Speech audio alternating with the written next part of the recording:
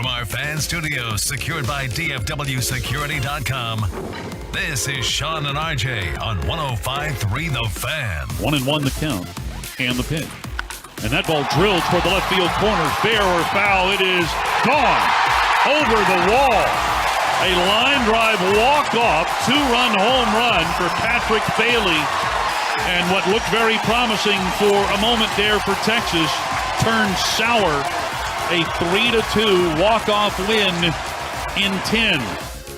And with that, we start the Monday edition of Sean and RJ. That is Roberto Bobby Belt in early because Choppy is out this week on vacation in Gaylord, Michigan. Good morning, Metroplex. Sean, Bobby, we got Peyton and Ryan in the back. We're live on the Fan Cam, Twitch, and YouTube. And you are already cursing Ralph James Choppy. Yeah, this man, it feels like, takes off about every other week, I feel like. And I know it's not that often, but man, it certainly feels like it, especially when the alarm goes off at 4:15. Does it feel like Choppy is taking off way more than the rest? You're definitely third. Than the rest of the station, or no, show?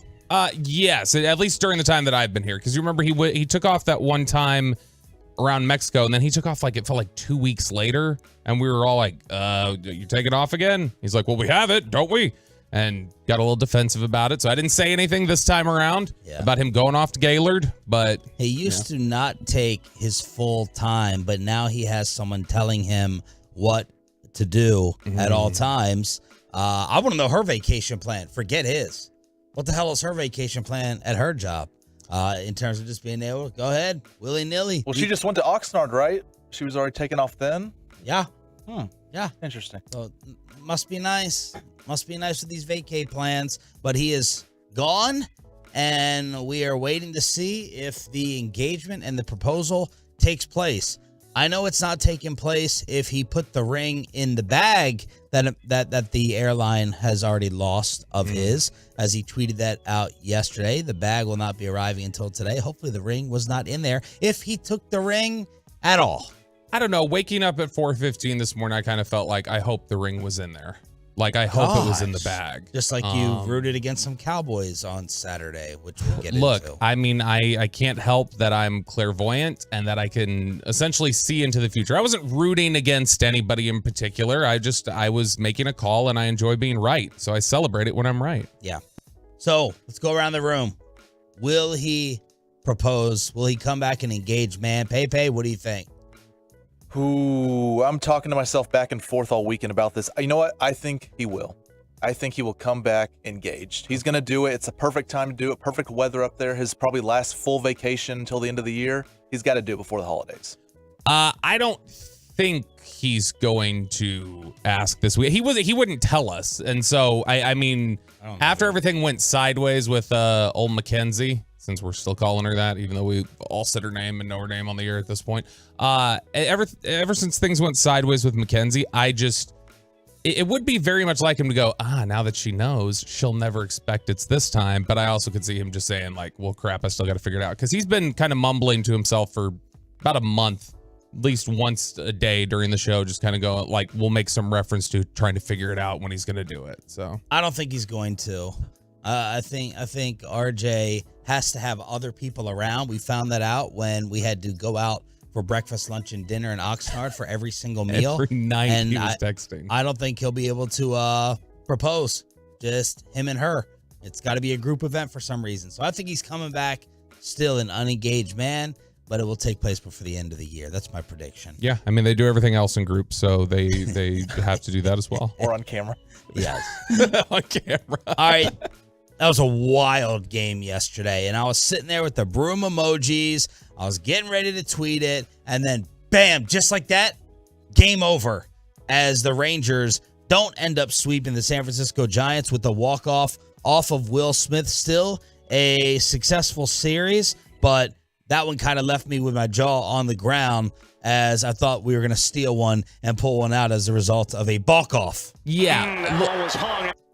It was indeed. No, this was a game that you wanted the sweep, and at the end when Will Smith gives up the walk-off home run with 2 outs, you're like, damn, all right, we're this close. But then also at the same time, I just sat there thinking after the game, I was like, they had no business winning this one. Yeah. I honestly, just the fact that JP Martinez gets the double, and then you get Ezekiel Duran hitting the infield single, which he scores on. You get the balk that scores a run. There was no business here. I got to say, before that JP Martinez double, I was getting my prep email ready. And I was like, look, you win 2 out of 3. That's great. You would have liked the sweep, but you're not going to complain with 2 out of 3. But what you might complain with is the fact that they were a couple of 6th inning home runs and Friday night's game away from being shut out in 2 games. And so that was the only thing, is how much the offense went to sleep during this weekend. But man, John Gray on Friday was great, and Dane Dunning was so good. I don't know what's gotten into him, but something just clicked. Peyton, I remember, texted it to us just a couple weeks ago, where he got the 1 swinging strike the entire game, and he's like, holy cow, this is bad. And that's awful if you get 1 swinging strike. Yesterday he got 23. It was a career high, and in fact, if you look, his season high before Nathan Eovaldi went on the IL was 11 swinging strikes in a game. He's had at least 11 in the last 3 starts since Eovaldi went on the IL. 12 strikeouts, no walks. Unfortunately, Logan Webb was even better. Dane went 7. Webb went 8 2/3. He had 6 strikeouts, 1 earned, and it felt like the Giants crowd knew they were in trouble when they went out. Kapler went out for the pitching change with the translator, going out multiple times with the translator to the mound. Took Webb out, brought in the closer, brought in the relief, and that ended up costing the Giants, but they get bailed out with the 2-run walk-off. Yeah, I mean, it's disappointing, but at the end of the day, a winning road trip, you come back home where you've been the best team in baseball at home. You're 40-20 in Arlington this year.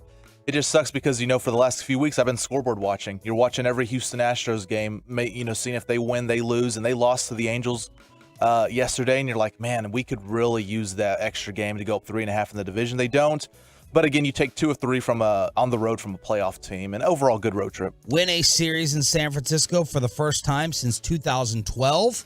The lead in the AL West is 2.5 games over the armpit. And tonight you start hosting the Angels in Arlington, 6:30 pregame on this station. This sure does feel like, and I know we made reference to it last week, this feels like we're going to be dealing with this all the way through like the final week of the season. Doesn't it? Like we're gonna get to the last week or 2 of the season, and it's still gonna be something where, Texas could still lose this, or Texas is a game back. They're gonna have to, really push here in the final week to pass the Astros. This feels like the race for the final month of the season in Major League Baseball, and you just hope they have enough, they can get healthy enough, and that Scherzer and Montgomery continue to pitch like you've seen from them. Chris Stratton, or Mike Adams, as Peyton called him over the weekend in the text. Tolo. Yeah, you hope that he they continue to pitch the way that they have, and that the offense, manages to maintain the consistency they've had all year. Astros are going to be in Miami to take on the Marlins. So we have the Angels, they have the Marlins, and the race continues right here on DFW Sports Station. But let's talk about a couple of extra things from yesterday's game. We got to ask Jared Sandler again at 8 o'clock. Should have Roldis Chapman be the closer? A lot of Tolos were coming in with that. Now, this has worked out here. Chapman hold, Will Smith close. Chapman hold, Will Smith close. But, they're still going with this setup. They're still going with this, and I'm going to have to ask Sandler again at 8 o'clock, why should this still be the case when we are playing for the postseason and when we hopefully get into the postseason? How would you have it? How would y'all have the 8th and the 9th innings? I would, unless Will Smith just starts showing that he's completely collapsing, I would keep it the way it is. Aroldis Chapman has been setting up all year. He clearly looks comfortable in the role. I'm not saying he'd shy away from closing or anything like that, but I mean, he clearly looks comfortable doing what he's doing. Will Smith had to fight for the job early in the season. He was not given it. He fought for it, pitched well enough to get it. The only problem is that even though he doesn't have a blown save or a blown lead since, before yesterday, it was early July against Houston, you still look at it's 4 of his last 7 appearances he's allowed to run. And that's something that who has better stuff? Troubling. Who's the better pitcher and who has better stuff? Chapman. And how often in baseball do we have that guy not be the closer amongst the 2 options? So why is it happening now? I just want to get answers to that from Jared at 8. We have a Rangers ticket giveaway during the Expressway at 7:20. Star up, star down for what turned into a very entertaining preseason game for the Cowboys. But we have to honor number 41. Dirk is officially a Hall of Famer. We will honor the Diggler with parts of his speech throughout the entire show. It's Sean and Bobby right here on 105.3 The Fan. Coming up in the next G-Bag Nation.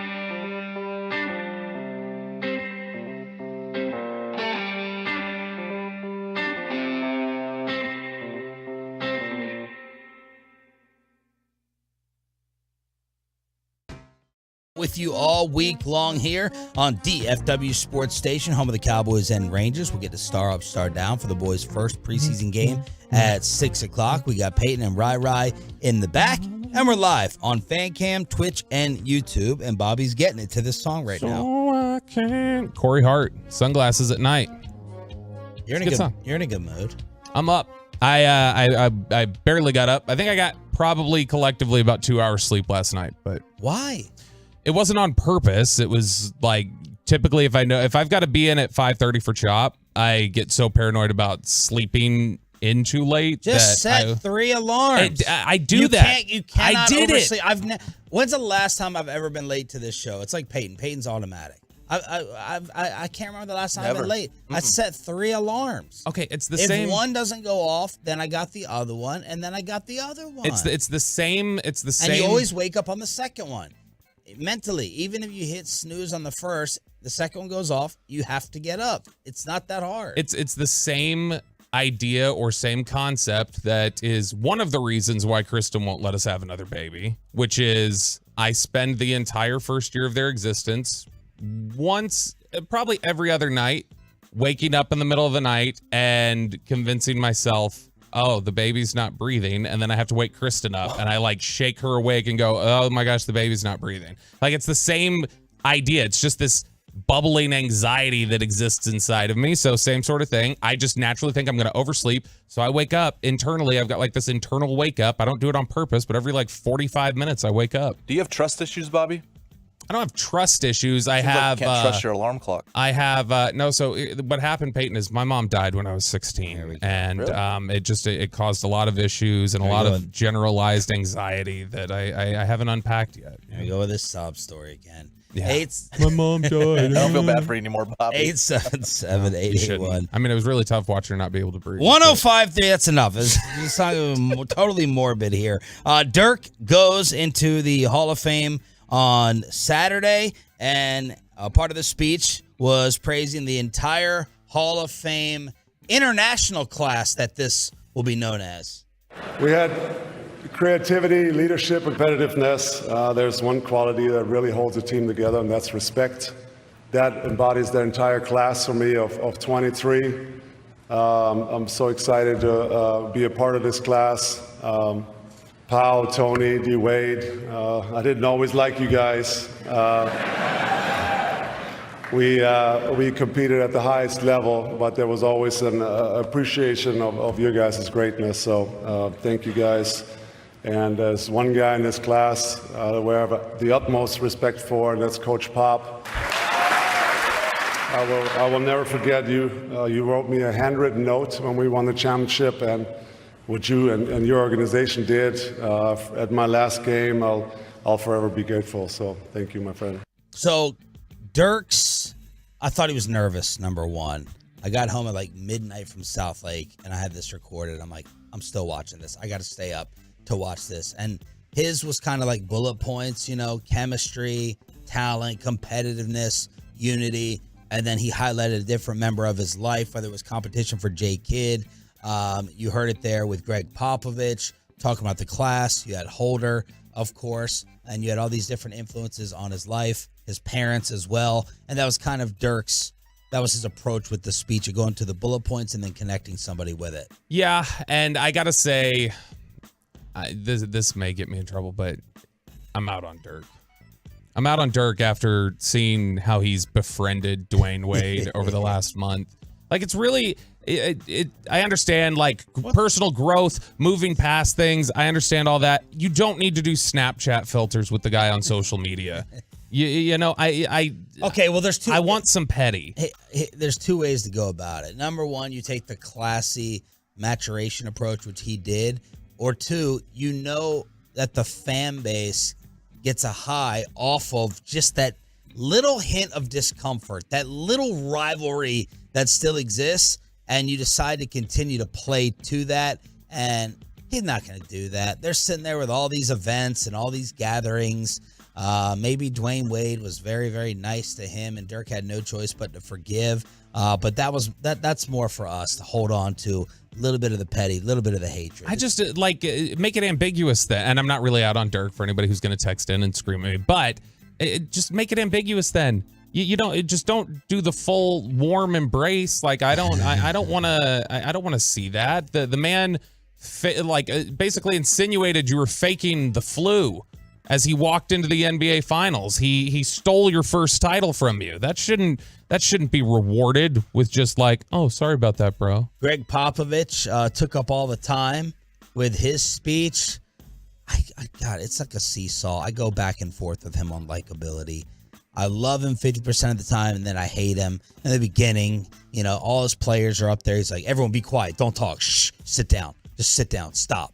And he can't crack a smile. He forces himself to do it. He took up all the time amongst the speakers. They tried to Academy Awards him off the stage multiple times with the music playing, and he's like, no, shut off the music. Get out of here, Ahmad Rashad. Go ahead and get Michael Jordan's car ready. So Pop spoke forever. Dwayne Wade did have a very nice moment in his speech where he had his dad stand up, and he was talking about his childhood days, but the Dwayne Wade haters were still trying to compare these two, where they said Dirk was making it about everyone else in his life, and Dwayne was talking about his own life. And I was like, all right, I think we're stretching a little bit here. We're reaching a little bit here in order to keep the hate alive. I can't even be critical of him. You know why, Sean? Because I would not sit down and willingly listen to Dwayne Wade talk. So his speech, I did not listen to because he's a loser. And he is probably my most hated athlete in sports history.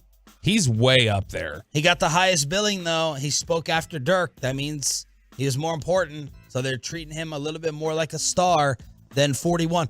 Who all time, it is, let's try to be objective. Okay, fine. Dirk is going to be remembered as a better player all time, right?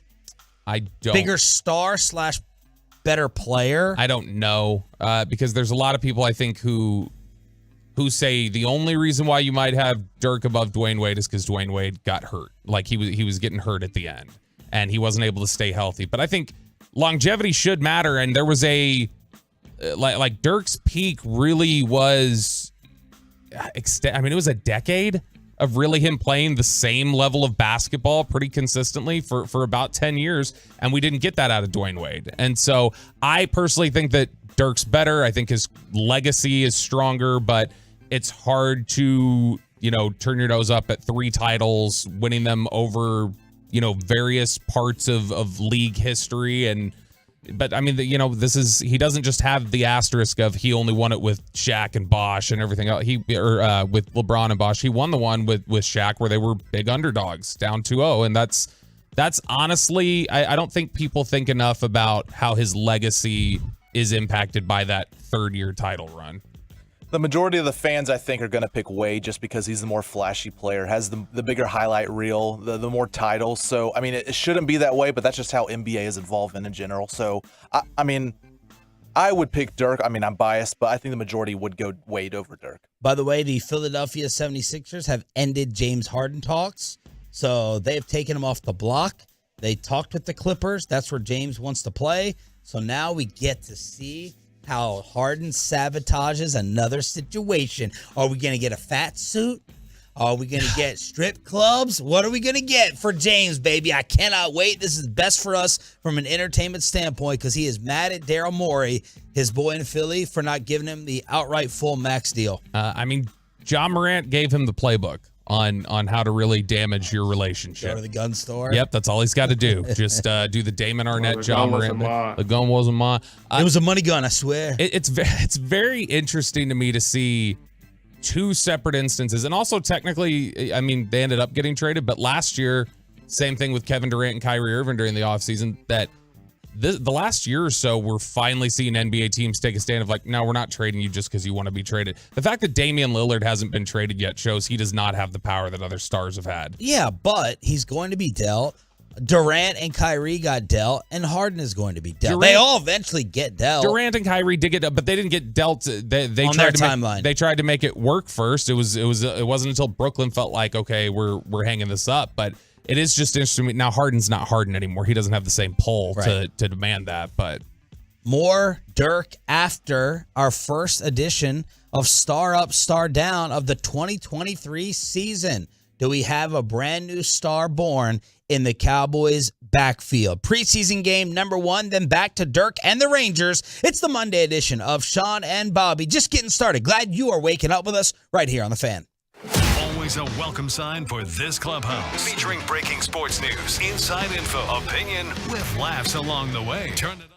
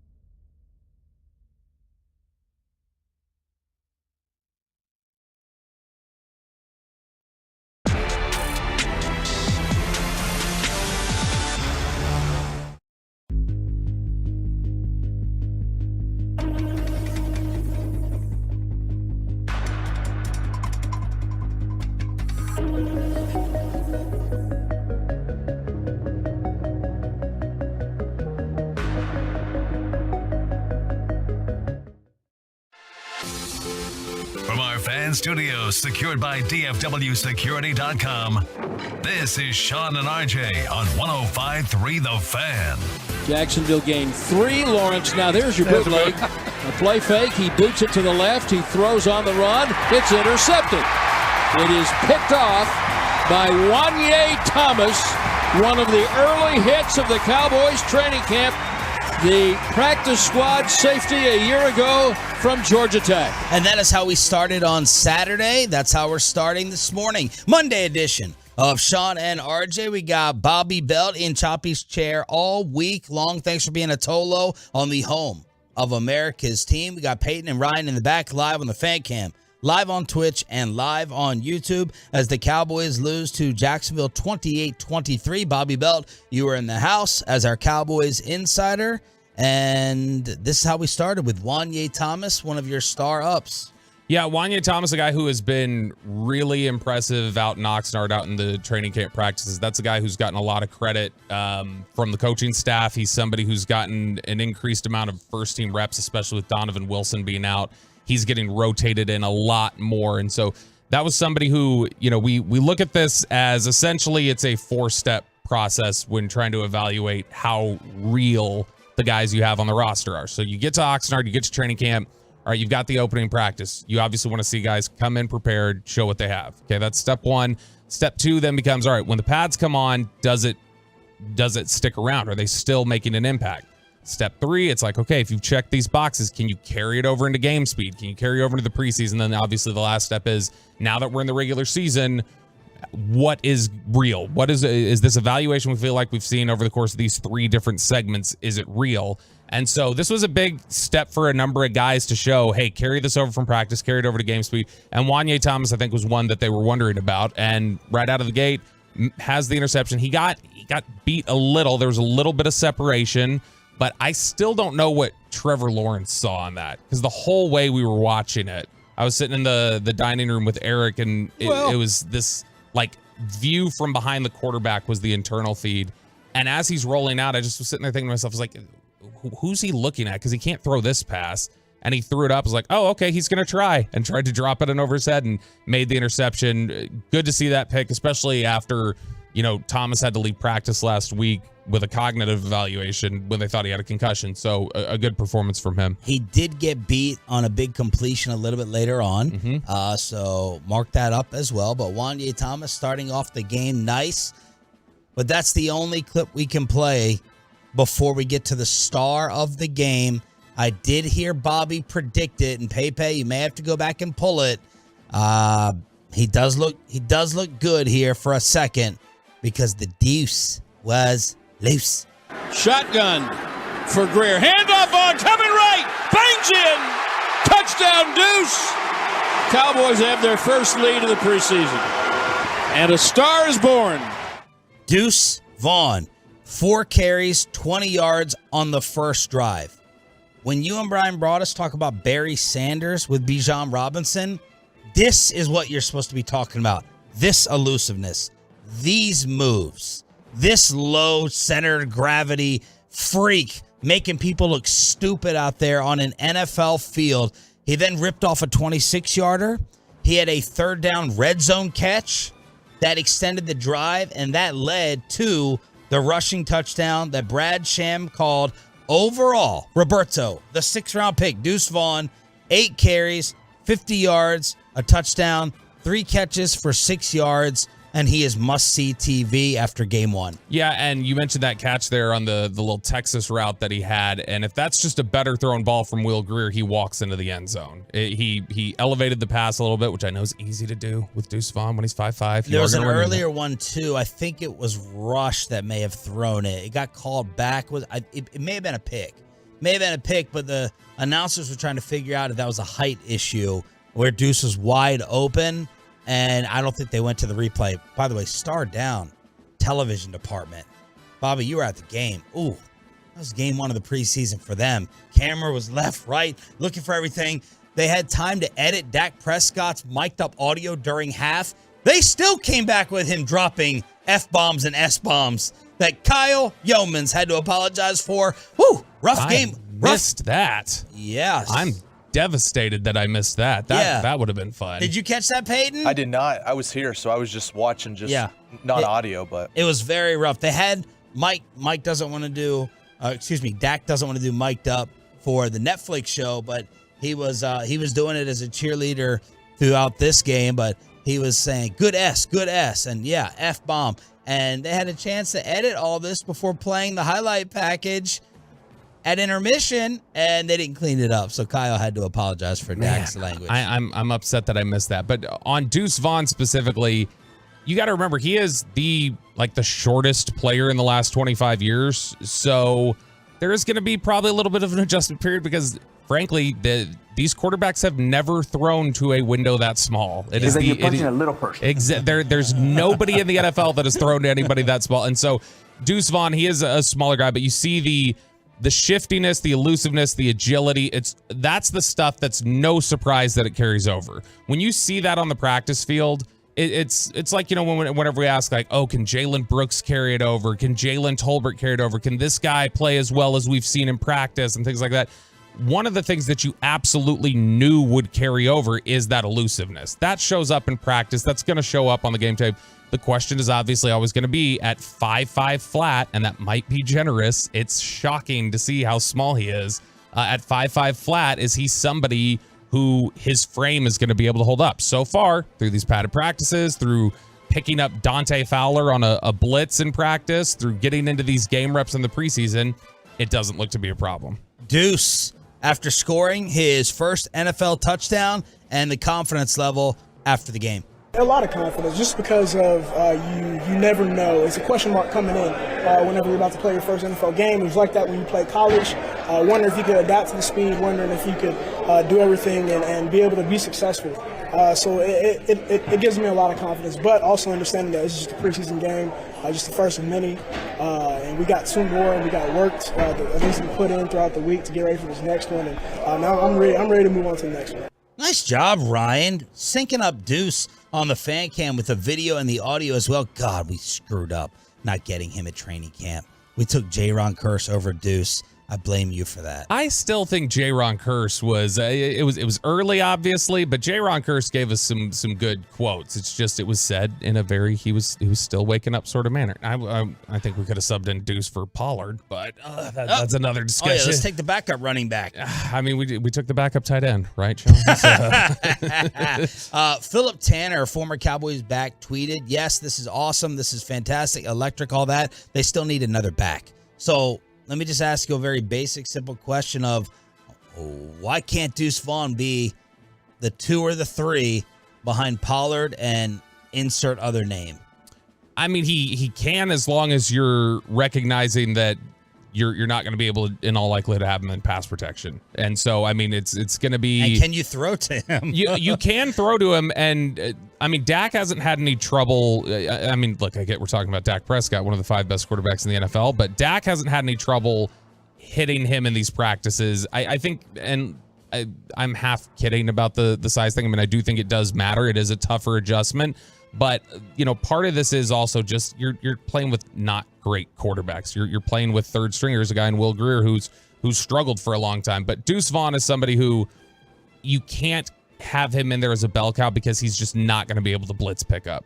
All right, give us your star ups, star downs, y'all, on the truckwreck.com text line for game 1 of the Cowboys versus Jacksonville, 877-881-1053. We got to give props to a receiver who has a big prove-it year ahead. 23 seconds left. Dallas is 1st and 10. Inside the 20. Grier back, sets, throws to the middle. Caught at the 2, and Turpin steps in. Sorry, Tolbert. 18, Tolbert for the Dallas touchdown. Jalen Tolbert, star up from the morning show. He also had a very nice sideline catch that was called back. That was, and I don't know how you felt about it. Maybe the TV replay showed something different. We all sitting in the press box felt like that was a ticky-tack offensive pass interference call. It was. Personally. And so, but look, here's the thing. The good thing about the preseason, obviously, is it does not matter to the end result. So what the Cowboys are happy to see, what he puts on film there is South Alabama Jalen Tolbert, which is that's the guy. That's the guy who, has the little hand check at the end of the route, goes up, shows the catch radius, attacks the ball, the my ball mentality that we've all wanted to see from him. And then he has the awareness, the sideline awareness to come down, tiptoe in bounds. That was a big positive for him. Even though that gets taken back, that 30-yard reception, that's something that he put the traits on film that the team wants to see. And he still had those 2 other catches. He had the touchdown. He had the concentration on the tip ball in the air that he caught. It's positive regardless for Jalen Tolbert, because this is something where he's now checked 2 boxes along the way, the padded practices, the preseason game, that he never got to last year. And that confidence is just going to continue to build. And he talked about that postgame, that confidence was the biggest thing for him. Our biggest defensive star up. We did nail this interview thanks to Joe Trahan. Cowboys PR said this guy's perfect for your show. He was our final interview of camp. He may have been the best one. DeMarvion Overshown showing up all over the football field. Yeah, especially on that 3rd and 1 carry to Tank Bigsby, which Tank Bigsby, the rookie running back from Auburn, that is a guy who he makes his money running downhill, playing physical, big back. Those 3rd and 1 carries, that's the type of thing that's going to be his MO in the league. And DeMarvion Overshown, he's not a thick-built linebacker. No. He is a tall, kind of lanky. He honestly looks... J-Ron Curse. He looks similar to Curse. Yeah, that's a similar build. And so when you know the athleticism, but when you can see the instincts, the run fits, the IQ, and then for him to be able to just form tackle, stand a guy up. I was, chatting with a few different people from the Cowboys after the game, just kind of getting some thoughts. And, one of them had told me, like, that's a big back he held up there. That's the kind of stuff that when you see it, that's why we believe in him. That's why, there was a chance that they were, they considered taking him in the 2nd round. They got him in the 3rd. They were thrilled with it, but they really believe in him, and they really think they have something special. I thought the linebacker core as a whole, Devin Harper played well at times. Damone Clark I thought was really good. Damone Clark was getting a ton of media and Tolo love. And that's the thing where we had some, I think, some sneaky questions, sneaky concerns about linebacker depth on this team. And so this doesn't mean it's fixed by any means, but for 3 guys to come out here, your depth behind Micah and Leighton Vander Esch, to step out in this game and perform well, that gives you a bit of confidence moving forward. All right, we also have to I wasn't expecting Bobby to give a star up to this player, especially after what he did at the goal line after this pass completion. At the 27 of the Jaguars, back to throw. Good block from Richards. Over the middle to Dowdle. Dowdle comes left, makes a man miss. Good block from Tolbert to the 5. He fumbled the ball. It's rolling at the goal line, and the Jaguars have it. So he did fumble. That's obviously not good. But overall, I thought that he showed the stuff that the Cowboys like about him. Like, you see some of the juice, some of the wiggle, the burst that he's got. And he is, in all honesty, probably their best pass protector in the backfield at this point on the roster. I don't have a good handle on Ronald Jones and where he's at with that, but I know that he's better than Deuce Vaughn. He's better than Pollard at it. He's better than Malik Davis, who Malik Davis gets a star down for completely whiffing on the blitz pickup. I think it was on the 2nd series of the game, where there was a blitzer that just ran completely free because he didn't have the awareness to step into the hole, find the blitzer, pick him up, and block him. And that ended up ending the drive there. And so Dowdle, somebody who shows he can pass protect, he can catch the ball. He's got the field vision and the quickness to get where he needs to go. And so I thought Rico Dowdle showed a lot of what they like about him. And then finally, for this edition of Star Up, Star Down for the Cowboys preseason opener against Jacksonville, look, I know it was for the other team. We got to give it up. We got to give a star up to the number 1 football play of the weekend, according to all the TV shows. Rourke on 3rd and long, back to throw under duress, and he got away from Bohanna, and now, he still got away and throws to the goal line, and it's caught for a touchdown. Unbelievable. By Quadri Allison, who spent last year in camp with the Cowboys. Wow. He is sacked once, he's sacked twice. A touchdown. And Allison got away from Harper and caught it for a touchdown. Wow. Wow is right, Babe Laufenberg. Nathan Rourke broke 3 Cowboy tackles, falling to his knees, touchdown, dart, 3rd and 16, basically ending the game. This guy was fantastic. I mean, he was making plays all over. I was actually surprised his completion percentage wasn't even better. Nathan Rourke, a $153, touchdown through the air. He also ran for 120 yards on the ground, but that play was the number one on SportsCenter top 10 and everywhere else. I try to study the draft as intently as I can. Guess how much college football or professional football I'd ever seen of Nathan Rourke? Johnny Manziel study time. 0.0, to Yep. quote Johnny Manziel. He was somebody who played at Ohio. I wouldn't have watched a whole lot of Ohio tape, but man, he was impressive. We were all kind of chatting about that even before that play. There were 3 or 4 different times where it's like, damn, like that guy, like that was a nice throw, or man, he eluded the rush there, and he was very impressive. All right, there it is. That's part 1 of the recap. Bobby was there as our Cowboys insider. Cowboys, Jags, they'll take on the Seahawks next. Rangers Astros just got a little spicier because of a report between Max Scherzer and Justin Verlander, plus an Orioles play-by-play update and the underage investigation that has taken over the internet and Major League Baseball, all next on 105.3 The Fan. But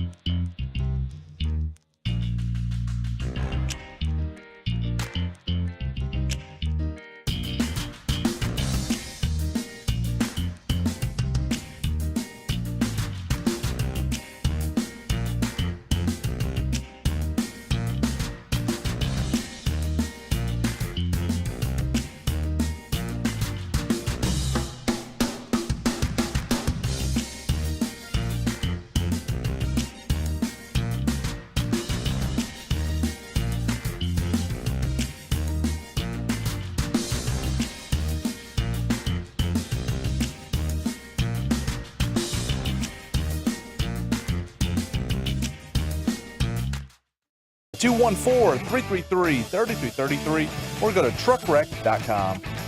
And what do we have? We have a pitch clock violation or a balk? Doug Eddings pointing to home plate and trotting down the line as Ezekiel Duran to score the run.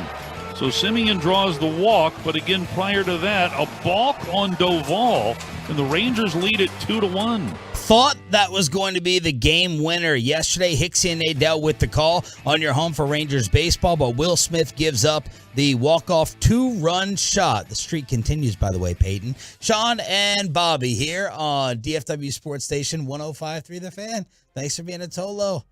See, the thing is now the reads are in his head. So now every time he does one of these reads, he's thinking about not messing up and not stuttering. And Friday I was perfect, by the way. No one said anything, but Friday I remember I was perfect. We probably couldn't hear you. It was drowned out by the fire trucks, probably. Yeah, I mean, we had a lot going on Friday, a lot of listeners to pay attention to. We weren't worried about your choppy reads, and I don't mean RJ choppy. I just mean they were stuttering. But pun intended. You know what I think it is, Peyton, and we've talked about this before. I apologize for bullying you out of the Frankel read, because I think that helped you get into a rhythm that then prepared you to finish the read. You've bullied a lot of people here at the station. Me, Kevin Gray, Alec, know, I can go down the list. Kevin Gray won't say come on in the room anymore because I kept saying it on the air. So the Rangers don't get the sweep against San Francisco. Will Smith gives up the walk-off. Jared Sandler will join us at 8.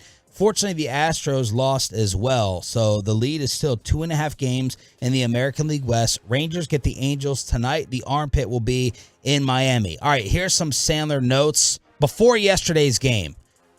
Fastest team to 70 wins in franchise history. A season best 23 games over 500. They won 10 games in an 11-game span for the first time since 2017. They did win a series in San Fran for the first time since 2012 as Bruce Bochy got all the Dynasty Giants love from the fan base that he deserved. By the way, that's a great crowd. I hate watching other sports crowds and comparing it to ours and being envious and jealous. That felt like a playoff atmosphere yesterday after the 7th inning. It really did. When they went to take out the starter, I was like, am I hearing boos? Are they that into this game that I'm hearing boos there from this crowd? And I say a lot of things about San Francisco, crap hole city. I knew that when I went to the Super Bowl and experienced The Walking Dead. A lot of that was thanks to the company and the hotel that they got us. I hate their radio talent in the morning on our sister station. But, man, they will stab you in the back, literally, at football games. But they got a passionate fan base. They were into that game yesterday. They're always into their Giants. But the Rangers go and get the W for the series. And that's good. Chris Stratton, since joining the Rangers, 5 games, 9 2/3. The ERA is a 0.00. The whip is a .52. And 129 batting average against, 6 strikeouts, 1 walk. So those are some of the Sandler notes from the weekend. Yeah, I mean, look, this was this had an opportunity to be a big sweep for them. They had no business getting the sweep, obviously, because they should not have even been in a position to push that one into extras yesterday. The JP Martinez double. I feel like we always say that about Rangers Sunday games. They're like in a position, this is a loss, chalk it up, and then bam, they come back. I feel like we've said that about 2 or 3 other ones, and almost consecutively as well, or like 3 of the last 4. Anyway. Yeah, no, this is, I mean, it's something where the fact that JP Martinez hits the double, which on its own felt like, the way he reached out and was able to just, send it into the gap. And then, man, I loved seeing how emotional he was and how intense he was jumping up at second base. And then let's talk about how he scored too. Yeah, the grounder to short, which did any of you think in that moment that he never broke stride? I didn't think for a second he was that running the whole time. I did not think he scored there, and it was a perfect turn. He looked like Secretariat out there, and he scored, and I didn't even realize it until after he crossed home plate. I was expecting he was running. Like, I was expecting to see ball thrown to first and then immediately them throw home. And then obviously, I mean, he's so fast, they weren't able to get there. But what I was surprised about, and they talked about it on the broadcast, I was surprised they even tried to throw to first. Like, I thought it was just, okay, pick up the ball, eat it, and let's hold this. Yep. Now, did you have any problems? I didn't, because to me, it's you're just trying to make something happen. Did you have any problems with Duran stealing on the first pitch of the next at bat? Who was up? Josh Smith. No. I don't either. I was fine with that. What I have more of a problem with was, what was it, 7th inning? You get it was Duran on second, I think, with Taveras up. And Taveras just, with 2 outs, hacks at the first pitch, grounds out.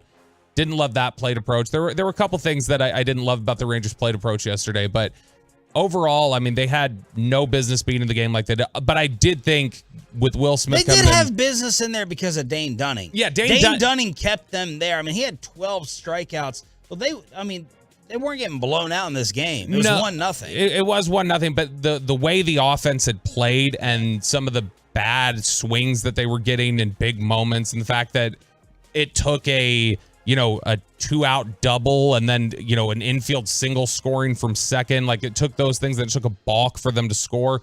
All of those things add up to, okay, you probably should not have won this game. It should have ended the way it did, but you still can't help but feel like you come out of there and go like, damn, like that close. If we just get a fly out, if that doesn't just, sail over the wall, that line drive, you're coming out of here with a sweep. They won 2-1 on Friday. John Gray was fantastic. And then they got the 9-3 win on Saturday before losing yesterday here on DFW Sports Station. We also have one more log added to the AL West fire because the New York Post is trying to clean up the Mets carnage. And there's a report that Max Scherzer and Justin Verlander do not get along. This is Mike Puma of the New York Post. Verlander and Scherzer have not gotten along since their days on the Detroit Tigers. I forgot they were in Detroit together. Here's the quote from an anonymous Mets player. Justin and Max had a strained relationship as Tigers teammates, And even as they worked towards harmony in New York, there was occasional discord. Verlander was a diva. I was like holding my breath while reading this, saying, please let Max be the good guy. Please. He's my favorite player. I love this guy and his attitude and his approach. Please let Verlander be the diva.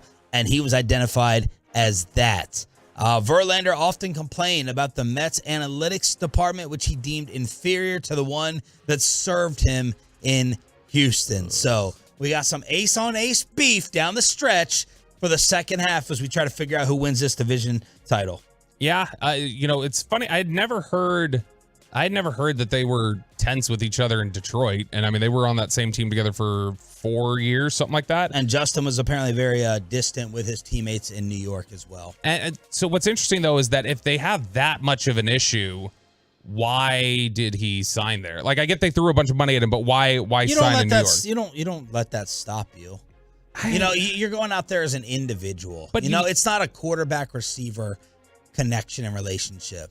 Yeah, but you do spend time with the rotation more than you do and there was one organization handing out $45 million plus to 40-year-olds, and it was in New York. That's true, but he's made a ton of money. He's achieved so much of what he's won in baseball. I would figure that. I thought they had a contender. No, they had the highest payroll in the history of the sport. I know, but I'm just saying he's achieved so much. He's already won, Cy Young and World Series, and he's been paid a ton. He's got this illustrious career.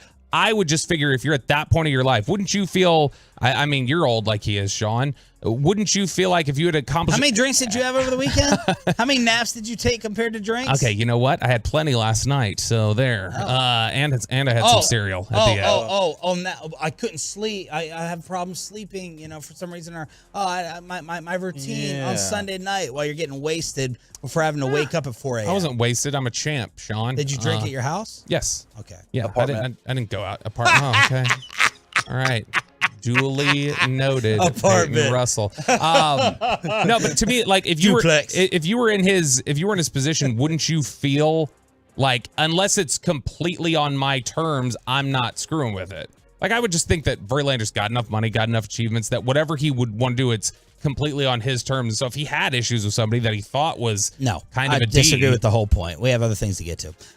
Kevin Brown, the Orioles play-by-play kid, released a statement on Friday, and he said, all good, y'all. Stop trying to blow this up. This is the guy who got taken off the air for reading the game notes before the Orioles took on the Rays. O's fans, I'm a storyteller and never want to be a part of the story. The most compelling story in baseball right now is the Baltimore Orioles, the best, most exciting young team in the league. Unfortunately, recent media reports have mischaracterized my relationship with my adopted hometown Orioles. The fact is, I have a wonderful relationship with them, and our ownership and front office has fully supported me since 2019. I ask that everyone disregard the distracting noise of the past few days. I've worked closely with the O's front office. We have a solid dialogue and mutual respect. We're all good here in Birdland. There's no place I'd rather be for the long haul. So Kevin Brown throwing the water on the broadcasting fire that took over last week. So Cleveland Clinic describes Stockholm Syndrome as, quote, a coping mechanism to a captive or abusive situation. People develop positive feelings toward their captors or abusers over time. This is your moment, dude. Like this is your chance where there's this groundswell of support to bail you out of what is clearly, regardless of what, you're wrong, Facebook comment you make. This is your chance to elevate and enter this national scene. Why am I wrong? Because job security. That's why. Everyone wants him to come out and blast the team. Oh, you simp. Oh, you're soft. Yep. Oh, you're a wuss. All that. Come out and blast the team, and just we forget about your salary. We forget about your job status. They would have gotten rid of him. Would he have gotten another job? Yes, probably. But you come out and you say anything against the team, the organization, of the front office, and you're unemployed. So say nothing. That's my thing. I don't want him to come up there like he doesn't. This puts him in even greater standing with the O's front office. Right. Like that. Yes. Why do you want to be in great standing with the Angelos? There's so much public pressure on them right now, and he just took it all away from them for nothing. For his job status. You and everyone else, you're not thinking about getting the check. The consistent check. You have 14 jobs that you work, and this guy, I don't know how old he is. He looks like he's 22. He may have his dream job and dream situation. He may be the next voice of the Orioles, and he doesn't want to blow it up and then go become, the fourth or fifth with some other team. He's right there on the cusp. Front Office Sports had the report last week that said ESPN was already looking at, this is a great moment for him. We need to highlight him. We need to give him more exposure, things like that. You don't have to worry about it. There is clearly security and professional support for you across the industry that he's not going to have any issues with it. Why? I don't know. I think that you just wanted to see it. You wanted to see the fire in back of the swing set. It's not even. I mean, I wanted to as well, but I understand what he did. I get it. I don't. I don't get it from just. I'm not saying he has to go out there and rip the franchise, but you don't have to craft this. What do you want him to say? 12 paragraph statement. What I would say back to him is, then why were you off the air? Then why were you off the air, Kevin? You think the media just generated and created this fake storyline? Why did you take a hiatus? And he doesn't have an answer for that, because he is kissing their ass, and he's doing it because it's his dream job, apparently. 877-881-1053, truckwreck.com text line. It's Sean and Bobby all week long on DFW Sports Station. Let's take you through the highlights of Dirk's Hall of Fame speech. And speaking of Hall of Fame, why is it DeMarcus Ware acknowledging us as the Cowboys? D. Ware is not a Cowboy Hall of Famer? All coming up on the Fan. Coming up in the next G.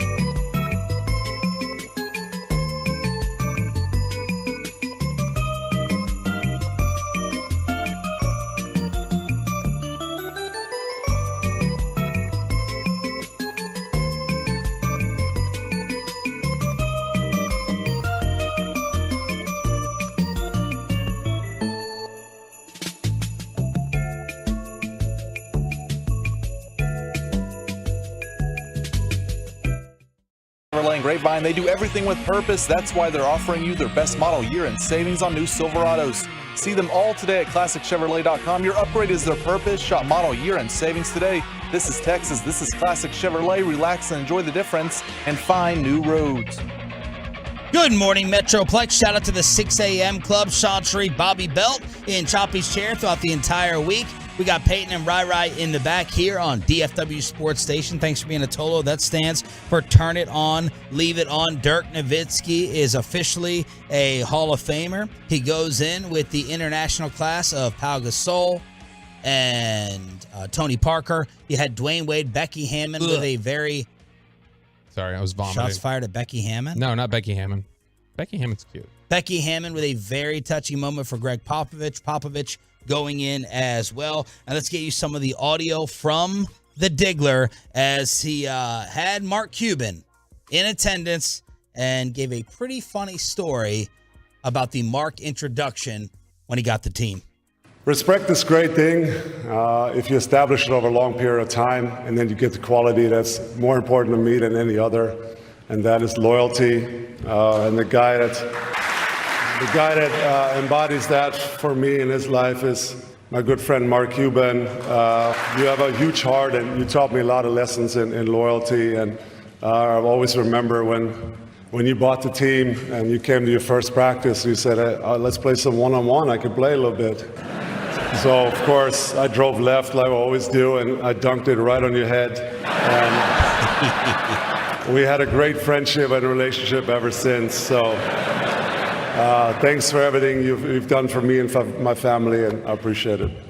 That was awesome. That was a good story. It is a good story. And look, this wasn't, I don't feel like any of us went into this weekend feeling like the Dirk speech is going to be one of the greatest of all time. It's just not Dirk's MO. Yeah. But I was expecting a little bit more. I was a little bit disappointed. I think he was nervous too. I did love that JJ Redick's producer, Jason Gallagher, had tweeted, he's like, Dirk needs to walk into the Hall of Fame ceremony like this. And then he had all the covered foil plates, walking into the game. That would have been a great move to come up on stage with that. Only people in Dallas would have got it, but that's okay. But, man, this is something where it wasn't like this dynamic speech that I had all this attention on, but it was cool to see him up there getting his moment and his respect. And because I think we all felt like by the end, everybody gave him his flowers. And during his retirement tour, everybody, and I said tour. During that time, he got all the respect, and we saw the love that the league had for him because he was talked about. I don't know if there's a lot of the younger people in the Metroplex who remember that early to mid 2000s, the national conversation around Dirk was similar at times to the one you get about Dak now. Like in terms of, and obviously Dirk's better than Dak. Don't stop me there, Sean. But I'm just saying that he was always getting criticized for everything that he did. Yeah. And it was just bizarre to everybody here in Dallas, where it's like, what in the world is everybody's problem with this guy? So it was nice to finally see him get his moment up there. Everybody, all these greats of the game sitting in attendance, taking it in and giving him his respect. And that alone was just cool. He also had the teammates up there. You had Steve Nash, you had Jason Kidd, and Dirk wanted to go ahead and give the props to J. Kidd for teaching him his competitiveness. Next up for me was I had to learn my competitiveness, and who better but my guy, J. Kidd. I will always remember when you came to us, you were, already a little older, but man, you were a warrior. I remember you picking up guys at age 37, 38. You got picking up guys full court, 94 feet, hustling for us, making plays on both ends. And you were just a wonderful, wonderful all-around player. And we won the championship together. We have a bond for life. Thank you so much. I think Dirk is being a little kind there. He didn't learn his competitiveness from Jason Kidd in 2007, 2008. Dirk was pretty competitive before that. So I'm sure he respected and appreciated the way that Jason Kidd worked. You hear some ruthless J. Kidd stories about him being a demanding teammate, leader, and point guard, but I'm pretty sure Dirk had that before 2007. He absolutely did. I mean, we all remember the Sun series in 05, the first year Steve Nash was gone, and Steve Nash is able to just walk up in transition in Game 6 and hit that three to send it in overtime, and ultimately they lose in overtime, lose the series. But him going to the bench just reaming Jason Terry and losing his mind on him, and just the intense competitive nature that he had absolutely existed before Jason Kidd. But Jason Kidd was the exact right point guard, the exact type of player to help get Dirk over the hump. It was the exact type of guy that he needed in that run in 2011 that honestly, any other point guard, I don't know that a Nash facilitates the same way, or that the style of ball they would have played with Nash. I don't know that equals a title for them the same way it did with Kidd. And then you had his bar buddy, the Frost Tip Bro, fellow patron at the Loon, Steve Nash, getting the love from 41. Creativity is worth nothing without leadership.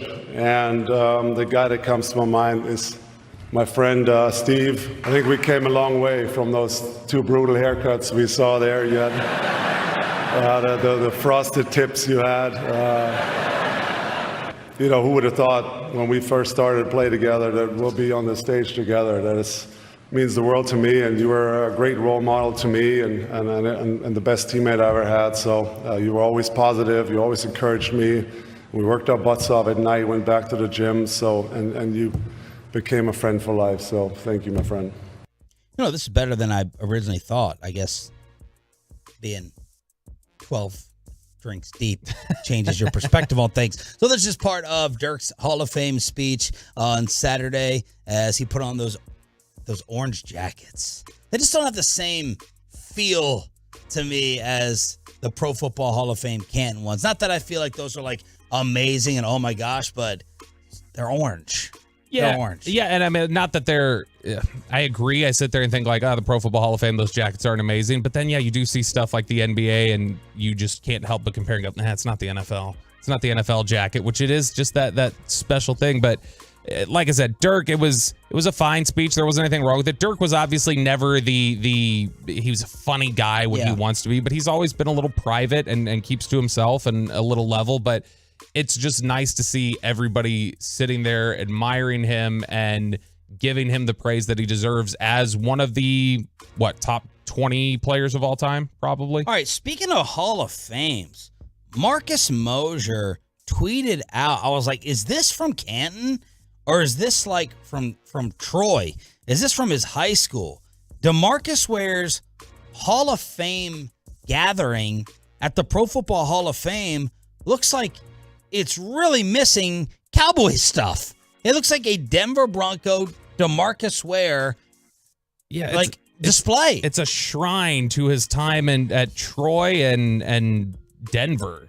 So if you look at he's got the case there in Canton. It's basically. See if you can put that up, Ryan. See if you can put that up on the fan cam. I'll try to text it over to you. But y'all tell us on YouTube and Twitch what we're missing in this. Yeah, and so if you'll see besides Cowboy stuff, the very headline of this display case is his giant 94 Broncos jersey, the orange one. And then he's got his Troy helmet on top. He's got, I can't see what medal that is. He's got like a gold medal of some sort there. And then on the bottom rung, there's another helmet, his high school helmet, it looks like.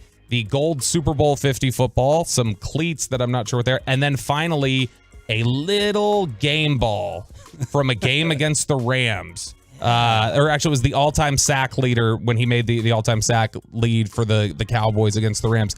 It's that game ball that he was presented. That is the only display or the only Cowboys logo that's in the display is in the very back on the bottom, little stars on the game ball there. Now, obviously, it mentions him on the plaque there, and it mentions the Cowboys, but it does feel, I don't want to be petty, but it does feel a little weird that it's lacking Cowboys acknowledgement. But what should the jersey be?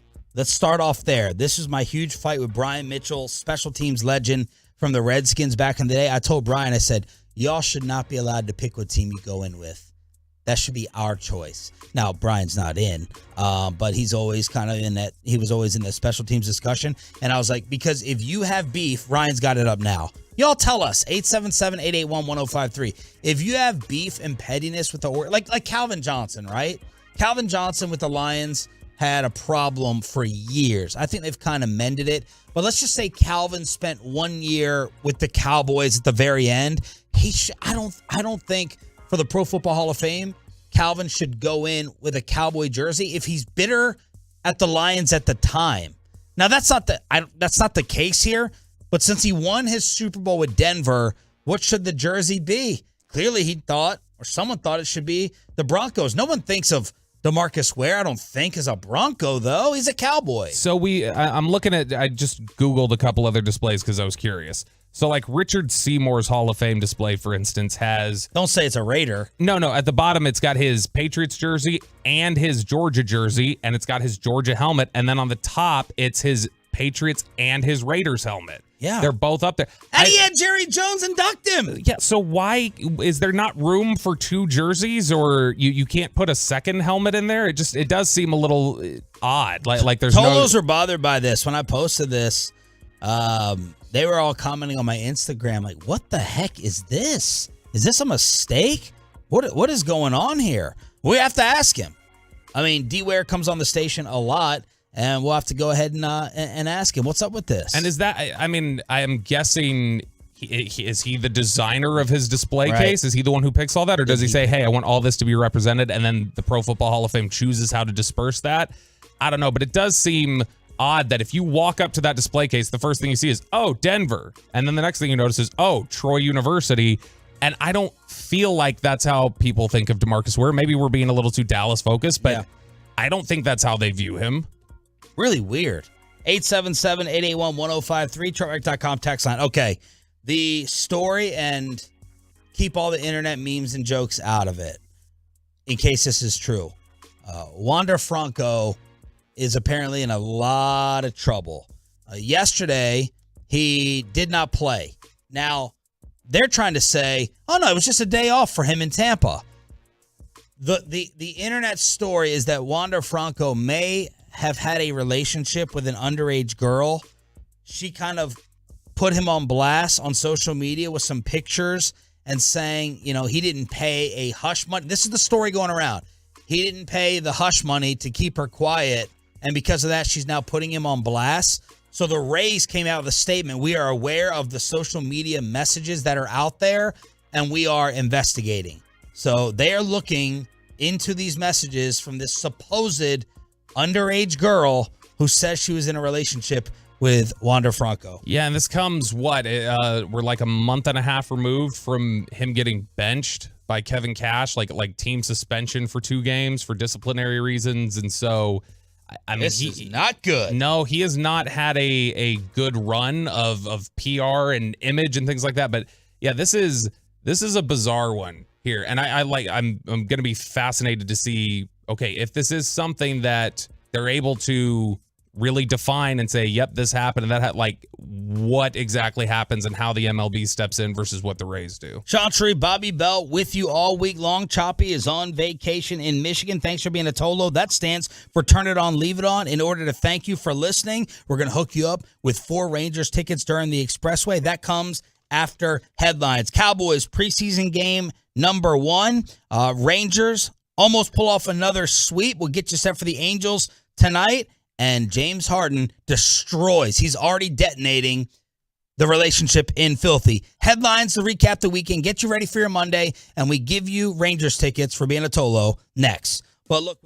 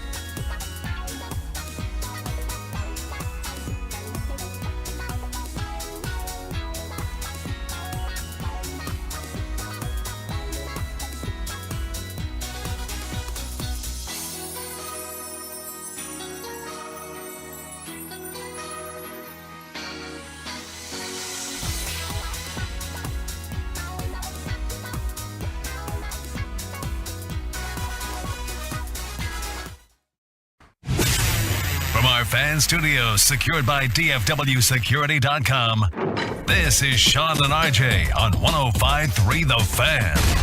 Shotgun for Greer. Handoff on, coming right. Bangs in. Touchdown, Deuce. Cowboys have their first lead of the preseason. And a star is born. Brad Sham with the call. Deuce Vaughn. You know what? Let's give Bobby his due. This was on Friday when we were doing the show in DeSoto, Firehouse Tour number 2. Let's see how many things we checked off the list with Bobby Belt's Cowboy Insider preview of Cowboys Jacksonville.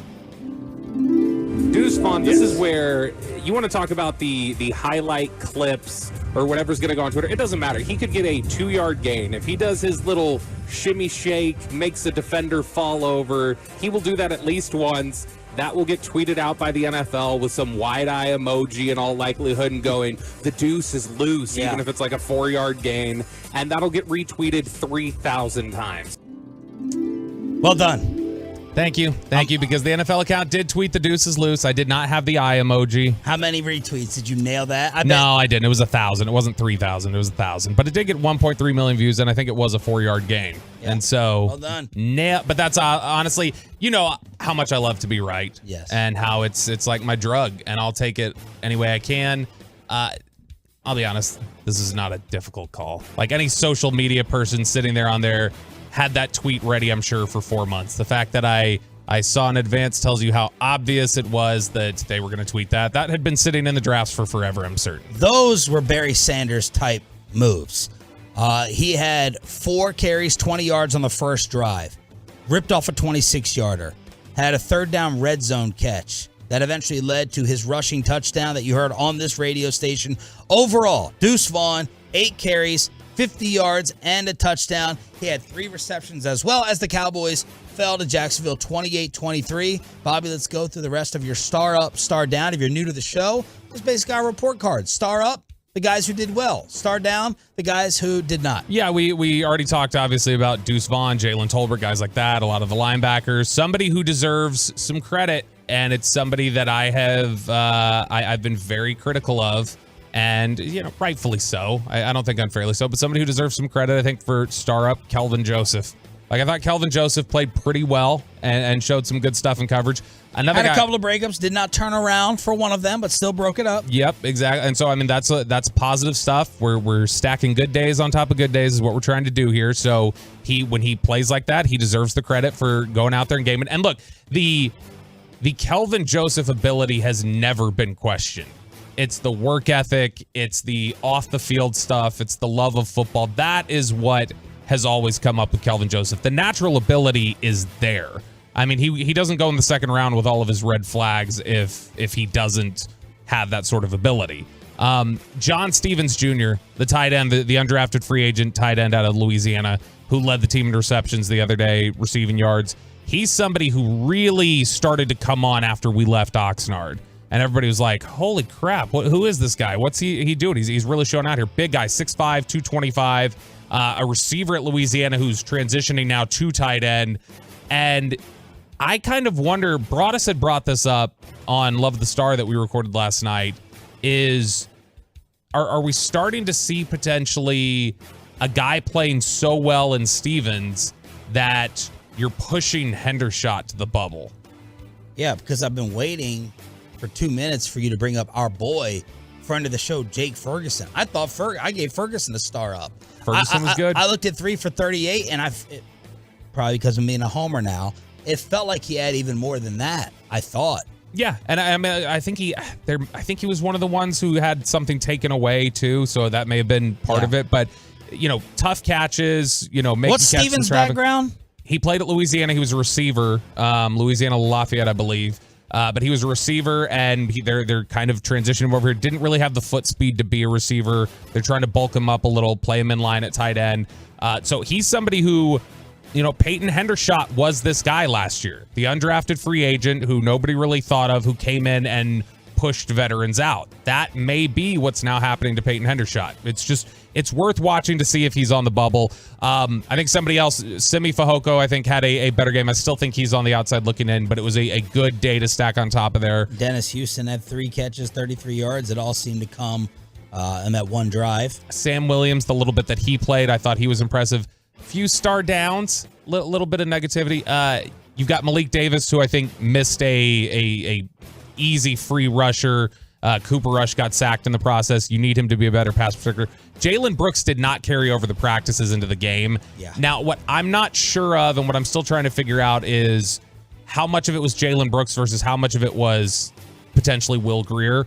Like, there was one where Jalen Brooks was going one way, the ball went the other, and I don't know who was wrong. Oh, let's give Will Grier his props. At one point, he completed 13 straight passes. Yeah, I mean, he was fine the other night, and it's really tough with how bad the offensive line is, and star down for the offensive line as a whole. That was just brutal.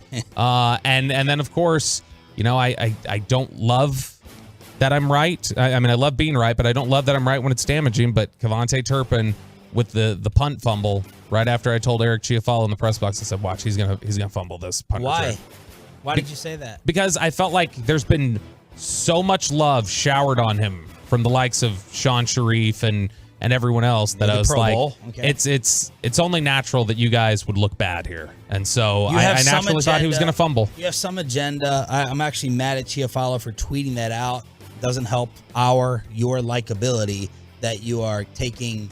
It's very likable that I'm right. It's not likable. You're a douchebag. It's not likable that you are sitting there commenting when with glee the Cowboy players screw up, and when you are recognized as a douchebag, that hurts my wallet and bottom line. I did not cheer on that. I'm gonna ask I Eric. was right. I was just right. You can ask Eric. I did not cheer it on. I think Kevontae Turpin's been one of the winners of training camp, but that obviously was not good. Punt returns in general were not good. Deuce Vaughn was a little too timid, I thought, on one of the punt returns, allowed it to bounce in front of him when it ended up at the 10-yard line instead of a fair catch at the 25. And so the return game in general was not a positive. Mike McCarthy on his first game back calling plays in 4 years. Yeah, I would say a lot of it's like riding a bike because, I mean, it was, it's natural. I mean, I think just like anything in this game, your preparation really ties to your performance. So it was fun to prepare for a game again.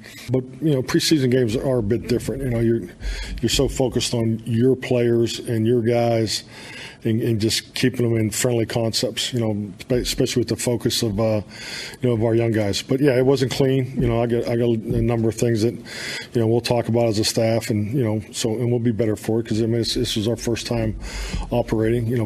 Personally, I'm glad I had, I have a number of coaches that worked with me before. I made it, and I had an old call come out of my mouth that it's not the offense, so that was that was fun. But we corrected that immediately. But it was good to get back into it. But I think Brian and his staff are doing a great job. If anything, we probably over communicated, which is a good thing. So we'll be better next week.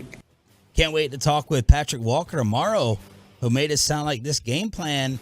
This should be framed in Canton. The perfect game calls from Mike McCarthy. Patrick Walker tomorrow at 9:20. Next to frame next to DeMarcus Ware's Broncos jersey and Troy helmet. I mean, it's funny. Mike McCarthy had even talked about it a little bit. He was asked by somebody post game about, for instance, Damone Clark and how he played, and Damone Clark played really well. But Mike McCarthy had to say, he's like, yeah, now that I'm calling plays, I don't really get to focus on the defense during games like I did in the past. He's like, so I mean, I used to be able to have more of a macro view of it.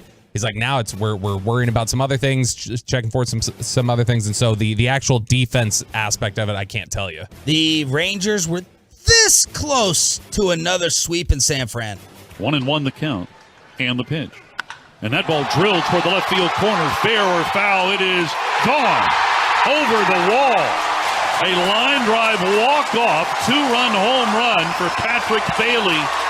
And what looked very promising for a moment there for Texas turned sour. A 3-2 walk-off win in 10.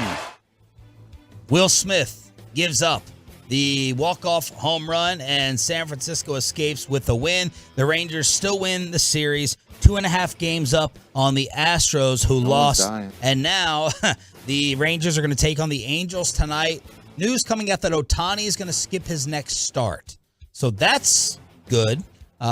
So the Angels in Arlington and the Astros are going to be in Miami against the Marlins. But overall, good series. Yeah, it's a good series, and especially Jonah Heim back. Getting Jonah Heim back is huge. Mitch Garver did an admirable job filling in. They won 10 straight games caught by Garver. Sandler has these notes. The Rangers also had gone 14-1 in the last 15 games in which Corey Seager had played. He got some boos from the old NL West rivalry. The Giants fans booing him as a former Dodger. But Jonah Heim is back, and that's a great thing. Yeah, Jonah Heim being back is huge for them. Not only just what he's been able to do with his bat, but obviously defensively and his pitch framing. He's been excellent with that all season. But man, this is a highlight weekend for your pitching. Your bullpen help with Chris Stratton, what he's been able to do since he got here. John Gray pitching the way he did on Friday night. Dane Dunning, even in a loss yesterday, was so good. That's as good as I've ever seen Dane Dunning pitch. I mean, he is getting swing and miss stuff, or he's delivering swing and miss stuff over the last 3 games that we've just never seen from him before. And that's really encouraging, especially with Evaldi on the IL. On Saturday, the local GOAT, the Diggler, goes into the Basketball Hall of Fame, and he wanted to start off giving credit to a coach who was an absolute perfect fit for him. Wasn't able to attend. He's probably barefoot on a golf course with certain substance hanging out by his side. Here's Dirk with his first coach. My career has been a long journey. All this became possible because I learned some qualities and some values that were taught to me by some very special people that were excellent teachers. And I would like to share my journey towards these qualities today, starting with this quality, and that's creativity. And the one guy that comes to mind is my guy, Don Nelson, Nelly. He always saw the game different, and when I came in the league, there were not a lot of coaches that wanted a 7-footer to shoot threes, so my skill set kind of fit perfect into his system, and I can't thank him enough. And he was also very creative off the floor, and the stuff that he came up with in speeches, it's almost like pop. They're not kid friendly, so I'm not going to say. But it always came down to me having zero talent on defense, and he always let me know that. And he was just an incredible basketball mind. And anyways, thanks, Nelly. You're the man. So there's Dirk starting off the speech for his first coach, the architect. Yeah, and Nelly, it's easy for people, I think, especially with some of the tension that exists between the Mavericks and Nelly now, and the fact that Nelly Which was Nelly, the son, Nelly dad, and the fact that he was somebody who. We got Nelly's son tension as well. Yeah, but I mean both of them. But Nelly dad has been tense now for 15, 20 years, but he doesn't get enough credit, I think, because it's so long now. It's been so long, but he had a real clear vision for how Dirk could become the player that he did, and that's why he also knew him well enough to know exactly how to attack him in that 07 series with Golden State. Headlines to recap the weekend and get you ready for your Monday and your week.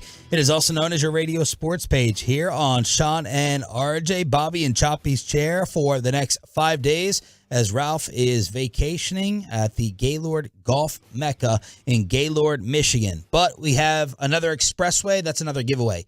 So we go commercial free through the end of the hour. Right after this, we're going to send you, the friends and the family, to a Rangers game in Arlington. And best and worst of the weekend. Who got in trouble? Who partied it up? Give us the epic tales on the truckwreck.com text line, 877-881-1053, 877-881-1053. I had a college reunion, a baptism, and the Tolo outing in DeSoto on Friday. Best and worst of the weekend is next.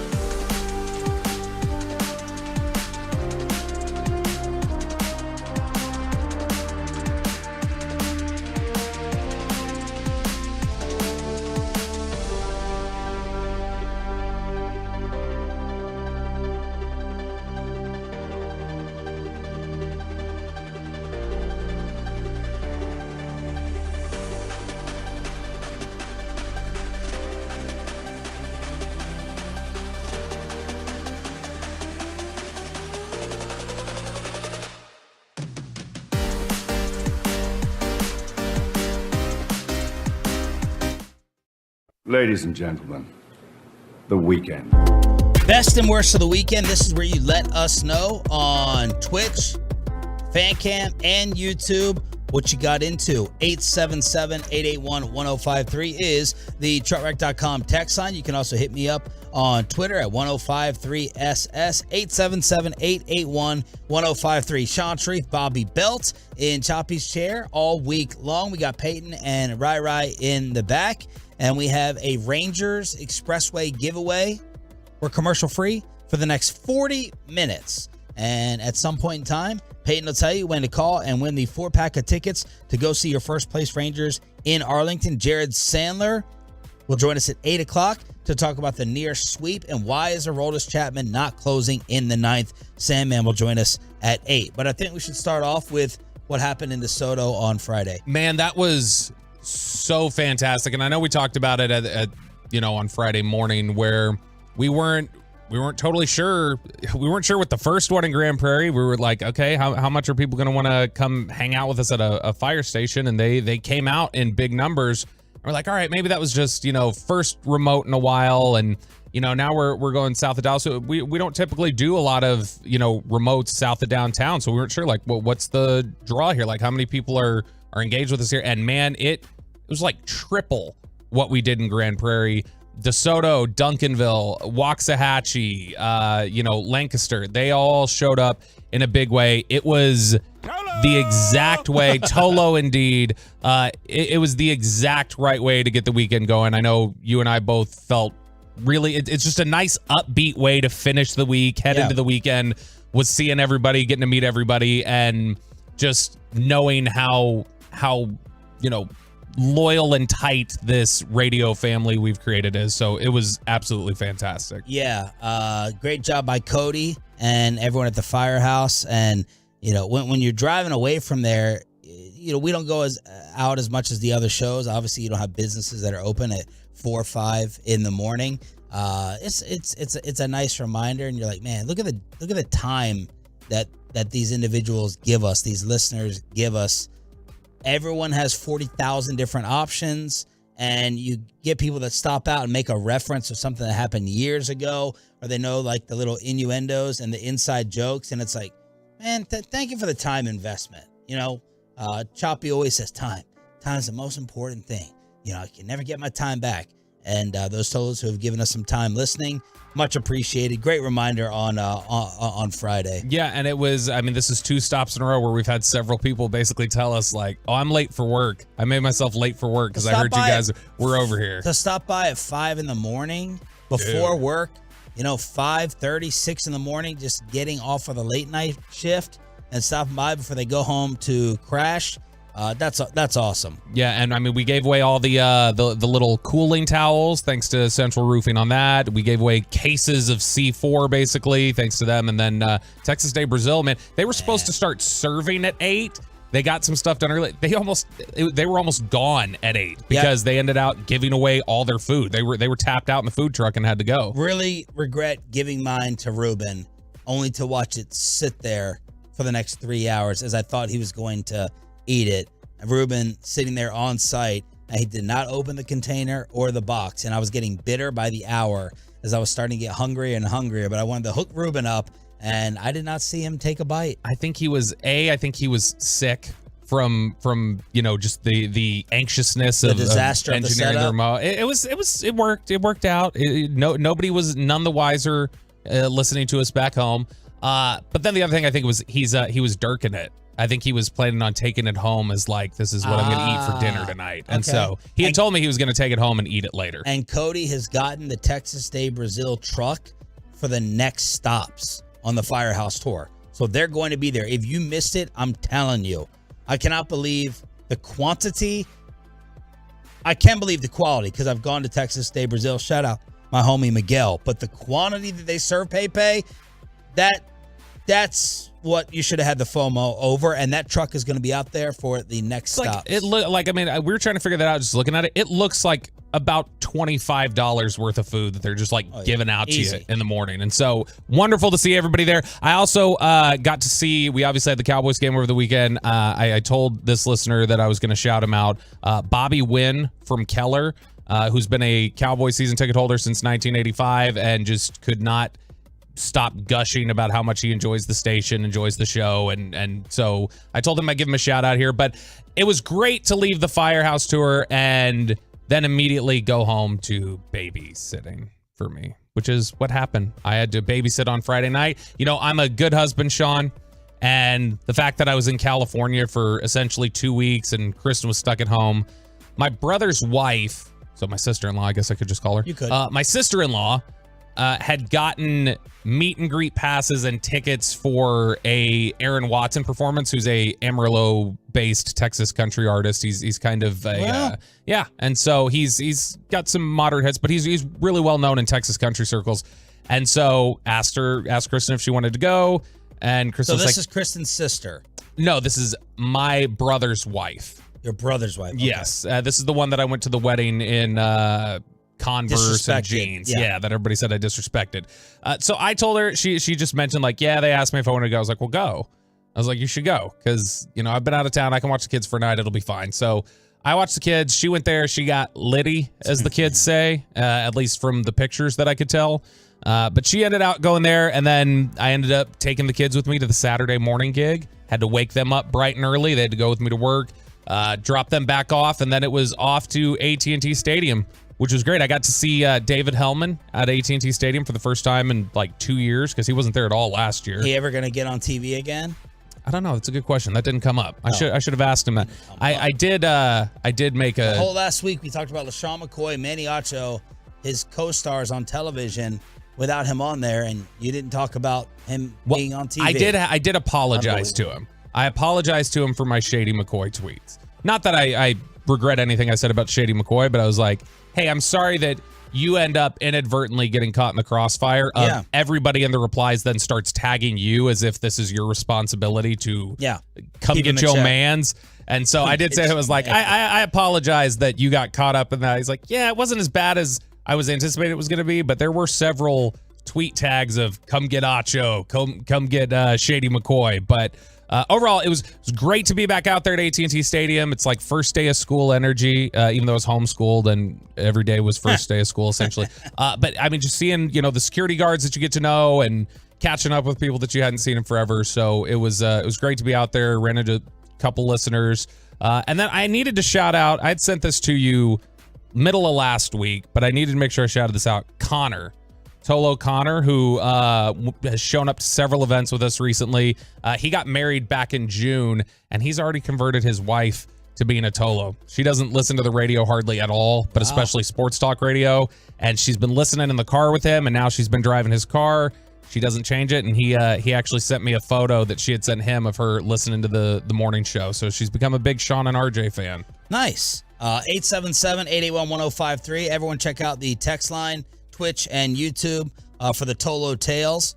My Friday, I went and had happy hour margaritas with some parents from Ollie's school, and my wife, she had 1.5 too many. And man, was it an interesting Friday night. I got a Selena dance show on my phone with the videos. She wanted to get Ollie and go home and swim in the pool later on. It was a hot mess. I said, you need to eat dinner. You need to eat something. No, I'm fine. I'm just going to go to sleep. I'm tired anyway. So that was a happy hour for the ages with way too many. Well, there were only like 4 margaritas, but they were strong. They were super strong and they hit. And then college reunion Saturday in South Lake with my boys from American University. So I made the trek on over to South Lake and back. And then yesterday went to my first baptism.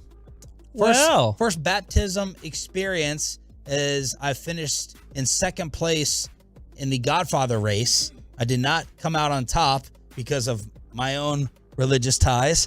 Apparently, I'm not allowed to do certain things. Okay. But I went in there and watched the water and everything, and looked at the whole process and how it works, and then went home and did my work. So baptism, college reunion, and way too much of a strong happy hour after DeSoto. By the way, need to address the photo you took that you put up on there. Yeah. Because you look like you have go-go gadget arm in this photo. Yeah. It is wild. Look at this. Peyton, did you see this picture here? I did. Of Sean. Don't put that up, Ryan. Well, it's too late. It's here. It's kind of out of focus. But Does he have an Android? Dang it! No, it's not the Android. Look at that hot mess of a focus. Either way, so yeah, it's your buddy's hand is draped over his shoulder, but it looks like it makes it look like your arm is about 6 feet long, and it's a little bizarre. Make fun of my hands, but I got the arms to make up for it. Now,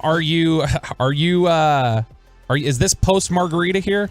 No, you look very red in the face. No, I know. We were laughing. There was some very inappropriate jokes and comments being made. Some sick jokes I cannot repeat. So I was laughing nonstop. It looks like I'm stoned and wasted all in the same picture. That was at 6 p.m. though. I would claim I was laughing too if I was stoned and wasted. So I would tell you. Pepe, you for once had the lamest weekend of everyone. Yeah, it was just a Korean barbecue get together on Friday. But it was the first time in like 3 or 4 months that we were there. So we went back, had a great time. And first thing I ate, Sean, the kimchi. Yep. Didn't touch the rice or anything else. They brought the meats out. I said, no, just give me that little bowl of kimchi. I stuffed my face in it. Spittle would be proud. Yes. I should have sent him a picture of it. Now, where are you? Took a sip, took a nibble. And then they shut you down? No casino? No casino. Afterwards, because this is what we'll do. Because we went in like, I think, 9 or 10 deep into the Korean barbecue. So afterwards, we walk outside. It's like a shopping center over there in Carrollton. So we would go to like a bakery and get some food or whatever, dessert. And then we kind of hang out around the parking lot, just kind of talk and say, okay, what's the next move? Yeah. Do we want to go to a bar or anything? And I was like, well, it's only like 9 o'clock, 9:30.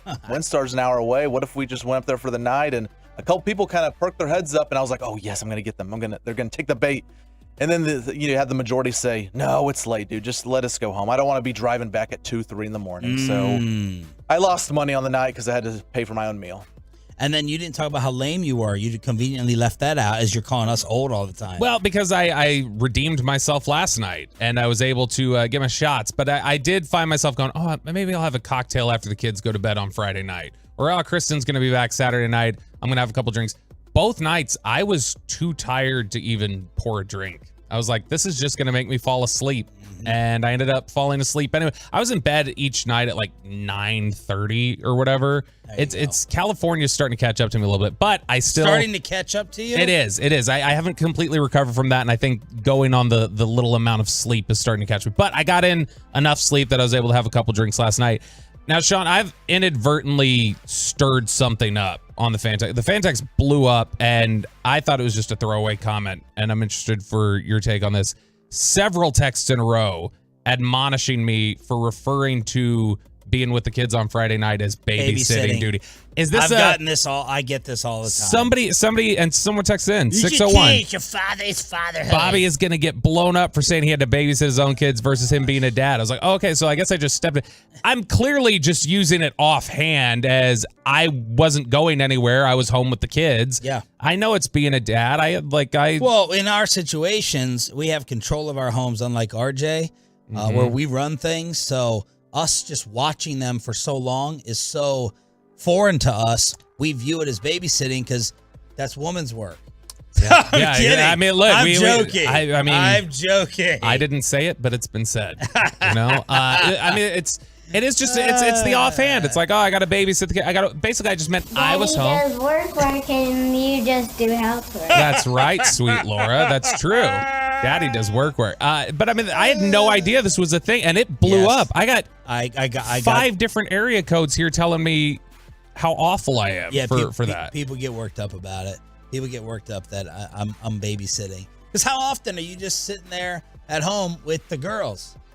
They're usually afraid to leave us, solo. Yeah, where it's just because Kristen always wants me to go with her if she's going somewhere. She would have wanted me to go to this. It's just it wasn't going to be feasible. Yeah. But that's why I'm never just home with the kids by myself. That's the only reason why I'm making the distinction that Kristen was not there. Yes, but no, it's very very touchy in terms of parenthood and babysitting. All right, best and worst of the weekend. We have any other tales coming in from the Tolos? Who did something crazy? Who did something exciting? who did something scandalous. 214, Peyton says the new Korean barbecue spot in Plano is better than the one in Carrollton, so you need to jump on that.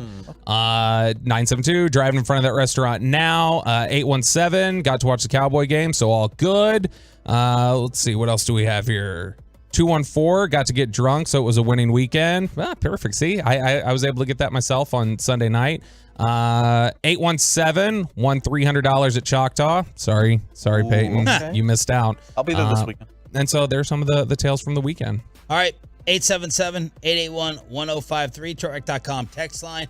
Jared Sandler talking about the Rangers at 8 o'clock on your home for Rangers baseball. Let's clean up some other NFL preseason. So Brandon Aubrey missed an extra point for the Cowboys on Saturday. Fire him. And I'm like, let's compare this to Brett Maher. Maher in Denver missed a 47-yard field goal wide right. Now, the headlines were 0 for 2. Had a 52-yard field goal blocked. I did not see the blocked field goal. I didn't know whether it was one of those ones like San Francisco where it was his fault, it was going to be blocked anyway, or whether it was a screwed up, botched exchange. But I'm keeping an eye on Maher, who technically was 0 for 2, missed a 47-yard field goal wide right, and it was really right. It was very wide right. Their other kicker, Elliott Fry, missed a 50-yarder wide right, then hit one from 55. So they both made their extra point attempts. So there's a little kicker comparison with Maher and Aubrey. Yeah, we did have the Brandon Aubrey missed extra point, which the audible groan in there, like I thought Broadus was about to have an aneurysm when it happened. He just, like the kick goes off of his foot, and Brian goes, "Oh God, he missed it," and it did. It hooked a little left, and I mean that's what got. That's what got Maher in trouble, was missing those extra points. But overall, I mean, he was fine other than that. And the kickoffs were great. I mean, he was booming everything out of the end zone. So that's a positive right there from Brandon Aubrey. But yeah, this is you're going to need to get those extra points worked out, because that is honestly, which would you rather have, Sean? Consistency, like complete consistency on the extra points, or the ability to, bang through the 50-yarders and it's just not always consistent with the extra point? I don't know. It doesn't sound, neither sounds appealing. I mean, you want both, obviously, but I will say that I think if you can get reliable extra points and he's not got the leg to kick 50 yards, I think that would force him to go for it on fourth down and more palatable situations, honestly. Jacksonville was just going for 2-point conversions. Speaking of special teams, the internet was trying to get Doug Peterson to fire his son, Jags coach. His son, Josh, is a tight end, but he's also serving as the long snapper. And he had a bad snap in this game during a punt attempt in the first, in I'm not sure what quarter it was, but it was a really bad snap. And now people were calling on Doug Peterson and the awkwardness of having to cut his own child. Yeah, it's a little weird. I mean, it's like Doc Rivers trading Austin to the Wizards, which was just brutal in and of itself. You trade him to the Wizards, like, what kind of father are you? You're the kind that probably says you had to babysit him when you spent Friday nights with him. But no, I mean, they were in a weird spot because the snapper issue where they're going for two every time. They're going for fourth down in weird spots. And that's all Brandon Aubrey wanted to do. He wanted to make it a little bit more of a level playing field. I was like, was this an intentional punt like this? You know how they kind of, you're like, oh, it's a bad snap. Yeah, and I thought it was a fake at first. Yeah, I thought it was a fake at first. This was in the second quarter, basically beginning of the second quarter. So let's see if Doug Peterson has to end up cutting and releasing his own child. Ravens extended their NFL record preseason game winning streak to 24 straight games.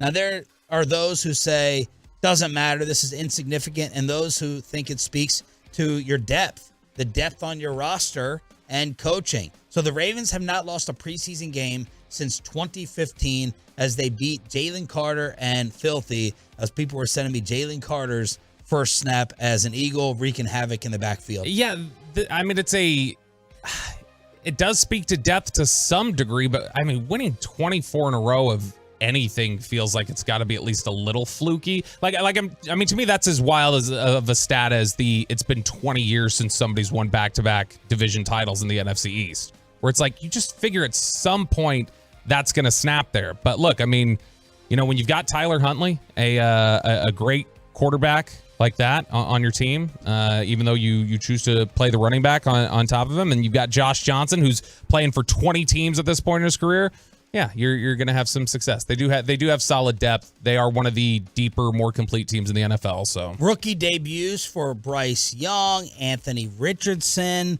Will Levis. You had all the rookies out there, and then Justin Fields. That's why you got to actually watch the games and don't just look at the box score, because I came out with my hot anti-Justin Fields takes on Friday. Justin Fields had an incredible stat line for the Chicago Bears. Then you go and see what he actually did, and he basically threw 3 screen passes that almost went the distance every single time. So taking advantage of DJ Moore, who I absolutely love, did damage against the Cowboys, but Justin Fields, 3 for 3, $129, 2 touchdowns, perfect passer rating, 158.3. Warren Sharp went and got the actual air yards, though. 3 air yards, ultimately gained 11. 2 air yards, went for 62 and a score, and then a pass in the air for 2 yards, gained 56 and a touchdown. So there's the Justin Fields stat line. Yeah, I don't think you're going to typically see 7 air yards equaling up to 112 passing yards or whatever it was, 130 passing yards. You're not typically going to see that with 7 air yards, but look, I mean, that is something that is going to be really dynamic about them, is the threat of Justin Fields in the shotgun, running and being able to hit some of these quick screens. And you've got people like DJ Moore who can, take the ball, get blockers in front of him, is a tremendous athlete. He's really good in the open space. So those are the types of ways that they can score. Those are the benefits that they get. And yeah, if he's going to be able to turn screen passes into 50-yard touchdowns twice a game, he very well may be the MVP. I just doubt that. Johnny Manziel has 1 more career 300-yard passing game than Justin Fields has. Keep that in mind. Keep that in mind for my hot take as I was going back and forth with you guys on Friday. He's the best. You just think you think he has the inability to throw? Like do you view him similar to like Tebow or something? No. I would never insult someone to that degree. Because I think he's got arm talent. I think he has the potential to harness it and be a good quarterback. I think he's got more natural arm talent that needs to be tapped into, obviously, and harnessed. But I think he's got more natural arm talent than, Hurts or Jackson. Whoever is running the Arizona Cardinals social media account, what are you doing, Arizona?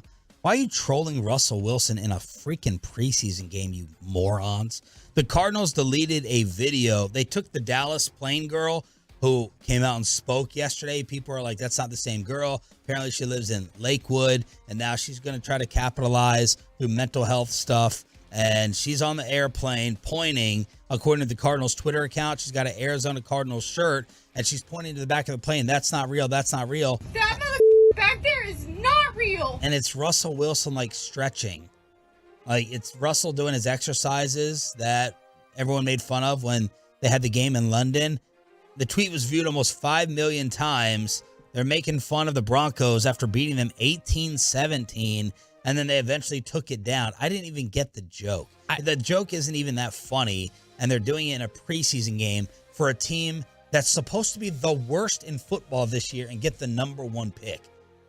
Dumb. I don't understand the reference, he's not real. There he is stretching on the plane. That's a little odd, but I'm all for pop culture references, one, and making fun of Russell Wilson, so I enjoyed it. And it clearly is meant to be petty, and I enjoy petty, and so I respect it, even in its nonsense. I respect it, and they should have kept it. If you're gonna have the stones to put it out there, don't delete it. Just stand by what you did. Dallas Plain girl, by the way, if that's her, she's attractive. Yeah, she's very attractive. That was somebody, she started some website, I guess, for, this is my new anti-bullying website that I'm starting. I'll take a little sip. I was telling somebody last night that eventually will hyperlink to an OnlyFans account. Russ, by the way, is he was 7 of 13, 93 yards, 1 touchdown, took numerous sacks and hits, and the Denver Broncos and Sean Payton were trolled by Garrett Wilson with this Jets-Broncos bitterness going back and forth. Sean Payton did not want bucket hats. He did not want sunglasses. He did not want in-game interviews. It is a new day in Denver. Well, Garrett Wilson, he put on a bucket hat, put on sunglasses, and did an in-game interview, and people thinking that was a fantastic troll job by Garrett Wilson. The Cardinals could learn something from Garrett with him taking his subtle shots at Sean Payton and the Broncos. I loved it. It's pretty solid. It's good. I respect the bit. I am so excited for, what is it? It's going to be week 5, week 6, when it's the Broncos and the Jets, because that is going to be an incredibly awkward midfield handshake. And all the cameras on, do Sean Payton and Nathaniel Hackett talk? Does Aaron Rodgers even talk to Sean Payton? But this building tension between the Jets and the Broncos, I think, is just hilarious. The Commanders have over 80,000 signatures. This was as of, I think, Thursday, so it's probably 100,000 now. They have over 80,000 signatures at least to change the name back to Redskins. And the next goal is to have 150,000, as it seems like some of the fans want it back in the District of Columbia, which will never, ever, ever, ever happen. No, zero chance that ever happens. I still think, as much as the name's stupid, you've got to kind of stick with it for a little while. Commanders? You can't just flip it. I understand they want to get the whole brand new fresh start without Dan Snyder, but man, you can't just, that is the peak of instability, is the fact that it's like, we have 3 names in 4 years or whatever, or like 4 different uniforms. Just ride this one out for a little bit, and if you need to change it in the future, do it then. Our Rangers 4-pack giveaway is coming up momentarily. First Expressway giveaway of the week. Jared Sandler at 8 o'clock here on Sean and RJ. Thanks for turning it on, leaving it on, and apparently Bobby and Peyton's favorite has been removed as a Super Bowl halftime consideration. Lizzo is out, according to multiple reports. After all of her... This was a hit. It's a monster hit. Yeah, she has hits. Lizzo. She has several big hits. She's coming under fire for sexual harassment, creating a hostile work environment, fat shaming her own dancers and crew, and apparently she has been wiped out. No longer Super Bowl consideration. Yeah, I mean, this is a big deal. This is a big, big deal for sure. And I think that it's only fair. I love how you get on soda and now you think you can make all these comments. You sit on your high horse over here. What are you talking about? I was just making a reference to the news cycle. Look, if we're talking about fairness and consistency, though, you have to drop her from consideration. Because if this is a male entertainer they were being, there would be demands for, if these accusations were out there, you would have to drop them from consideration. You wouldn't be able to perform on this stage if there were these types of allegations against you. So it is the natural thing, I think, that you have to do until this gets, figured out. But yeah, this is a large deal. Very, very heavy. So there you go. Anyone else you think should be an absolute locked-in performer for February? Someone else whose turn is it? What type of genre do we need to move on to?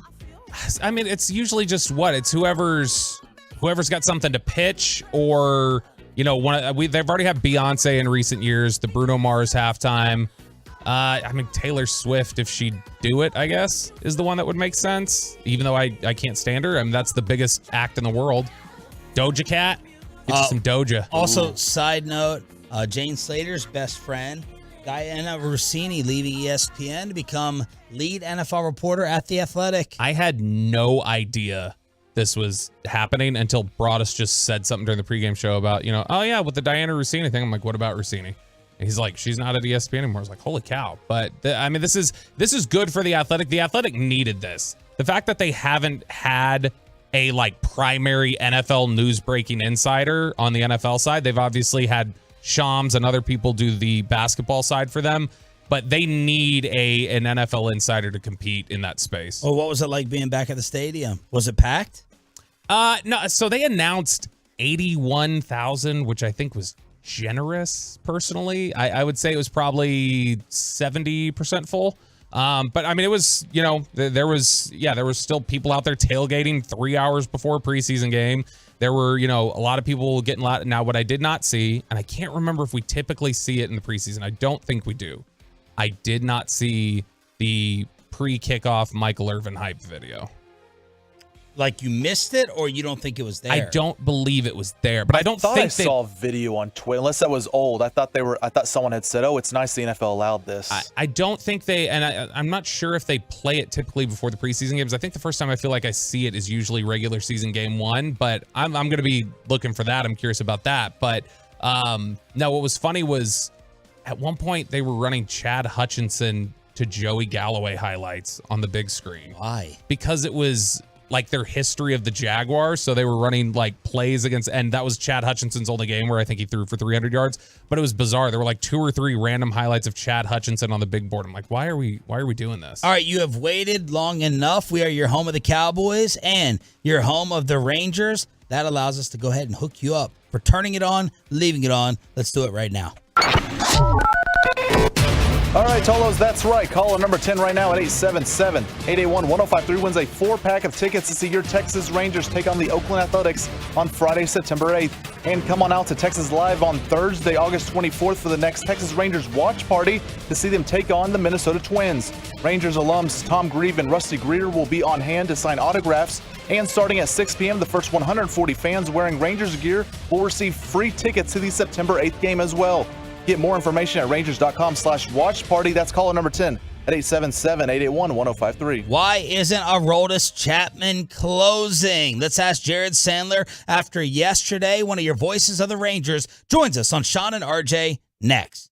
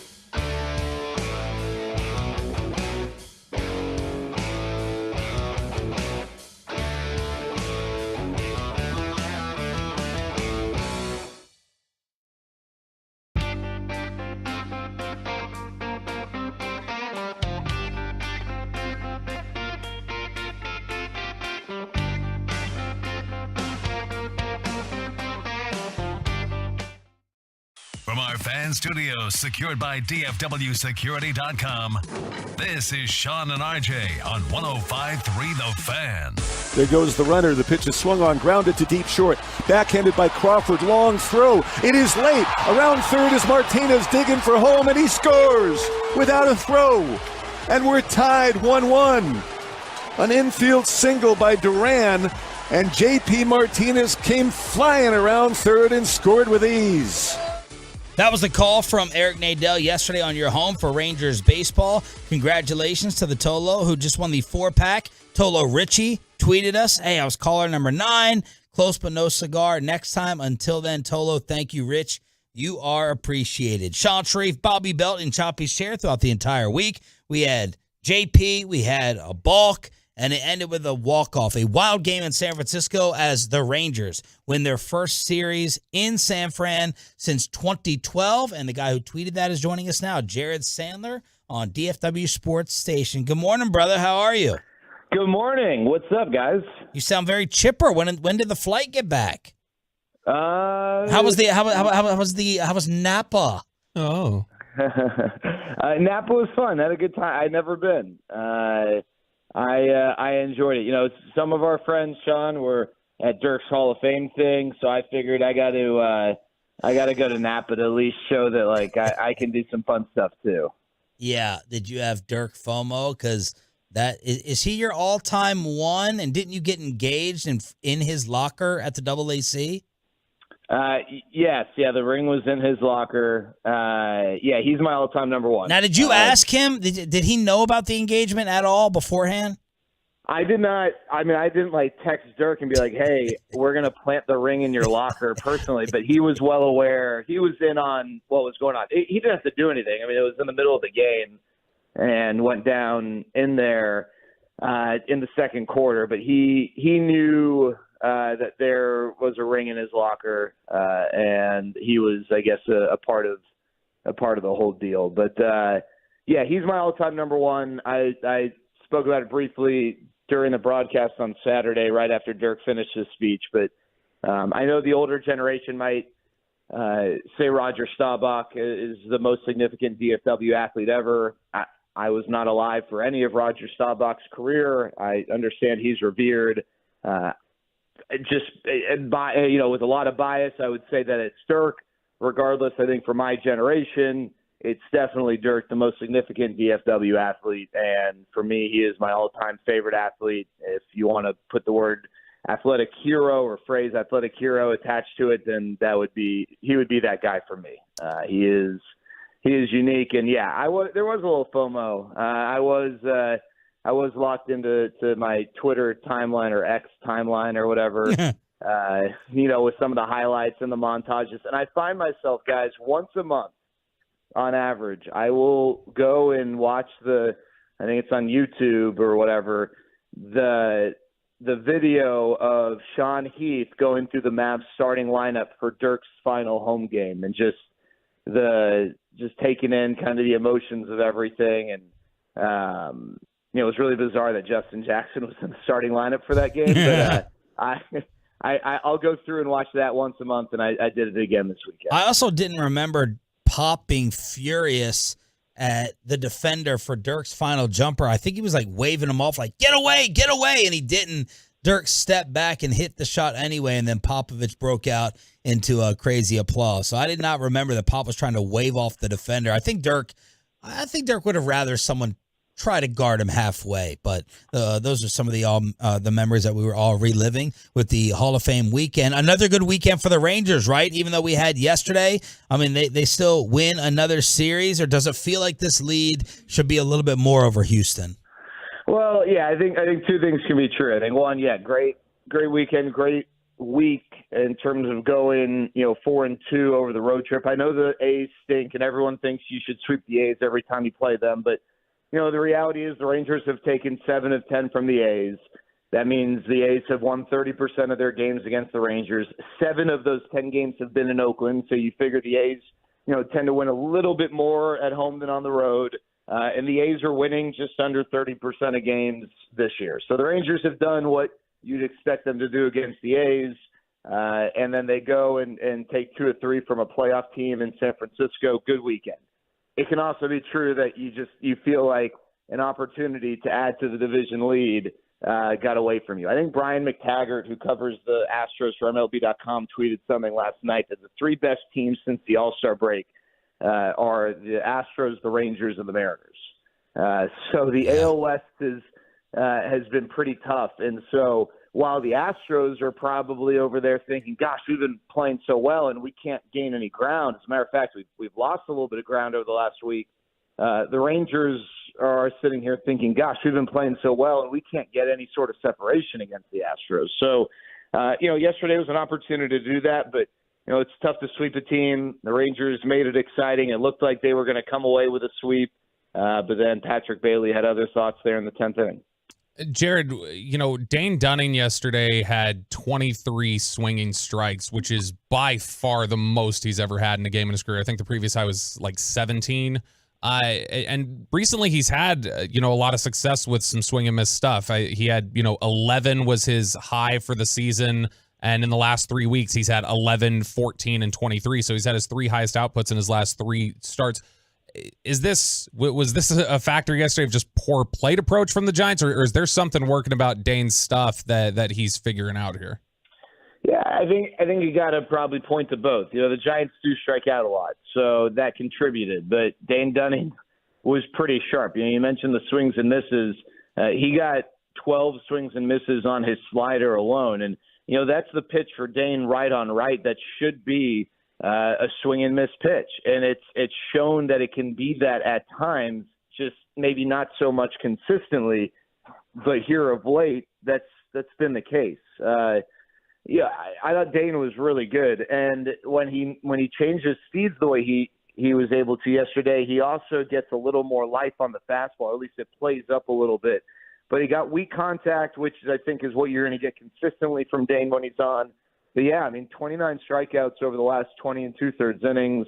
But to me, the key too is no walks, because last year when we were sort of looking into the future and assessing Dane Dunning's performance, I think the biggest thing that stood out was, how can this guy be a back end of the rotation starter if he can't consistently give you 5 innings because he's walking so many guys? And when you walk guys and you don't strike guys out, it's tough because that usually means your pitch count is going to be elevated. Because if you're walking guys, that's going to contribute to a higher pitch count. And if you're not striking guys out, it's usually not because they're putting the first or second pitch in play. It's because they're fouling pitches off with 2 strikes. They're really making you work because you can't put them away. And with Dane Dunning, something has clicked here recently over his last 10 or so starts where the strikeout numbers have improved. He's not Jacob deGrom or anything, but he is now striking guys out at a pretty competitive rate. And it's just, I continue to be impressed with his growth and the way he goes out and competes. And I also want to give him credit. It's not easy. I know some starters say, well, they block things out, what's going on with the other starter. But when you're in a 1-0 ball game and a true pitcher's duel like yesterday was, it takes a lot to continue to go back out there and hold serve on your end when you're on the wrong side of that 1-0 score. And he did that really well. But I think it's really encouraging. This guy now is your 5th starter or whatever. He's been one of the best starters in baseball this season since he took over a spot in the rotation. Jared Sandler here on 105.3 The Fan. We've asked you before. We'll keep asking you if it happens like yesterday. Why isn't Aroldis Chapman closing over Will Smith? Yeah, listen, let's start with this. It's a fair question in terms of, if you want to sit here and say, hey, I want Aroldis Chapman to be this team's closer, I'm not going to sit here and tell you that you're absolutely crazy or anything. What I think people tend to do, and it's not just this year with this team, is you tend to overlook when the guy not in the 9th inning has a slip up and really focus on when the guy in the 9th inning has a slip up. Yeah. No one had any sort of reaction like this after Aroldis Chapman gave up the 3-run home run to Chas McCormick a couple weeks ago in Houston, right? That was also a killer, a crushing defeat, when the Rangers lost to the Astros in that game. But then when Will Smith gives up the lead yesterday, and he gave up the home run, but he also didn't allow a base runner prior to the home run. The zombie runner is what allowed for the winning run to be at the plate. Then there's going to be this type of reaction. And I get it. I understand it. One guy throws 102 and strikes out more than 50% of the guys he faces, or at least has since he joined the Rangers. The other guy throws 92. But the other guy has also been one of the best relievers in Major League Baseball this year. And I don't think people necessarily realize how good Will Smith has been. That's not to say that, you can't make the change if, you feel like the other guy has maybe crept ahead. But opposing hitters have an OPS just barely over 500 against Will Smith. They're hitting under 200 against Will Smith. He also gets a strikeout per inning. It's not like I think Will Smith gets painted as this pitch-to-contact guy. He is a strikeout per inning reliever. He is not Aroldis Chapman when it comes to strikeouts, but he is a strikeout per inning reliever. And prior to yesterday, he had the third best save percentage among all relievers with at least 20 save chances. So I think to some degree the reactions are skewed, and you would think if you didn't know any better that Will Smith has just been blowing saves left and right. He has been outstanding. Now, Bruce Bochy continues to say, hey, I know that I've basically used Will Smith as the closer, but I am not committing to, keeping Aroldis Chapman from pitching in the ninth inning in certain scenarios. He has left that door open, and I think that's in part because if he does make a change, he doesn't want it to have the feel of a guy getting demoted. And I think that's in part out of loyalty to Will Smith and how good he's been this year and how much he really saved this bullpen early in the season when Jose Leclerc was struggling, and pretty much so was everyone else. And so I don't think that you got a manager who is stubbornly never going to make any sort of a switch. But I also think that it's fair to recognize Will Smith, again, he has been one of the best relievers in Major League Baseball this year.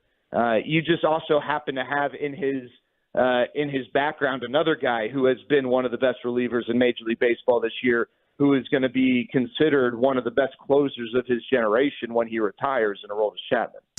That's all fair, Jared. Just on a counterpoint there, when you talk about he's been one of the best relievers in baseball this year, and that's true when you look at the totality of it. If we just drill it down to the last 2 months, essentially, his last 20 appearances, his ERA is 4.3. He's under a strikeout per inning. His WHIP is above 1. Is it? And I'm not saying that a WHIP just barely above 1 is bad, but I'm saying that the last 2 months does not match up with the entirety of his statistics. Is there any concern that he's getting burned out or anything else? So again, totally fair, and that's why, Bobby, I'm answering that first question as to why a change hadn't been made yet. Sure, right. That's why everyone was freaking out. Was why was Will Smith in that situation yesterday?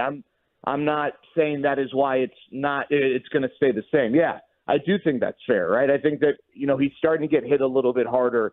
And maybe he's, hitting a little bit of a rut. And a lot of pitchers, starters, and relievers run into this sort of thing from time to time. That's why, I was saying initially, I think there can be a change. I think there's a reason why Bruce Bochy has left the door open. But here's the reality. They're both, if your starter is going to give you 6 or 7 innings, you are likely going to get both of those guys to get the final 6 outs or some combination of 6 of the final 9 outs if they're both healthy and rested, unless maybe there are certain matchups where you want to go with Josh Forrest. But as of right now, those 2 guys, Smith and Chapman, are 2 of your 3 most trusted relievers. So, it's not like you're putting Will Smith out in the pasture and telling him to get lost. So, he's going to be a part of the equation regardless. It's just a matter of, is it the 8th or the 9th? And to some degree, that very much skews people's reactions. But yeah, Bobby, I think that's very fair. That, one guy, I don't want to say the arrow's pointing down on Will Smith, but for one guy, the arrow is pointing up in a very impressive fashion in Aroldis Chapman. And again, if his name was Bob McGee and he was in his first year in the big leagues in Aroldis, it probably would also be a little bit different. But because he's Aroldis Chapman, because he has the track record and the pedigree of success, I think that probably fuels a little bit of the conversation. And I think it's fair that it does. The cool thing is both of these guys have had great success in the postseason. And so I think that also translates to big games down the stretch. And so in whatever role you're going to use them, I think they'll be successful. To Aroldis Chapman's credit, he said, he at no point has indicated that he's upset not pitching the ninth. He hasn't really been that guy all year. And to Will Smith's credit, he said, I want to get the final out of the game, but I'm also okay pitching in other situations. So, you don't have to worry about that sort of dynamic really exploding if you were to make a change. But I would not be surprised to see Aroldis Chapman pitching in the ninth when some opportunities present themselves here coming up. He brought me back bottles and bottles of Camus from Napa. I did. I need to bring them to you. What'd you bring me? Same. Bottles and bottles. Of Yeah, he didn't bring jack squat. Thank you, brother. Appreciate you. See you guys. Jared Sandler from your Texas Rangers on 105.3 The Fan. Has Dirk completely made up with the enemy? And James Harden has done it again. We got to rank the James Harden sabotages after what came out this morning. We'll bring it to you next on 105.3 The Fan. DFW.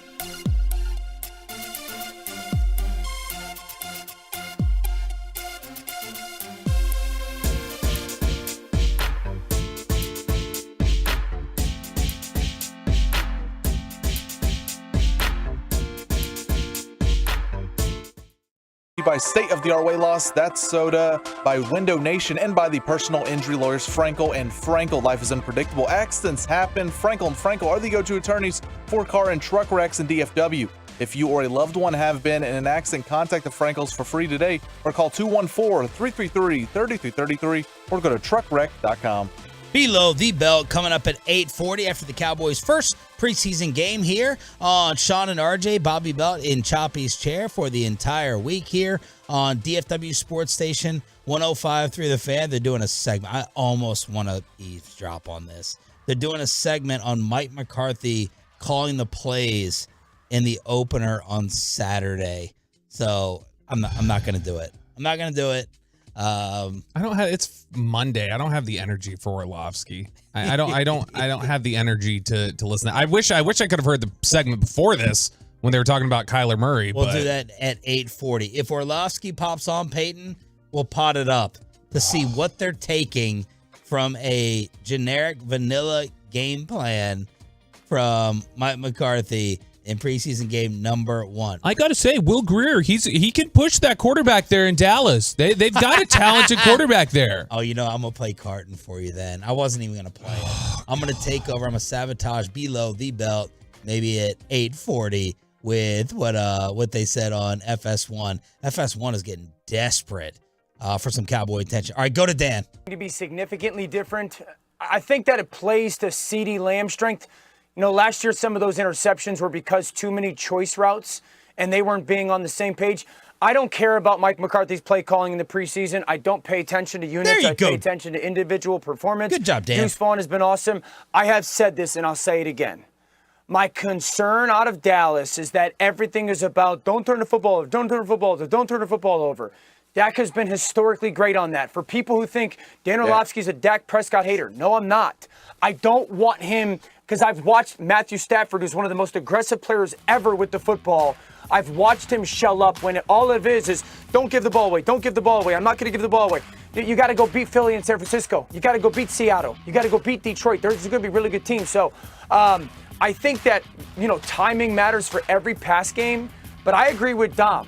I think one of the things that Dak does really well is get to the line of scrimmage, use his mind to see what defenses are doing, not necessarily get us out of bad plays. Dom, to your point, he does that, but get us into great plays. And I don't want them to take that away from him. All right, there you go, Dan. Hey, he did not take the low-hanging fruit. Did not talk about McCarthy and his X's and O's against Jacksonville. I don't. This is surprising, and you can even remove the Dak Prescott part from it if you like.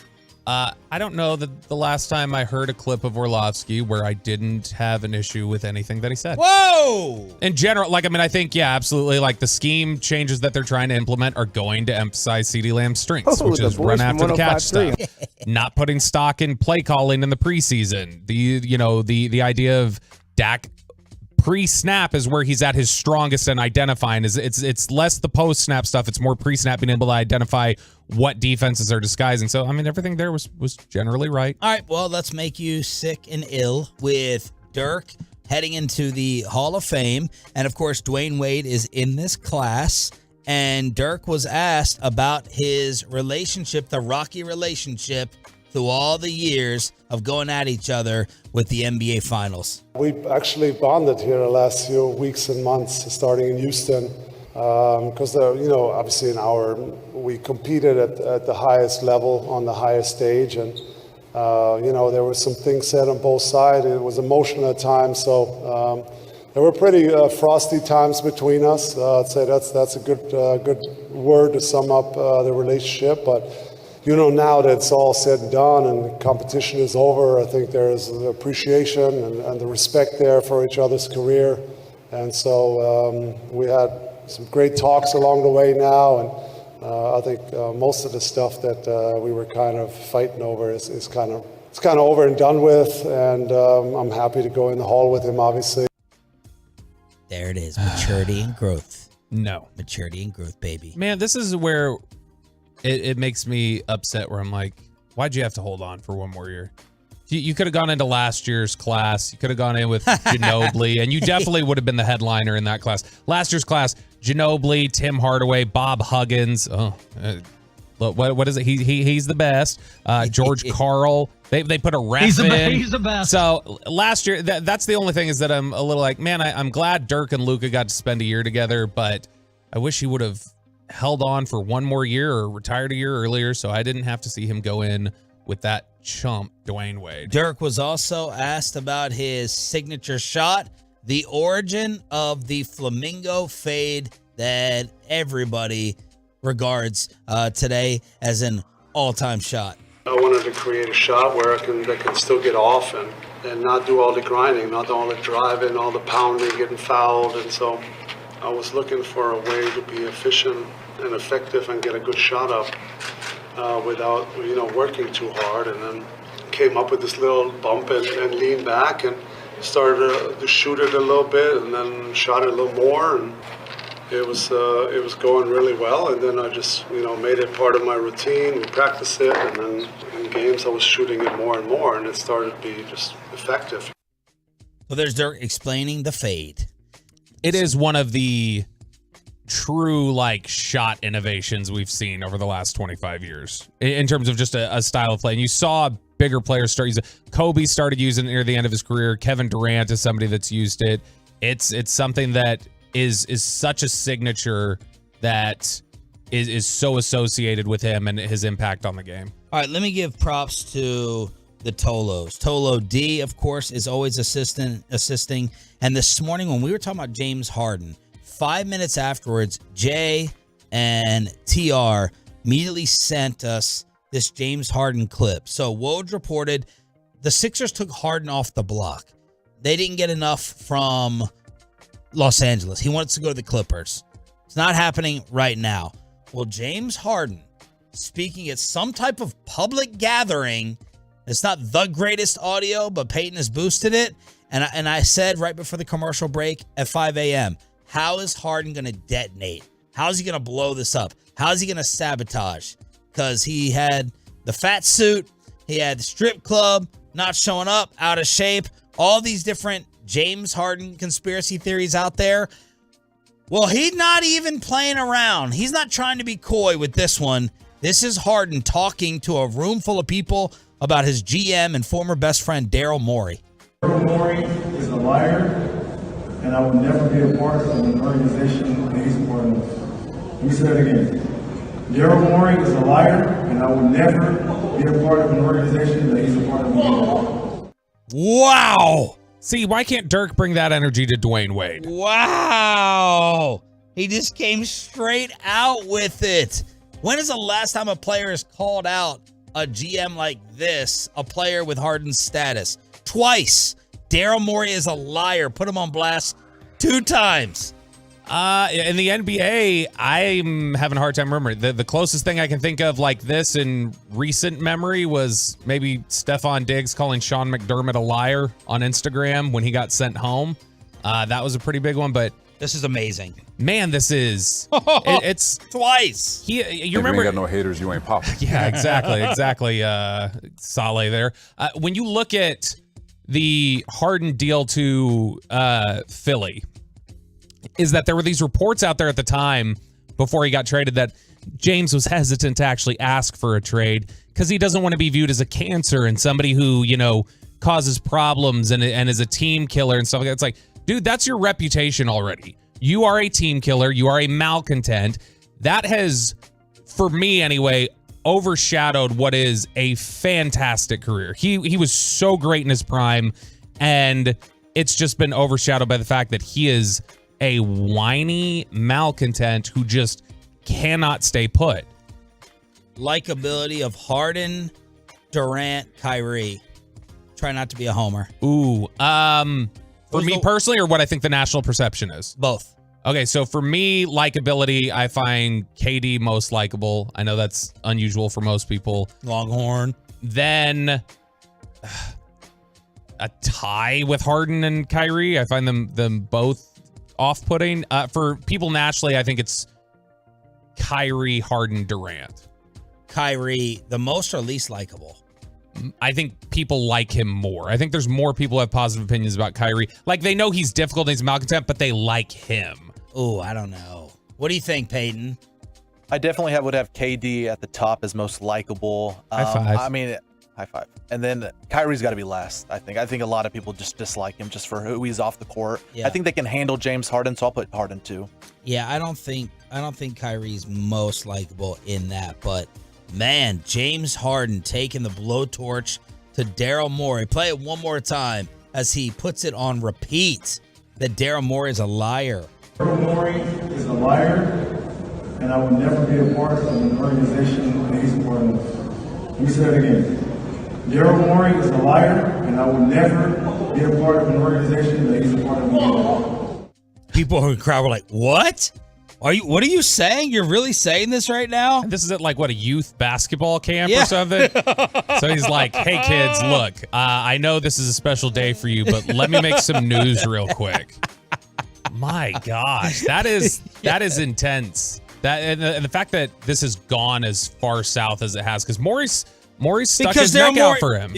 Yes, and he's mad because they didn't give him apparently the full max deal, which would be a financial mistake. James Harden's not worth the full max deal. Certainly not anymore. Right. I mean, he's not been. And look, he was fine last year. I mean, he had a little bit of a bounce back in terms of his efficiency numbers. He shot 44% from the field, 38% from three. He's still a walking double-double and sometimes walking triple-double. But man, that's doing somebody dirty who is really along your journey and along their career has put themselves on the line for you. All right, it's Sean and Roberto here on 105.3 The Fan. Any leftover Tolo questions for Bobby, our Cowboys insider, after the Cowboys' first preseason game? He'll answer them at 877-881-1053, 877-881-1053. Bobby's going to explain why we should not be making fun of Kyler Murray's bra, and we've talked about everything in the Cowboy game except for the first-round pick. That's next, and below the belt right here on The Fan. Coming up on the...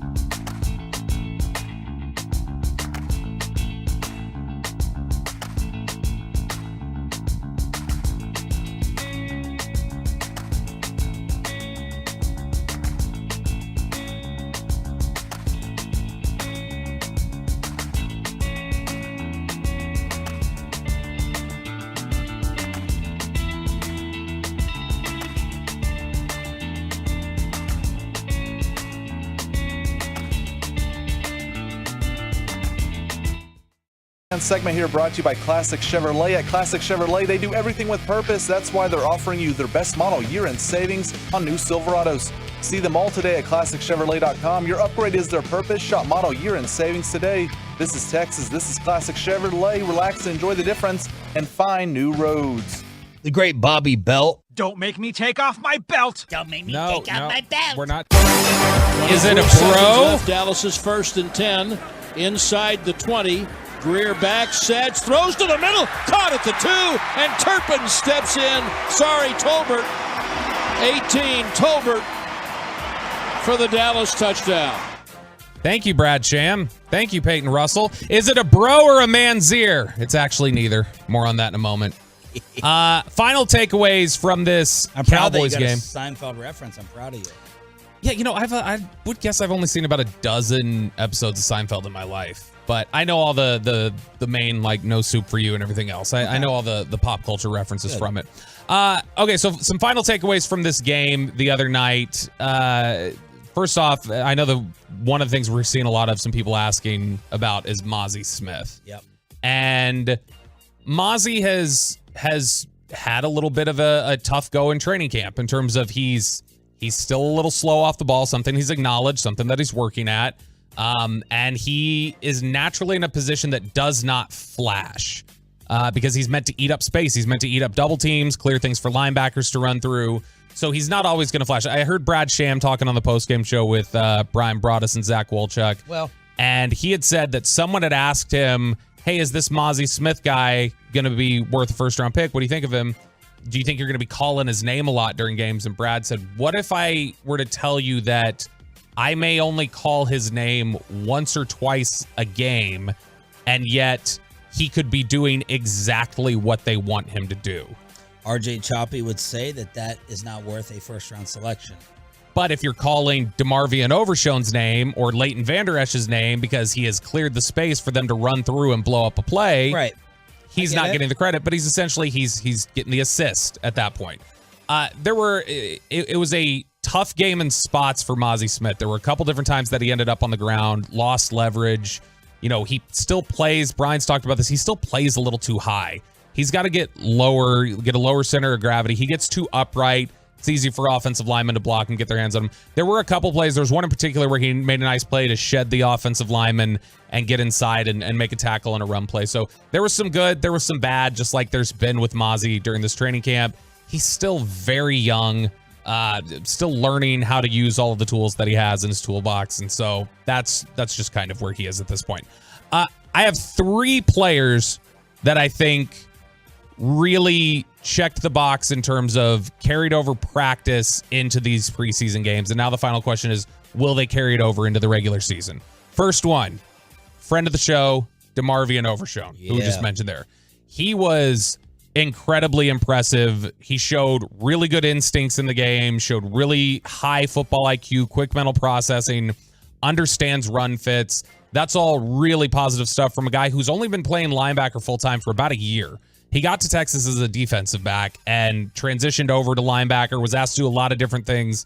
But the fact that he's still so young at the position, you know, relative to his time playing football, it's impressive to see just how natural some of his instincts are. So I thought he was really, really good in this game, especially that big 3rd and 1 stop where he filled the hole and stood up Tank Bigsby, who is a physical pounding runner. You liked what you saw from Overshown? Oh, yeah.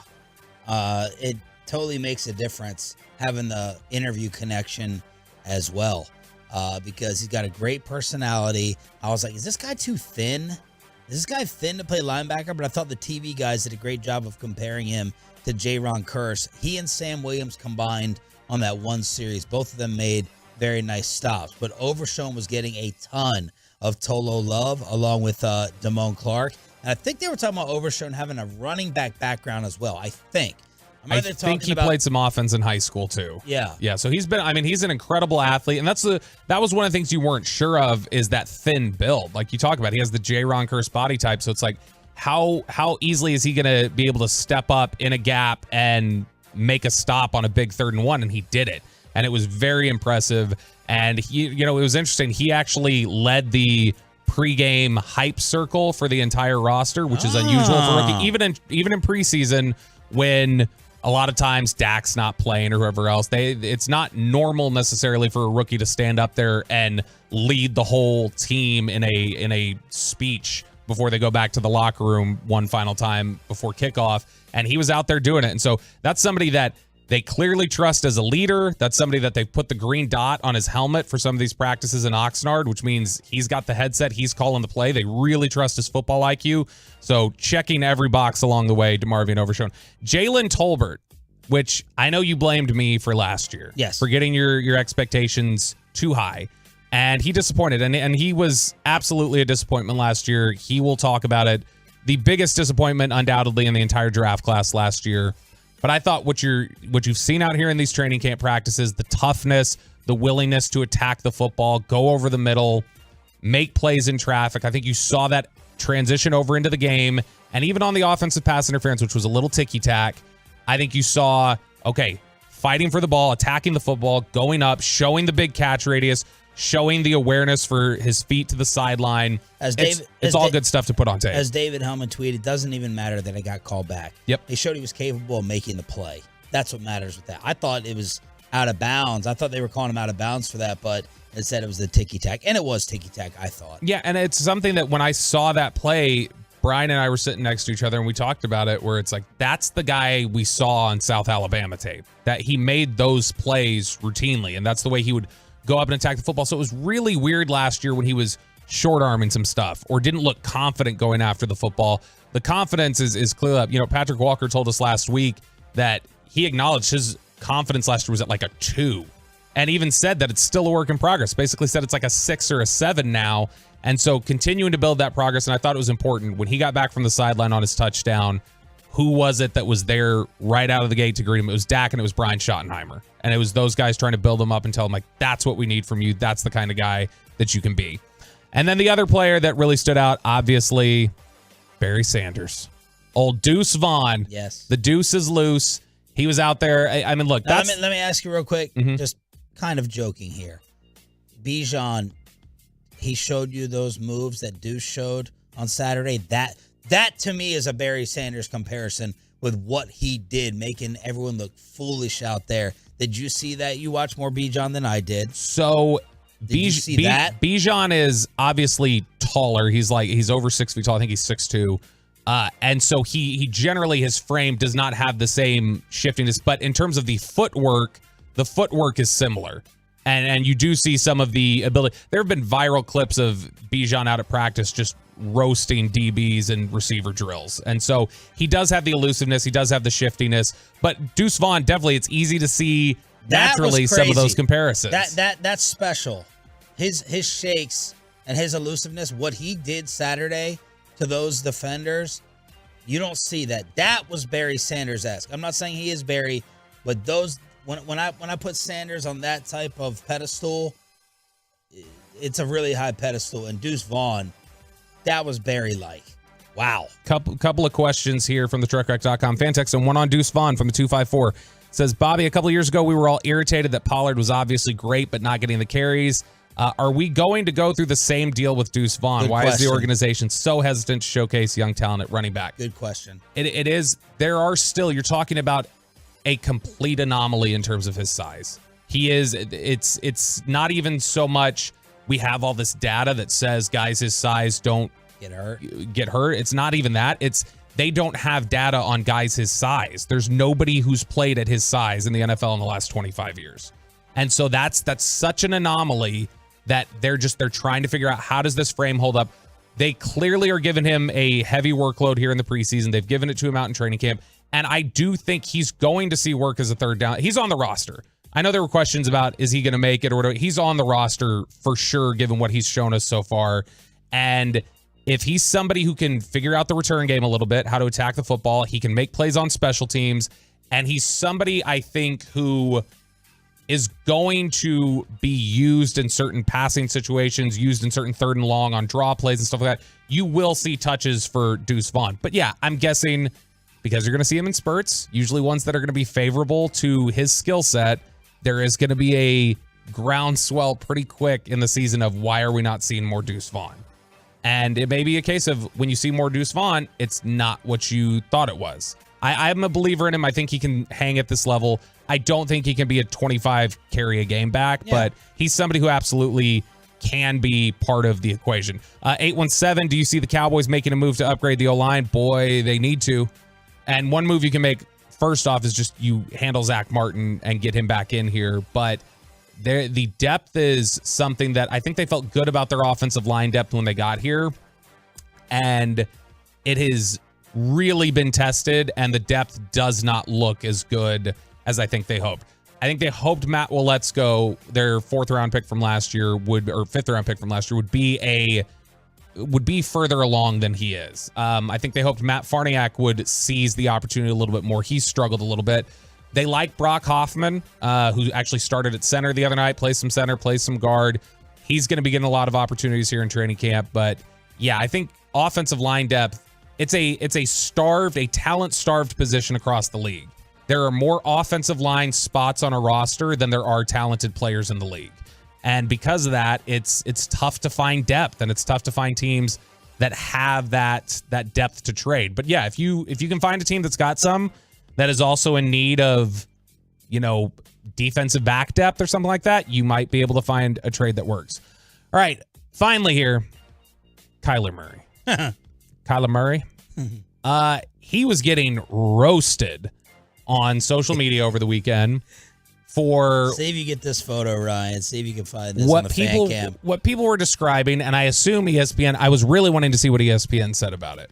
But I assume ESPN, like everybody else, was referring to as a bra, that he was wearing a sports bra out there that he was working out with.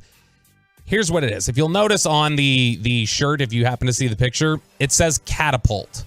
Catapult is the NFL football GPS tracking system. This is the vest that players wear that measures their vitals and their heart rate and their output and stuff like that. It's just usually players have shirts over it, or they're wearing a shirt under it, or there's a uniform over it. So you don't normally see somebody out there. He clearly just wanted to show off the guns a little bit, show off the abs, and in the process. So that's the GPS tracker. Yep. That's the one that all players are wearing that? Players will wear them over their shirts, or, it'll be under their pads, but it's a tool used to measure their heart rate, their vitals, different outputs, things like that. So what you were seeing that he was getting roasted for over the weekend is actually the GPS tracking that all football players wear. There it is, right up there, Catapult. So that is the GPS tracker that he was wearing. Did not know that.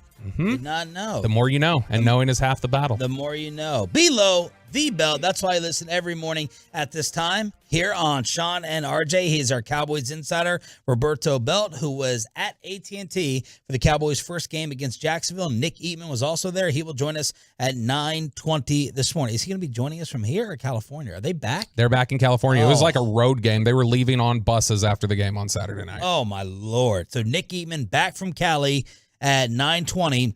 Final hour of the show. Rangers go for the sweep, and Dirk Nowitzki is officially a Hall of Famer. Let's celebrate 41 next on Sean and RJ.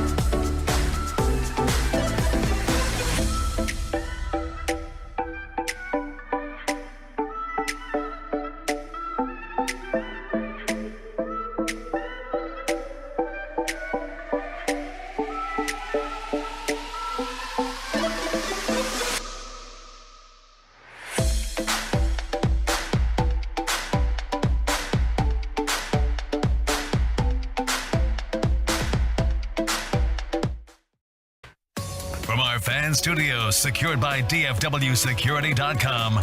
This is Sean and RJ on 105.3 The Fan. Of course, all the Mavs fans, you guys inspired and motivated me to always work hard, and I will always be proud to represent you guys and, of course, the Dallas Mavericks. So thank you. Final hour fist pump time on the Fan Cam, Twitch, and YouTube. I'm Sean Sharif, alongside our Cowboys insider, Bobby Belt. Choppy is on vacation, on his golf vacation for the week. We got Peyton and Ryan in the back, and we are live on the Fan Cam. We're live on Twitch, and we are live on YouTube. Thanks for being a Tolo. That stands for Turn It On, Leave It On. We are your home of the Cowboys and Rangers. Nick Eatman, 920. DallasCowboys.com from Oxnard, California.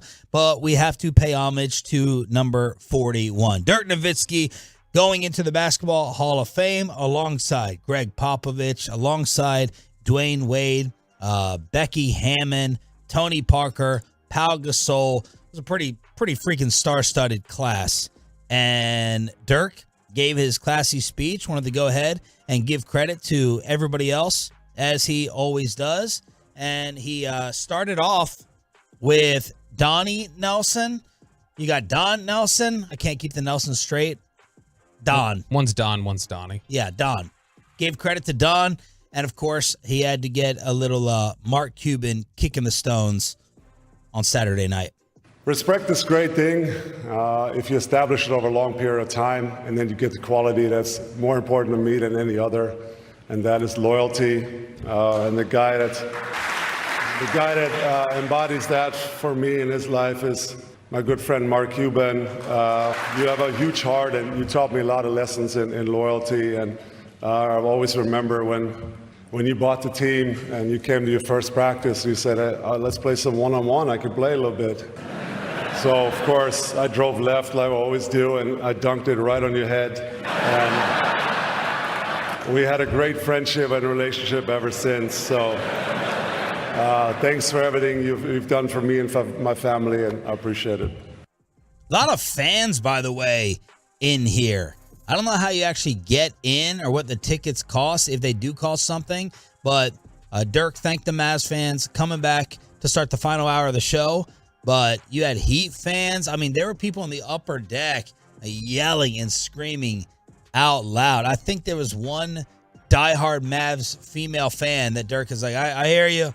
I hear you. Thank you. But it got a little rowdy in there in Massachusetts. You mentioning that made me want to go look and see, how do you get this? Is this just something that they handed out to like sponsors, or like, the people are allotted certain tickets? No, you can buy them. But holy cow, are they expensive? So hang on, let me guess. Yeah, okay. If you want to sit in the orchestra for the ceremony, how much? Orchestra's up top. Orchestra's like right in the right up front. You can sit in the lower area. Oh, at least $500. $1,250. If you want to have pre-ceremony reception access on the Saturday before and have the back area to sit in, it was $1,000, and then just the grand tiers, the general seating at the top and the back, that was $500 a ticket. Wow, $500 a ticket. I mean, you're in a room full of celebs and legends. You do have the option, which they sold out, to get a VIP package, which was an autograph session, a ticket to the gala, an orchestra ticket down there. You could get all that and a couple other swag things, and it was $5,000 per person. Yeah, I would do the 500. I think 500 to sit in there, listen to a bunch of Hall of Famers. Oh, you could just listen to them watching on TV. Yeah, but you're there in person. It's better. It's Dirk, man. Yeah. That, just to get there and sit there. Now, look, I'll be honest. I usually have very little interest in Hall of Fame speeches, unless it's... And I love them. Unless it's a specific personality, or it's somebody that obviously, like Dirk, that I grew up idolizing. I don't have a lot of interest in it. So I feel like that'd be one of those things that if I bought it, I'd be like, yeah, this will be cool. I could say I did it. That I'd be sitting there actively the entire time going, I can't believe I spent $500 to sit here for something that I wouldn't normally sit through on TV. Yeah, you'd have to have the access to the other stuff, I feel like. You have $5,000, you can. Rick Carlisle, also at the festivities. Tolo, Rick Carlisle, how much love would Dirk throw his way? Career always comes with change, and that's always sometimes difficult. To deal with this, it requires the following qualities. Donnie, You found me in Würzburg, and you always believed in me when nobody else did. So that quality to me is the ability of taking risks. Thanks, Donnie. Second, you have to master this perfectly. Coach Carlisle, thank you. You taught me how detail-oriented you have to be to win. Really, almost obsessive with attention to detail. And I got to say, I had to retire. I could not have done another shoot-around of yours. I got to say. But you made us champions, and we'll forever be grateful. So thank you. A little tiny Rick dig in. I was going to say, was that the nicest way possible to say you were kind of a pain at times? Yeah. Is to be like, man, your details, Yes. so many details. Yes, that was the nicest way possible to do it. He also goes in with Dwayne Wade. Now, explain to me, you and Peyton, you Gen Zers. I am not a Gen Zer. In fact, you and Peyton are in the same generation. We are? Yep. But we aren't Gen Zers. What is this social media thing they were doing where you nod left or right? It's like, I don't know if that particular filter would have been a TikTok one or something, but it's just a social media filter where a question pops up and you tilt your head to the left to vote this way or tilt your head to the right to vote this way. And so Dwayne Wade and Dirk were standing on either side and, who's the better shooter? Okay. And they were tilting the head towards the side they thought All right, so I'm going to give you the category. You guys are going to give me the answer, and then I'll tell you what Dirk and Wade said about each other. Okay. All right. Who was the better passer? Wade. Correct. Who had the better court vision? Wade. Sure, I'll go Wade. Okay, correct. Better if you need a deep three? Dirk. I'll go Wade. Dirk. They both said Dirk. I want to see if Peyton, this might be bad exposure. Now I got to go look and see what Dwayne Wade shot for his career from Dirk. Better defender? Dirk. Peyton, you go first. Dirk. What do you think Dwayne Wade shot from three for his career? 59%. High 30, 38, 37%. 29%. Well, the highlights look better. Okay, but what he just said there may have been worse. I missed it because I was so frazzled. What did he say? What did you say? Dirk as the better defender. No, it's Dwayne Wade. They both agreed that it was Dwayne Wade. Dribbling. It'd be Wade. So it's Wade, but again, we're also asking the question of a big man versus a guard. Yes. And so for his handles back in the day for his size was impressive. I think relative to position, you could say it was Dirk. Okay, you just gave your first stupid Peyton. That's not a stupid answer. That actually dribbling is goes to Wade, obviously. Ring me up, Peyton. Better, do not ring him up. Better scorer. Dirk. They both agreed that it was Dirk. Better nickname. And what was Wade's nickname? D Wade or Flash? Dirk. But Dirk. What's Dirk's nickname, Peyton? The Big German. Okay. The Big German, Swish. Or I know the guys called him on the team early on Dirty. Okay. And so, but yeah, I mean D Wade or Flash is better. It was both kind of up in the air. It was up in the air, and then better pregame ritual. They were both like, "Oh, we don't have a pregame ritual." So that was the social media left or right between the two. I don't believe that, by the way. I mean, I don't know what it would be, but Dwayne Wade, that egomaniac definitely did something before every tip-off. I feel like he had to have. Well, we would have noticed it. It's not like we know that Steph runs full sprint to the basket. Dirk always LeBron with the powder. We don't have that in our mind for Wade. If you want to and it's not a ritual, I guess, but the tip-off behavior that Dirk always had was, remember, he would do the high jump. He'd jump and bring his knees up, and so I mean, Dirk had that, and so I don't know. And then, look, I know we're not allowed to say this, but there was a couple of cool Wade moments. I didn't watch his entire speech. Ugh. People said Dirk made it all about everyone else. Wade made it about himself, but his Iverson praise, getting AI up there, was cooler than I thought it was going to be. And then he had his dad stand up, and I was almost going to play it, but I figured people would tune out, even though it was a nice, touching father moment, talking about growing up on the playgrounds with his pops. It was very, very cool. Dirk then took it to the guys on stage. He had Steve Nash and Jay Kidd, and he wanted to praise the Mavs' current head coach for helping push them over the top to win the title? Next up for me was I had to learn my competitiveness, and who better but my guy, Jay Kidd. I will always remember when you came to us, you were, already a little older, but man, you were a warrior. I remember you picking up guys at age 37, 38. You got picking up guys full court, 94 feet, hustling for us, making plays on both ends, and you were just a wonderful, wonderful all-around player, and we won the championship together. We have a bond for life. Thank you so much. So the TruckWreck.com fan text is pointing out something. Again, Dwayne Wade, a liar. Because Dwayne Wade said, I didn't have a pregame ritual or whatever he did. He did. I totally had forgotten about this. Several pointed out he was the one that would always run down to the end of the court, grab the rim, and do the pull-ups with his head through the hoop. So okay. A liar again. And this is who you've chosen to align yourself with, Dirk. Reevaluate. And then finally, his old party partner from the Loon with the highlights and the piggyback ride photos. Dirk had to give some love to Stevie. Creativity is worth nothing without leadership.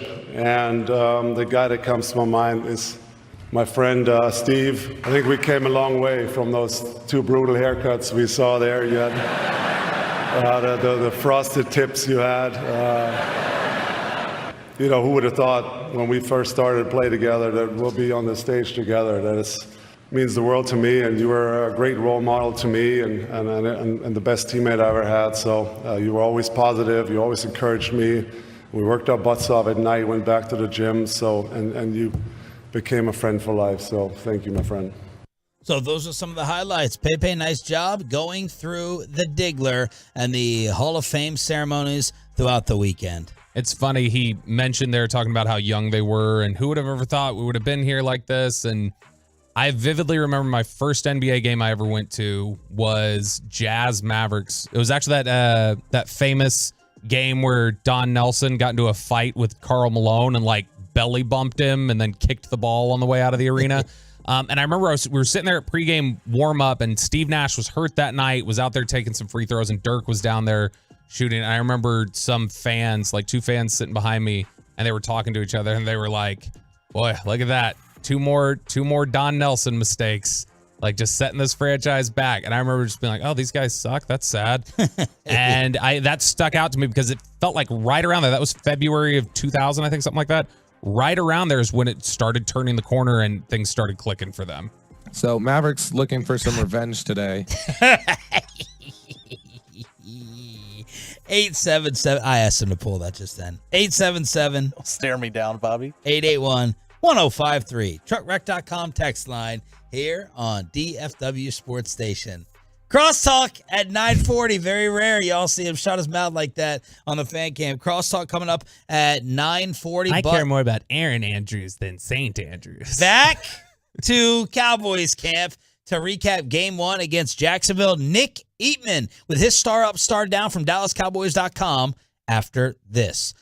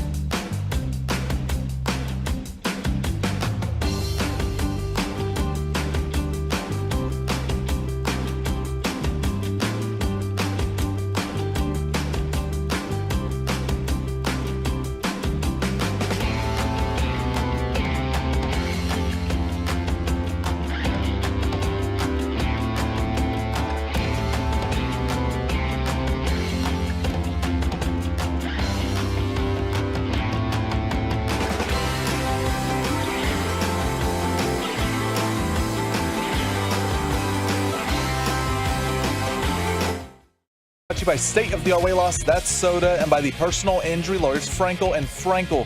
Life is unpredictable. Accidents happen. Frankel and Frankel are the go-to attorneys for car and truck wrecks and DFW. If you or a loved one have been in an accident, contact the Frankels for free at 214-333-3333 or go to truckwreck.com. Shotgun for Greer. Handoff on, coming right. Bangs in. Touchdown, Deuce. Cowboys have their first lead of the preseason. And a star is born.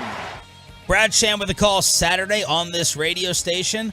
The man who was on TV, Nick Eatman, DallasCowboys.com, back in California, brought to you by Ford, built for Texas, built for you. Did your wife talk to you for the few hours you were back in the Metroplex before abandoning your family again? She did. She kind of, she decided to a little bit. She was okay with that. So when she wasn't working, she was still working a whole lot. But yeah, she decided to talk to me a little bit. How much did Deuce Vaughn surprise you? Of course, you've been watching him every day at practice, but he was the headline of your column and your recap. Deuce headlines this night for individuals. Take it away. Yeah, he did. I mean, he did impress me. And I was, I said it at halftime. They're like, what do you want to see in the second half? I was like, I want to see some field goal attempts, and I want to see Deuce. And I wasn't alone with that. Everybody kind of wanted to see what he could do, and it was impressive. I mean, I thought he was a playmaker. I thought he could do some things, but I've been really impressed by just the way he just runs the football. This isn't a situation where you immediately have to get him out in space where he has to try trick plays and stuff like that. I mean, he's got a low center of gravity, of course, but he's strong. He's got a good base, and he knows how to kind of move the chain and slip off defenders. And so I think they have a tough decision to make with him coming up here, I think, in the next couple games. But it's going to be fun to watch. What is realistic for his spot on this depth chart and workload? That's kind of what I was talking about. I mean, they have to decide what they want to do moving forward with that, because if they think he could be a backup running back, which sounds weird because you've got Tony Pollard and you're thinking everyone's saying, well, he's got to be a big, strong guy. But, either Deuce Vaughn is going to get a lot of carries, this week against Seattle, and maybe even start the game. I mean, maybe even see what he can do against better competition with better line blocking him, or you shut him down completely. So I think that's the decision they're going to make, is all right, we're not going to keep showing him anymore, and not to the point of trying to sneak him around on the practice squad, but it's just the point of we don't need to really use him that much. I think he will play. I think he'll probably play with a similar role, but I know that there are a lot of discussions going on right now about what direction to actually do with him. Okay, so you weren't talking about a decision to stay on the roster or not. He has made the team. You're talking about not showing him to the rest of the league. Yeah, I mean, he's probably got a room over there in Chris Vaughn's, house. I mean, he's got a house, I'm sure. I mean, he's got a place to stay, but yeah, I think he's good. He's on the team. There's no doubt about it. He's making the team. That was probably the case way when they drafted him, but he was the best 6th-round pick of the night for sure. And Eric Scott didn't have his best game, but I do think Deuce was I think he solidified himself on the team, and now they're going to figure out where what they want to do with him. I'm not saying it's a Turpin situation like last year where he just pulled the pads off and he's done, but I mean, they have to maybe see now, is he going to have a bigger role than we expected? So that's why you play these games, just so you can kind of see him and what happens when the lights come on. There was a lot of positive chatter, it felt like, coming out of the game about the linebacker group: Devin Harper, Damone Clark, DeMarvion Overshown. Overshown specifically, though, a guy they picked in the 3rd round. I know Mitch LaPointe had told us on DallasCowboys.com that, hey, we would have been happy with him in the 2nd, potentially, and that we're really high on him. And he's had the green dot at times at practice with the communication stuff. Is Overshown going to have an immediate rotational role in the linebacker group, right when the season starts?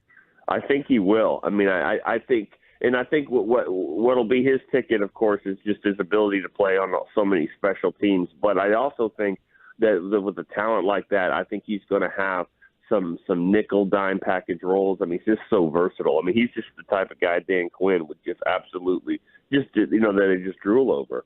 So I think he's the type of player that will play a lot out there. He'll play on defense. He'll play on special teams, and he fools you a little bit with his physicality, just the way that he's able to to stuff the hole there and on 4th and 1, and he's got range. I think he's a very exciting player for this defense. And impressions of Damone Clark. He seemed to be the media darling, and a lot of Tolos were loving him as well. Yeah, the one thing for him that I noticed the most is just how slender he looked compared to last year.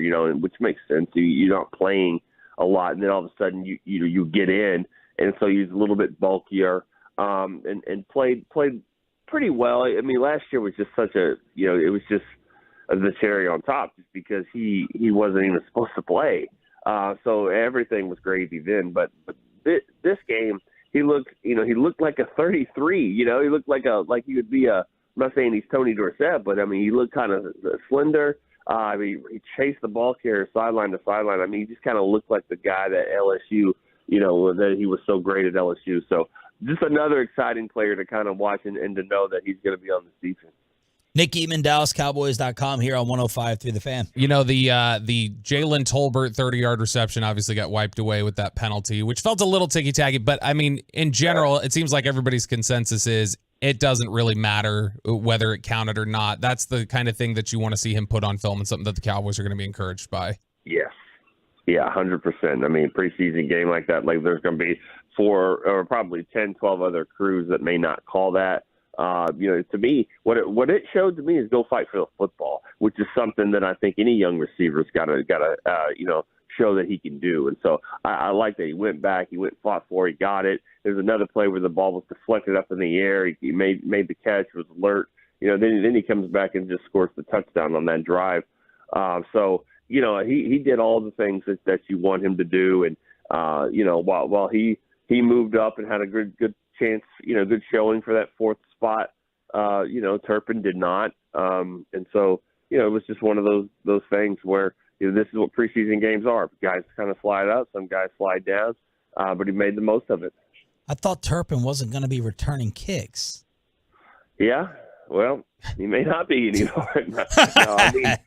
It's just one of those things where he can't, he's got to get away from contact. I mean, there's no doubt about it. He can't just be, living like that. And that's what he does. He waits for the moment, and then he kind of hits it, and he almost did, but he got hit and he fumbled. So, it wasn't his best night at all. And he had some plays that sound like that weren't even noticeable as much as far as lining up and things like that. So, he needs to play better receiver. That was one of the things, was he's playing really good at receiver, but the other night it wasn't his best game for sure. So he's got some stuff to prove. You also sorry, go ahead.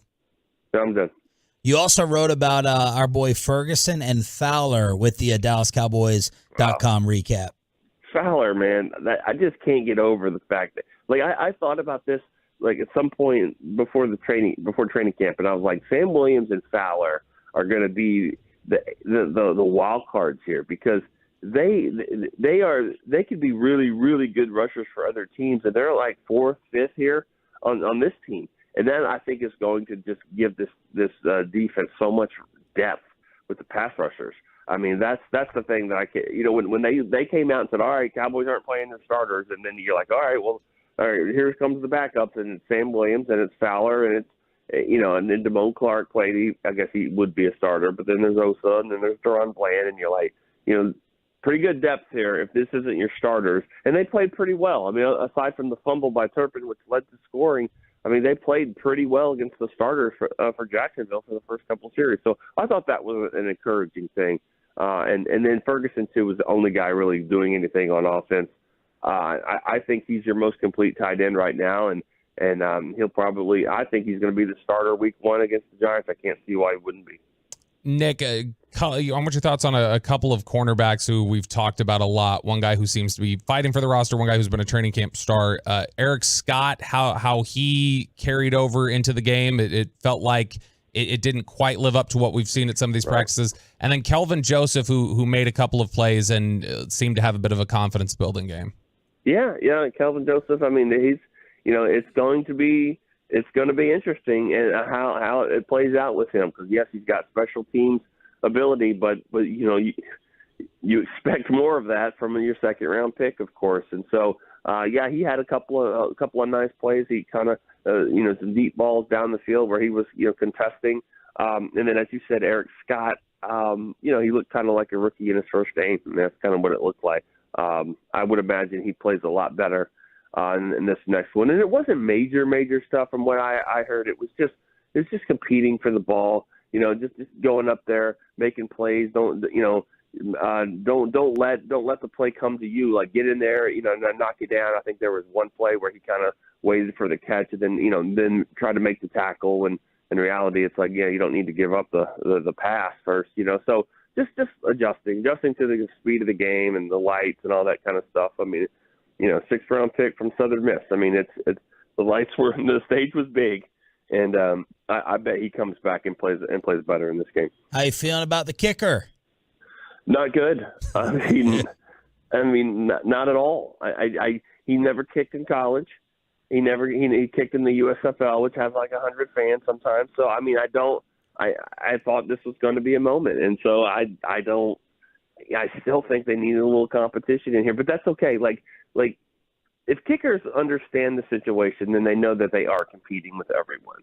And so, he's not the only kicker. Obviously, he's the only one in camp right now, but not the only kicker, out there and that they're looking at. And so, I'm sure there's that short list. They keep looking at it. They know who they can talk to, and I'm sure they will do that as quickly as they need to if, they're going to give this guy a few more kicks. But, the kickoffs are nice.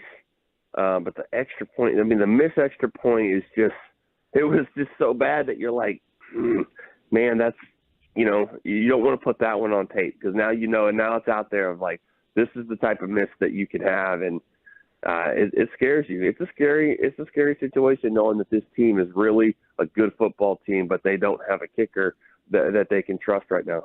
Maher made his Denver extra point, but was very, very wide right from 47. So there's the Maher watch compared to what we have here in the Metroplex. Thank you, brother. We'll talk to you Wednesday. Okay. See you guys. The great Nick Eatman, DallasCowboys.com, halftime television star, brought to you by Ford. Built for Texas, built for you. Mike McCarthy was asked after the game, we going to get some more playing time for the starters Saturday in Seattle? No, I didn't feel that way coming in here, and I don't feel that way right now. But I trust our practice environment. That's a big reason why we're staying in California one more week. I think the way our guys practice against each other, I mean, they push the envelope, and it's competitive. And we're going to have two big time practices Tuesday and Wednesday.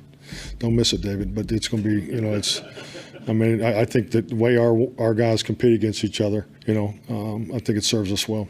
Look at Ryan syncing it up with the video. Fan cam, Twitch, YouTube. There's a reason there's so many Tolos on there. And we lead the way in the building of those Tolo viewers. So thank y'all for that. You're creating expectations now, Ryan. Be careful. Now we're going to have it for every video. He meets them. I look over there. It's all synced up. I'm like, how the heck does he do that? And they're like, well, you send a cut sheet. And we look at the cut sheet and we have the video, but it's still impressive. All right, let's Rangers crosstalk with the KMC Masterpiece and see what they were up to this weekend. We'll do it next. Coming up in the next G.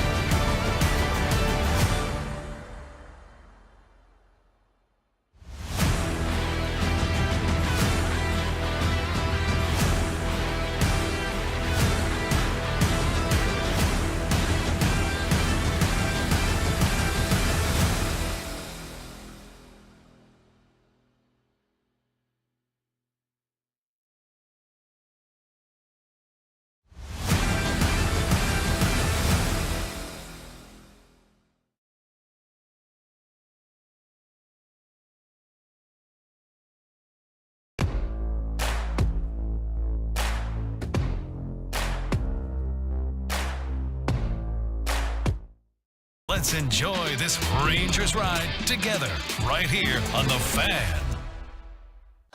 And it's back to Sean and RJ right here on 105.3 The Fan. Segment here brought to you by Classic Chevrolet. At Classic Chevrolet, they do everything with purpose. That's why they're offering you their best model year-end savings on new Silverados. See them all today at ClassicChevrolet.com. Your upgrade is their purpose. Shop model year-end savings today. This is Texas. This is Classic Chevrolet. Relax and enjoy the difference and find new roads. 1-1 the count and the pinch. And that ball drilled toward the left field corner. Fair or foul, it is gone over the wall. A line drive walk-off, two-run home run for Patrick Bailey. And what looked very promising for a moment there for Texas turned sour. A 3-2 walk-off win in 10. Mike Bassick and RJ Choppy are out for the week. Very lonely in here with the four of us. Do you think that was the biggest story in baseball yesterday? I think it might be Wander Franco. How much did y'all talk about that this morning? We talked about it. How much are you going to talk about it? Yeah, that's what we were just having that conversation about. So someone is, I'll take the first bullet possibly here. Someone's DMing me. I appreciate it, Tolo.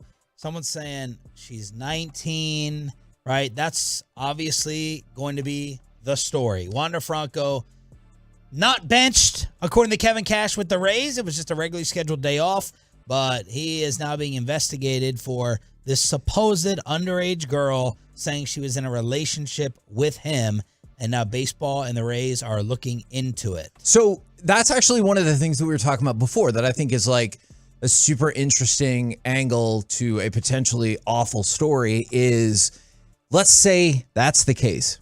She was 19 at the time, and you're like, all right, so like a 22, 23-year-old, I don't know, however old he is, with a 19-year-old, you know, like whatever.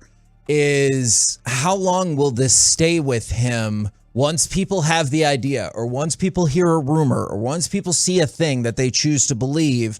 How long does that stick with you, and does it stick with you forever? And we were talking about like the publicity machine behind Wander Franco. If it turns out it's not true, like how does society and the sports fan react to that? Will people still be chanting like things involving this case at him on the road? I think it will go away.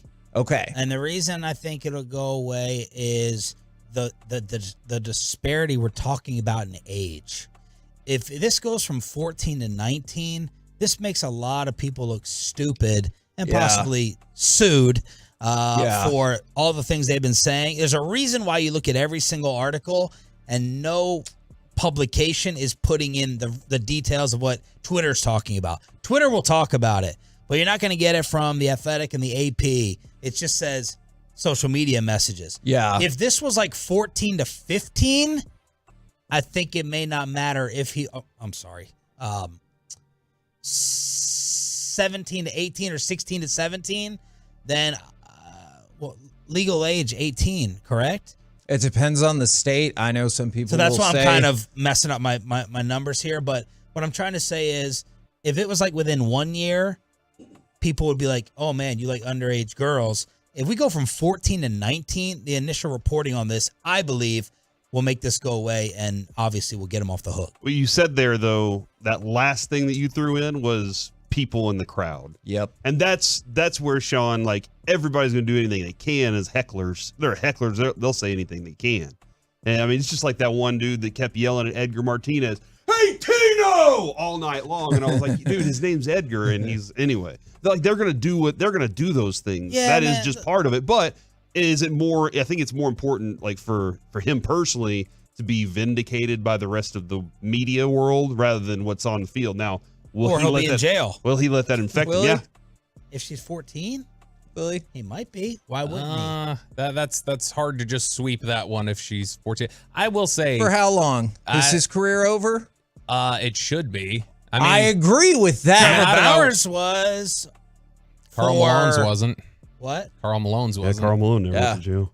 Well, what are you getting at here? I'm just saying, like, you live in the same world that I do. I'm not saying he wouldn't go to jail, but for how long is he going to go to jail? He is 22. Is his career over? Because, Bobby, I think you're 1,000,000% right. If the worst case scenario was true, you would think that would disqualify you from being in baseball again. Yeah. But I'm seriously asking, do you think his career would be over if the worst were true? Yeah. If this is a 14-year-old girl and he's in trouble for this, because of Trevor Bauer precedent? Or? No, because I just don't think that there's going to be tolerance for that in today's social media world where it will constantly be amplified. Like, I mean, Lyle Collins. I hope you're right. Lyle Collins didn't even have anything to do with that murder in Louisiana that occurred. Yeah, we hope that she's 19. Yeah, that's a better point. That's what we hope. That is a better point. Lyle Collins didn't even have anything to do with that. Lyle Collins, for the talk of what he's going to hear for the rest of his career, Wander Franco, even with Lyle Collins never doing that, Lyle Collins for several years, I don't know if he still does, but for several years used to hear stuff hurled at him over that. And so, I mean, it absolutely could be an issue. We had a big baseball debate today. What else do you need to tease, by the way? Oh, man, we got the Mike McCarthy presser at 11:15, plus butter sculptures, and Isaiah Stanback joins us for the C Block today at 1. You saw that butter sculpture, right? No. Oh, my God. Butter sculpture. Oh, it's going to be great. I watched a documentary about that. It was really good. What was the sculpture of? It's of Caitlin Clark. No, the butter was the sculpture. At the Iowa State Fair. It's of Caitlin Clark. Really? Yeah. I got to look that up. Like, yeah, there's seriously stuff out there. It's oddly fascinating. Or maybe you have better stuff to do with your life than I do. Big baseball debate this morning over Kevin Brown, the Orioles announcer. Oh, yeah. Bobby's putting him on blast, and I'm defending him after he came out on Friday and released a statement basically saying, all good, media, you overblew it. Me and the front office, we have a really good relationship, and this is my dream job and where I want to be. And Bobby and I were fighting over this. Forced statement. Stockholm Syndrome.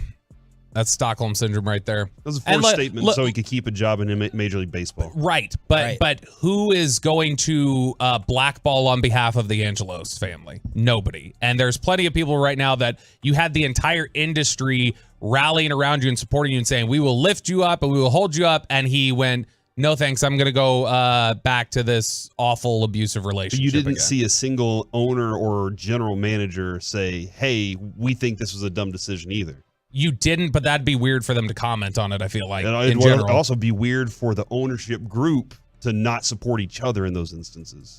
Yes, but the Angelos family is not like some well-regarded group within Major League Baseball ownership. And regardless of that, ESPN, it had already been reported, ESPN was like, yeah, we'll take the guy, we'll blast him out. This is the guy that we can rally around and put up on our platform. Front Office Sports had that. So the opportunity was there to basically own up to it. And I'm not even saying he had to dog them and rip them. It's just you don't have to post the 4-paragraph statement saying how great things are in Baltimore and it's been mischaracterized. That's wanted weird. him to quit.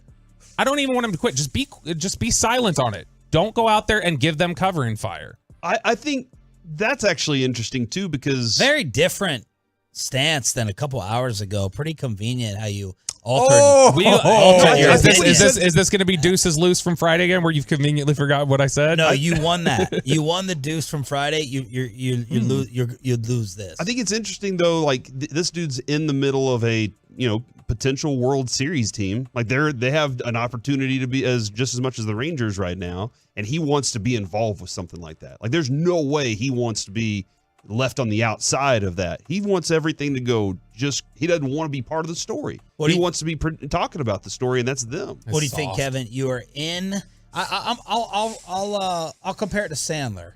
So like this guy might be in a Sandler situation where he's getting a lot of play-by-play reps. You're a young kid, and you're about to be a voice, maybe a TV voice of a major league team. You're with a bad organization, and my point to Bobby is you're not going to blow that up unless another team gives you a play-by-play contract to have you as high on the totem pole as the Orioles have with this kid. You're not going to go out there and detonate it. I'm going to be really careful with the way I say this. Oh, you're not careful with the 14-year-old story, but this now you're walking on eggshells. Bobby, I totally get your point. Oh, that means you disagree. Yes! No, it doesn't. Oh. It does not at all. But I can see how if you worked at a media corporation and you hadn't been there that long and you were forced into putting out a fake statement that you disagreed with 100% of your being, how you might go along with it even though you hated every bit of it. I could see how that scenario would come across someone's give me an example. Like this. Hang on. I can't think of one. Yeah, let's make sure the boss starts getting on a phone call. He just walked by. I was very careful about that. I think this is also one of those situations where, like, little battles, these types of things, he wants to win ultimately in the long run. And I think the next place for him is more open than it would be if he was like, F these guys, screw these guys. Yes. Yeah, and you got to remember the next job that comes up, people are going to remember. Yeah. He was suspended. He was told you did something wrong. Yep. You were bad. You have to go away. Yep. He had all that happen. And they were wrong. And then had to come out and put a 4-paragraph statement out to say how much he loves them. Mm-hmm. No, I'm walking away from that. I'm fine sorry. with that. I'm fine with coming out and saying, hey, look, here's the situation. I'm back. Let's focus on Baltimore Orioles baseball. And when you go back to doing the pregame and the post, then you can feel good about yourself that you took the big dog Why stand don't instead you of just say calling the nothing? games on TV. Just say nothing. Because I do agree with he that. has an even better standing in the organization now. If he doesn't say something, he's going to be asked about it nonstop over and over and over again. And now he has an even better standing in the organization because he took a bullet for him publicly. Would you worry about being in good standing with Dan Snyder?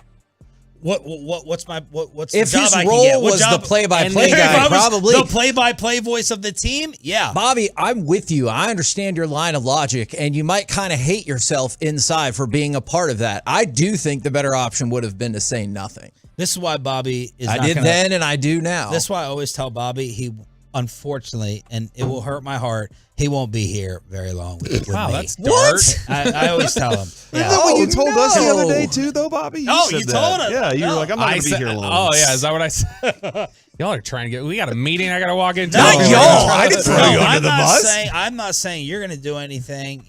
But you got to play the game. You just got to. It sucks. We all hate it. We all talk to each other about it.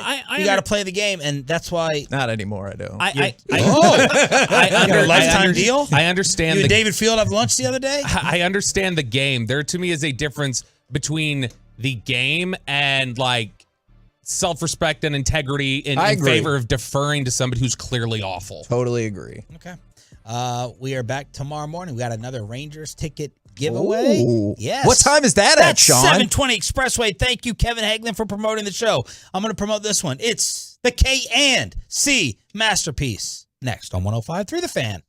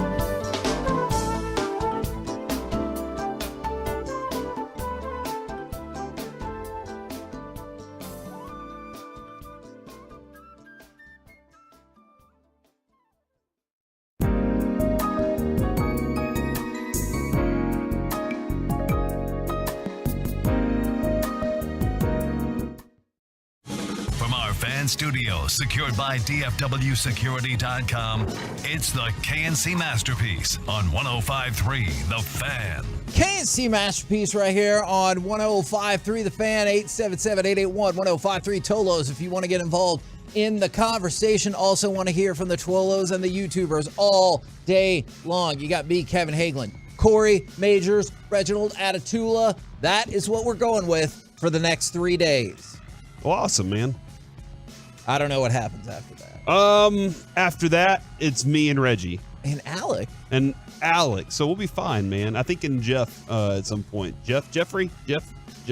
Yeah. Kavanaugh? No, different name. By the way, I don't know. Want to give our guy Bryce Verplank credit, Kevin, for winning his second World Long Drive competition. We had him in studio. Let's take a little credit for giving him some tips. And he immediately wins after that. Yeah, he comes on, gets another win immediately after. And then to top that off, we have Tyrese Maxey on, and now he's about to be a huge star in Philadelphia because it looks like the rest of the team's just going to leave. So I wish I could have seen in the future and be like, hey, what do you think about James Harden just straight up being like, Daryl Morey is a liar? Awesome. Yeah. Now, let me say it again. He is a liar. Mm-hmm. Unfortunately, we probably should have known. Didn't know that was going to happen. I did go to his back to school event on Saturday. It was awesome. In addition to school supplies, they gave out at least 11 laptops to people. Wow, are you serious? Yeah, like 10 kids from Garland ISD, and then they did another one in a raffle. There could have been more that I missed, but I know they gave out at least 11 laptops. Like MacBook Pros and stuff?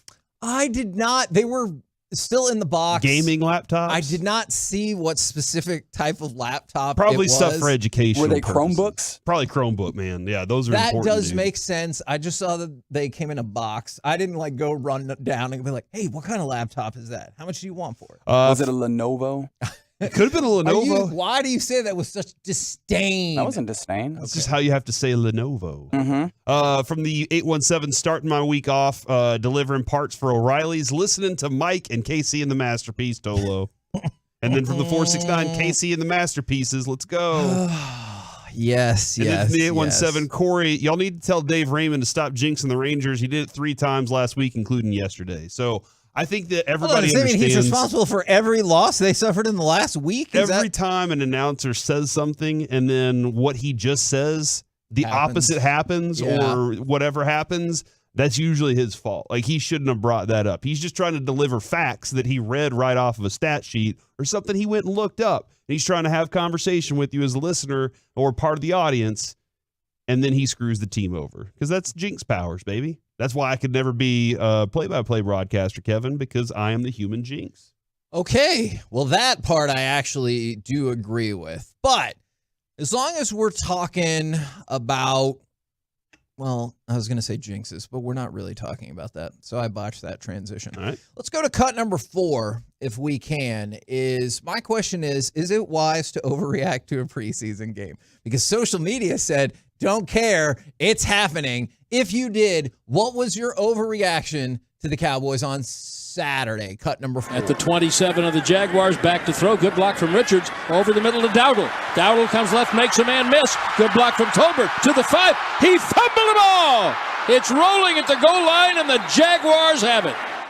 Now, this is not one of my favorite moments of the game. However, Corey, I do need to admit to you, one of my favorite moments of the game was also a bad play for the Cowboys. Oh, my gosh. Why? Okay, look, here's the reason. Is this the quarterback escaping the pocket? No, okay. That was really bad. All right. It was Will Greer, because the people behind us at the game, I just thought this was such an amazing sentiment. And he's like, man, you just watch. Right here, Will Greer, he's about to cook with no sense of irony or anything like that. The very next play, he threw an interception.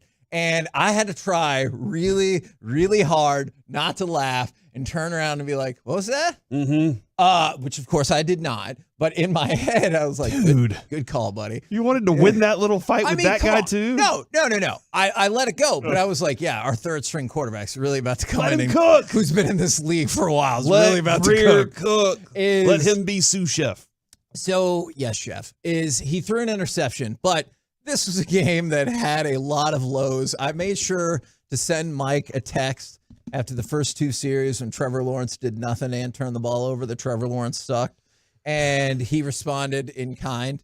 But is it make any sense to overreact to this game, or are you like, well, most of our starters didn't play, so, you know. I'm trying to figure out what an overreaction is. Like, Deuce Vaughn's now our starter? That's right. Okay, Yes. that's not reality. But what if I said he should be running back 2? Is that an overreaction? Yeah, right now I think it is. Because I want to see now. Okay, I appreciate that, Reggie. I appreciate that. So Reggie says not overreaction. No, I think the obviously the guy who fumbled is kind of your number 2 guy. I think Malik Davis did 0. Like that's something that's concerning, and I wonder how much of that was offensive line.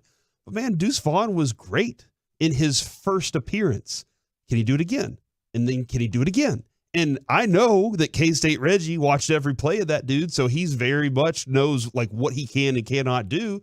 I think he can do it again. I really do. But I want to see it first. So I would prefer to see him do it. All his life he's had to fight. And we had on the show. I love it. I love the underdog. I love the underdog. Yes. I love the fact that the dude did it against the 3rd and 5th strings of the Jacksonville Jaguars. What happened to the 4th string? I want to see those two. They're out. He wasn't on the field with them. But I want to see him do it again with the starters now. I want that opportunity. Let's elevate him a little bit. Let's mix it up a little bit over the next 2 games, and let's see it.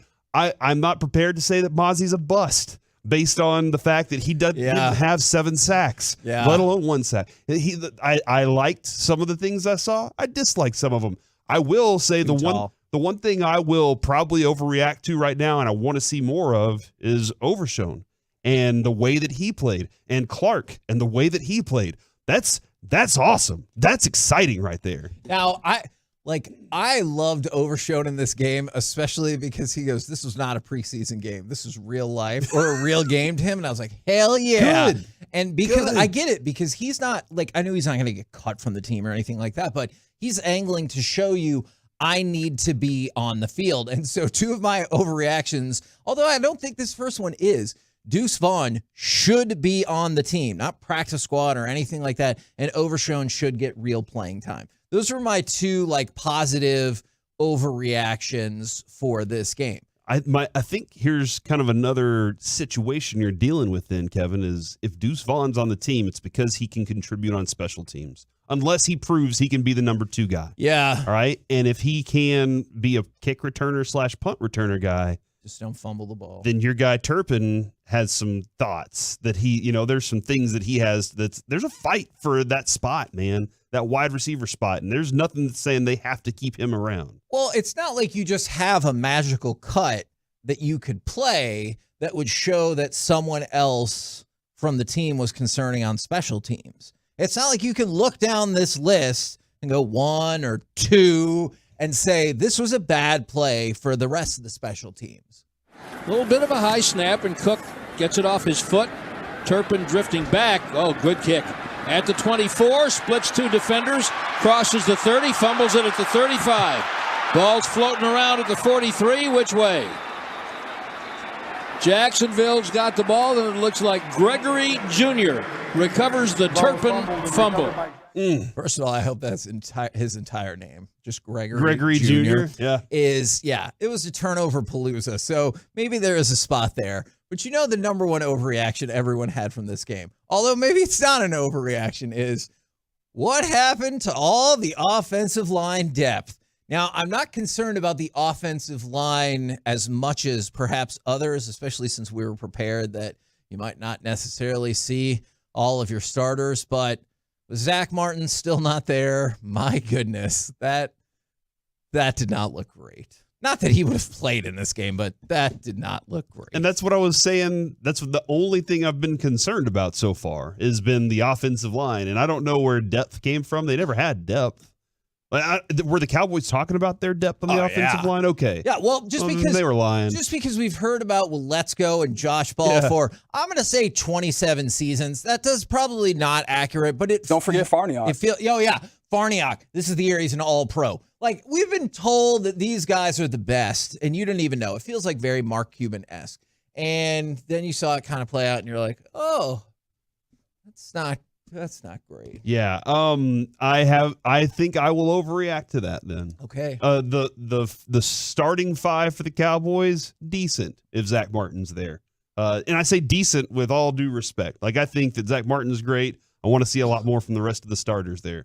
But man, if one of these guys gets injured, I don't know if you have answers here in this team right now. They might be like, no, we're good. We'll be fine. There's a lot of coach them up things that have to happen. I really, really want, because of the story, Brandon Aubrey to get this job, but I hope that we bring in another kicker just for competition because, Didn't he do fine? He was okay, right? He missed an extra point. Look, man, extra points are tough. Those field goals. They are tough. Everybody knows they're tough. Are they? We've talked about this for years, Kevin. Mm-hmm. When it comes to extra points, it's become the most difficult one to make lately. And so that's the big so yeah, don't worry about those, man. Oh, from the 214, overreaction. We got no kicker all season. See, and that does count as an overreaction because they didn't just say right now. If they said right now, I'm like, look, I share your concerns. I want him to get this job. He's local. It's a cool story, but it looked a little shaky. What'd you think about Jalen Tolbert? Jalen Tolbert. I want to create an entire segment to my overreaction for Jalen Tolbert because I have caught Dallas Cowboys passing game fever. Nice. Okay, good. Jalen Tolbert, again, I understand what you're saying about Deuce Vaughn and stuff like that, but from what we've seen at camp, and that's, if you factor in multiple levels, maybe it feels like less of an overreaction, but when we talk to him, when you've seen what's going on at camp, and then you see the small sample size of the game, it does feel like a different deal with Jalen Tolbert. Yeah, he looks different in camp.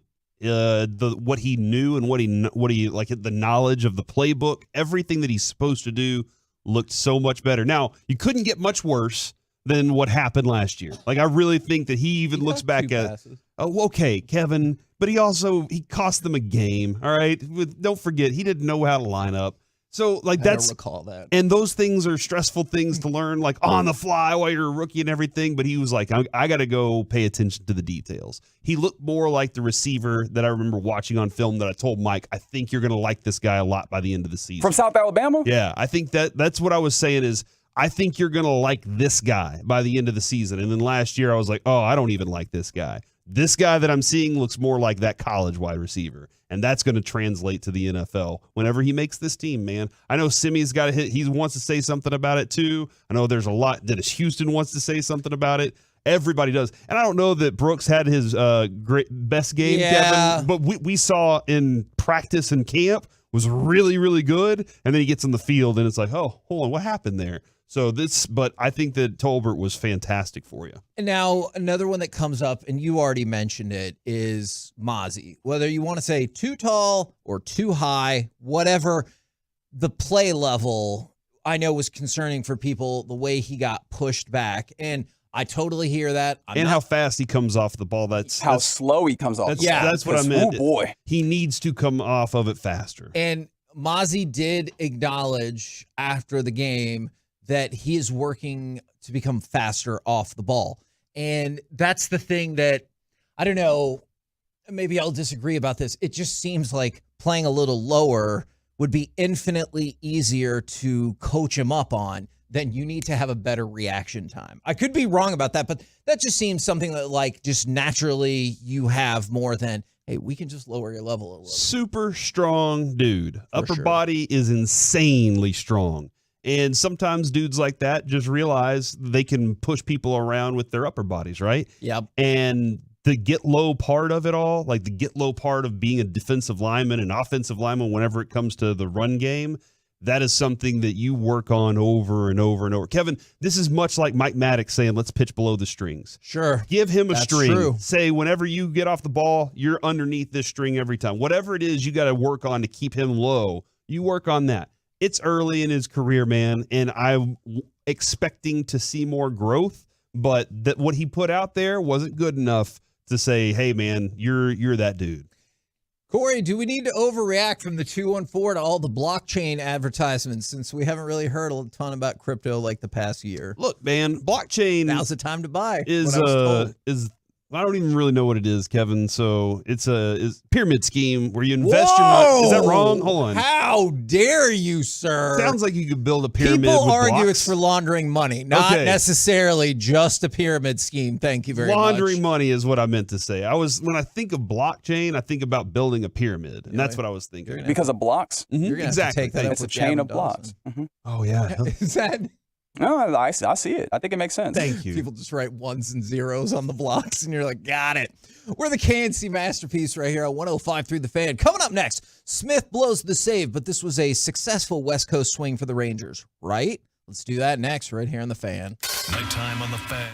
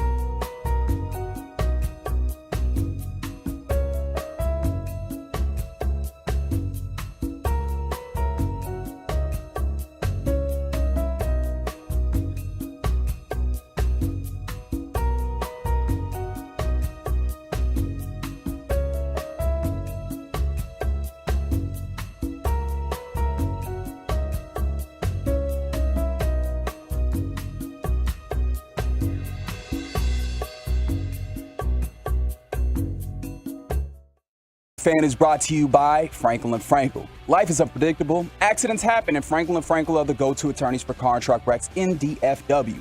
If your loved one has been in an accident, contact Franklin & Frankel for a free consultation at truckwreck.com or call 214 or 817-333-3333. 1-1 the count and the pitch.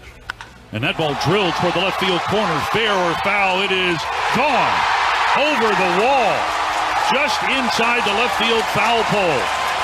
A line drive walk-off, two-run home run for Patrick Bailey. And what looked very promising for a moment there for Texas turned sour. I think that's an excellent way to put it. Turned sour.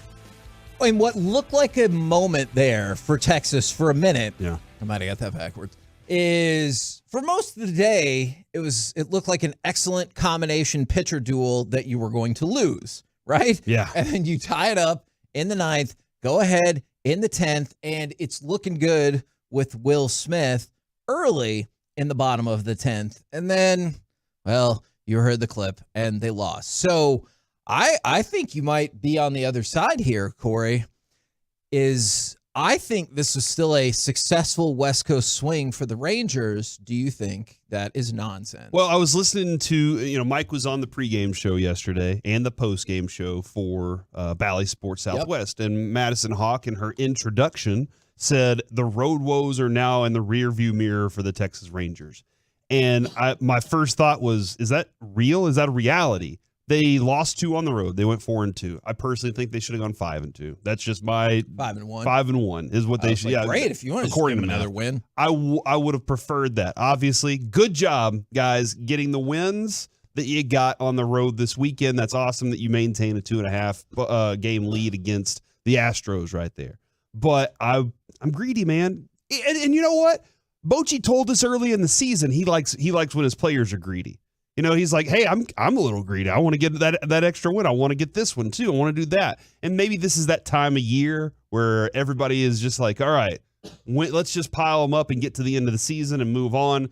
I do have to sit back and say 70 wins, the fastest in franchise history. Yep. You have to applaud all the great things that they've done this year. And Kevin, I think when Chris Young convinced Bochy, look, take this 3-year deal. I'm going to have you for 3 years. And in that 3-year window, I'm going to do everything I can to build a championship team. And then you can retire and go enjoy life. I think that was the promise that he made. Yep. And he has the team for it, man. And unfortunately, a couple injuries kind of have hurt them just a little bit. And we'll get to those a little more later. But I think that this was a successful road trip. I wanted one more win. And yesterday was the chance for it, and it got taken away. Now, I think one of the reasons that statement might have gotten made that you were responding to is, what month are we in right now? August.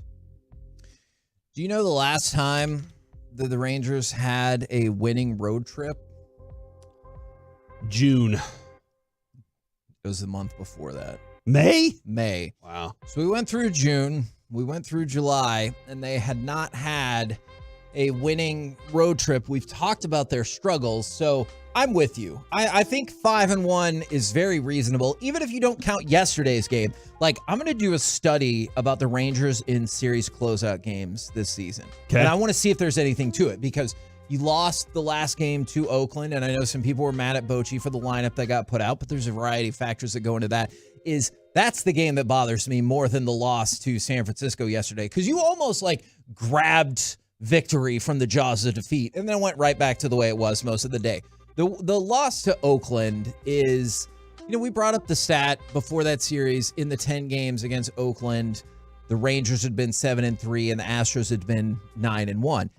You might think, well, that's still a really good record. True, but against one of the worst teams in Major League history, not hyperbole. What if you could have added those 2 more wins and matched Houston? And right now you're 4.5 ahead. That feels significantly more comfortable. Yeah, and I don't know how much they're caring about that. I really don't know how much that's driving them in the clubhouse. Sure. Because somebody just texted from the 972, missed the opportunity to be up 3.5 games on the Astros.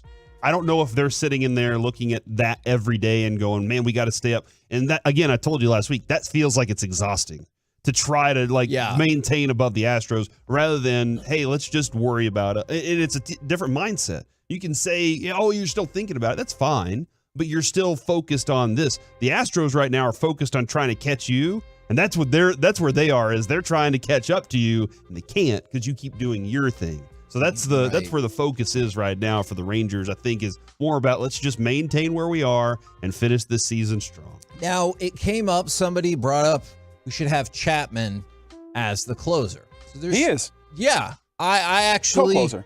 I actually agree with that.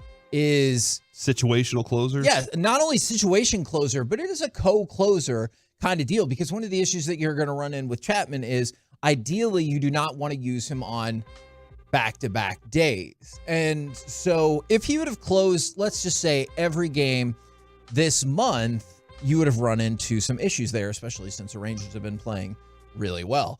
He is the part-time closer, but he wasn't going to close this game, or they made the decision not to have him close this game. And Will Smith has pitched well this season. I'm not going to say he's been unstoppable or anything like that, but he's pitched very well this year, especially in some months where you had nothing else, it felt like, in the bullpen. I think I heard Jared this morning with Sean and Bobby this morning.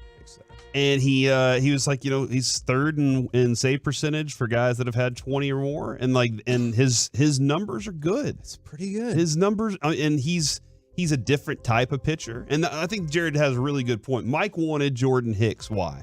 Do you remember why he wanted Jordan? He throws faster than any human in the world. From the other side. So he wanted left-handed fast, right-handed fast. And then you got Will Smith in the mix, who's in like the 92 range. Yeah. But he still strikes dudes out somehow. And so that's kind of you want that type of mix. I think that Boch by the end of the season is going to say, whenever the situation calls, I will go to a guy.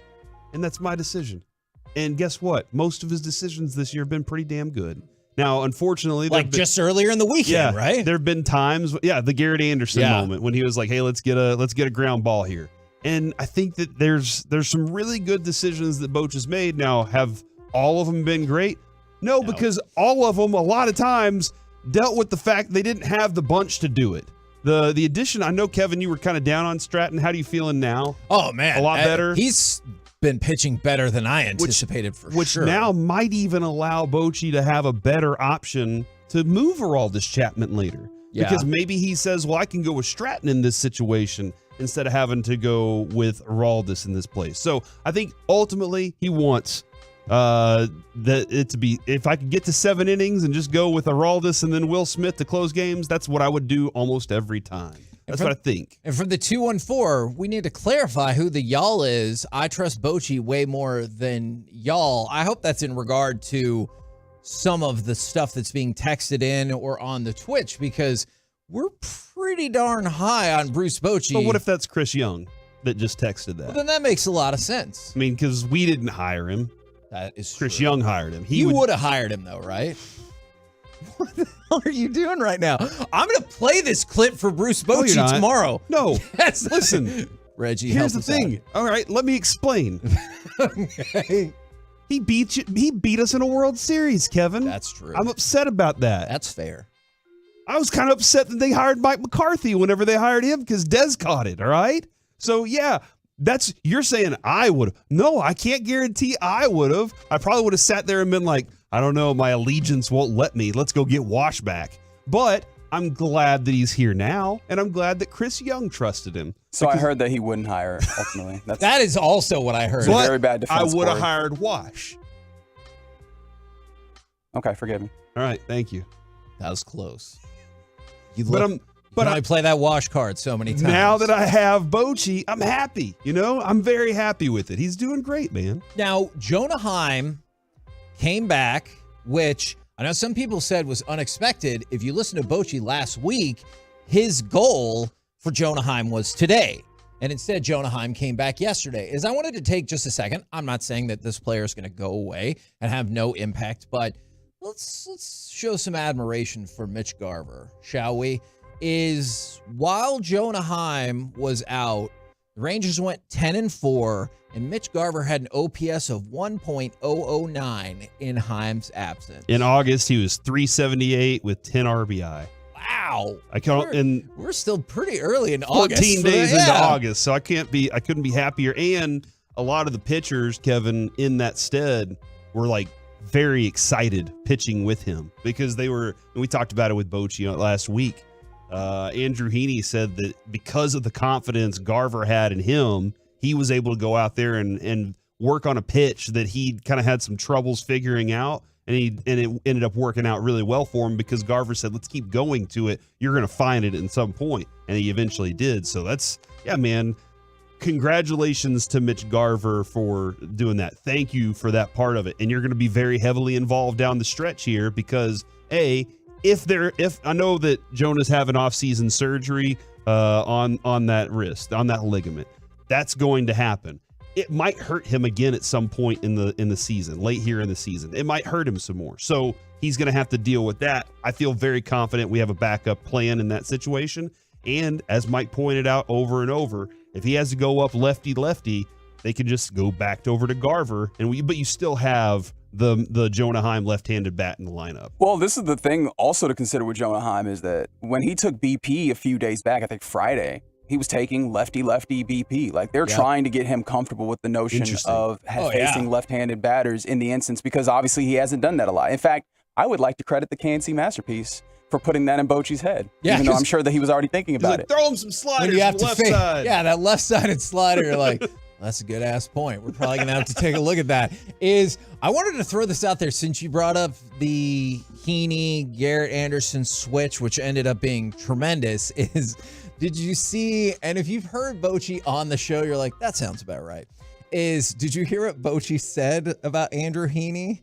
Oh, I didn't. He said he had, quote, caught some crud earlier in the week in Oakland, which speculation was, I believe it's from Evan Grant, that is Bochy's for, I can't take credit for that or blame. For he either got a cold or missed a bullpen session or something like that, and he was already on a short leash. So he caught some crud, and that's why when they ran into that scenario, he was like, nope, got to change, when Andrew Heaney had been playing tremendously. How do you catch crud? Is there a way? Do you just reach out and grab it like you do in football, or do you have to catch it with a mitt? How do you catch crud? Man, I really want What is crud? I really want to say something, but then it'll light the fan text and stuff on fire. Yeah, let's see. Let's see how it goes. Is it politics? I mean, it's turned into that somehow. Never mind. Somehow, Let's stick to sports, some way. Kevin. Wash your hands with hot water, right? That's how you catch crud? No, that's how you stay away from catching crud. Oh, yeah. I think the odds are more in your favor, right? Is there a crud test, Kevin? Is that what you're going for? Yeah, exactly. I'm willing to bet you just wash your hands. It'll give you a better shot at not catching crud than otherwise. I don't feel like that's a controversy. Hot water, 2 minutes, and soap. That's 2 minutes? Whenever Lucy was in the NICU, I couldn't go into the NICU unless I washed my hands. Okay, have you been washing your hands wrong? I think I might, because I do not think I keep them under hot water for 2 minutes. That was sterilization, dude. Okay, they were. That's different. You're talking about the NICU. Your question was, how do you not catch the crud? There's a big gap in there. I'll try to put together a chart. But if not catch the cruds on one side and going into the NICUs on the other, we got a whole bunch of boxes. Wait, you don't want to be NICU clean all the time? That would be awesome. I do. Don't you have a young child? I do, Reggie, and I want to, but that's a difference between He's always what I putting his hands in actually your do. mouth. That's true. If you're telling me want to, yes. But am I going to remember that when it's only been 1 minute under the hot water and I just move about my day? Probably not. That extra minute, you should want to do that to make sure that your child is safe. We're the KNC Masterpiece. You want to right leave here. that one germ there. It's like 99%, and that one germ's just sitting there, and he's like, guess what? I know how to spread. Haven't we been conditioned to think that one germ ain't going to do nothing? Because whether it's Listerine or whatever else, they're like, we got 99%. Don't even worry about that one other percent because it ain't doing nothing. All right? Coming up next. The start. It's time for Baseball Buckets. Shut up. With Corey Majors. All right. The all Major League Baseball team watch. This is the one you want to keep an eye out for. And Dane Dunning, baby. Next on the Fan. Coming up in the next G-Bag Nation.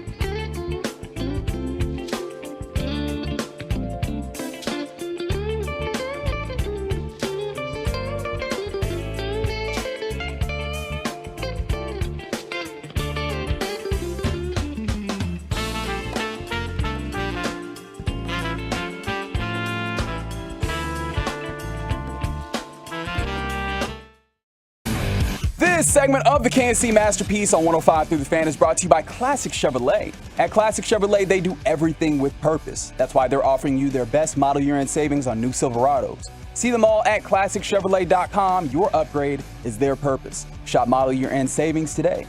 This is Texas. This is Classic Chevrolet. Relax and enjoy the difference and find new roads. KNC Masterpiece back here on 105 Through the Fan right now with Mike out for the week. It's time for baseball buckets.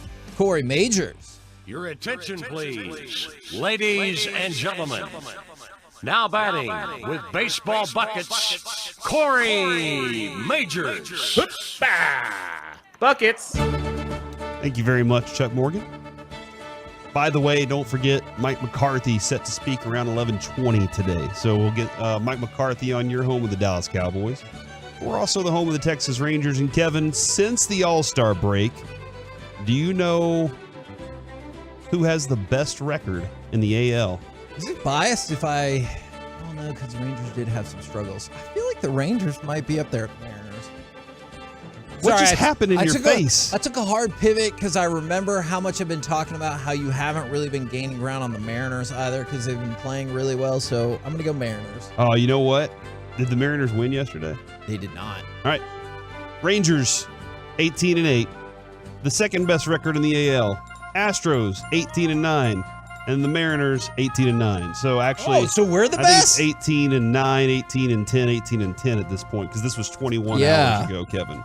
So there you go, Rangers. All the AL West has been the best, except for, obviously, the Angels. But every time the A's win, everybody gets excited. So wow. So yeah, the AL West down the stretch here is going to be tough. The Mariners are probably going to be kicking themselves late in the season for their slow start. Yeah. And the Astros are just kind of sitting there going, how do the Rangers keep doing this? Man, that's just crazy that the top three are all from the same division. That's really impressive. All those teams lost yesterday, though. Also, Kevin, I like this stat. Thank you, Jared Sandler, for this one. Dane Dunning, the 8th pitcher in Rangers history with an outing of 12-plus strikeouts and 0 walks. Can you name the pitcher who has 3 of those types of outings? You said no walks? No walks, 12-plus strikeouts. Steve DeBerg. Steve DeBerg was a football player, but I bet he could have if he wanted to. True. I'm still going to say Nolan. But the walks concern me. All right, Kevin. That is incorrect. And I appreciate you. I really do, man. I was really trying to... Nolan had 2 of those outings. Okay. Not 3. Kevin Brown. Kevin Brown is also the wrong answer. It is Yu Darvish. Yu Darvish had 3 outings. That makes a lot of sense. Of 12 strikeouts and no walks. Can you name the other... Well, clearly I cannot, Corey. 6 that had at least one. It had one of those games. Because I'll do it for you if you want me to. Let me just mark that right quick. C.J. Wilson. C.J. Wilson, incorrect. Next. Now he's going to name incorrect people. No, I really want to get this. 877-881-1053. Sucks. Yes, got one answer correct from the 903. Appreciate that. Cliff Lee. If it was definitely Cliff Lee. From the 469, wasn't Bassick. Well, I'm not sure. Derek Holland. Derek Holland, incorrect. The rest of the list, Kevin, goes as such. Dane Dunning, Bobby Witt, Matt Parashow, Cliff Lee, Cole Hamels, and John Gray has an outing of 12 strikeouts and 0 walks. Zero.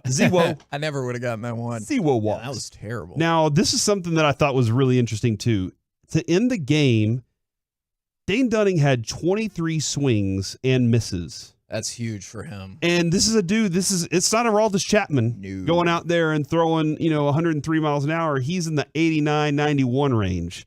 And he had 23 swings and misses. That ties DeGrom's second start of the year for the second most swings and misses for strikeouts by a Ranger this year. John Gray had 24 on June 7th. Wow. According to StatCast, here are the pitchers who've gotten at least 23 swinging strikes in one game for the Rangers in the StatCast era. Kevin, would you like to guess? Yu Darvish. Who has done it 3 times? Yu Darvish. That's correct. Good job, man. Good job. Thank God. There are 3 other pitchers.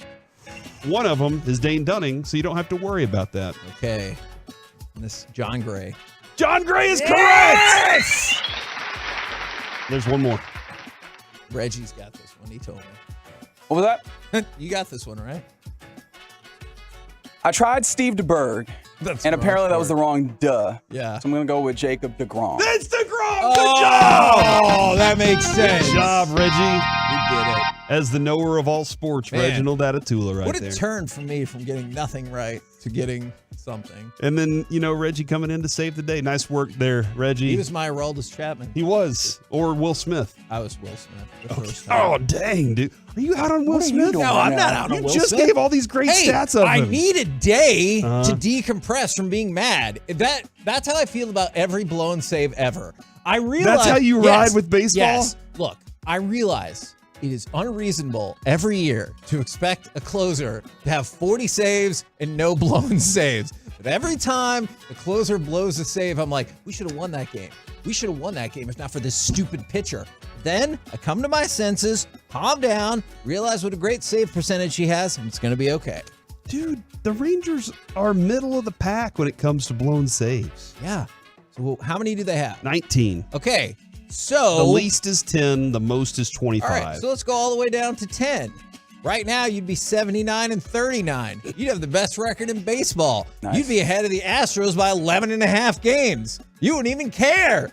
So be angry with me for a day. Okay. That didn't sound angry. I'm trying to look at the players with the most blown saves this year, too, and the Rangers. Anyway, that's a different story for a different time. Mostly what I was trying to do, highlight Dane Dunning, who has been on fire since the All-Star break, man. This dude is going out there and giving you very good outings. Reggie, you look like you want to say something. On the Twitch chat, a little DCH, I don't know if that's read correctly, asks, is Dane Dunning the new Kobe Lewis? That's an interesting question because Mike always says this, Colby would pitch to the scoreboard. Yeah. And Dane has just been pitching to the hitters and saying you can't hit me. Mm-hmm. So that's a little bit different. I mean, it is a little bit different, but yeah, a guy who you feel is workmanlike. I would probably healthy Matt Harrison is what I like to compare him to. I can see that. Because there was a time though, Kevin, where healthy Matt Harrison was giving you 7 strikeouts, 3 hits, and a run. And that was kind of the outing. Dane Dunning's been better than that though. So I don't know if this is just a stretch that we're dealing with because he's healthier than he was last year, or if this is Dane Dunning for the rest of his career. Because if it is, he's the best 4 you got. If Dane Dunning has consistent swing and miss pitch capability, he is going to be higher in your rotation than that.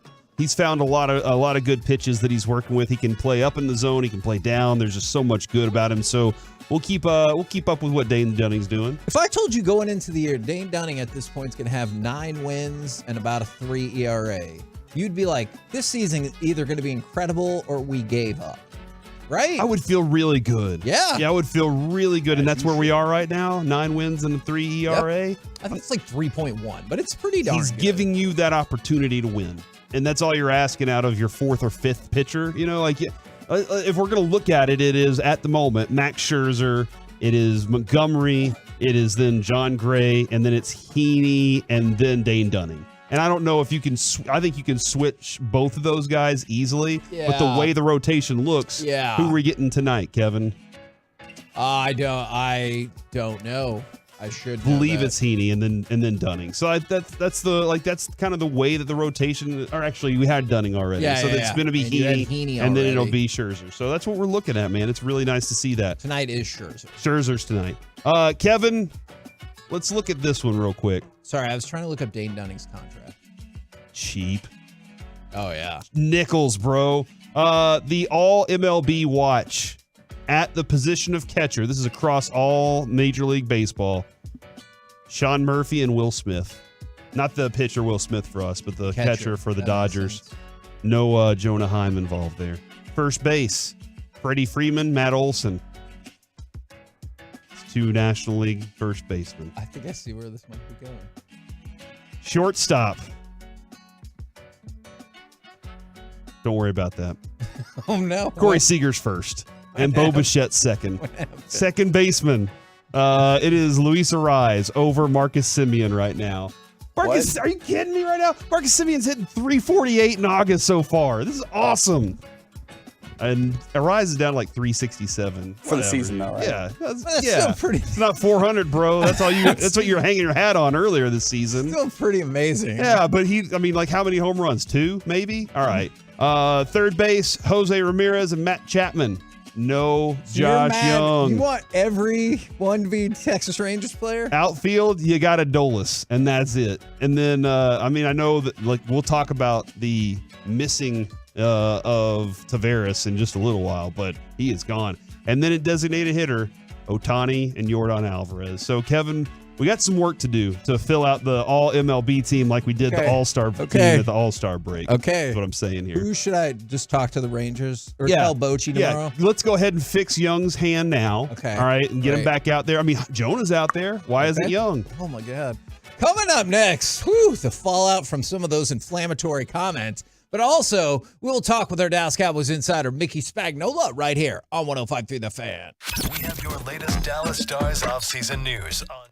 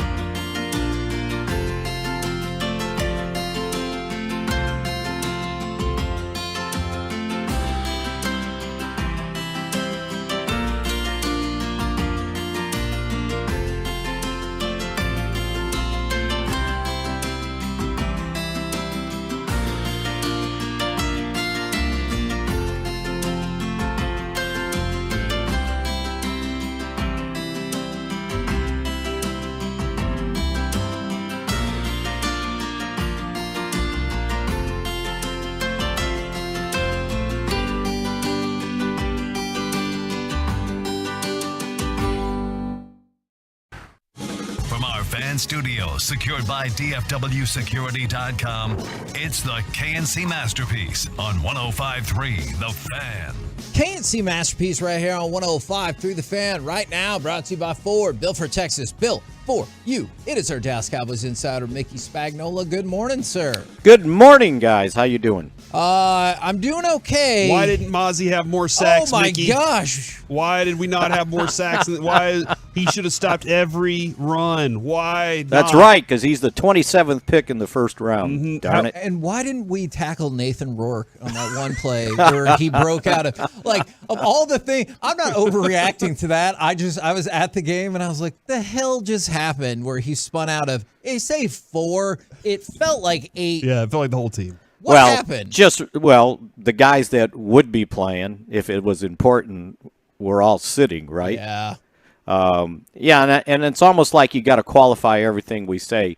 When you sit 25 guys, most of them starters, plus we can make it 26 because I don't think when they said 25 they were counting Zach Martin, right? So you got 26 guys that didn't play in the game because they didn't even there wasn't even a chance of them playing because they didn't even have their shoulder pads on, right? So yeah, I did think about that when I saw Dak on the sideline. It wasn't like, oh, okay, we're going to put somebody in there because we want to win, So they got a chance to look at a lot of young guys, and I think that was invaluable. And one of the things I wanted to point out, like the whole first half, the offensive line that played, the starters. You know who played the most football last year among those guys? Oh, Matt Willetsko? Fair enough. No, he was on IR almost the entire that's season. Right. I don't know. Fair enough. Josh Ball was on the 53. He got in 41 snaps. He almost played more snaps in the first half than he did all last season. Farniak started 2 games, and then October 26th, he was on injured reserve for the rest of the year. And the guy that started at center, Brock Hoffman, was on the practice squad all year. So the guy that played the most football on that starting offensive line was Awesome Richards at the University of North Carolina. Let's go. I would not have gotten that correct if right. So when you look at it, as the game moved along, those guys did a little bit better and gave you maybe a little bit of hope that there was potential backup guys there that can make the 53-man roster. But overall, none of those guys had played football that much last year. And you know what? And it goes for Will Greer, right? When's the last time he played in a game? Last preseason. Yeah, wow. So I think sometimes, you got to kind of take some of those things in.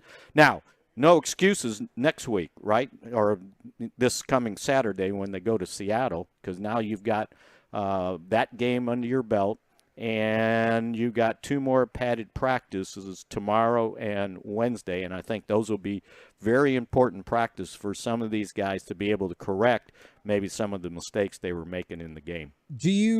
Will it be status quo then for Brandon Aubrey? Do you think they will try to bring somebody in this week for? No, I don't think so. I think if here's what happened. So he made three of 4 kicks. He missed the one extra point. Yes. And what happened was, from what I can tell, is he made the first couple kicks and they thought the operation was too slow.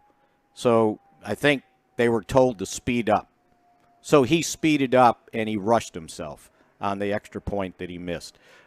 If you had the opportunity to watch him kick in warm-ups, boy, he was awfully good. I think I saw him maybe in all the warm-up kicks, field goals, he missed 1, and it was from distance. But he was hitting in warm-ups from 53 and 51 with room to spare. So he's got the leg strength, and now it's about consistency. And look, if there's somebody out there right now, how good can they be? Maybe all pro. That's a possibility. Oh my gosh! Yeah. Great. and Let's sign that person. Okay, and I understand Robbie Gould, right? But then you got to bring in a guy that can do kickoffs. Yeah. And he hit 5 touchbacks, and it wasn't even like, oh, okay, it wasn't quite a touchback. They could have run him out. He nailed his kickoffs. And remember, that's the first time he's kicked in an NFL game. Wow.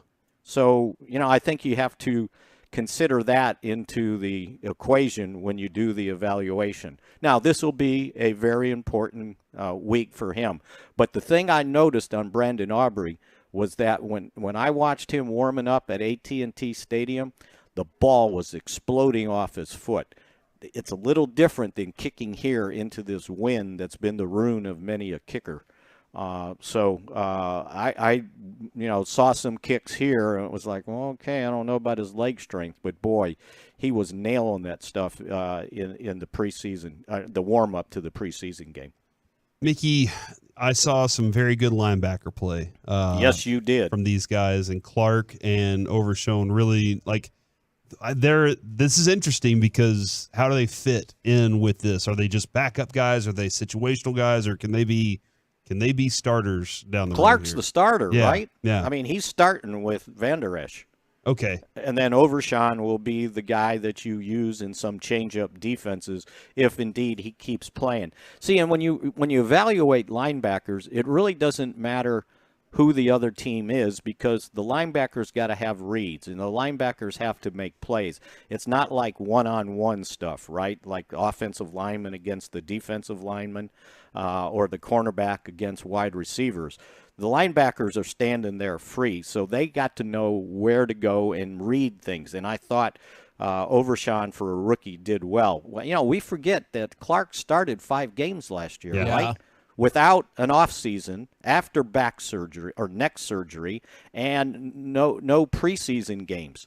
And we saw the way he played, and what you saw last night from him is what we've been seeing here in practice. This guy sideline, that play he ran from the backside, and they pitched out to the strong side, and he ran it down by the time it got to the boundary.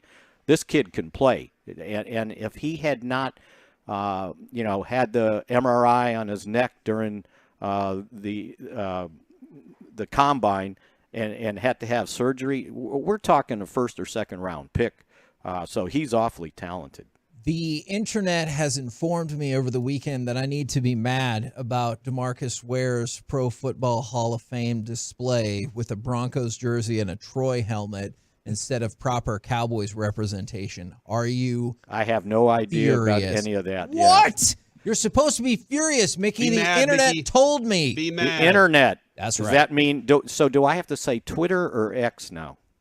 I've seen some places even combine it and they put an X/Twitter in case you don't know what that is. So is it I X, still say Twitter. Is it Xer or Xing? I don't know about that last. You guys have to help me with this stuff. I you think you can still call it Twitter. I like and the way you everyone- said it, though. I don't know, man. I think that'll work. So, All right. So Yeah. now that you're the aware, display at the Hall of Fame. yes, will you? See, I don't think DeMarcus has anything to do with what the Pro Football Hall of Fame puts on display. We gotta Hey, go well, talk not with football. that attitude, Mickey. Yeah. We need you to be furious about this so we can mount our campaign. Yeah. All right. Next Campaigns. time I see him, I'll inform him that they made a mistake, right? I don't think you sound as mad as I need you to be. Yeah. Among the things I got to be worried about, that's probably way down the totem pole. Kevin asked this question this morning, is Deuce Vaughn your number 2 now? That's right. Oh, I don't know about number 2, but I think he's in the 53. Okay, from good. Just what we saw, right? Yeah, I think so. And again, somebody asked the question to McCarthy afterwards, like, well, do we have to consider who he was playing against? And I said, well, if you want to consider that, then you need to consider who was blocking for him, right? Because Wow, that's an interesting point. by time he played, it was the third string offensive line out there, and he made them look good. I don't care who you're playing against, that's on defense. When you put your foot in the ground and make the couple moves that he made and saw the hole, that has nothing to do with who you're playing against. That has to do with your ability to see what you need to see. And I think we saw that. I mean, I understand the competition's going to go up, but if people can give him a hole, he certainly seems to know. He's got this ability to see that stuff. and it's rather amazing, and he gets through it.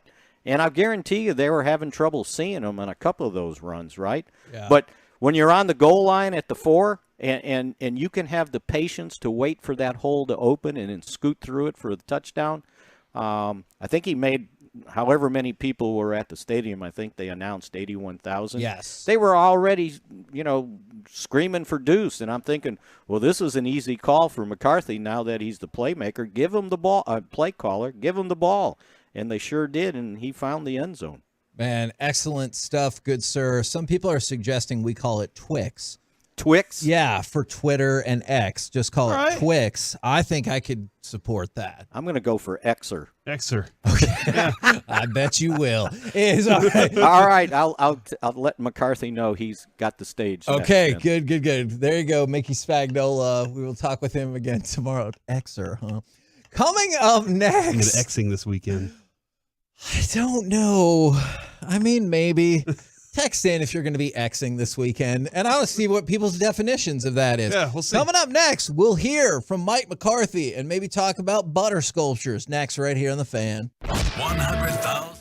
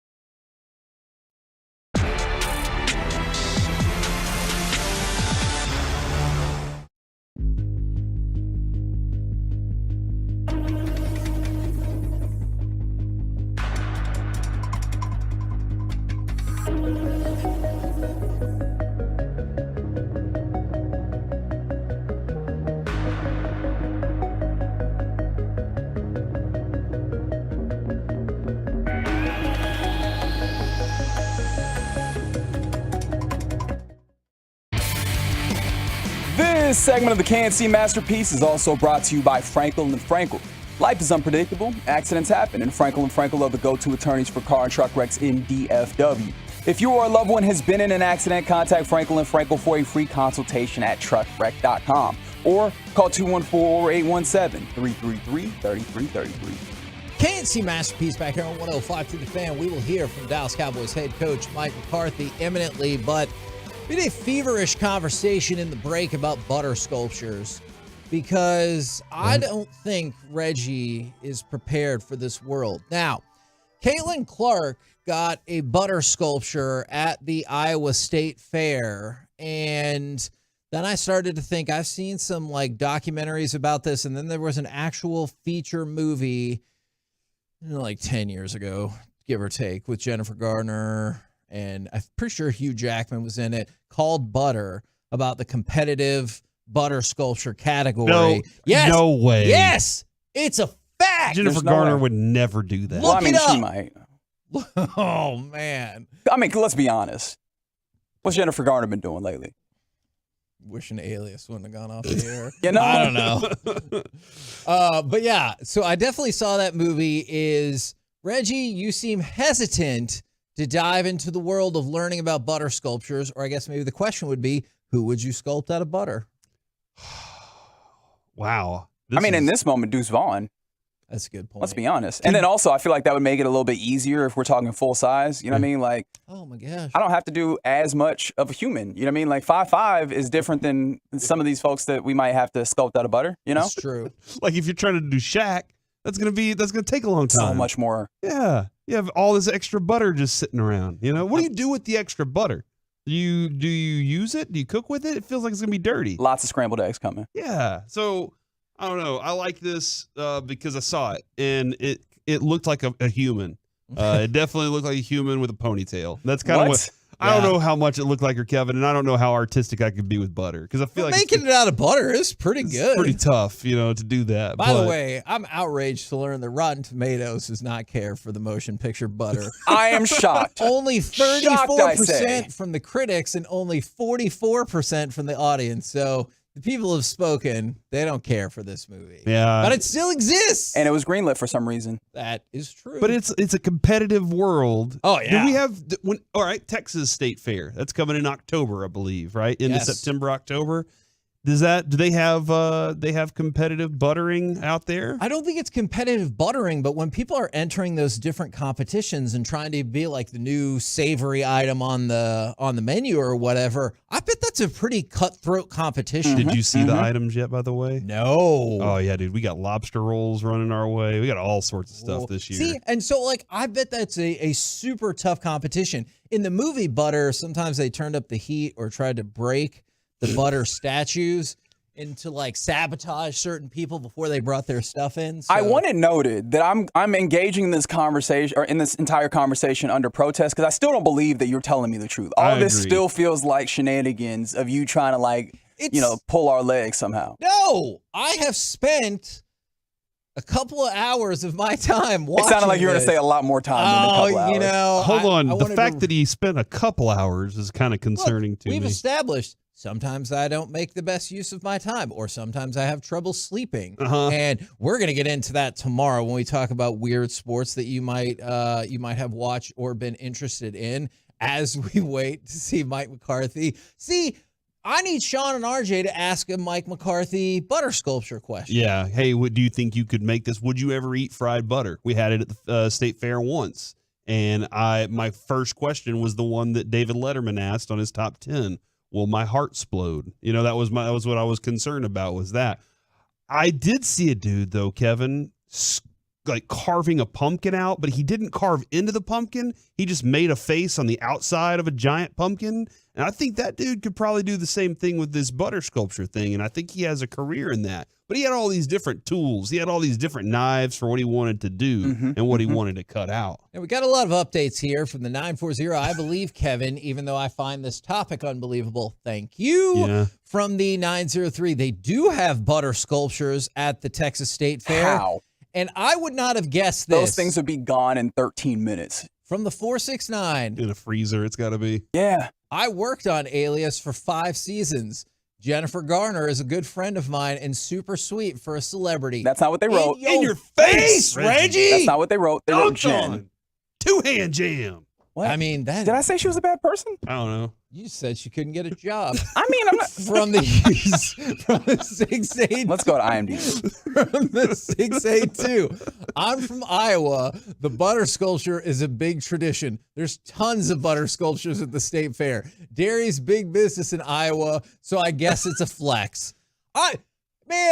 Reggie, now I wish we could go to the Iowa State Fair and walk through like the Hall of Butter Sculptures, and you'd be like, "This is incredibly a waste of resources." That's right. That's what he would say at first. You know me so well. I know, but then hopefully we would convince you that there's some good stuff happening there.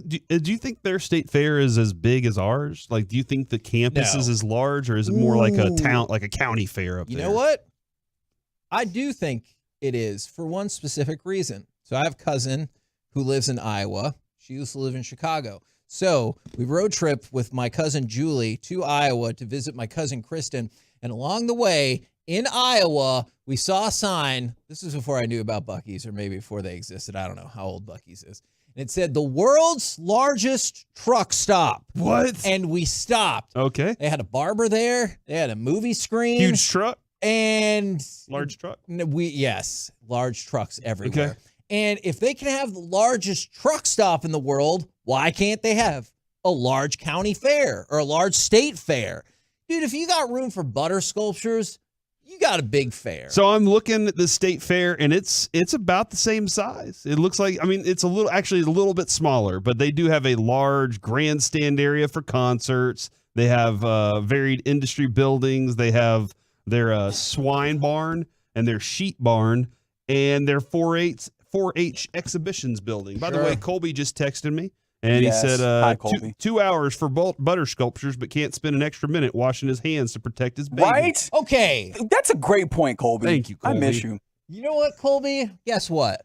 As long as we're burning bridges, Oh, no. I still haven't watched the John Wick movies. They're on the list, but I still haven't watched them. He told me not to talk to him until I watched them. And I was like, not about anything. He goes, nope. All right. Can we talk about James Harden for just a minute? Well, we did talk to his teammate Tyrese Maxey. If you missed that interview on Friday, go back and check it out. You can find it on my Twitter at In the Majors or on 1053thefan.com. I'm really disappointed that we didn't know this was going to happen, but I'm going to take you to James Harden this morning. I know he was on a court, but it just said like Harden in the background. It felt kind of like an element of a TED Talk. The way he was talking to everybody is... There was a lot of media there, too. There was a lot of media because you heard yesterday or Saturday the trade talks were dead. He was going to stay. And then James Harden came out and said this. Daryl Morey is a liar, and I will never be a part of an organization that he's a part of. Let me say that again.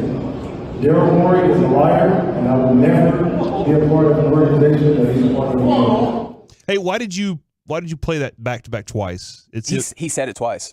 He said, let me reiterate. Oh, man. Daryl Morey is a liar, and I will never play for an organization he's involved with again. This dude knows how to get himself out of a situation. When he was in Houston, he was like, I'm going to be fat. And then whenever do you not remember? Yeah. I do. He may have just put on a fat suit. Like that may have been, or extra layers, but he was like, look, I'm going to make people think this way. And now he's just like, hey, I'm calling out this dude. I want out of here. So this is very interesting from this guy. Is it blowing up there, man? What's that? Is it blowing up? Oh, the there? organization? Like, yeah. Oh, the organization. Thanks. Yeah. Absolutely. Probably, and also because we haven't talked about this a lot. He has some culpability here that not a lot of people talk about, but Joel Embiid is not like guaranteed to remain there. Yeah. And they spent a lot of time with him being the star and not really having the full complement to get this thing done, or not finally getting to the place they need to get to. At what point does he go, I'm sick of all of this and I would like to find somewhere else to be? I mean, I feel like you're already teetering on the brink of that. I'm not suggesting that it'll happen in the next month or prior to this season, but I do feel like you're right on the edge of that. So, I mean, look, as much as I like Tyrese Maxey and I think he's an excellent player, you don't necessarily, at least yet, say, well, that's the guy we'll build around instead, as opposed to the guy who was just the MVP. So I don't know what they're going to do there. And then I always wonder what the market is for James Harden. Like for a dude who goes in front of everybody and says that about his the general manager or the president of his team. Yeah, I'm sure there is a market because talent is talent, and I understand that. But I wonder about dissipating talent with age or dissipating what he brings to the table because of things like what Reggie just said. I don't know what the market is for him. Well, and I think the way he feels, and he didn't go into any depth beyond he's a liar, right? Like, did he explain more about what he lied to him about or how often he's lied? Does he keep track of the receipts of it? I don't know the answer to that question right now. So, right. But I guess here's the thing is whatever it is, he feels enough to burn the bridge completely and say, it doesn't matter. And I don't care what you get in compensation for me. Just move me on. Yeah. And I screwed you over because that's the way you treated me. So now you're screwed on this situation. You're going to look bad in this way. How much do you think?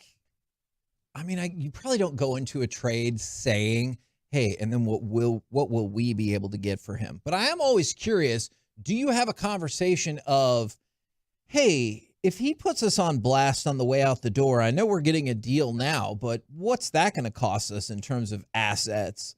Well, you just got to keep being nice. You know, you got to not lie to him, evidently. And, well, this is the problem, right? Like, he has a track record of wanting out on 3 different teams.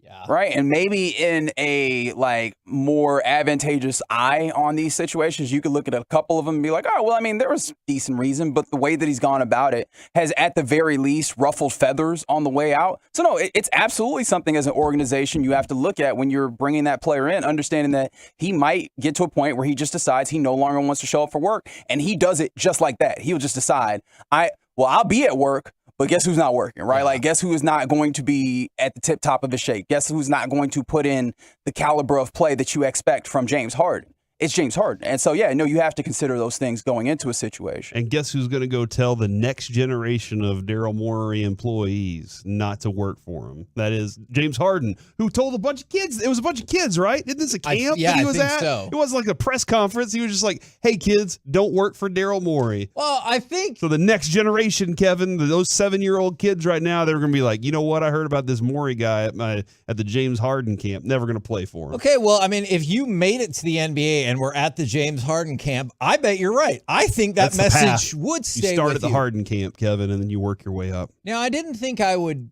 say this ever, but I have a truck stop and state fair update. I have state fair updates as well, too. Multiple updates? Let me start with the truck stop update, and then I'm going to go to Corey. He feels prepared for this. From the 682, Kevin, I know what truck stop you're talking about. They also have a dentist there. What? And then why truck is that stop? Well, hold on. You might need to get dental work done. Yeah. Impromptu? Yeah. Like, you're just driving along and you're like, hold on. Eating some sunflower seeds and you crack a tooth.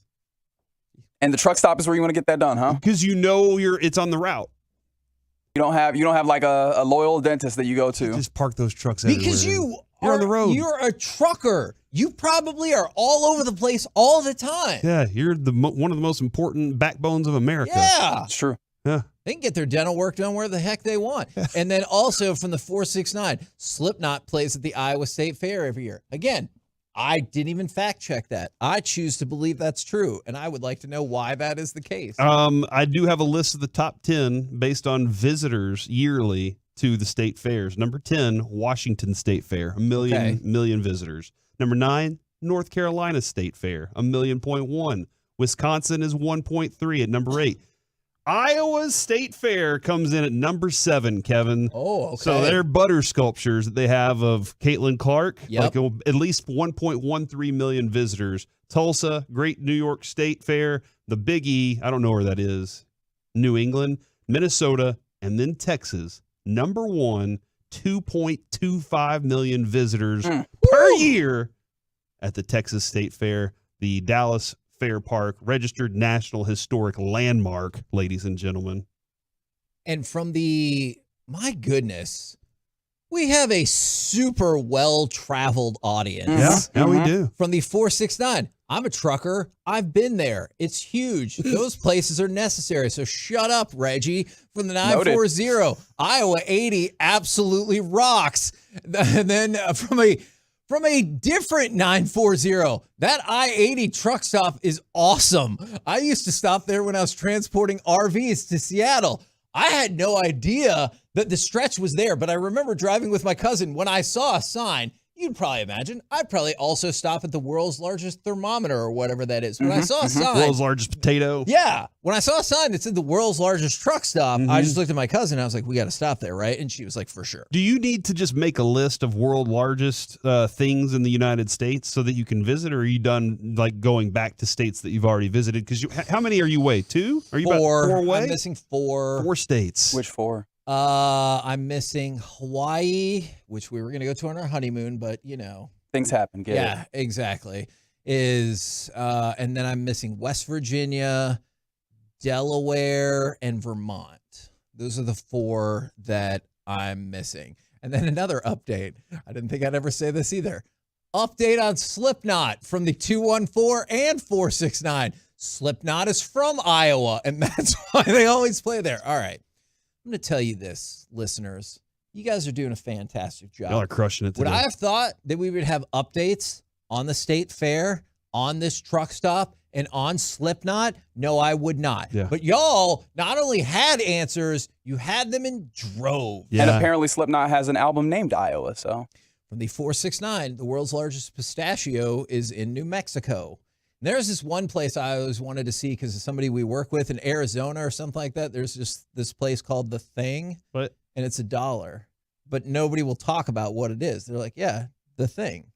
You don't know what The Thing is? It costs $1. Is there not a website for it? I think there is, but they don't tell you. They're like, welcome to the mysterious world of The Thing. And you don't get to know what it is. It looks like the gas station that they filmed the Black Mirror at, right?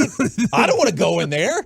Somebody's going to transport me electronically into... There's a picture of The Thing. What? Oh, man. People leaked it. Don't ruin it for me.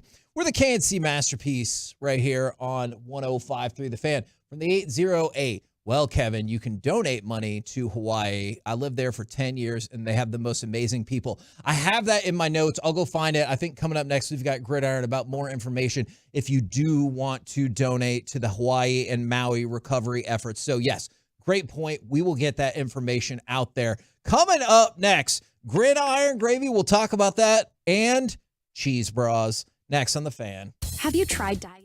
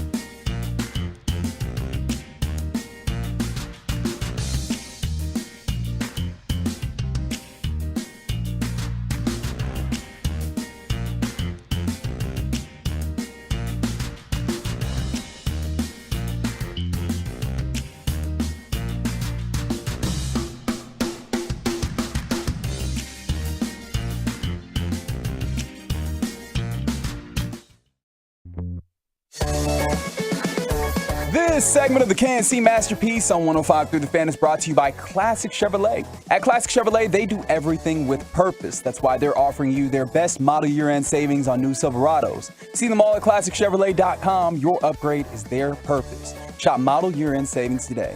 This is Texas. This is Classic Chevrolet. Relax and enjoy the difference and find new roads. KNC Masterpiece back here on 105.3 The Fan right now.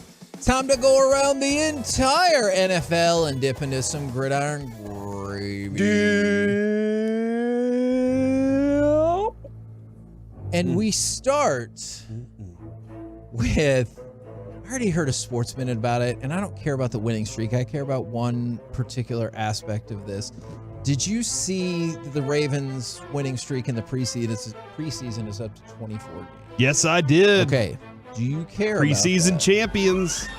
All right. 9 years in a row or something. 8. So 6. There's that. And that's great.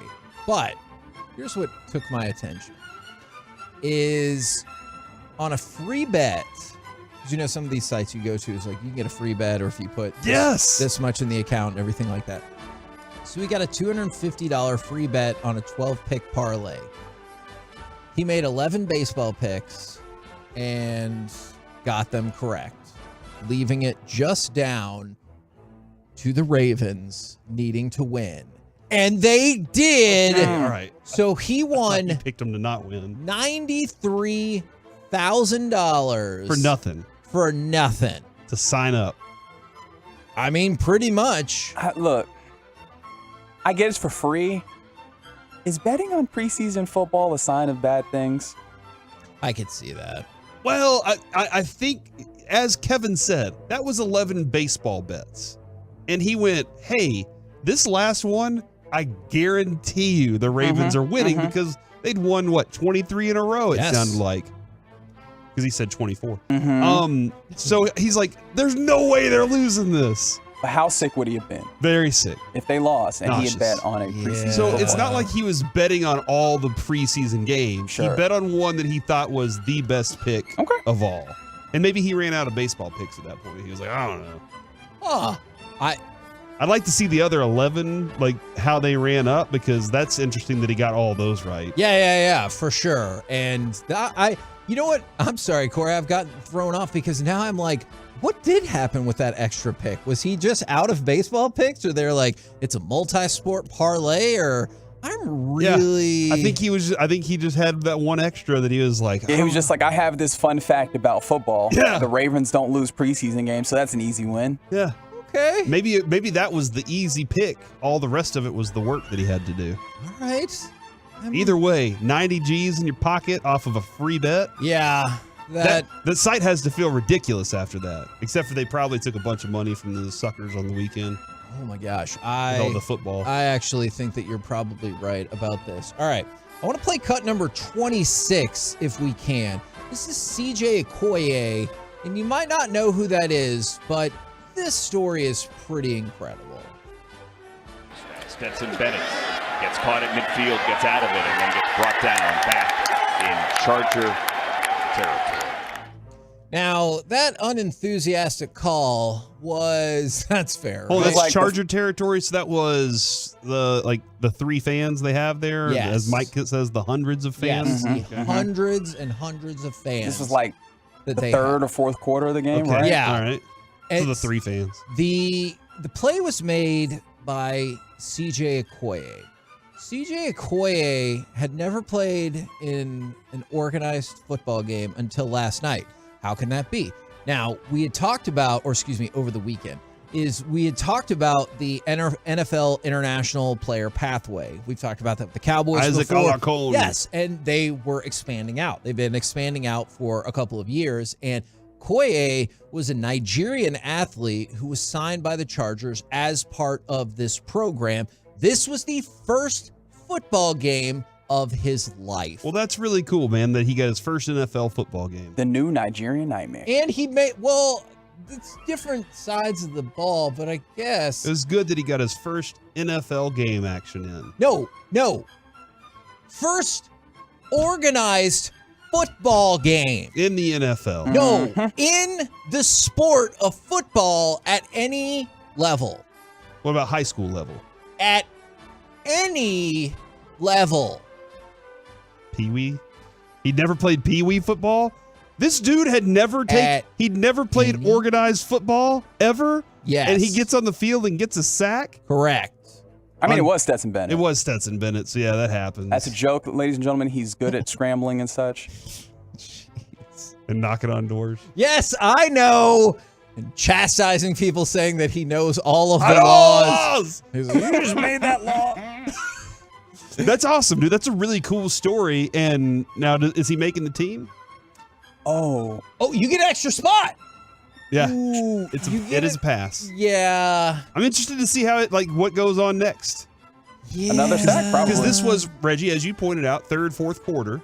Does he get next week? Does he get first, second quarter snaps? And then does he do it again? Tune in to Chargers football to find out. Yeah, or somebody will let you know. Okay, that's true. I was going to say, that feels like the biggest ask of the day. Tune in to Chargers football to find out. 877-881-1053. How many of you would tune in to Chargers football to find out for us? No and chance. then report back on Twitter. Yeah, that's a good point. No chance. All right. Got a whole week to prepare.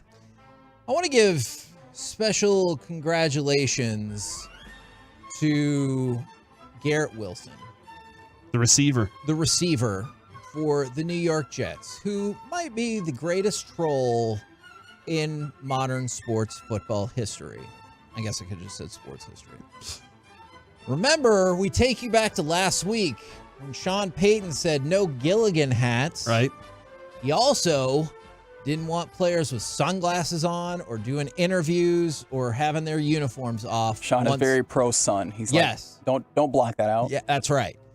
So look into the light. Garrett Wilson took it upon himself to do all of those things. During their preseason game, in the midst of the game, he had his uniform off while he did an interview, wearing sunglasses and a bucket hat, a.k.a. a Gilligan hat. So he checked all of the Sean Payton boxes right there. That's amazing. All right, so I guess what I need to know now is, assuming in honor is of this going to Hackett. be on Hard Knocks? Yeah. And is it Aaron Rodgers sets him up to do it? He's like, you know what I think? I think you need to go do this. I have a bad Aaron Rodgers. Is that the debut of your Aaron Rodgers? He talks in the back of his throat a little bit. I'm trying to figure out how to get How do you Aaron end up Rodgers. like Kermit real quick? Yeah, I don't know. But I want you to continue doing that. I do too. More and Do more. the rest of the segment. Let me like that. work on it a little more. That would be working on it. Hey, you need game reps, Corey. That's You right. can't practice that off the air. What I did we can learn get- about preseason? You heard Mickey. Game reps. I'll practice in the car. All right. But was this Aaron Rodgers that suggested doing it because Nathaniel Hackett and he's trying to support him, or was Garrett Wilson just like, nah, that's my dude? Or did Garrett Wilson just think, hey, I'm wearing this as a style and I'm not even thinking about Sean Payton? Because, dude, you have to win in order to talk some trash, right? If they turn out having a worse record than the Broncos, doesn't that kind of hey, spit in the face of the whole idea? So I don't know, man. I like it. It's fun trolling. But I don't know. Did he do it on purpose? Oh, for sure. I think he did it on purpose for sure. I guess we will. It would have been find better if out. he'd have wore 2 bucket hats and 2 pairs of sunglasses. Or if he had I realize how this would be problematic. Instead of the green undershirt, if he was wearing a Russell Wilson Broncos shirt or something, I think that would have been amazing. All right. We love Kevin Harlan. I love Harlan on this program. he's great. Yes. All right. Super awesome. So Kevin Harlan was broadcasting the Green Bay Cincinnati preseason game. Obviously, cheeseheads and everything like that. I'm going to see if you can pick up on it because he is a pro and it's very subtle. That's the word I'm going to stick with. When he sees a lady in the Green Bay crowd wearing a cheese bra. Welcome back to Cincinnati. A beautiful night and all.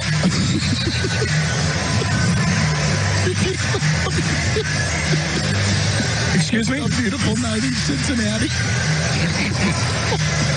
Tonight's first half highlights. I did not.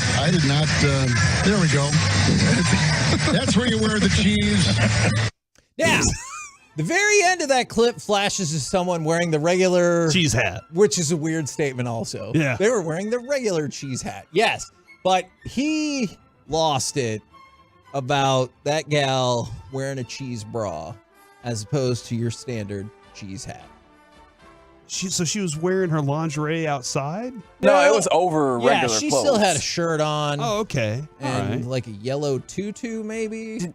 I needed to find out, do they sell cheese bras or did she fashion this herself? I think that is a custom-made job right there. Was it real cheese? Like the butter thing up in Iowa? Was this real cheese or was this like a foam thing? Like the cheese head? Because if it was real cheese, that's, credit to her. Yeah. Like if she can do that, she's a monster. Nothing? Seriously? You want to laugh. I know you do. Reggie? Carter? That was not Gouda. Oh, he's doing it too. That's why you guys make the big cheddar. Okay. That is not bad. I'm proud of you guys for what just happened. I don't know if listenership will plummet and in future years we'll see this graph where it's like really, really high and then it just goes off an absolute cliff. That's mostly just because Mike's not here. Yeah, I hope that does not happen. A couple more notes for you is Shane Steichen said that Jonathan Taylor is expected to return to Colts camp this week amid injury rehab. And then the Eagles lost Sean Bradley, who played 80% of their special teams snaps last year, to an Achilles injury in that loss to the Ravens, which we always talk about. Stay healthy, stay healthy, stay healthy is perhaps a special teams blow for the Eagles. Just to let you know what our audience thinks of you, I was also silent from the 682. From the 817, that was a sharp comment, Kevin. Yes! From the 972, y'all are the best. From the 682, that was cheesy. From the 469, those puns just made my Monday. So from the 214, this is how the 210, this is how I felt. That quiet was deafening. That is exactly how I felt in that moment. I was like, none of these? Okay, that's good. From the 214. Please don't do that. I'm going to Swiss stations. Okay. Don't Swiss stations. Don't Swiss them. That is quality right there. Man. He's a pepper jack of all trades. Tolos. I'm going to say you should leave that girl provolone. Okay. YouTubers as well. Y'all are bringing your A game today. And I just want to thank you for that, especially when we don't have our A game. Yeah. Or at least y'all did not seem to react as though that was an A-level joke. I appreciate it. I think we reacted appropriately. Coming up next, disagree. Let's talk Cowboys, Jags, and honestly, how many preseason games should each NFL team really have? 877-881-1053. Let's do it next right here on The Fan.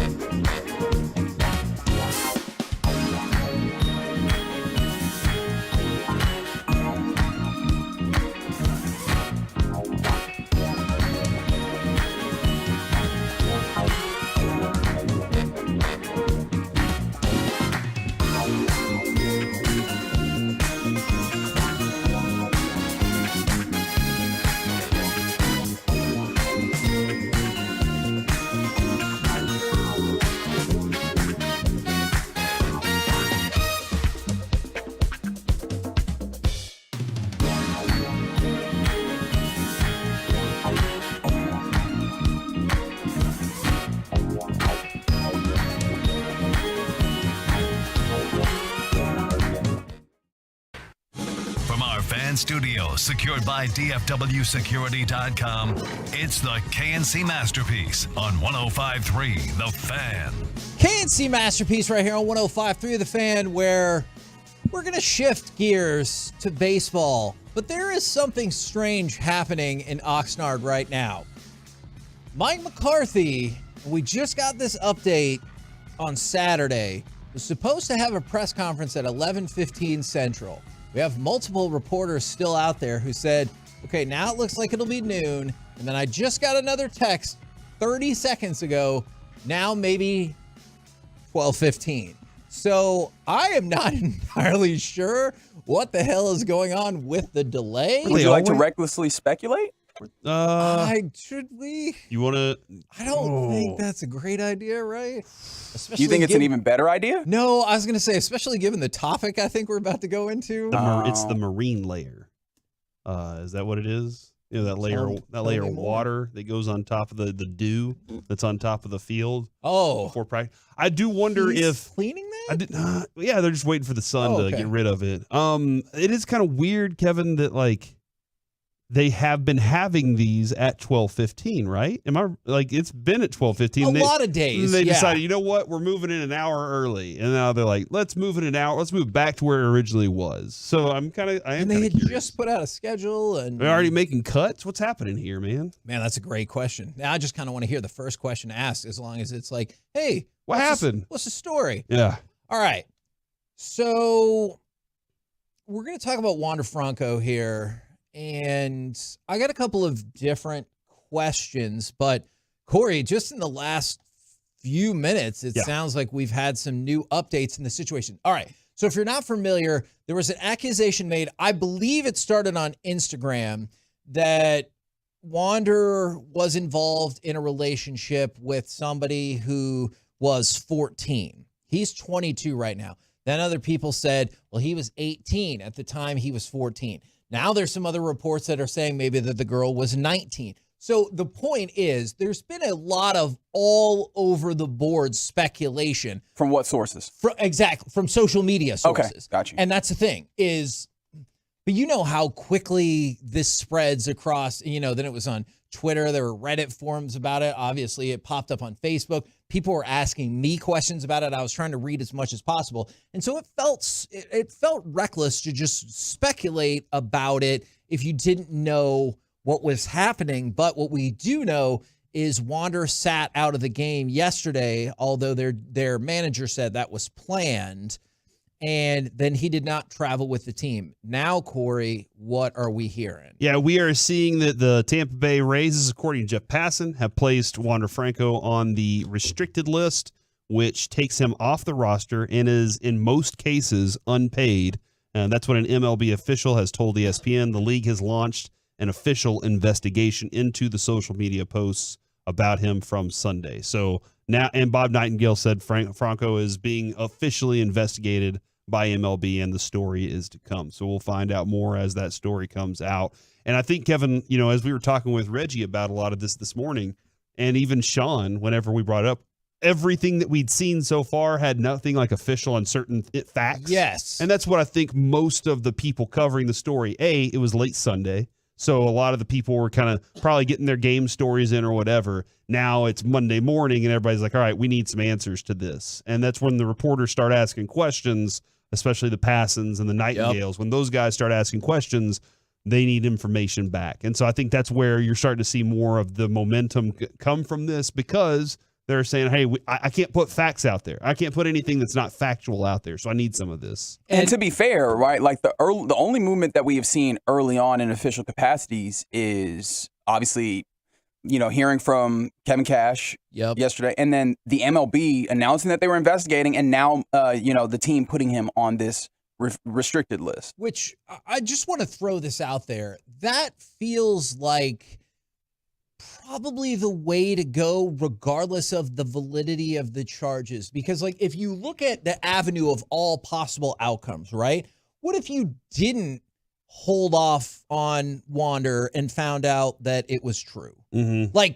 Oh my gosh, what a disaster is Major League Baseball was tipped off that, one of their star players might be a pedophile, and they let him keep playing. Like, that is disastrous for you. Not even to mention, like, and all of this is not diving into the fact that if it's true, it's most devastating for the young person involved, and it's just awful, awful, awful. Whereas if they go this route, it sucks. It really does. And I saw somebody text in, it feels like guilty until proven innocent. That's the world we live in today. And I think there is some validity to that. No, it is for sure, yeah. man. The social media world, once it gets a story and starts running, you can't go back and erase all. Look, just, Kevin, if you look on Twitter right now, the jokes that have already been made, and it's weird because of how serious the story is. Yeah. The jokes, though, they're going to exist forever. Nobody's going to take those back. We talk about the Dallas Card Show and stuff. That might seem like a weird transition, but hear me out. So I have a lot of friends or people that I know that are collectors, and I got sent this multiple times yesterday. You know how they have the Facebook alert when there's a hurricane or something really bad, and it's like mark safe from this event? Yeah.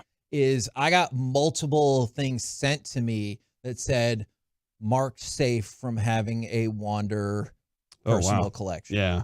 And it does feel weird to make those jokes.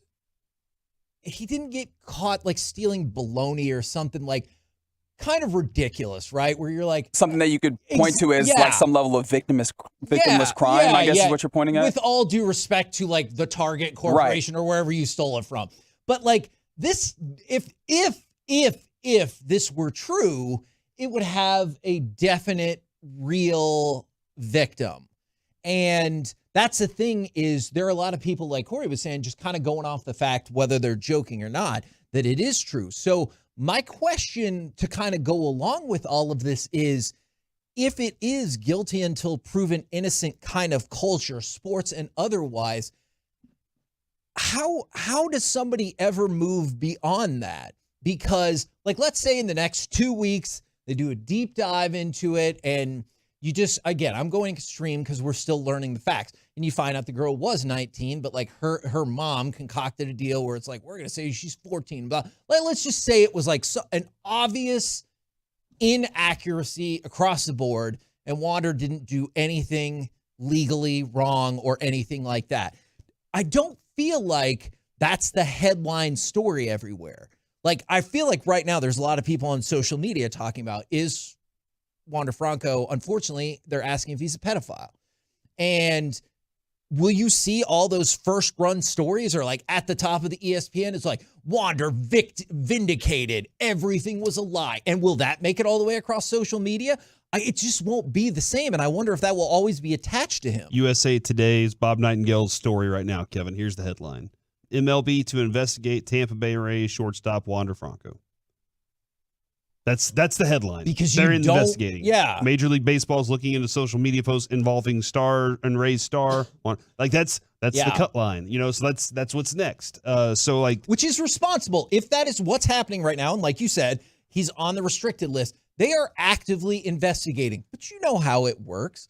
Everybody wants to know, or quite frankly, by yesterday, everybody already had heard a rumor or whatever. It's like being back in high school, but you have such a wider reach of how quickly the rumor can spread. And I appreciate the responsibility of being investigated and kind of leaving it at that. But you know how many people have been talking about this? It was the number one trend at one point on Twitter yesterday. And so everybody is talking about it. Is how do you escape that is one conversation. And then there's the much more awful conversation you have to have about, if this is true, what that fallout right. And like. I think this is why I take a little bit of issue with the folks that immediately go, here we go with the guilty until proven innocent perspective, because the fact of the matter is, of something of that caliber, you want it to be taken seriously, right? Yeah. I view it from the perspective of, you have to handle this in a serious nature. And then you figure out where to go with this, because you can't, it's almost like, dealing with a child where you go, I'm going to start lax and then I'll try and tighten up. That doesn't really work very well. We could start loosen up later, and this will end up, being able to, work out all right. But I think you have to start from a place of seriousness and treating it with that level of care and caution. Now, the tough part about it is, I hear the concern when you talk about, how do you rehabilitate your image and those things on the other side. And that feels very secondary in this moment. You know what I mean? Like, I feel But not to him, right? And I'm sure to him, like, it's not an enviable place to be in, especially if we ultimately find out that, he did nothing wrong, right? But as long as the official pathways of your life when it comes to like work and all those things are not impacted, and we can talk about how those things could possibly be impacted. I don't know how you manage the larger conversations that happen, or the other conversations that happen on the outskirts. It's tough because I hear what you're saying, because if it's true, that is just, it's awful, awful, awful. But again, we'll use the scenario is he's 22. Let's say the girl was 19 and he did not want to pay $200,000. Again, using that as an example based off of some of the speculation is, I can't imagine in Wander's world, there are too many bigger things than thinking like, is my life, career, and reputation ruined for good because of a straight up lie? Like, I realize if the flip side is true, well, holy crap, that's a whole different conversation. And I totally hear what you're saying, but I sometimes I wonder about that. And I guess I keep going that direction is because that's what I hope the outcome is, right? Right. Because the flip side outcome is so much worse. And then you move into a space of victimizing children, which I know happens all of the time. Right. And jail time and all this other stuff. Yeah, like, and for me, I think the ones that are the things, assuming, again, we're doing a lot of caveats, and I hope you understand why. Like, assuming that, this ultimately is proven that Wander Franco is, vindicated and was, ultimately in the clear. The biggest thing is making sure that, like, the official capacities, right, like being able to employ, have his employment and all those things remain available to him, right? Because there's a lot of times where folks will point to the ideas of, oh man, this person was, like this person's life was ruined. But if they still have the ability to go out and engage in society largely in the same ways that they were before, like, I don't know that you can really change people's opinions. Like, if we're having the conversation of what are we going to do about people's opinions after this, I don't know what you're going to do in that regard. Yeah. And I don't know what you will go out and be able to stop if you are always concerned about people's opinions as opposed to, finding out facts in those things. Yeah, I'm not sure what the next steps are. Yeah, me either. I'm sorry, I'm getting caught off by this. Have you seen the Blind Side story? Yes, Michael Oher also. Oher. There's a lot of things popping up right now. Where he's saying that he was never actually adopted by that family. He was tricked into signing a piece of paper that enriched them and helped them out. And he was tricked at a young age into that. There's more to it, but this is fascinating as well. Understood.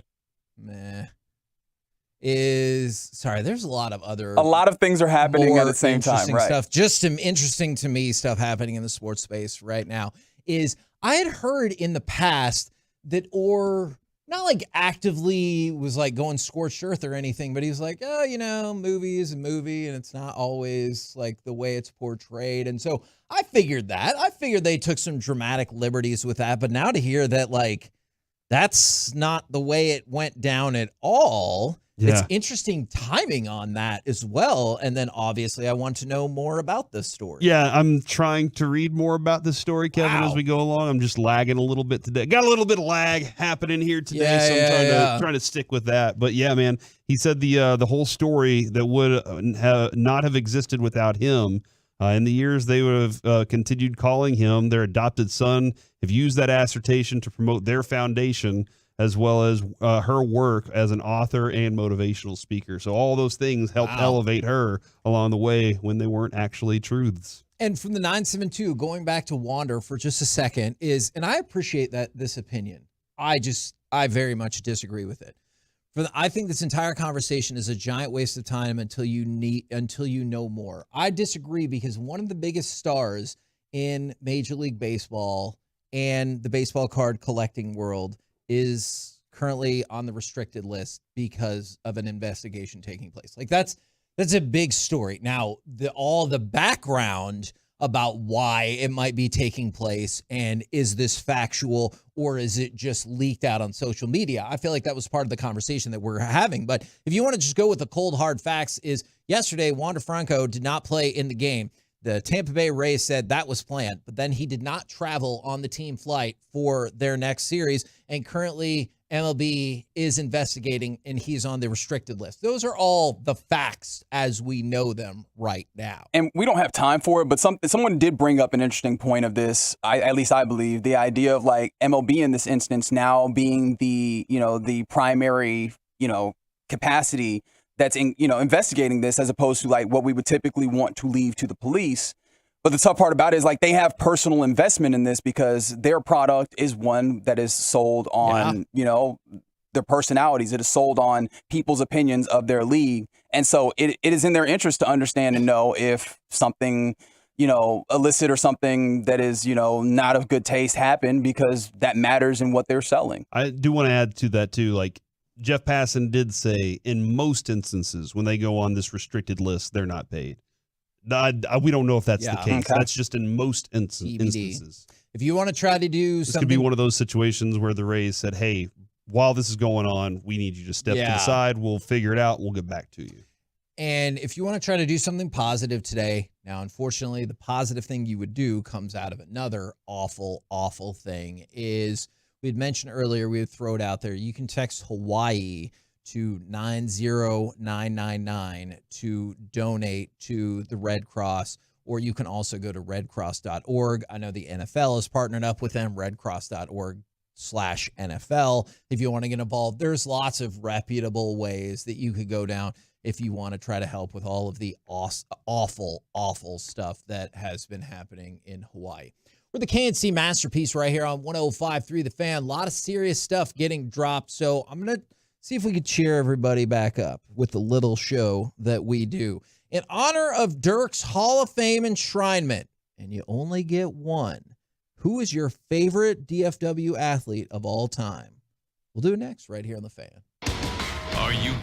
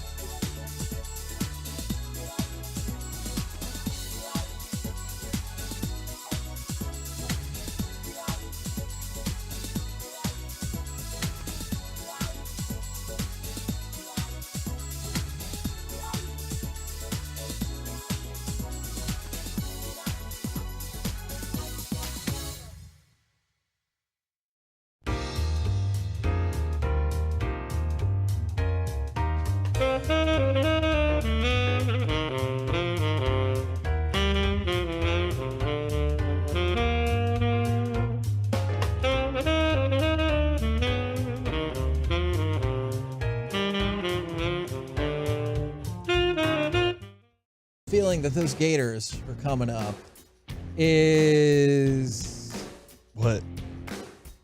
We're going to do a positive segment, and it's based off of Dirk. In honor With of the Dirk's 9th pick in the 1998 NBA Draft, the Milwaukee Bucks select Dirk Nowitzki from Würzburg, Germany. Congratulations, Dirk. All right, we'll get to the rest of that. The weirdest part of that clip will always be the Milwaukee Bucks select because of the stupid NBA rules. And the booze. Yeah. They're like, who is your favorite all-time DFW athlete? And you only get one selection. We're not doing any of this BS tie or anything like that. But unfortunately, there's a lot of crazy. The triplets. No. Veto on that vote. Unfortunately, He hates the triplets. Okay. I know that's going to happen. There's been a lot of negative stories happening. And we have an update right now of one of them. I take you to the Corey News Desk. All right, so we did we talked about this breaking story that's happening right now. Michael Orr from the movie The Blind Side. Yep. 2009 movie that got and the NFL an Oscar for one Sandra Bullock. Does she have to give her Oscar back now? Is that the same year she got a Razzie? Like the same year she got the best and worst actresses? Versatility. What is that, like Rex Grossman? They filed a 14-page petition in Shelby County, Tennessee, that alleges that Sean and Leanne Tuhoy, who took Orr into their home as a high school student, never adopted him. Instead, less than 3 months after Orr turned 18 in 2004, the petition says the couple tricked him into signing a document making them his conservators, which gave them legal authority to make business deals in his name. It also alleges they used their power as conservators to strike a deal that paid them and their 2 birth children millions of dollars in royalties from an Oscar-winning film, while Orr got nothing for a story that would not have existed without him.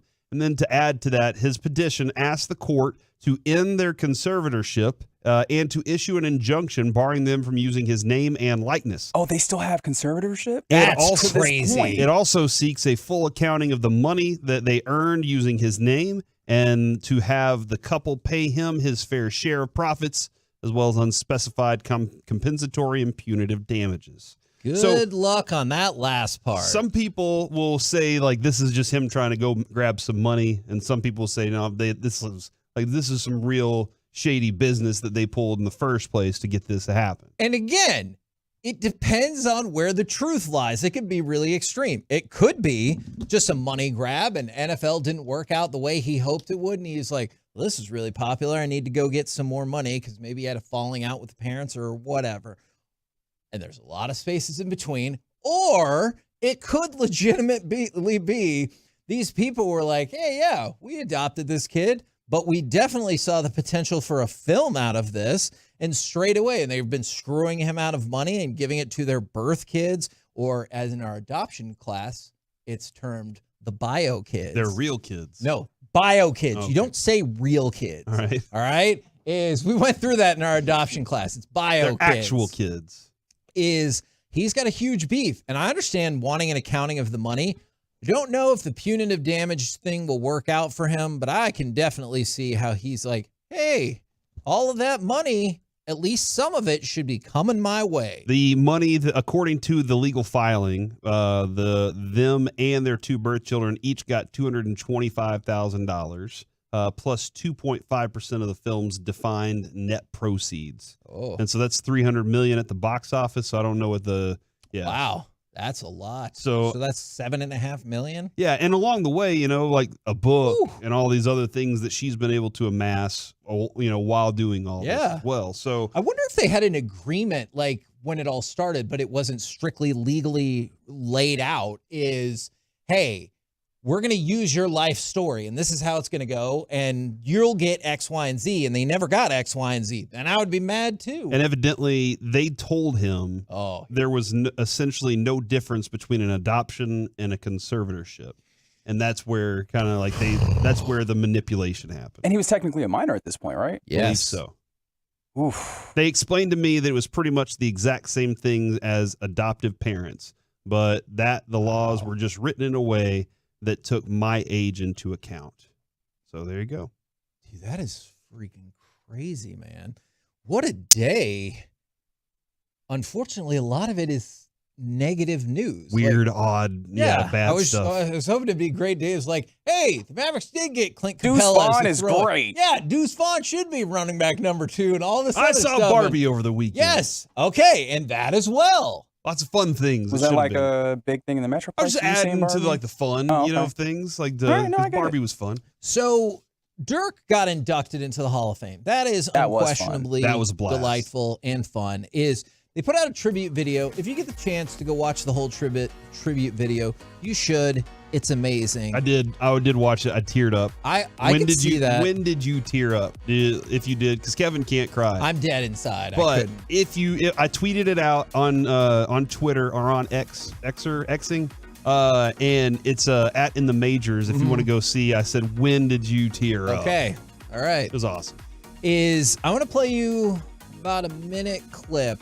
I tried to optimize our time because we can't play the whole thing. Let's just do that. Let's play the whole thing. We can't. Cut number 27.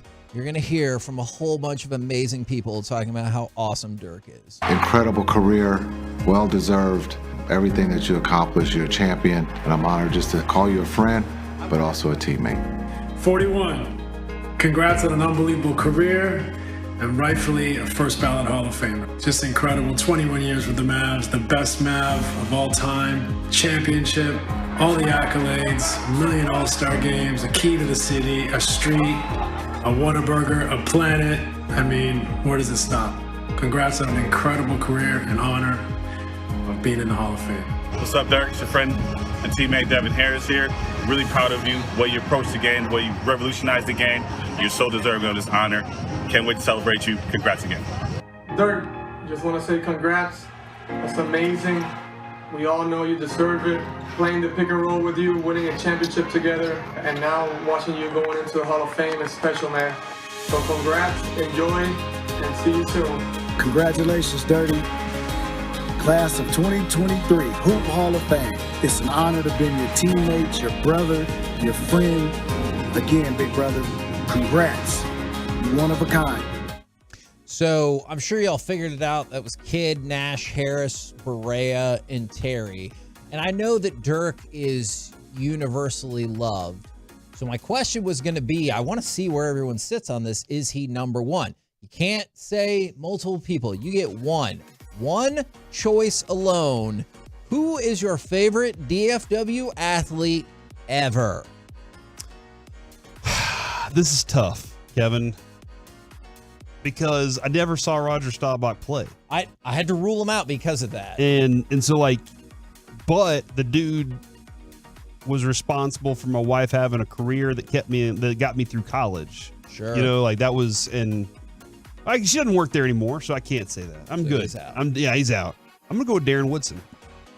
Ooh. Listen, and I want to say Derek Holland, but I think there's a lot of bias there because we love Derek so much. So I will go with Darren Woodson because, that dude, every time we ever talk to him since his playing career, he's just awesome, man. He really is. He's super easy to talk to. I'm not gonna say he's just the nicest man. He is kind. But he talks trash with us too, just like he would like anybody else whenever we're talking trash about whatever we saw on the field. He's honest about what he sees. So I'm going to go with Darren Woodson, man. From the 940, Roger Staubach. From the 682, JJ Barea. This one is interesting, and I don't know if it kind of fits into what you were saying, is a weird answer for me, but he was so underappreciated, and I overappreciate those guys. Sean Marion, the Matrix. And from the 214, they said their favorite DFW athlete is Troy Aikman, and another 214. As much as I love, and I'm redacting those names because you can only have one, they said Dirk is hands down the greatest person and athlete. So my selection, Dirk is a worthy selection. I'm willing to bet he wins this vote. Mine is Emmitt Smith. And that's because of where I was in my life and understanding sports. So by the time Dirk got here, I was, 19. And so I had a decent handle on sports. But for me, it was Emmitt Smith because we drafted this kid when I was about 10. And then he started to play excellently immediately and the team took off. I know they just missed the playoffs in 90, but then they made the playoffs in 91 and then 3 Super Bowls in 4 years. And so it was when I was just coming in to understand and love sports outside of, hey, we root for the blue team. Like now I had a better idea of like, why is the blue team winning? What does that star represent? Like all that different kind of stuff. And Emmitt Smith was the dude. And so I think Emmitt Smith's my guy just because it's hard to change those childhood favorites and those memories and everything. Like how many movies did you love as a child and you watch back now that you'll still defend? Even Chicken though, Run. yeah, in your heart that it might not be great, but it was great to you, damn it. Mhm. And you're going to defend it. And so I think Emmitt Smith is my guy. From the 817, Adrian Beltre. I've heard of him. From the 956, Emmitt Smith. From the 903, 682, 214, Dirk. And from the 682, I was curious how many of these would come up. Mike Madonna. Because Mike Madonna was the poster child for hockey in Texas. Yes. Not the Stars. Like, I get that was the team. But the whole idea of this NHL experiment working in Texas was Mike Madonna was at the forefront of Yeah, all those Dr. Pepper Star Centers that we have around the Metroplex, like that was you probably saw him cutting ribbons on every single one of them. He was the face of that whole thing because American-born player, he's with the franchise, he's part of your franchise. And like even Kevin, the Dirk baseball game was Mike Madonna's first. That's His Heroes true. game was Mike Madonna's. He put a lot into this community too. I know he's had rubbed the wrong way a little bit with Because he went the to Detroit. organization, but other than that, man, yes. In that time, Mike Madonna, if you didn't know anything about hockey, you knew Mike Madonna around here. From the 240, Emmett. Same from the 214. From the 325, Dirk. Favorite DFW athlete all day, every day. It's Craig Gentry. The former Ranger? Oh, yeah.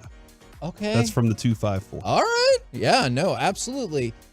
Reggie, I hesitate to ask this question because I don't want you to tell me what favorite means. That's what I'm talking about. He was drafted by the Cowboys, baby. Actually, I guess this is an instant where Steve DeBerg could technically work. I am, however, guessing that is not your answer to this question. It is not my answer. I am going to be very basic. I am voting for Dirk by a landslide. Like it's hard to, get it wrong by picking Dirk, but like, yeah. Oh, sure. Basketball is my favorite sport. So it's easy to see and appreciate the ways in which he added to a game that I love, and watching him just made me happy. But I was very fortunate enough to be able to have a singular moment with Dirk as an individual in real life. And he didn't do anything particularly amazing, but just in that moment, you get to appreciate all the things you've seen from afar, up close, and seeing the joy that he has as a person, the many instances that show him being an incredible human being, in addition to being a monster on the basketball court. It is hard for me to pull any other player that, I think we were talking to Jared about it on the Get Right on Friday. In addition to him being an incredible player, right? You talk about a favorite player, and it's easy to, sometimes want to dissociate the player from the human or whatever.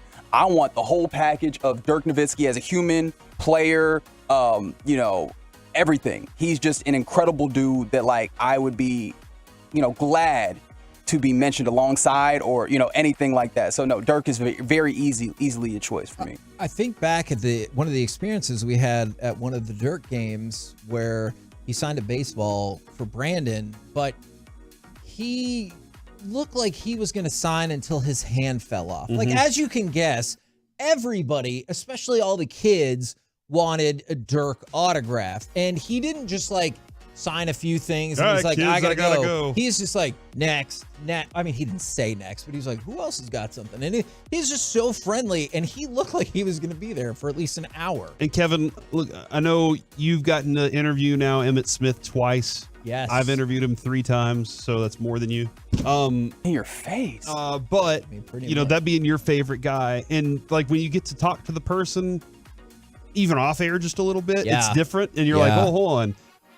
We got to interview Dirk for the first time this year. Yeah. As a show. Yeah. I had done lots of press stuff with him before, but I was always just a dude holding a microphone. He was always nice. It was he understood what he was there for, and he was always nice.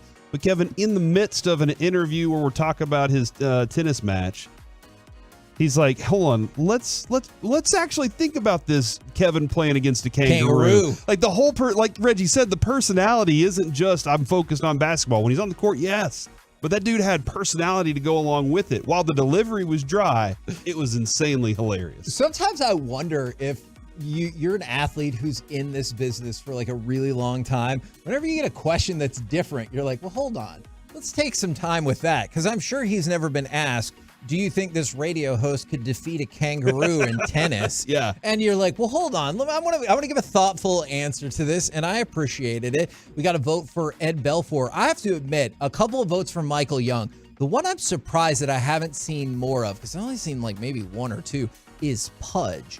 I thought there was a good shot that Pudge would make a big run at this, but it looks like Dirk, Emmett, and maybe Nolan Ryan has jumped in there quite a bit. You only gave people one athlete, Kevin. That's why. That's true. There can only be one. Well, and to your point, one is Pudge. You also most of the with the Cowboys and Mavericks and even the Stars, all those teams won championships. Yeah. Our Rangers, like Nolan, well, he had many huge moments here. Didn't win one. No hitters. Pudge didn't win one with us. Yeah, that's and true. then Michael Young was the closest thing we got to winning one with one of our guys. Yeah. Even though we traded for him from Toronto, but he was our guy.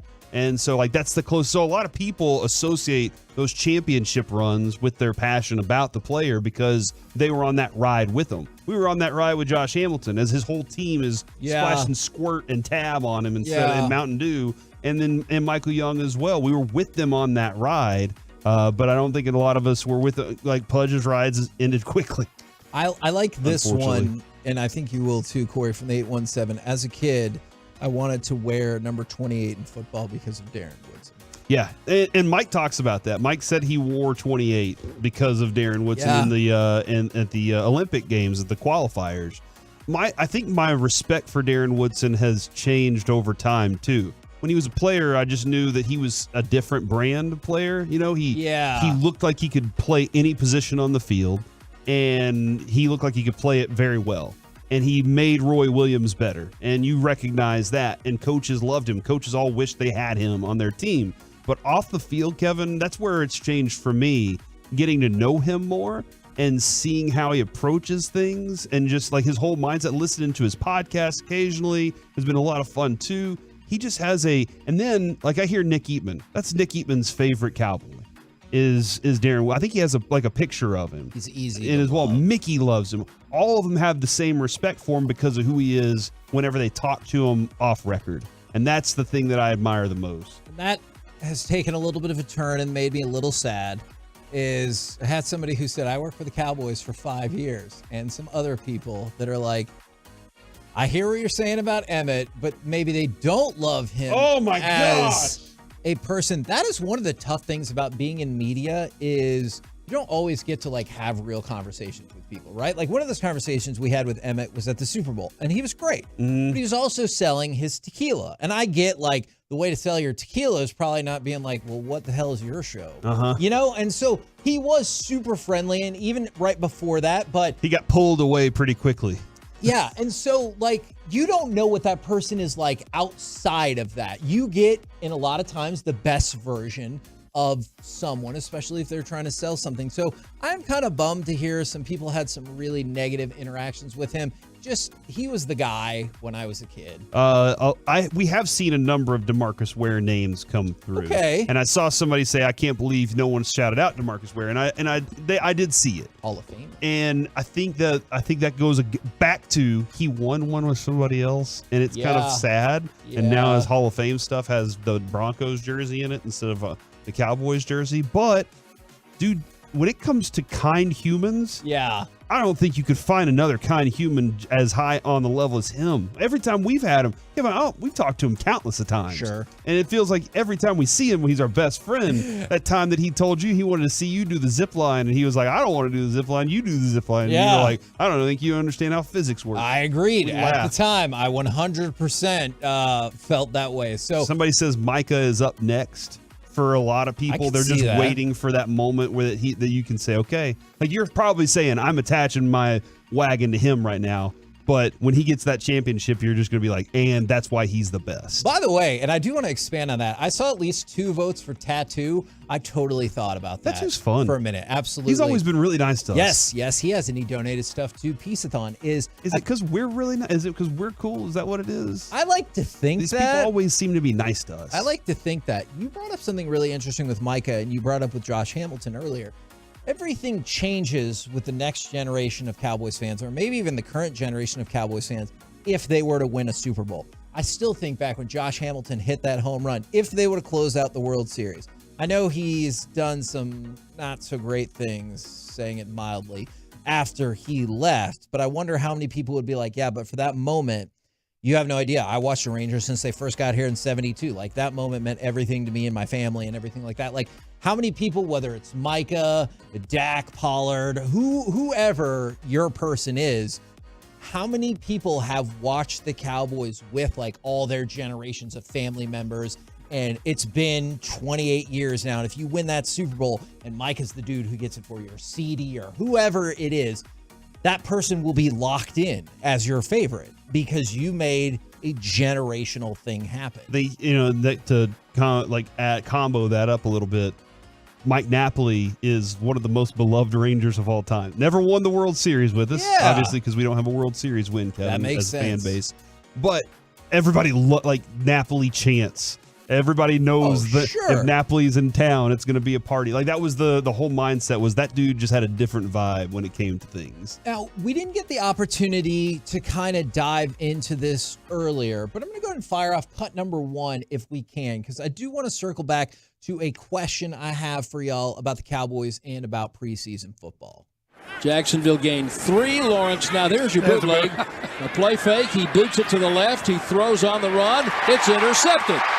It is picked off by Wanye Thomas, one of the early hits of the Cowboys training camp, the practice squad safety a year ago from Georgia Tech. And if it weren't for a turnover, Trevor Lawrence would have been shut out against a lot of the Cowboys' backups. Is he now 3-0 against us, Kevin? I think he won his first preseason so you're counting game. preseason games? Well, I know there, Mike then? is, because he texted us. He was like, we're 2-0, baby. Okay. Yeah. So you mentioned the Rick Gosselin power poll, who he sends out to, like, media people and other executives in there. And one of the questions in there Media was... people and us? I mean, we're the media. Okay. Is how many preseason games should there be? Now, I was hoping we could look at this from the perspective. See, I was going to say from the perspective of team building as well. Do you think there should be 0? I think there should be 0. Okay. And then just start with your starters. Like, your starters, essentially last year, Kevin, most of your starters didn't even play until game 1. And Mike McCarthy said, again, that would most likely be the case when he decided to eventually show up to his press conference, is Malik Jefferson has a chance to play this week, but Nahshon Wright would be hard-pressed to play because of a high ankle sprain. Well, and I guess you can look at it and say the Cowboys are a pretty deep team. Look at their safeties right now, Kevin. Marquise Bell played really well. There were some plays from your safeties, and they were all your backups. Your linebacker depth looks a lot better. Your defensive line depth, it's like the rotation there is going to be I don't know how Dan Quinn's going to do it. Your defense is pretty deep. Your offensive line, not as deep. You have some pretty good depth offensively with wide receiver right now. Running back, you're growing some depth there. I see it. And I understand the idea of camp is light work. It is not physical work, for the sake of what compared to a game. You saw Mozzie have to go up against somebody trying to take his head off. And so how does he respond to that? So maybe, Kevin, for some of the younger players, it is important. But they do try to kind of pass it off like, hey, you get an opportunity to see the stars of the NFL play. And while Mahomes may go out there for a series or a run, that's about it. So they don't really want to play these games. The players don't want to play them. There are some guys that are like, I need to be out on that field. I need that opportunity. But I understand the owners are making money off the preseason games. And the players and the fans are looking at it like, we just Like, can this thing just go? There's some fans, I think, that enjoy it because I do always try and appreciate the folks that get into a preseason game because the price point is different than a normal NFL game in a regular season. Is exactly true. Because you're seeing the real legitimate football players or NFL stars whenever you go to a real game. And we'll talk about this a little bit more tomorrow as well, but how many people just getting that experience of seeing the stadium and seeing the Cowboys in whatever configuration run out there has been like a lifelong dream for them, because Mickey brought it up. I was at the game on Saturday, which you could hear right here on the fan, is the Cowboys announced their attendance at 81,000. There's no chance there was 81,000 people there. But I was looking and it felt like there might have been at one point about 55,000 people there-ish. That was my 50 to 55,000 was my guess, which again, for a football game that to the starters and to a lot of people doesn't really matter, that is a crap ton of people. And one of the reasons is it's built into your season ticket package and everything that you have to buy the preseason games. And that's why I'm inclined to think it's not going to go down to zero, because you want to get some money out of that. But I think you're going to scale back to 2 when the season goes up to 18. Because you hear Jerry and Steven, the more they talk about it, they don't say it went from a 16 to a 17 game regular season, because they're owners and they talk in owner speak. They say, no, it's still 20 games, as if we judge them all the same, because you went from 16-4 to 17-3 with the preseason game. So I think when you go up to 18, which I believe is inevitable someday, is the preseason will go down to 2 weeks. So you'll still be like, hey, 20 games. And that's fine. It does seem like 4's long. Like it seems like, okay, let's just go ahead and get to this. 2's fine. There's coaches somewhere just listening to us upset. Just sick at what we're talking about. How will I know if give me a name on the back end of the roster, Kevin? Eric Scott. Well, I think I think I actually know about it. I think I already know about Eric Scott. He's one of those guys, and I want. See, I'm just more about like, let's extend this roster a little bit, but I understand that's more cost for the owners. But I'm like, hey, let's have more jobs. That'll be the next concession when they go up to 18 games. You're making the season longer, but you still have the regular. They're going to make the roster a little bit bigger, but the cost benefit that they get from the additional add-on to the TV contracts is going to be so overwhelming to the roster benefit. Corey, your answer of none. Second in the power poll, 15%. 3, 14%. Only 1 preseason game, 10. 62%, however, said 2. 2 is the correct number of games that you really, quote unquote, need to prepare for a season. Okay. And that's fine. Like, there is part, Kevin, of like, most of the people, there are a lot of fans out there that are like, the regular season doesn't even matter to the Cowboys. It's only about playoff success. Yeah. Can you imagine how they feel about preseason games compared to that? Are they getting excited about that? Or are they just like, nope, just wait until the postseason. And if they're not there, then I don't care. Which is funny because, I mean, if you really looked at it, the longer that you make your regular season, I think the more you invite that level of thought process into, the sport. We're the KNC Masterpiece right here on 105.3 The Fan. Coming up next, it's time for the C Block starring Corey Majors. Let's talk with our friend Isaiah Stanback, and we'll ask him about the preseason next in The Fan. The Rangers and Angels.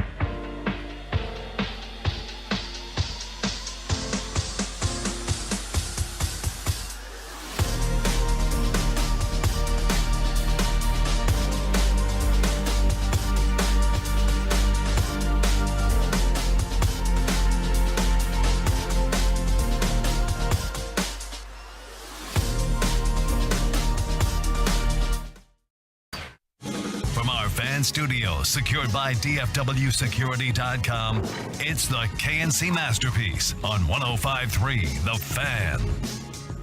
KNC Masterpiece back here on 105.3 The Fan. I don't know if we want to dive into this with your special guest at all in just a minute, but fascinating thing from The Athletic about the NFL's top 25 and under players per league coaches and executives as well. So not just like fan vote or one site's opinion or anything like that. So where would you think Micah would sit in that? Number 1. He does not. Why not? Well, bring on your guest All and right. we'll chat it up. Let's chat now with DallasCowboys.com. Isaiah Stanback, who was on the broadcast on Saturday for the Cowboys and the Jacksonville Jaguars. How's it going today, Isaiah? All is well. How you fellas doing? Well, I'd be better if McCarthy was on time. Did he say what the story was with him being like an hour late? I got nothing for you. Okay. All right. It was worth a shot. Yeah, I like that. I like that. We were just kicking this around, and Corey is going to be furious. Is The Athletic put out a story, top 25 players, 25 and under. He said Micah should be number 1 in the NFL. If I told you Micah is not number 1, is there another player that immediately jumps to mind? That's under 25. 25 and under. And under. Okay. I'm not sure how old Patrick Mahomes is right now. How old is he? He's too old. 27, 28. Yeah. Okay. All right. So then yeah, if that's the case, then I don't see who else you can put in front of Micah. I got one option. Okay. Justin Jefferson. Justin Jefferson. Okay. So he came to my mind. He came to my mind, but Justin Jefferson is not single-handedly going to tear a whole game down. Like you can slow him down.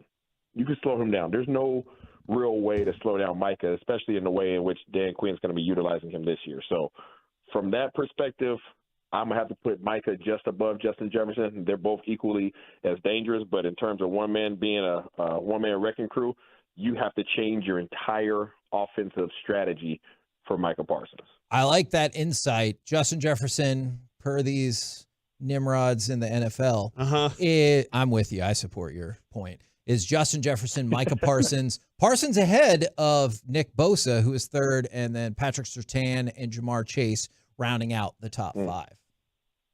Sounds like a decent group there. Yeah, by the way, Trayvon Diggs, number 24 on that list. There's some talented NFL players CeeDee out Lamb there. is number 14. Look at that. So that's pretty cool right there. Is league executives and scouts and coaches said the Cowboys have 3 of the top 25 young players in the league. That feels like an excellent thing. The scouting department is doing their job. There you go. Now, Isaiah, I was wondering something about Saturday. Was that a pin you were wearing on your lapel, or was that stitched into the suit? It's definitely a pin. Okay, all right. I was looking. I was like, man, I can't really tell. The checks haven't got that big yet. They haven't got that big. If they get a little larger, then we can start stitching them into the suits. But right now, it's a pin. Who do you think was the best dressed out of your crew? Was it you, Bill Jones, Kyle, or Haley?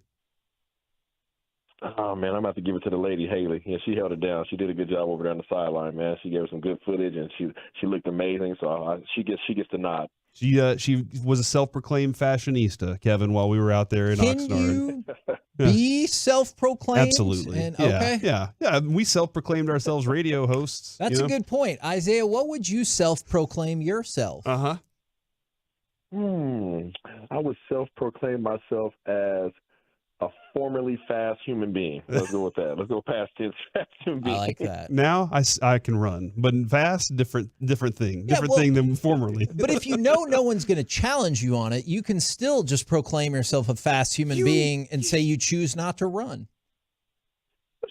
That's true. I guess you're not wrong in that fact. But Reggie will challenge anybody to a foot race. We've seen it. I saw it happen. He challenged all my kids at my party and everything. I've seen it before. So you can't just throw it around willy-nilly. All right, let's focus on the game, Kevin. Okay. That's the important thing. Okay, I have a question that I'm sorry, it's probably going to sound negative. I know all NFL teams probably deal with this, but should there be concern about depth with the Cowboys' offensive line? If you were asking me, I would say at that guard position, I am not confident. I'll say that. I'm not confident in the current state of the Cowboys offensive line without their leader on the interior offensive line. So currently, yes, I would say there's some concern there. I think they have a plethora of guys that they can rotate through in terms of playing tackle. They have a lot of moving pieces there between, Tyron and, Tyler and Terrence Steele. I mean, they have some guys that can move around at the tackle position. But that guard position, there's a gaping hole there right now. And I think that you could pencil some guys in there, but nothing's going to be as solid as that permanent marker that they call Zach Martin. I want to use the word that you just used. Are you confident that that will get figured out one way or another by the start of the regular season? Ooh, by the start, I would like to say yes. I would like to say yes, because I believe that as these preseason games show themselves, I think that hole is going to become more apparent. Obviously, we like to believe that the offensive line is going to continue to get better and play more cohesively than they did in the first game. But again, you have to always go back, and sometimes the film has to show it. Sometimes the film has to show the decision makers and organization that, hey, I hear you and I understand your stance, but let's be realistic about the fact that nobody is going to provide the sense of security that he does for our entire offense, not just an aspect of our offense, but for our entire offense. I think that they need that. I think for Coach McCarthy trying to instill this new system and for them to hit the ground running without any hiccups or any kind of resistance to that, I think they need all their pieces in place. And for them to have done everything that they've done defensively to solidify that side of the ball, I think you would be missing the mark to not have that piece in play. Agree. I can completely concur with that one for sure. And then with the wide receivers that you were watching on Saturday, the fourth guy, we're kind of trying to figure out who's in that spot. And I wonder if any of them separated themselves during what's that? Jalen Tolbert. Did they separate themselves, or is it still that's a murky pack right there? But it's a really good pack to have. I think it's a pretty competitive pack. I think Jalen Tolbert definitely is getting the nod right now, coming off the offseason that he's had, going into training camp, having training camp that he's had relatively consistent, and then obviously showing up in the first preseason game. So every opportunity that he's being given right now, he's starting to look more and more like the guy that they drafted, right, and that they anticipated him to become. So he looks like he's making that second-year leap, and I think that if he continues on this path and this trajectory, then he will definitely be the number 4 guy. Okay, and what is the real difference? Is it just knowledge of the game from last year to this year? Is it just knowledge? Is it body type? What's the real biggest difference you've seen from him? Yeah, I can't put my finger on it exactly what his, what the light bulb moment was for him.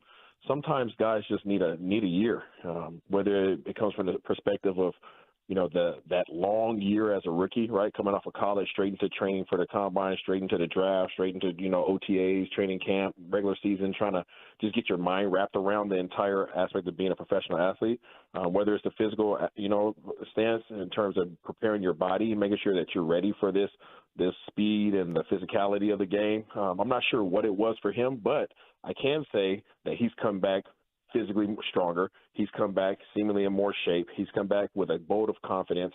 He's catching the ball with his hands. He's plucking it out of the air. His routes are precise. He's coming out of his, the top of his stem. So everything in terms of his game, he's playing with so much more confidence, and you're starting to see more of why they drafted him versus a question mark that you had last year as to what are we doing here. So I think he's debunking a lot of people's negative connotations that they had regarding him last year, and he's going to continue to earn people's trust. If I say that Deuce Vaughn is a lock to make the roster now, is that a complete overreaction? No, I don't think it's an overreaction. I think that you have to look at it from the perspective of what value does he provide to us offensively, but also what is he going to do for us on special teams. And I think that you saw enough, I don't want to say enough, but you saw a good amount of value out of him in that first preseason game to, again, debunk a lot of the myths that are regarding size in this league. And people are going to, he's not going to say anything verbally, but people need to put some respect on his name. You know, he didn't wake up and choose to be the size he is, but he did wake up and choose to have, arguably the best college, career in terms of running backs in college football last year. You know, you look at him and Bijan Robinson. I mean, nobody's talking about, why Bijan's not, why he's the size he is, but yet their stats are almost equal. So he proved to everybody, hey, I belong here. He's a heck of a back, man. There's certain things that he can't change. So if you take away all the aspects of the game that he can't change, then look at what he can do. He's knocking it out of the park in every other aspect. And he's a very valuable player, and he's going to continue to show that in the preseason. I think he had a great day one. It doesn't hurt also that his name rhymes with moose, and everybody knows. They already know the moose chants, and you can just chant deuce facts. easy, right? Yeah, no, he had a good game, man. He had a really good game. And the fans get amped up every time it looks like the ball is going to come to him. I'm not going to say that's how you should decide, but it probably doesn't hurt with this franchise.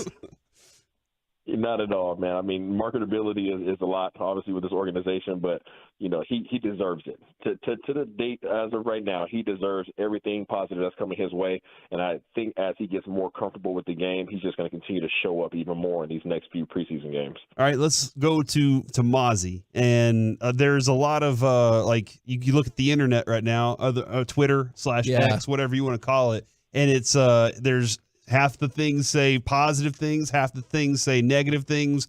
What was your assessment of what you saw from Mozzie during this game? I'm about to go back and watch a little bit more film, but from my vantage point, I think he definitely took up some offensive linemen, and that's what you're looking for him to do. You're trying to make sure that he draws attention. Draw attention, meaning demand a double team and not get moved backwards. If he can do those two things, then you free up the rest of your D linemen that are then going to have one-on-one matchups, right? And now you're looking at a straight 4-on-4, a 3-on-3 situation. He's demanding a double team, and you're allowing your linebackers to roam free because offensive linemen can't work up. So that's when you start seeing, D. Clark show up. That's when you start seeing Van Der Esch show up. And you look behind those guys, and you got the Marquise Bells that's walking down, and DeMarvion Overshown, who was able to show up in a big way this past weekend. So if he clogs up two, most of the other defensive linemen on this team are going to win their one-on-one matchups, and that gives your defense one heck of an advantage every play. Yeah, well, and I'm glad you brought up Overshown because Kevin, I was kind of like, look, his size kind of concerns me because I don't know exactly how he fits. I said, but I will trust Dan Quinn that he has a tool created for him. And it looked like Dan Quinn is like, this is my Swiss Army knife. He can do everything. Yeah, man. I mean, he's another variation of Jaron Kearse. Mm-hmm. I mean, when you really look at it, he's not 6'4". I mean, I guess he is right. He's 6'3", 6'4"-ish. But I mean, they're right there around the same size. So where does Jaron Kearse usually play at? Well, he's playing near the line of scrimmage around the second level. So they're really the same type of player. You can give him whatever position name you want to, strong safety, outside linebacker. I don't care what you want to title it. They're the same style of player. He's going to fly around in that same light. I mean, he is a hitter. That's what he does. He's a high energy, see ball, hit ball type of guy that could play sideline to sideline. He's not going to get outflanked by a lot of guys. It doesn't matter if you're a running back. It doesn't matter if you're a tight end.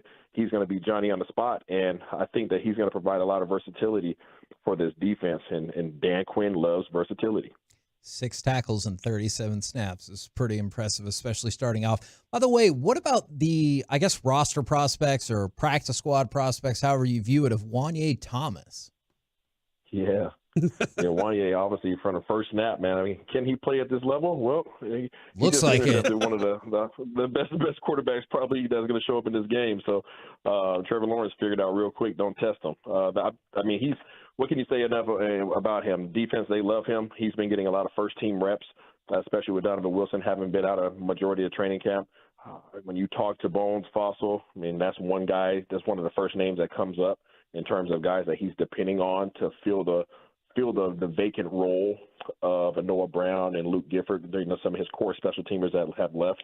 So, and then he just shows up, right? He immediately, as soon as the game starts, first name that you have to say is what? Wanye Thomas. I mean, that's not a bad deal. So he showed up in a big way. As long as he can continue to show that consistency, I think he's going to be one of the core members of the special team and one of the valued members on the defensive side as well. Man, Isaiah, as is always the case, love having you on with all that info, good sir.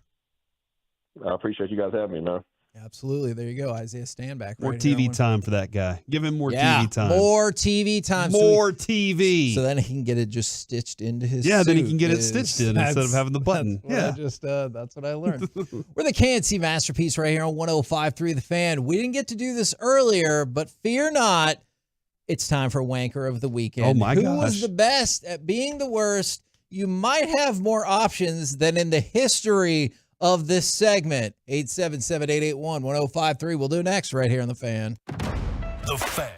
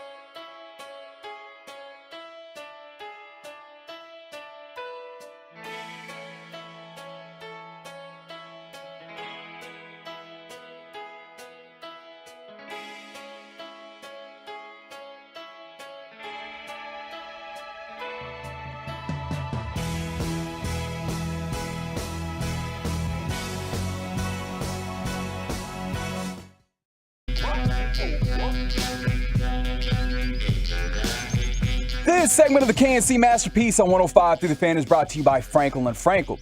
Life is unpredictable. Accidents happen, and Franklin & Frankel are the go-to attorneys for car and truck wrecks in DFW. If you or a loved one has been injured in a car wreck, contact Franklin & Frankel for free consultation at truckwreck.com or call 214 or 817-333-3333. 9-yard gain on the pass to Vaughn. Shotgun for Greer. Handoff on, coming right. Bangs in. Touchdown Deuce. Cowboys have their first lead of the preseason. And a star is born.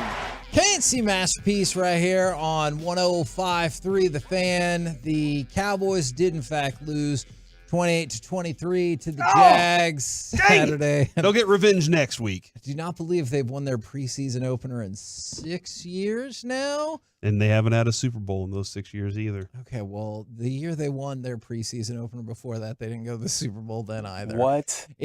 Sorry, that's breaking news. But Deuce Vaughn was a bright spot. So I just wanted to shout him out and play that clip and use the word so, because we're going to have to transition to something else. Oh, no.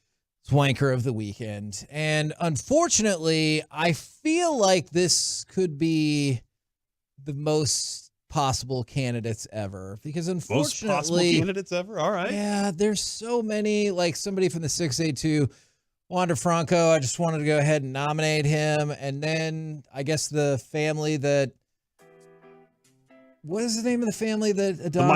Michael Orr's adopted Orr. family, the Tuohy. Okay. Those are letters. Toy. That's how I'm going to say it. I feel like when that movie came out, maybe I knew, unless they changed their name in that movie. I need to rewatch that movie now. I guess I'm going to have to order it on Amazon. Yeah. And then make sure that the proceeds go directly to Michael Orr instead. Okay. That's not a bad idea, actually. So I think those people are obviously up as well.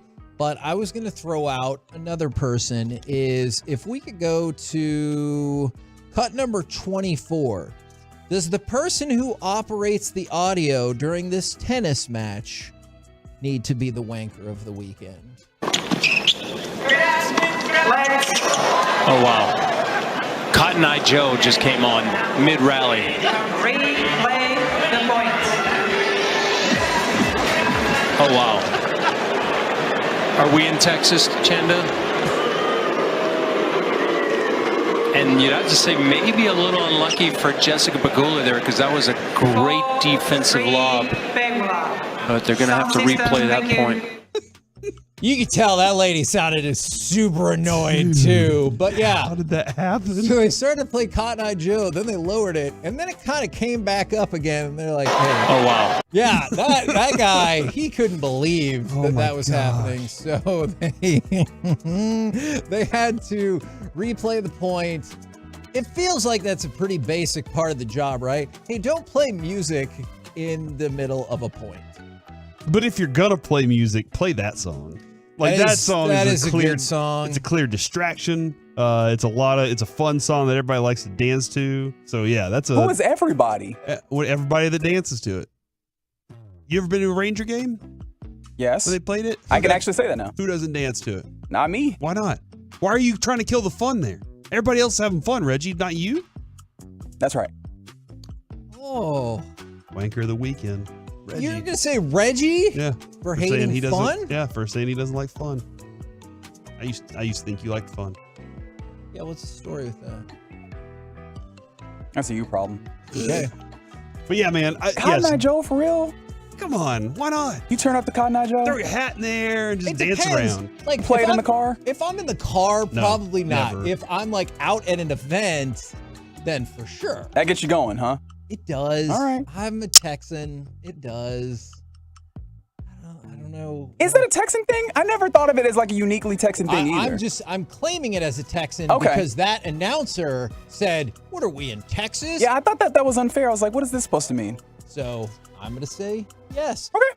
All right. Now we go from that to Elon Musk. Now, before Why did you do air quotes when you said that? Supposedly Elon Musk. Musk. If that is his name. I was trying to jump ahead of. This is not a political discussion. This is instead a fight discussion. Okay. Did you see what Mark Zuckerberg posted? I think we can all agree. Okay, let's just start back. Quote, I think we can all agree Elon isn't serious about this fight and it's time to move on. I offered a real date. Dana White offered to make this a legit competition for charity. So I'm going to pause real quick there. That means Dana White, with all the stuff he was talking about, I'm going to make this Elon and Zuckerberg fight happen. He wasn't just promoting and BSing.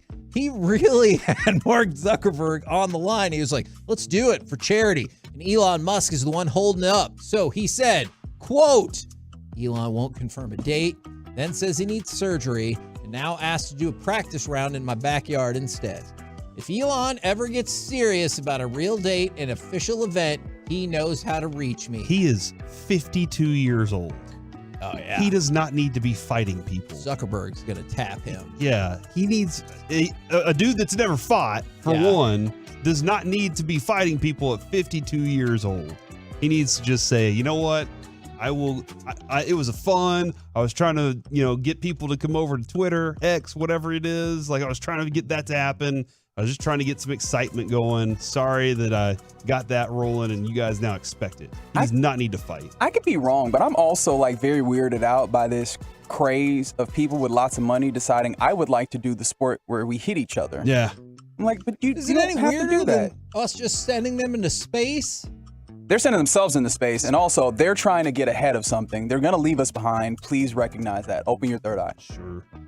That's true. Do you really think That's right. What, you think they're just going up to space for the tourism? What's there to do in space? Is there a beach in space? No, they're finding prospects to leave us, Kevin. Yeah, there's not. Yeah, what if there's beach? Seriously though, he's right. What happened in Lost in Space, Kevin? They sent all the smart people away. They said, go find a place to colonize. Mm-hmm. That's what they're trying to do with space right now, is try to find a place to colonize. So when we ruin it all, they can go somewhere and be there. Okay. Or they can just, like he said, just be away from us, the regulars. The poors, as you like to call them. Think about that, Kevin. You're the dude that would just be like, oh my gosh, leave all the pizza rolls on Earth. I don't have Elon Musk money. Why am I being lumped in with this?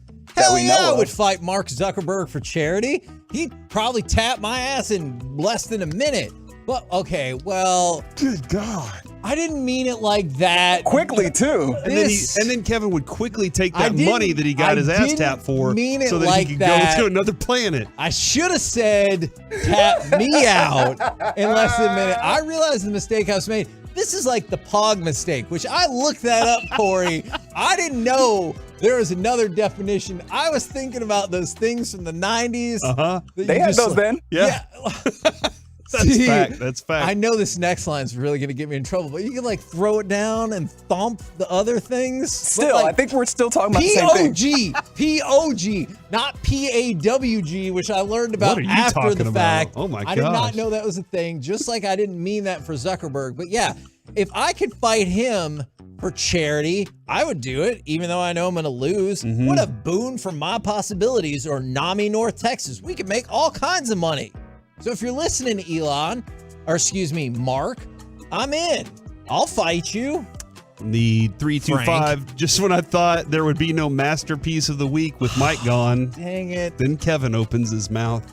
Dang it. From the 682 contest for masterpiece of the week, over.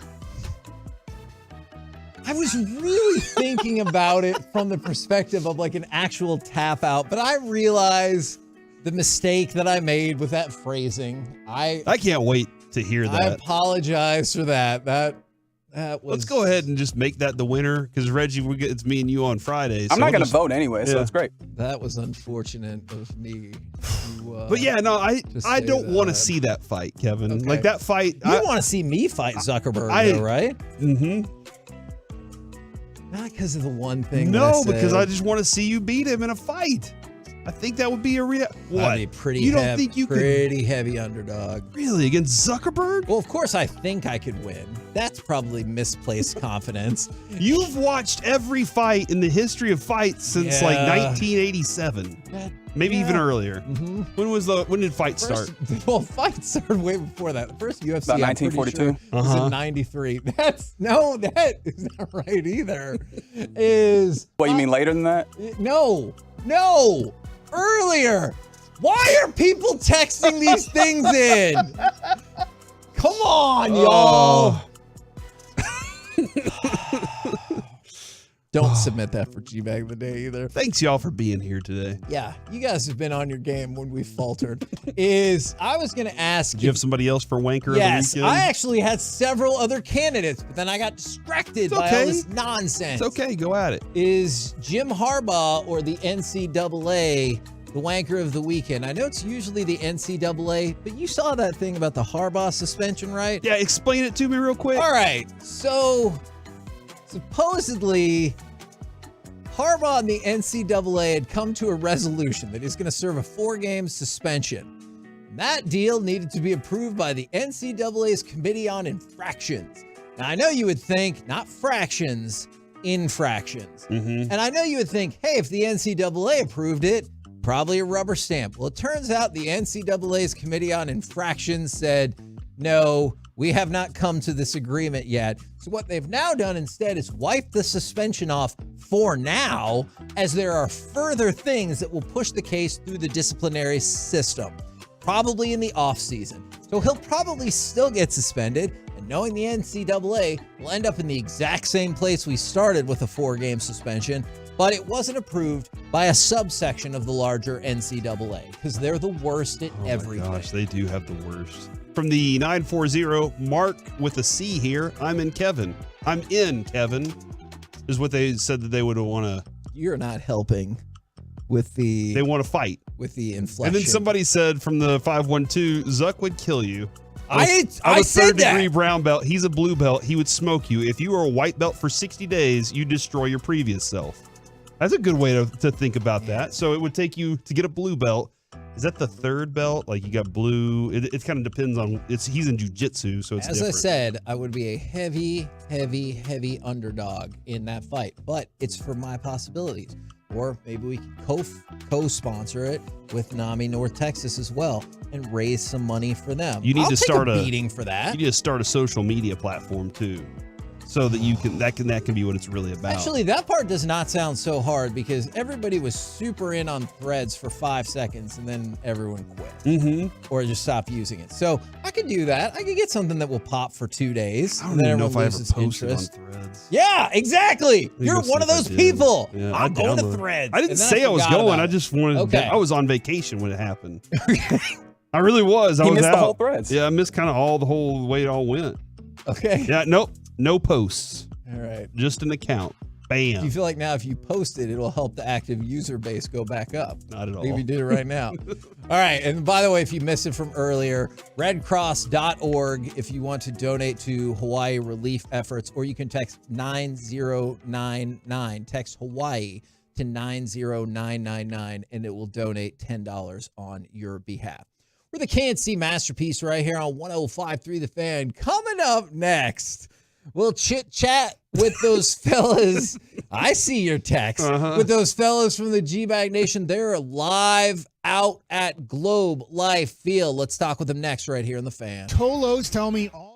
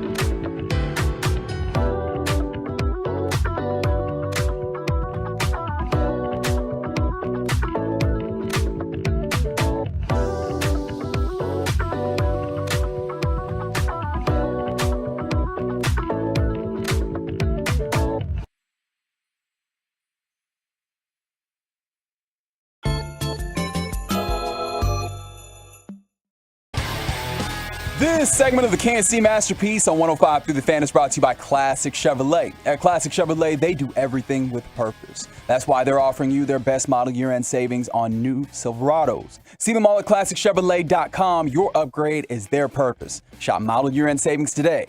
This is Texas. This is Classic Chevrolet. Relax and enjoy the difference and find new roads. K&C Masterpiece back here on 105.3 The Fan. Right now, courtesy of D&M Leasing, it is time to chit-chat with those fellas from the G-Bag Nation live at the ballpark. Gentlemen, how is ya? Awesome, Heggie. How are you? We're doing good, doing good. They sound like they're in the studio, dude. That's amazing. That is crystal clear. No doubt. All right. Shout out to Pedro. Yeah, Pedro. Pedro, Ruben, Ramon. Everybody. The whole squad. All hands on deck. That's right. You're welcome. Deck with an E, by the way. Yeah. So you guys are more, you're using more of the starters today than the Cowboys did this weekend. I feel like we're the reserve team. I don't know. Yeah. I could walk off at any point. You know, and just walk off victory? like home just run? Walk off, yeah. Who's just most leave. likely to lead you to walk off? Is it yourself or someone else on the show? Oh, me for sure. Yeah. Yeah, somebody will make me mad and I'll just leave. Sorry, guys, I got an important phone Yeah. call. Yeah. You handle this. well, I want to watch practice, Yeah. guys. I'm sourcing crap. A gang of 7. That's you guys what I did the other understand. day. You guys didn't leave this. Shut the bleep up. No, that's what I did the other day at training camp. I told Dawson, I said, listen, I'm not going to do radio today. I'm going to watch practice. He's like, okay. You got it. Just make sure you don't suck at 240 today. Yeah. I'm just excited you guys showed up on time. Yeah. Because I know barely. Maybe Mike McCarthy had some issues with that today. Did you find out why? Call No. that pulling a Jason Garrett. I have now asked 3 people, and I still have I not. tried to help you guys. You know that, Heggie. I was do. sending text message while I was driving 75 miles an hour down 30. I appreciate Trying to that. help you Now out. we were talking about Iowa and the state fair and the butter. I think that might have been after. Okay, all right. But all yeah, right. I've now asked 3 people, and no one has given me a straight answer yet as Oh, to. it's the Cowboys. Don't worry about it. Yeah. Straight answers. What are you talking about over there? That's a fair point. Cowboys going to Cowboys. That is a fair point. Is any particular standouts? Because we were just talking about Wanye a minute ago for the Cowboys from this game. I know there's negative aspects of the game, but any particular standouts from the preseason game for y'all? TJ Bass. Got it done, huh? TJ Bass The got guard? it done. Yep. Gamer. Yeah, that's I had a chance to watch the All-22, and there's I'll get into it at 240 in Krusty's Corner, but for the other guys, but TJ Bass, I have not noticed him very much. I know that Zach and I evaluated him at Oregon for the draft, and kind of waiting for him to play like the guy that played at Oregon. Guy didn't practice all particularly well in Oxnard, and all of a sudden, boom, throw him out in the field. When it's 2s versus 2s, 3s versus 3s, these guys did all right. So there's a couple more that I could add to that list. But the 22 showed this guy. It showed up for him on that offensive line. Zach Martin replacement? We got him? Maybe you do. Maybe you do. Wow. Maybe you do. I said 2s versus 2s, 3s versus 3s. Yeah, you kind of work things work out for the best. It's amazing how people hear things. I'll say this though about the guy. He deserves to. If you're going to put Josh Ball out there, I would say let's split some reps here. Amen. Let's split some reps and see what we can get out of this. Yeah, I think we realized Josh Ball can't play. That was more of a reinforcement for me. You it was, said we realized that, but the franchise continues with him. Yeah, I don't know why, but if he makes the roster, I'd be very, very surprised. To me, you can take your pick of the linebackers, but D overshown, and I think overall that was a weakness last year was the linebacker depth. That might be one of their stronger position groups now. I thought Overshown was great. Damone Clark looked good. Yep. You saw a couple of good snaps from Jabril Cox. I thought Devin Harper played really well. But to me, Overshown was flying around sideline to sideline. You saw a lot of the things that Will McClay talked about when they watched tape from him. And I think the important thing is the Cowboys have a plan and a role for him, which he didn't always have at the University of Texas. Go keep an eye, too, guys, on this Isaiah Land from Florida A&M. They might, probably a practice squad guy, but he was the one of the young edge rushers that gave him a little jump off the edge. So Isaiah Lamb from Florida A&M was another guy. Maybe we'll see him get a little bit more run this week against Seattle. I like that a lot. Appreciate the insight. Can't wait for that 240 segment to get even more. Yep. I'm curious, Wander Franco, Michael Orr, either one of those stories catch your attention? Because there's been a lot of stuff happening on both fronts in the last day. Yeah, dude, this Michael Orr thing. I was prepping for the show, and then I got the email or the ESPN notification about Michael Orr being blindsided. I was like, wait, what's going on here? And then I parsed through it, and my gosh, dude, this is. I mean, if this is actually accurate in the reporting, which I presume it to be when Don Van Natta is on this thing, but. Yeah, that's a sad deal. It's a sad deal, and it's crazy that it's taken all this time for it to come out, where the lawyer's not even discovering that this dude wasn't even officially adopted by this family. It was just a conservatorship, like Britney Spears' dad, and that whole situation. We're just finding this out now. I'm like, how? Why did it take this long? But this is kind of a wild one, man. And I can't believe Sandra Bullock would do that. Yeah, I think that. Are we looking for more? It sounds super fishy to me. Like you don't have any issue of it during publicity for the film. You're going to all these awards ceremonies, you're getting interviews. Now you're retired and you're not playing anymore, and the checks running out of money. The checks aren't clearing. Yeah. Now, and I can totally see a kid in that situation getting taken advantage of. But from Michael Orr's perspective, to me, the timing of it is just very, very odd. Yeah, it seemed like it worked out for everybody, and I hope the greatness of that story isn't affected in any way. I think it's entirely reasonable that the way it likely played out is still a good story. We never officially adopted the kid, but we helped him at a time where he needed stability in his life. He benefited greatly, but man, when you start talking about getting that money involved, greed gets involved. And, at that point, sometimes people just can't help themselves and they do things that, it's hard to recover from. I think just disappointment that an inspiring story has turned out so sad in the end. Yeah, and I wonder how easy it is to parse through and figure out how many, if any, dollars has Michael Orr himself received from the movie. Yeah, has he received any money for this? Because they're saying zero. Yeah, they're saying he hasn't gotten anything for this, and the family, the kids, all they all got flat fees of what I believe to be $225,000 just straight up, and then they got a percentage of however much money the movie made, and the movie blew up in a huge way, and so they're apparently cashing out in a big way. It's and about $4.6 million per kid.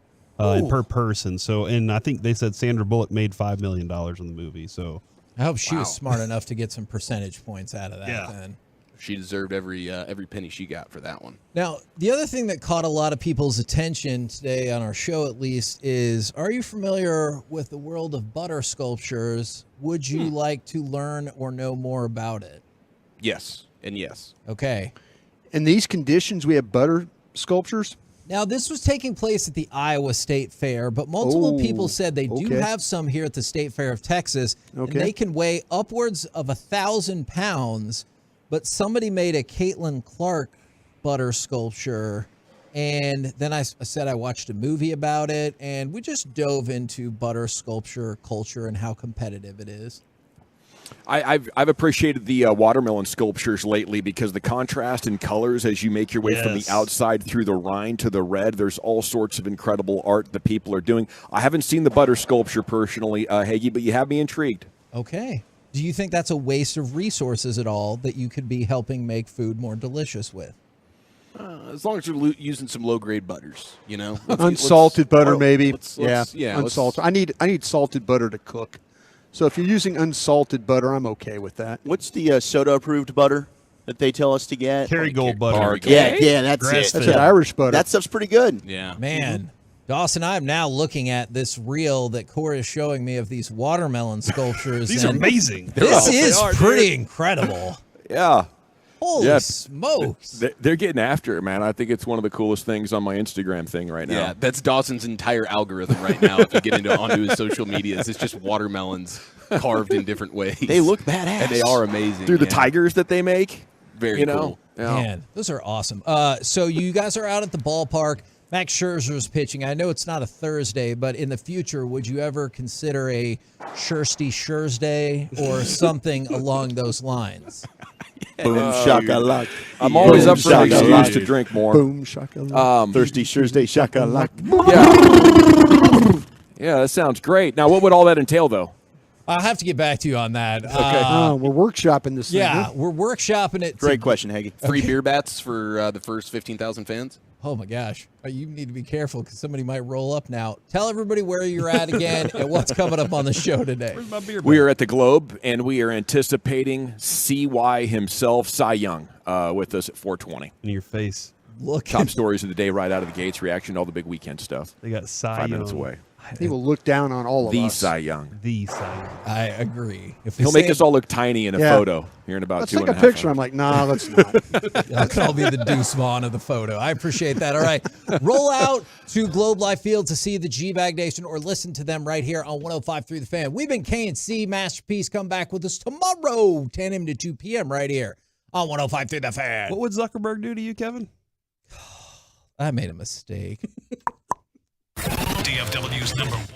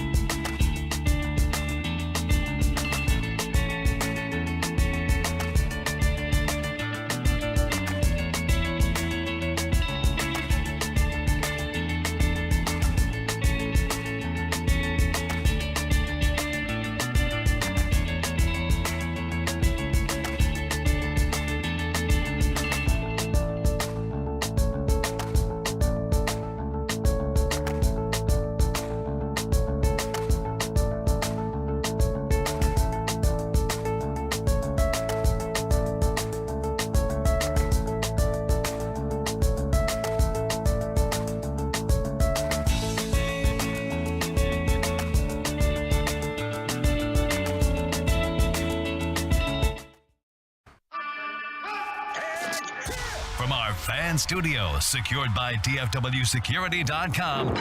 You're rolling with the G-Bag Nation on 105.3 The Fan. Here we go. It's hour one of the G-Bag Nation on 105.3 The Fan, and we are live at the Globe Life Field, the home of your first-place Texas Rangers, the team with the best record in the American League since the All-Star break at 18-8, half game better than Houston. We are rocking and rolling. Winners of 2 of 3 in San Francisco. Let's do this. General at your service at ease. There's Brian Broaddus, former Cowboy scout, NFL executive. Ton of takeaways.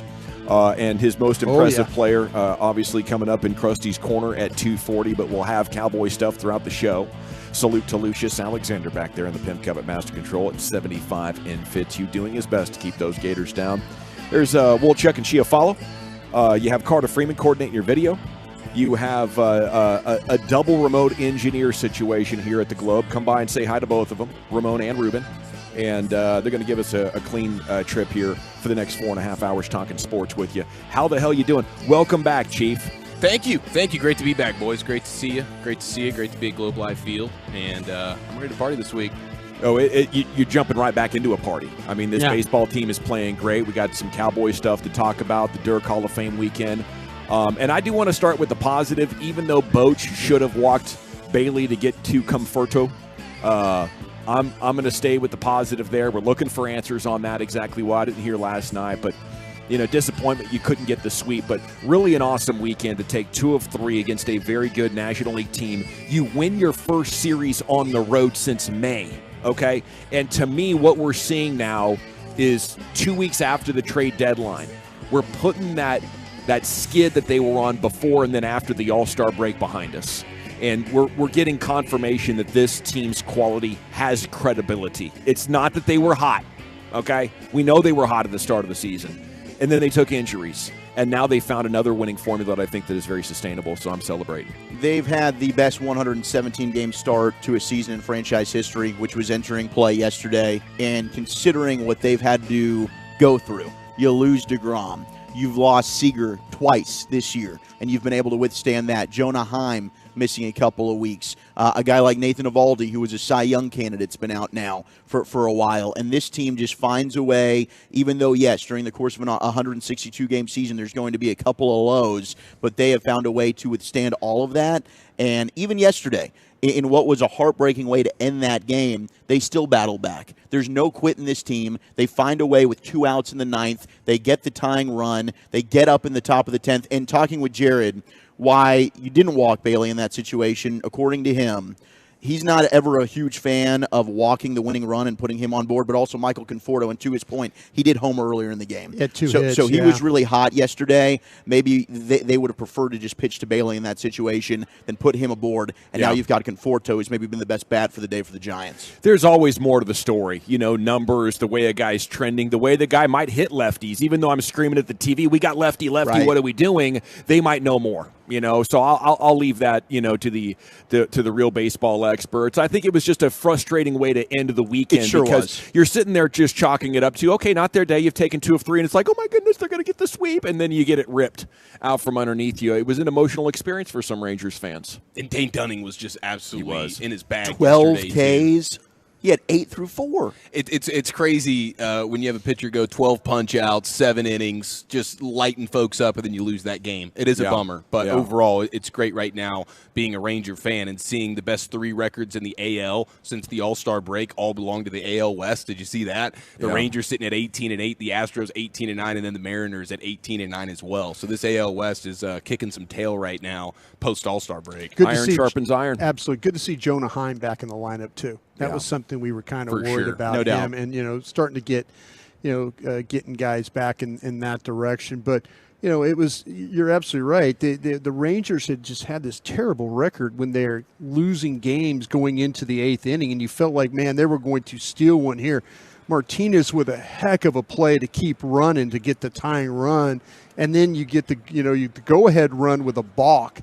So you're just you're kind of putting pressure on San Francisco, and then you got one of the best closers in the league out on the hill, and things tend to happen. Sometimes they're good, sometimes they're bad. In this case, it was one of those bad times that happened. Well, it'll be fun again tonight, as it is getting very fun with under 50 games to go, and it's Max Scherzer on the hill opposite Patrick Sandoval. Angels have actually bounced back a little bit. They did drop 2 of 3 to Houston over the weekend, but overall the last week they got off that slide that they were on. They've actually won 3 of 5. The Rangers lead 2.5 games. Ohtani skipping his next start will not pitch against the Rangers. I guess we like that, but if it goes like the last time he was around here, what did he have, like 17 home runs in a weekend? I feel like that this will be a series that Ohtani will have like 14 at-bats and 4 of them will be home runs, you know, and it's always at that time when you're like, you know, and then you want to just kind of tap Bruce on the shoulder and go, hey, Boch, you might just go ahead and just walk this dude. Just put him on. Let's pitch to the next dude. Not only is he like a modern-day Babe Ruth, but he also apparently got the Chris Davis spliced gene in him, where he sees Rangers colors and Chris turns with a K. into the best possible version of himself. No doubt. Yes, baseball player Chris with a K, not actor Chris with a K. Okay, Cowboys and Jags played. Everybody wants to know from you guys that cover the game for us all Saturday, did anybody make a case for you? I know Brian has his delivery coming up at 2:40. Wolchuk, Chiafalo, what stood out to you? Man, I'll tell you what, there's a lot that jumped out to me, and you got a chance to see a lot of the young guys, which is very, very exciting. I think, obviously, Jalen Tolbert. I was looking at the year 2 guys that you're looking to see make a little bit of a leap. I think Jalen Tolbert was certainly one of those guys. Damone Clark, another one. Like, hey, Damone Clark, you were a starter last year towards the end of the season. When you're going up against a lot of backups, I want to see you stand out as somebody who sort of doesn't belong on the field with all the backups. You should probably be sitting over there with your shoulder pads off, hanging out with the rest of the studs. I thought he stood out against the ones for Jacksonville the first few series. He absolutely did. And overshown, as you mentioned in Crosstalk, Walchuk, I thought the linebackers played well. But the year 2 guys that made a little bit of a game 1 leap, I saw it from Damone Clark. I saw it from Jalen Tolbert. And then Jake Ferguson is another guy where it's like, okay, this is we thought we knew what we saw last year, small sample size. This dude's going to be a stud, and you saw it firsthand again. Just one of those plays where early on in the game he catches the ball 2 yards in front of the sticks, and instead of lollygagging, as soon as he gets his hands on the ball, boom, it's straightforward. I'm getting the first down right now. Little stuff like that, but I was really impressed with a lot of these guys. Could you guys see a possibility of Hendershot being a bubble guy here? Well, that's what I'm hearing. Oh, because of John Stevens? Yeah, with John Stevens being and it's funny because I was talking to a guy in the league about this, and he was saying, "Listen, I'm kind of, tell me about what's going on with Peyton Hendershot." And I'm going, "Well, there's been some things in practice. There's been some drops. There's been some." This guy goes to me, he goes, "You ever thought about him not being on that team?" And I was thinking, not really, because last year there were people in the staff that were telling us that, Hendershot could be better than Ferguson, and now you're going to have to figure out, you can't keep like 5 tight ends. You can't, how are you going to find a way if John Stevens, he took it from the practice field to the game field. Sure did. And now he's all of a sudden, you're watching him block, you're watching him catch balls, you're watching him to get open. The interception, I don't know. Maybe he should have gone inside a little. I don't know. It's like, hard to me, it was really hard to tell on film. With Greer, and Greer's kind of like going, "Oh, why'd I throw that?" And then you're like thinking, did he think that he was going to get Stevens across? But everything else about Stevens' game was just so positive.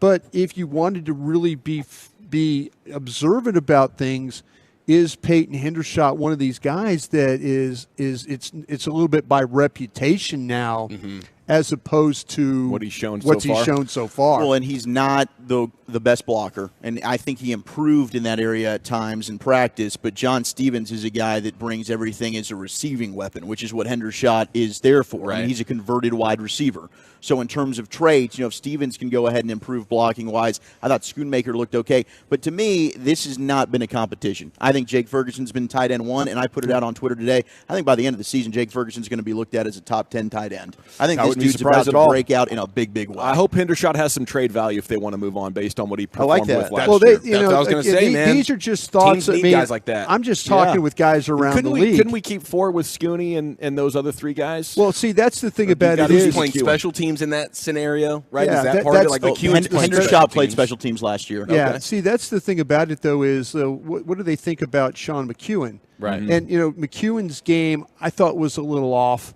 myself, they like McEwen a lot more than what the fan base does, I think. Okay, we'll get more in Krusty's Corner. We're going to get a lot throughout the day on Cowboys, Jags, and where they go from here and what the roster decisions might look like after the first preseason game. Again, we are here live at Globe Life Field. The pregame tonight at 6:30. Chris Young is coming up at 4:20 right here, the Rangers GM in the G-Bag Nation. Okay.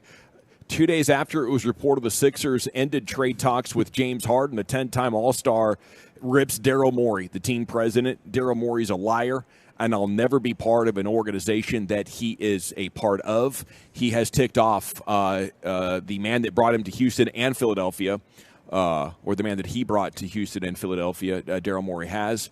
And, I don't know what you do here. This is a tough time to be an NBA superstar because post the decision from LeBron, the top players are used to sort of dictating where I'm going to go. But after 12 years of that, the teams that are contenders and are willing to be aggressive have exhausted all their picks. So James Harden's like, I'm done here. I'm ready to go to the Clippers. And the Clippers are like, here's our best offer. We gave all of our picks for Paul George, though, and Kawhi Leonard. So we don't really have a lot of great picks for you. And they're like, okay, we're not trading you for that. And James Harden's like, what's going on?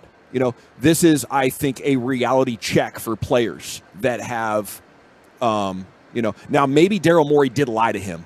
Maybe Daryl Morey promised something that he can't come back on. I don't know the extent of that. Right. But here's why he's not traded. The market has dried up for superstars. Yeah. The contenders and big spending teams don't have the picks anymore. Was there was there something where Harden, he redid his contract, right?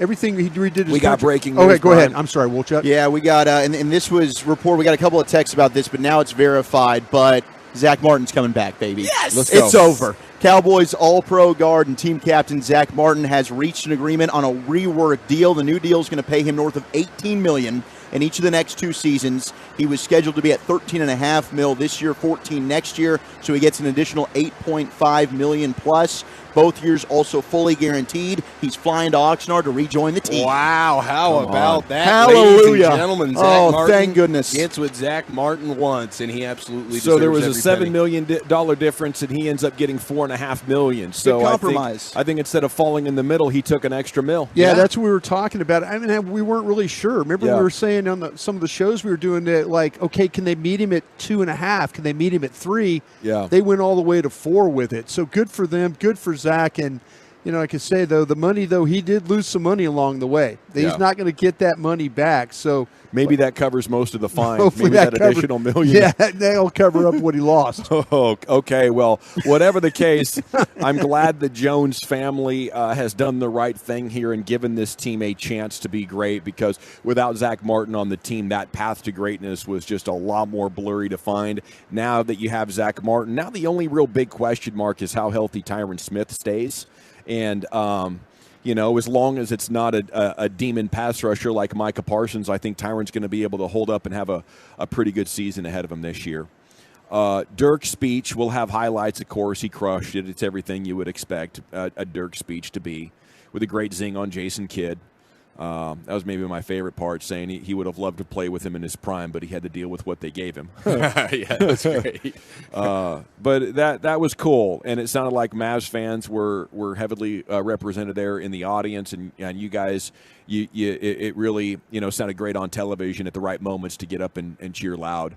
We'll get more Zach Martin reaction coming up here in about 5 minutes or so. USA and Spain yesterday, pre-World Cup exhibition match. Jalen Brunson led the USA with 21 points. He was 9 of 9 from the field.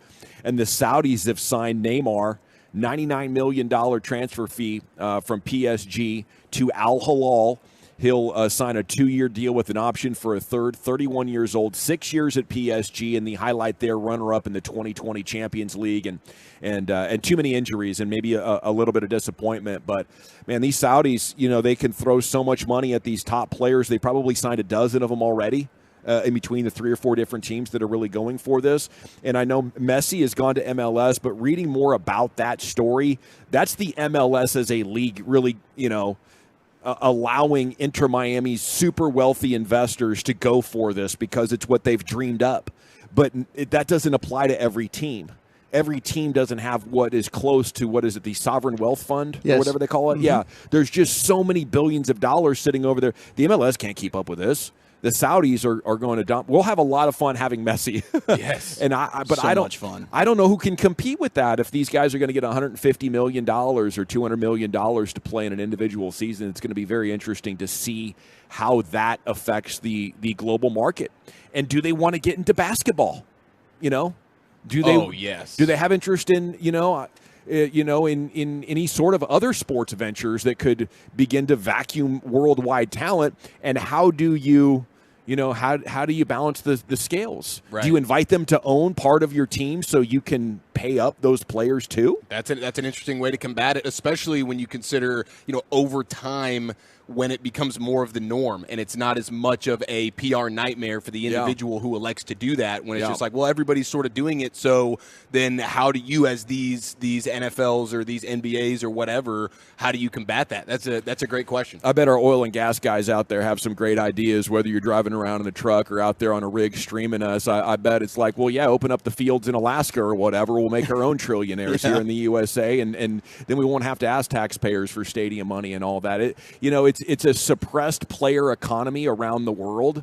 Owners and their lawyers have worked this way for years. And now the Saudis are coming in and being like, hey, we want to put on a great show for our fans. So if you want to do everything in your power to keep the salaries low for the top players, we'll just pay them maybe a little bit more than what they're worth. And we'll see how many of them take us up on that offer. It's a very interesting deal here. First thing like this in our entire lifetimes. Let's celebrate Dirk a little bit more and talk about the Zach Martin breaking news. If you missed it, he is back, baby. Got an additional $9 million and is flying to Oxnard. G-Bag of the Day is coming up at 2:30 right here on 105.3 The Fan.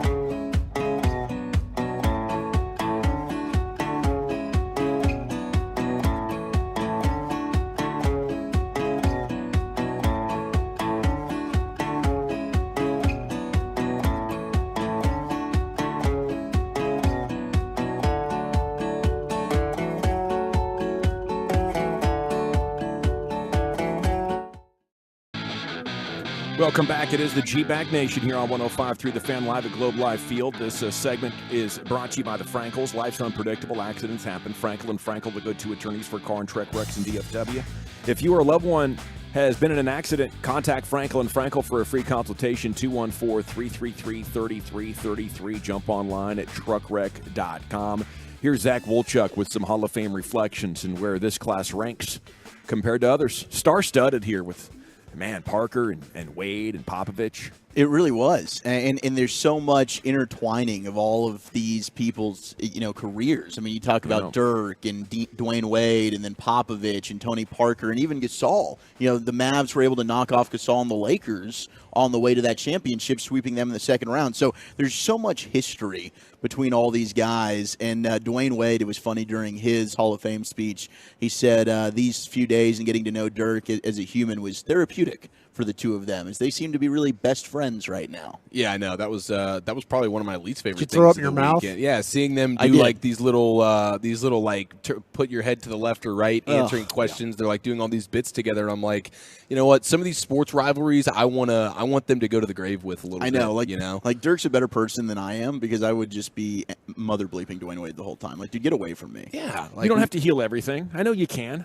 You know? Yeah. And it's not that you have to make a huge scene about it during the the Hall of Fame festivities here, but there needs to be an obvious understanding that you guys did the fake cough thing, and then I went and kicked your ass. Yeah, and you remember that? Like, I'm never going to forget that. Hey, you like that, Kirk Cousins? Yeah, I like that. Listen, Jordan was a little toxic at his Hall of Fame speech. He's the GOAT, okay? So if it's good enough for him, it's good enough for anybody. I'd love a little bit of a stare down and I'd take that with you.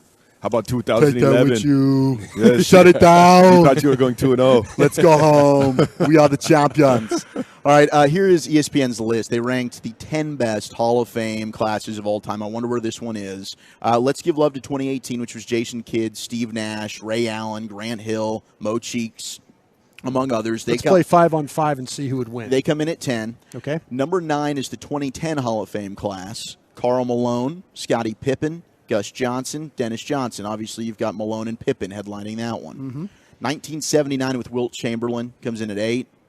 Better. You've got 1993 with Julius Erving. That's it? Just one dude? Bill Walton, Okay. Calvin Murphy, Dick McGuire. I mean, hey. Let's give us the names, Wolchuk. Krusty and I remember these guys. You can't just gloss over dudes because you don't remember their names. Well, Dan Issel. They know him. Yeah. Dan Issel. Good Dan coach Issel as well. played. Yeah, he played for the Denver Nuggets. He was actually a really Issel? good ABA player. There's Issel. Went to University of Kentucky, if you really want to know. Dan Issel? Come on, Smart man. guy. I thought it was Issel.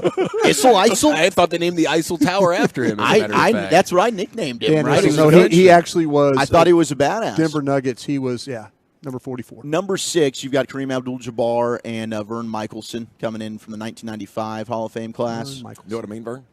Vern. Number 5 is the 2016 Hall of Fame class. Shaq, Allen Iverson, Zelmo Beatty, Yao Ming. It's pretty star-studded right I think there. they win there. Yeah. Number 4 is this recent class with Dirk, Wade, Gasol, Tony Parker, Pop. They come in at 4. They got a coach. So let's see if the 3 of them ahead, if these 3 classes are better. The lady that went in, too, the lady coach, she was on the Spurs staff, right? Yes. So she's tied into this. Was Becky Hammond? Becky Hammond. Yeah, now she's the Las Vegas Aces head coach. Yeah, but pretty awesome. She was an assistant with the Spurs. Yeah, she was. Yeah. Won a couple championships with them. She actually filled in for Pop and would coach, like when Pop was going through some of his health issues. Number 3 is 1980, Jerry West, Oscar Robertson, Jerry Lucas. Ooh. It's pretty damn impressive. Jerry Lucas, old Nick. Great rebounder. Yeah. Had the Dennis Rodman gene. Here's the one You're absolutely right about that. that I think we could discuss. Number 2, 2020. Duncan, Kobe, KG. Ooh. Does Kobe put them over the top of this recent group with Wade, Dirk, Parker, Gasol? Yeah, Dirk's probably a little bit closer to KG. Duncan had the better career. Whether you would take Duncan or Dirk, maybe you can decide for yourself. Duncan was an all NBA defense kind of guy as well. Sure. And then Kobe. So, I can see. Yeah, I could see that too. Yeah, I have no arguments there. But number 1, greatest Hall of Fame class, according to ESPN, 2009. Michael Jordan, David Robinson, and John Stockton. Holy cow. I can't believe they all went in the same year. Yeah. Wow, perfectly timed. That's insane. Indeed, man. What a great deal, though. Top 4 class of all time. Yeah, I'll take absolutely. it. Although I think sometimes they do inflate D. Wade and Tony Parker a little bit. But I'll take it. I'm with you there. I'll take it. I think this do you is really like about Dirk, the French? Dirk and Gasol. Yeah, if Dirk wasn't in this thing, this would be a. I think you're against the fairly French cracky over stuff. with the heavy Tony Parker lifting. thing. I think Tony Parker was I clutch. think you hate French Who does omelets like the and French? The fries French hate us, and- Brian. What are you Yeah. caping for the French for? Baguettes. And I think you hate Belgium, all those Belgium things. created the French fry. The French are posers. Yeah, I think Dawson's got some against the French. I think he's myself. onto something, Brian. I side with General. I don't think it's anti-French sentiment that you're detecting. It's just anti-Spurs and Heat. Oh. Like a proper North Texans, Brian. right. And bleep the French. Yeah, I know what time it is. It's time now for G-Bag of the Day. Into the Pimp Cup we go. Here's Lucius Alexander. Yeah, and bleep the French, as he said. Damn right, Lucius, right? Yeah, what a way to pass it to Lucius. Can I get an amen? Yeah, Lucius, what do you think about the French? What do you think about the Stamp French, on that hate Lucius? the French. Yeah. Let's see here. All right, let's go to the G-Bag of the Day. By the way, I just had some ranch-style beans. Oh, okay. The best style beans, in my opinion. Did you doll them up? No, I just put a little mustard on them. Okay. Fantastic, bro. But no added protein? No. to them? Well, I had some chicken and stuff like that, but yeah. Okay. Best style beans right there. Top 3 at least. That's a good bean. All right. Best style top 3. All right, which way are we going here? Well, I mean, because somebody's always going to say, if I say it's my favorite, they're going to say, well, it's not. I'll say it's top 5 or something like that. So I'll say top 3 because I'm going to let you add 2 more to You've it. learned so much, Lucius. Yeah. You've learned so much. All right, what do we have here? Coach Prime is our G back of the day so far. He has a message for the people, young and seasoned. Coach, it seems like a lot of people have had opinions about you, the program, the transfer portal, whatever it seems to be. As a player, did you ever internalize that and put that energy into proving them wrong? Or what is your mindset when people have opinions? What do you do with that? Do you just block it out or do you use it? I don't care. Look at me. What about me would make you think that I care about your opinion of me? Your opinion of me is not the opinion that I have of myself. You ain't make me, so you can't break me. You didn't build me, so you can't kill me. You know what? God established me, so you ain't nothing you can do to me. I've been dealing with this foolishness since Pee Wee football, man. I've been him. I've been a difference maker, a game changer. I've been that guy. So what will change now that I'm coaching? Not a darn thing. I'm not even playing the game, and you got an opinion of me. I'm not even on the field.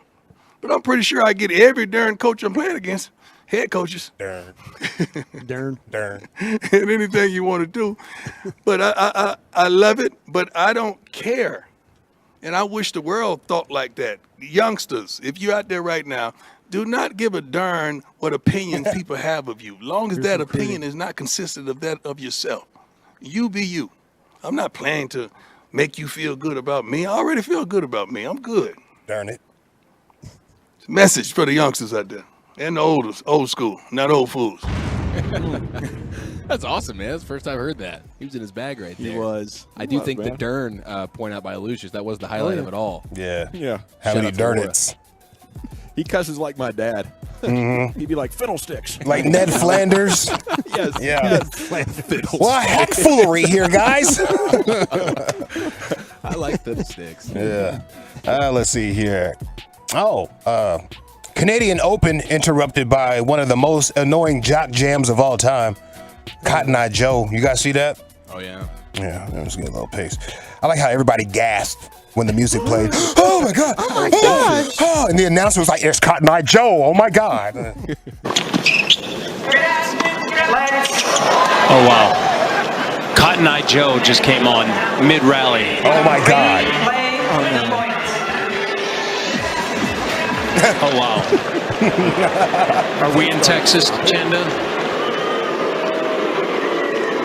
And you'd have to say maybe a little unlucky for Jessica Pegula there because that was a great defensive lob. Oh, God. Oh, no. I can't believe What are we this. going to do? They've just desecrated on this. What the hell? It's Cotton Eye Joe. Are we in Texas, damn it? Cotton Eye Joe just came on mid-rally. No. Unbelievable. How are we going to Mid-rally. recover? Is that song inherently Texas, by the way? I'm born and bred Texas, so I don't know. Does every state, does every youngster across the 50 states know that song the same way I did growing up? Or is it just a Texas thing? I assumed everybody did. Yeah, it blew up. I seen it on the Jock Jam joints. You know what I'm saying? So that went worldwide, didn't they? It did. That everybody get up, it's time to jam now. Had all those joints on there. Hell yeah. The butterfly, oh, that's old. Let me see the Tootsie Roll. I can't believe that's on there because if you really know what the Tootsie Roll was about, you'd be like, damn. Are we saying that on the radio? That's like the Soulja Boy Yule, I'm telling you. We talking about poopas? No, I'm not, Tootsie Roll. But I love when a song goes for years and then all of a sudden the radio PD figures out that it's kind of vulgar. He's It's like, hey, we gotta super stop. vulgar. We gotta stop letting that one go. It's so vulgar. Yeah. Let's see here. How about Coach Greg Popovich, Hall of Fame speech? Got cut short by Ahmad Rashad. He was backstage, probably not listening to Coach. He heard like a little dead moment when Coach went over there and dap up some legendary San Antonio Spurs. And that's when Ahmad Rashad busted out behind him and was like, oh, let me get on the mic. I think it's a dead moment. But he was wrong. Thank you for your patience, but that's the first reason why I'm standing here. The second reason involves one word, so it's going to be quick. That's great, huh? One word, and that word is duh.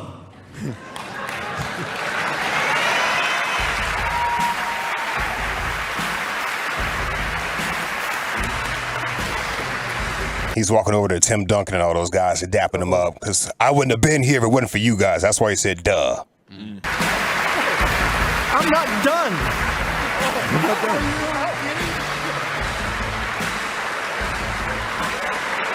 I've been waiting for this a long time. I'm not done. Cut the music. I didn't say duh was the end. I just said there's one word to describe why I'm here, and that's duh, those guys.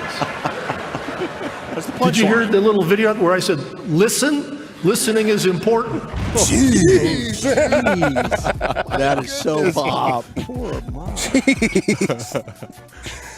Pop must not be Ahmad's main man, I guess. I love that. That's what we just My main man right here, Popovich. I'm doing the Tootsie Roll research right now, and I feel like we should have had a little bit of a side eye on these guys when they were named the 69 Their name was Boys. 69 Boys. Anything coming out of Florida was going to be crazy around that time. It was a hell of a name. Yeah, man. The 90s were a different time. Trendsetters. Yeah. mean, Let me kid on see TV that was Tootsie named Bubba. Roll. But he's saying something else. But it kind of sounds like that. Both the Tootsie Roll. Let me see that Tootsie Roll. Well, I wish I could. Oof. Can't tell you, man. Can't tell you. I wish I wanted to tell you, though. Does it start with an L? Let me see that. No. Okay. But the last word is whole. Okay. Oh, wow. Okay. Well, then Urban Dictionary has steered me in the wrong direction. Nah, bro. All right. How about this preacher right here? Yesterday was a church day. You know, I like to talk about getting your blessings and whatnot. Reverend Ike and Pastor Freddie Haynes out here in Dallas. But how about this pastor right here threw a little dark man X at his congregation? Somebody in this room saying enough is enough. I got to get my mind back. If we be honest, we all at some point or another felt like we was on the verge of losing our mind. In 1999, the late rapper DMX penned these words. He said, y'all gonna make me lose my mind. Up in here. He said, y'all gonna make me go all out. Up in here. Up in here. Craziness. I like that, man. Craziness. Act a fool. Yeah. Yeah. I got a combo situation with that one, too. I'm going to get right to it. Wash up before you go to church. I'd rather us talk about it in the house than to get out on the street talking about we prophesying and laying hands on the sick and they shall recover. And as soon as you lift your hands, the wind blowing somebody's nose and they about to pass out because you must have the dog. Smell like you've been eating deviled eggs. Not wrong. Not wrong. I want to go to that lady's church. Yeah, not wrong. Man, she was on fire right there. Is it primetime on your opinion? Is it Canadian Open interrupted by jock jams? Is it Greg Popovich cut short by Ahmad Rashad or the preacher combo platter on a church day? I think I'm gonna go with that. I'm gonna go with that preacher combo, man. I really like that lady. How about you, Giuffo? I'm gonna run it with Prime, man. I haven't got a chance to vote for him. I think that's a deserving champ. What do you say, Lucius? Yeah, Coach Prime. Wolchuk? I'll go with the combo platter. Which had to see, Brian? Coach Prime. By a score of 3-2, and still your G-Bank Today champion. It's one of the greatest two-way players of all time. He'll get any coach at pretty much darn anything. Mm-hmm. Any head coach, that is. Krusty's Corner's coming up next. Where are we going with that, sir? Yeah, I had a chance to look at the All-22 from the game this last weekend. We'll talk about that next. Coming up Tuesday morning on Sean and RJ, Rangers, Angels.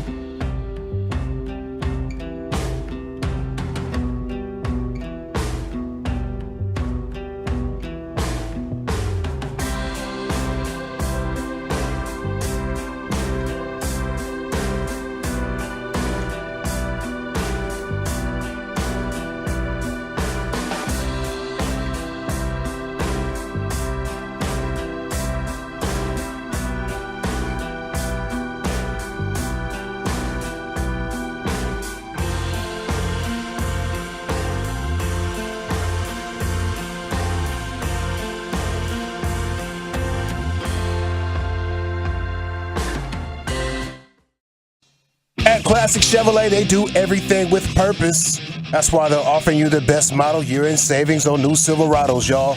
See them all at ClassicChevrolet.com. Your upgrade is their purpose. Shop model year-end savings today. This is Texas. This is Classic Chevrolet. Relax and enjoy the difference and find new roads. Oh, thank you very much, Lucius. It is the G-Bag Nation here. We're live at Globe Life Field where the Rangers are going to host the Angels tonight. Pregame at 6:30. NFL News Today is coming up at 3. Here's Broadus in Krusty's Corner.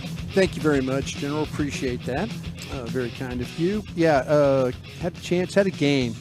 Always nice when we get a game to evaluate, to figure these things out. Thanks for everybody that hung out with us on the Cowboys pre- and post-game show. Really do appreciate the hard work that everybody does to get that together. And my co-host Eric and Zach do a hell of a job with that too. So thank you guys for being a part of that. Our pleasure. What some of my takeaways from the game this past weekend against the Jaguars? Did notice something. I've always talked about the screenplays that they run, or try to run, and how they're not timed out and what the problems are. But I saw a little creativity on a screen that they ran on the play to Rico Dowdle down near the red zone on right before half. And it was interesting because they ran what we call orbit motion, which they brought Turpin in motion from the right to the left, and he spun around.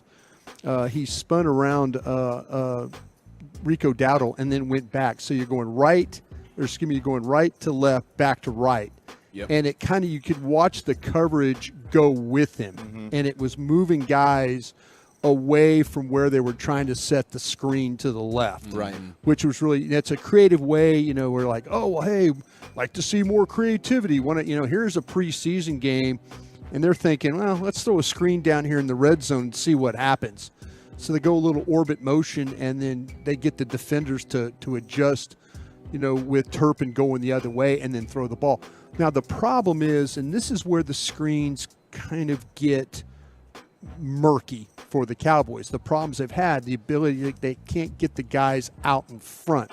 Murky's a bad thing? Murky, not clean. Okay. Kind of dirty. They were killing it, maybe. Yeah, kind of murky. Murky. Good point.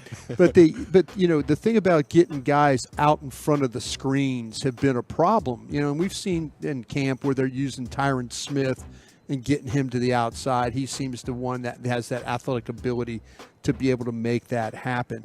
But in this particular thing, the problem they had was Farniak, when you run a screen, it's kick, lead, peel.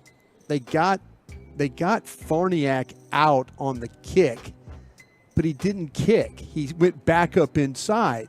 So ultimately what happened is his guy that they need to kick ended up making the play. Play. So you're sitting there, okay, why don't the Cowboys run screens? Why can't they? It's about timing. It's about execution. But that's the basic rules when you run screens.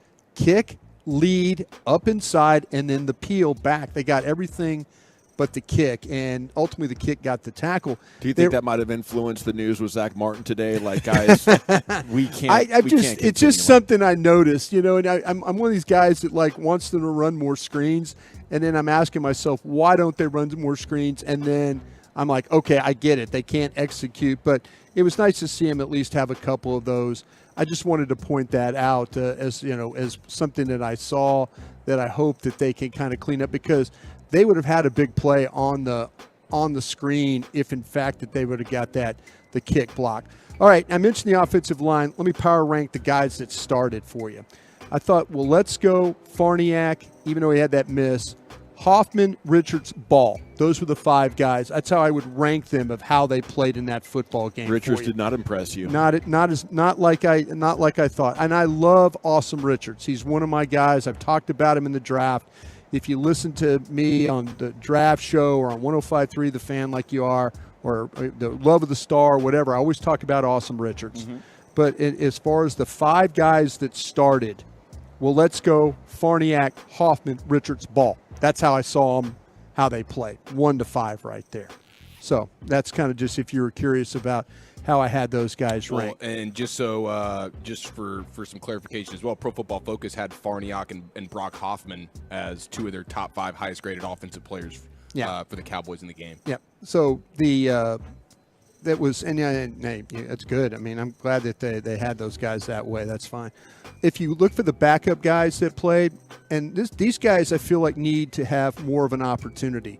I feel like Earl Bostic needs more opportunity. He played at left tackle for you, number 64. TJ Bass, number 66, playing at right guard for you. And I feel like that those guys need more of an opportunity. If, I'm gonna sit there and say, okay, for Ball, for Farniok, those guys, I know I had him second ranked, but I'm going to go ahead and say, those guys deserve chances. And the thing I didn't know, and Zach, did you watch Bostic much at Kansas? Did you do his film at all? I did watch him at Kansas, and to me, I wondered, I thought athletically he did show a lot of good signs there. Yeah. But, I could understand why he wasn't taken really, really highly. He wasn't a guy. I had an undrafted grade on him. Okay. Well, but you watch him playing this game, and I'm going to be honest with you guys out there, like I believe I always am. At camp, you don't notice these guys. You don't notice Bostic. You don't know. I mean, you notice them when they make mistakes. Yeah. Or somebody just goes running by somebody. When it was 2s versus 2s, fine. 3s versus 3s, fine and all that. But, if these guys are playing well for the 3s, let's see some more action against 2s then. Sure. Let's see. The thing about Bostic I really, really liked is his ability to get away from the line. He keeps his head back. He's a long guy. He can extend. He keeps wide. I really liked what he was able to do in this game. TJ Bass inside looked a lot more powerful than any of the other guards that as I was watching these guys play. And I'm thinking, okay, TJ Bass now, maybe a gamer, maybe deserves more of an opportunity to play with your. I'm with so your with twos. you. I mean, I was wondering, why are you giving Ball all this run? Give TJ Bass those snaps. I also think Richards kicking inside to guard, kind of like that. Yeah, he was much better at guard than I from thought the so tackle too. stuff. Okay, I mentioned on the defensive side, the Mozzie Smith stuff. When you watch Mozzie on tape, you're going to see some good and you're going to see some technique issues that he's going to have. And a lot of it, I think he plays a lot because of the conditioning. I think they're like, listen, let's get this young guy out there. Let's give him an opportunity. But there's times where you could see the power. You could see him splitting the double teams, especially when they got down on the goal line, when they got down inside the 5-yard line.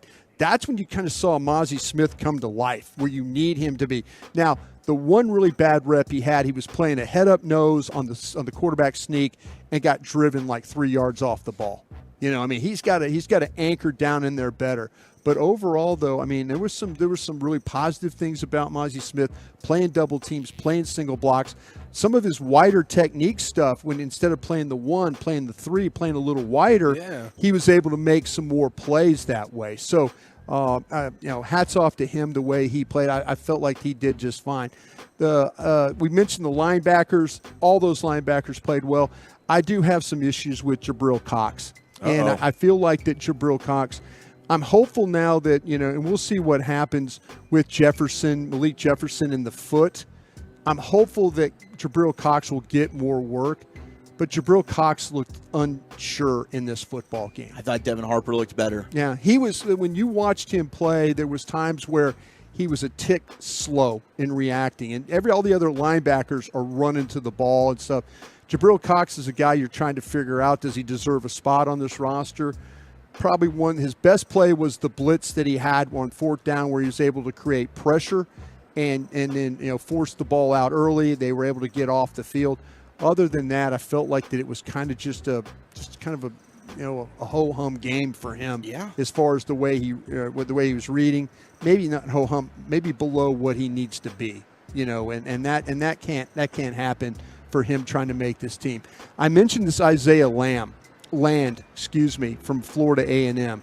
He's the one guy to me, when you watch them in the second half when they started putting in the real young guys, he was the one guy in this game that actually showed me that he's got some of that edge ability, his ability to get off the football, ability to be disruptive. Sideline to sideline we talk about, but pass rush, you could tell that he's got some juice to his game. You could see that he's able to break these blockers down. I'd like to see him get more of an opportunity. I'd like to see Josh Butler, the corner, number 40, get some more opportunity as well. Yeah, as far as the corners go, they picked on some of these other corners, throughout the game, and I would like to see Butler. Butler was the one guy that looked comfortable when they put him in.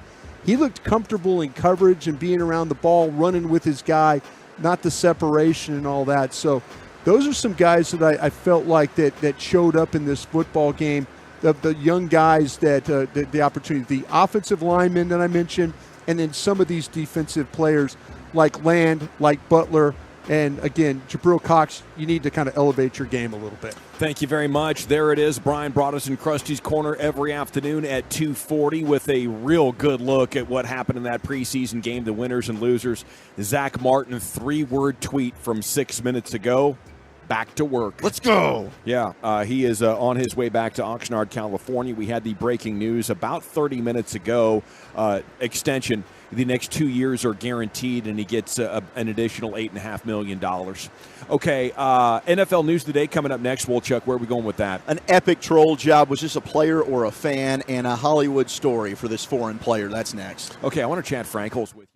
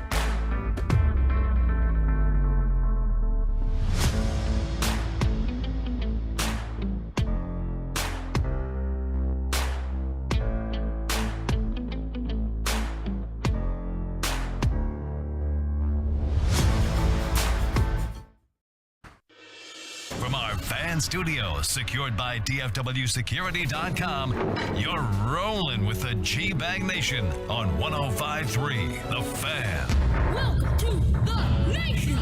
That is right. It's hour number 2 of the G-Bag Nation on 105.3 The Fan. We are at Globe Life Field this afternoon, where your Rangers are going to host the Angels. Pregame's coming up at 6:30 tonight. Cy Young at 4:20. We're going to have the Rangers GM right here on the show and talk about what has been a very successful last 26 games, hottest team in the American League since the All-Star break. And, how he thinks Max Scherzer is going to do when he takes the hill tonight at 7:05 right here on 105.3 The Fan. It is time now, though, on a big NFL day of news. If you missed it last hour, Zach Martin has done an extension, added money to his deal. Gets an additional $8.5 million for the next 2 years, and those years are fully guaranteed now. So that potential nightmare is over. He'll join the boys in Oxnard, get ready to play preseason game number 2 coming up this weekend. Probably not him, but help the guys get ready for preseason game number 2, and of course he's going to be ready for opening night against the Giants. Here's the Wooly Bully with your other NFL news today. Thank you very much. Happy Zach Martin return Monday, and a happy Schurz Day, everybody. This is amazing news. Thank goodness Zach Martin's back, because I was getting nervous about that. In fact, I think it was Eric was during BetQL. You asked me yesterday, "Hey, how nervous are you getting that Zach Martin might not be?" And I said for week 1, I was thinking, dude, I'm quivering over here. Very nervous. I got a little pee dribbling down my leg. Yeah, I was surprised at how indignant Jerry and the entire team had been when it came to talking about Zach Martin and his contract publicly. Like, they were pretty, they were selling we're good here and everything's going to be fine, and he doesn't, he's been the highest paid player at his position for many, many years, and yada, yada, yada. And then it's like, okay. They saw what took place, I guess, on Saturday. And they were like, yeah, we could probably use that Hall of Famer. Probably need that guy, yeah. Well, I think more importantly, though, it's practice. I don't think it was the games that kind of got them. They've got the situation too with Terrence Steele. Mm-hmm. You're trying to get Terrence Steele ready for the season as well, and without Zach Martin there, it's kind of like, okay, working with just Farniak and others and stuff like that. That's he's not getting help by working with Josh Ball. Well, you're starting to ramp up Steele more too. Yeah. Instead of taking less reps and splitting reps at practice, he's now going to get more reps. And now every rep that Zach Martin's in there, Terrence Steele needs to be playing right tackle next to him. So this was more about trying to I'm glad they came to the agreement of it. The way, let's be honest, Jerry Jones, when we had chances to visit with him, he was adamant. He was adamant about the situation. Yeah. It was like, hey, I've got things I've got to do. I'm looking at my balance sheet right now and all this. We got to pay CeeDee Lamb. We got to pay Micah Parsons. But he also knew better than to talk in a way like they did before about Ezekiel Elliott and, the contract starts here, or, Dak, what's going to start here. No, they kept their mouth shut, kind of gave us a little hope that they weren't going to budge, kind of felt like that they were going to maybe come with $2 or $3 million, find some money to give him, split the difference, and that's what they did. So this probably never surprised them to be in this situation, though. They probably knew this was coming down. To be honest with you, Dawson, I don't think so. I think that when they were probably feeling like that, okay, we're going to camp, everything's good. They had discussions with him, talking to Todd Archer. They had discussions about his contract at the combine, but it never materialized other than that. So I never got the feeling from anybody that I was talking to that this Zach Martin thing, that all of a sudden he was going to dig in. The Cowboys were going to dig in, and then they currently find common ground. I think being this hard up against the cap and trying to find ways to keep players or add different players is bringing out the best in the Joneses. This was well negotiated. For 2 weeks, you held the line strong, and you didn't give in totally.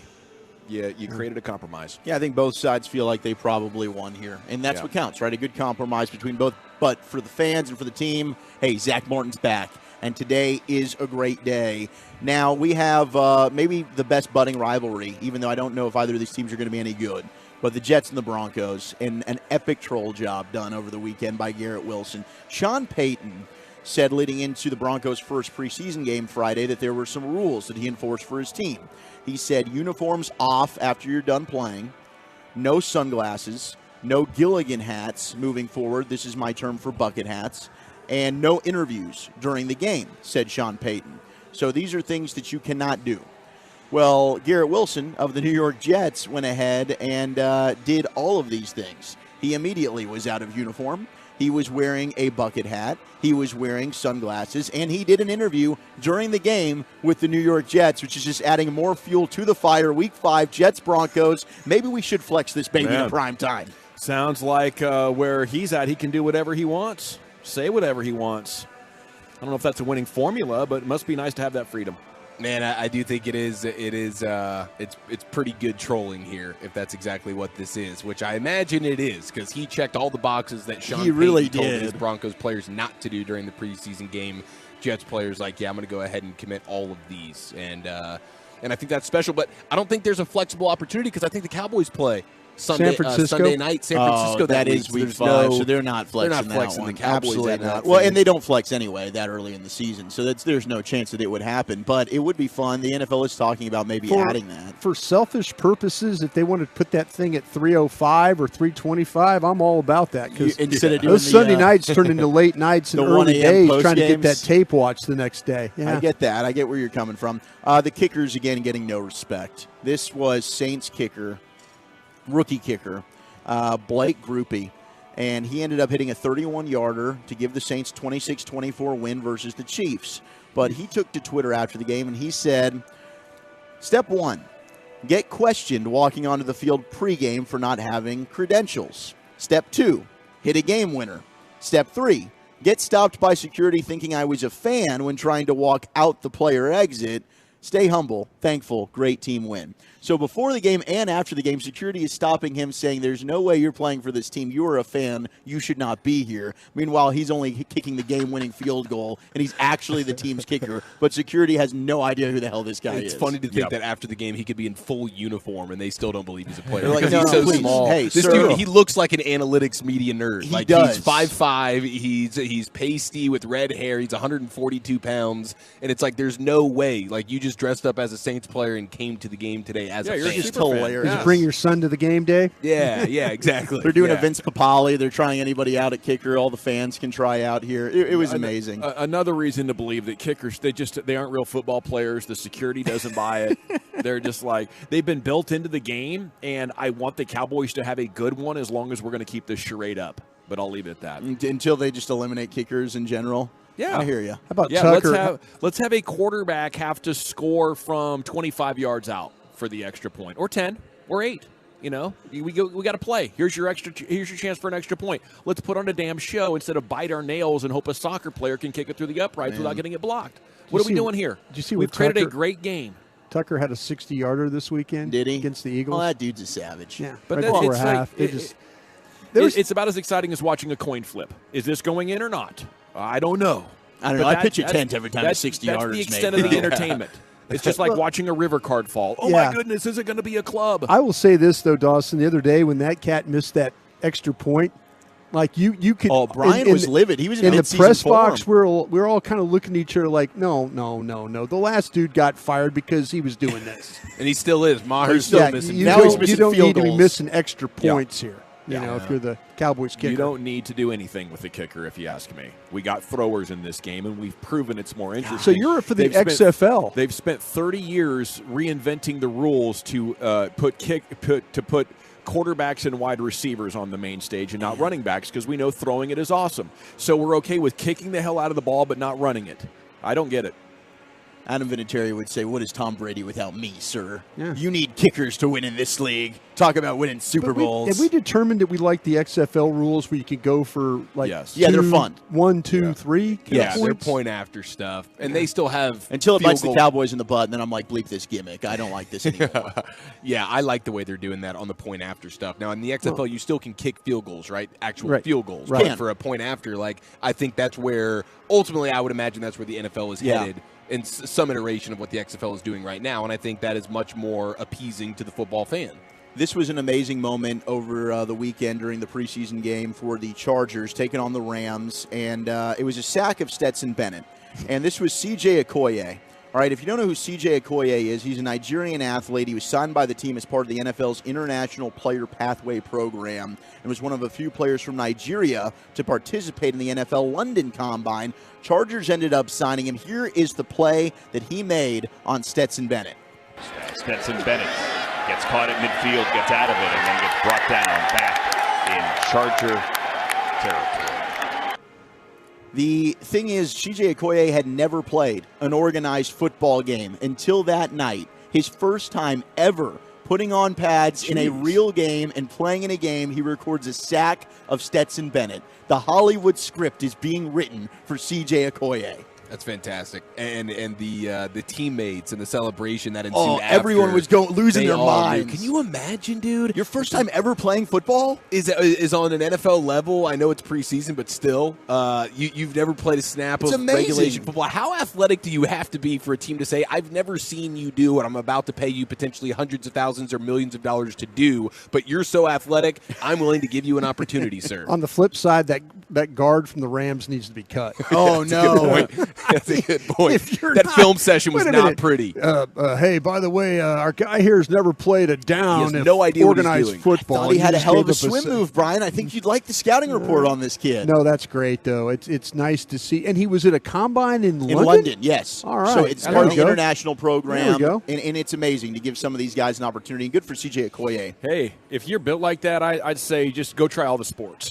Yeah. Let's go to a bunch of, like, your parents should have been doing that Why for you not? when you were 9. You got a late start, but if you're 6'4" and 240 and you run a 4.4, you can do something in pro sports. And there's no wear and tear on this guy, huh? No, I mean, just none. fresh legs, Absolutely. everything. He might have All maybe tread he on the can go have tires. like a Tom Brady-like career. Peyton Manning is going to be teaching a class as a professor at the University of Tennessee. Ooh, what not to do on a bus Yeah, when you are thinking about maybe pulling your pants down and showing your rear end Yeah, to yeah, all you the people on campus? Probably don't want to do the taint Training stuff. table etiquette. Yep. What not to do, what not to do That class. could be it. I could like be that it. idea. But the university announced today that the College of Communication and Information has appointed Manning as a professor for the fall 2023 term. The Pro Football Hall of Fame quarterback will join select classes during the academic year as a featured expert and work alongside the college's faculty to provide learning experiences for CCI, College of Communication students at Tennessee. That sounds fun. You're pretty epic, dude. That's got to be a very popular class. I can't imagine, there being any vacancies there. Is he actually going to be like reporting on a regular basis, like once a week, once every 2 weeks? I guess so. campus? I think Or he's just like bouncing. It's not like he's bouncing around to class, right? Yeah, he's just going to pop up at some classes. Yeah, he just doesn't have one class that he's responsible So there's going to be for. an actual professor, and Peyton Manning's going to do an appearance. Yeah, once he's a not semester. writing his name up on the board. My name is Mr. Manning. Here's your syllabus. Yeah. You better damn read it. 'Cause Hello, we're quizzing Mr. you. Manning. Pop quiz. But if you know Manning, especially as a Tennessee student who's probably been a fan of Tennessee your entire life, if you know there's a chance that Peyton Manning's going to be teaching any number of one of your classes, you're going to sign up for that bad boy. You're going to fork up the change to do that. Same way that the Texas students. I imagine Bennett is on a wait list to go into Matthew McConaughey's class, where he's got a class? teaching about McConaughey does have a class, yeah. green lights. What's he and stuff. teaching? Acting? Some kind of film. I think it's like philosophy and stuff. Yeah, I don't think McConaughey, so. bro. I don't think he's philosophy. Dialect. He's Just got bro that's Aaron philosophy, Rodgers. though. I don't think that stands up to actual professors. Yeah, but it's like McConaughey. Well, you're grandfathered in, bro. Yeah. If you want to Teach whatever the hell you teach want. whatever you want, man. Or maybe Physics. it's like a space thing. Yeah. After Interstellar, Yeah, he's for an expert. qualified. God, he's I'd amazing. listen to it. Yeah, I'm I in. would Astronomy too. class? Here's my credit card. I'm all in on that. Brian, class. set your alarm. You're going to get to see Bijan Robinson make his debut against the Bengals of Cincinnati on Friday. They for the shouldn't Falcons. do this. Yeah. They shouldn't do this. Why? You don't want to see a No, football I'm player good. play football? Let's go. No, not. Let's I mean, bubble wrap all these guys, right? Well, in the preseason where the game doesn't matter, They'll get you a don't series you of shouldn't work. take a single hit that is As a running back? a meaningless People- hit. Come on, dude. I can't tell you how many questions that people send me on Twitter about Dak not playing at all. Like, well, Yeah. why? Why would you not? And Well, your offensive line's wide. that's what I was saying. I was But saying, now- if you tell me the starting offensive line for the Giants game is going to be out there playing every snap, I'll think about it. Let's go. Yeah, with Zach Martin back, I wouldn't be opposed to a series, but I think that you do need in-game reps. I think that is important. But I get it for running backs. I understand, but they're not going to give him a heavy workload. They're just going to put him out there for a series. No, I get it. But it's just if I'm Bijan Robinson or any one of these running backs who's already established, dude, I'm not taking a we didn't did Zeke ever play in the preseason? Well, I guess he did. He ran over Cam Chancellor. He trucked Cam Chancellor, but otherwise it's like, come on, dude. And you see different strategies. Heck, Andy Reid's throwing out Pat Mahomes for a little bit of time. Which is why I'm very pro But you have guys like if Andy does it, I'm in. The Rams and McVay are historically our starters are not playing, and they've found the reason great why they success. can't block a dude that's never played football. Well, and they don't have any depth whatsoever. If they lose a guy, they're completely screwed. I get that, but this is also the entire duration of McVay's tenure as head coach for the Rams when they were winning Super Bowls or going to Super Bowls. They never played their starters. That's been his MO. So everybody's got a different sort of strategy. There's no right or wrong, I would say here, but you're definitely damn wrong when one of your players gets hurt. Now you're wrong. Would you go through what the Rams have gone through the last 2 years if you won a Super Bowl? Yes. Oh, yeah, absolutely. And no-brainer. We've gone through worse for 30 years. I'm trying to get anything I can on this. Jonathan Taylor's expected to report this week to the Colts, by the way. Nice. And Cowboy fans are pretty ticked off by DeMarcus Ware's Hall of Fame enshrinement. Dude, this was offensive. I mean, it is offensive. It's all Broncos. There's not a single Cowboys piece of memorabilia in his Hall of Fame. Is that in the official hall? That's his official Hall of Fame bust. And if I'm Jerry Jones, I'm raising actual hell today. It's his Ware Broncos jersey. He's got his Broncos helmet. He's got a Troy helmet in there. I think he's even got like a high school helmet in there. Dude. Does. Is he okay with this? He's got one Cowboy football on the bottom right. I don't know. He must have. But we should have gotten some more. Can we get a 50-50 jersey at worst? Yeah, this is BS. You know, you should have to go in as the team that drafted you. That's what you should have to do. I agree. Well, we'll tell that to Steve Young. I mean, he went in as a BYU Cougar. I mean, I know he's drafted by Tampa, but to me, I kind of look at the same thing with Charles Haley. Charles Haley did the same thing to the Cowboys. Like the Cowboys, Jerry Jones did everything to get Charles Haley in the Ring of Honor and then into the Hall of Fame. And what does Charles Haley do? He has Eddie DeBartolo. Yeah, Eddie DeBartolo presents him. Yeah. It was Jerry Jones the one who kind of cleaned up all the mess to get Charles Haley in the Hall of Fame. We get a raw deal out of this Hall of Fame. I agree. I totally agree. I mean, whether it's getting guys in or this kind of crap, I ain't with those dudes Who made anymore. the decision about Ware's gear being in the Hall of Fame? That's not right. I don't think it was DeMarcus Ware. I mean, he still loves the Cowboys. Yeah. Well, what do we do? He's not with living him? in Denver. Probably right, a congressman. Get them. Do we on need the to phone. call Shireen? Yeah, we saw Mother Football She during got the game answers, the other I'm day. sure. We can get Shireen on. I'm sure. Bunch of crap. Okay. Really is. All righty. Well, I appreciate that. You know, that gives us a little bit of a mission here to get this wrong corrected. Who has the upper hand in the Zach Martin talks after preseason game 1? That is now a moot point because Zach Martin did a deal about an hour ago. He is coming back to the Cowboys, gets an additional $8.5 million, both this year and next year, guaranteed. So Martin has been taken care of, and now best case scenario with this offensive line is back in play. We'll talk about the ramifications of that and the rest of the Cowboys news of the day coming up next right here. It's the G-Bag Nation live at the Globe in Arlington, Globe Live Field on 105.3 The Fan. Always a welcome sign for this clubhouse. Featuring breaking sports news, inside info, opinion.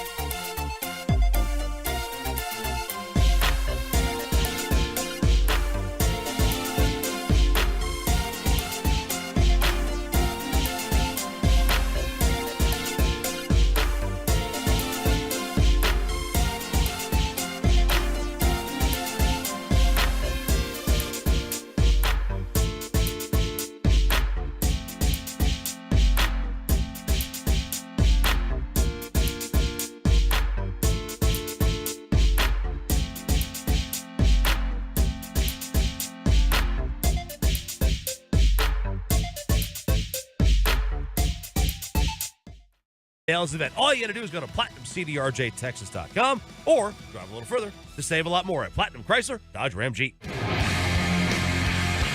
Back, it is the G-Back Nation here on 105.3 The Fan. We're live at Globe Life Field.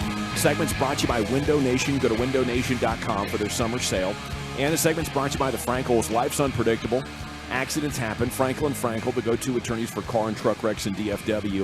If your loved one's been in an accident, contact Frankel & Frankel for a free consultation, 214-333-3333, or go online to truckwreck.com. It is time for the Cowboys news of the day.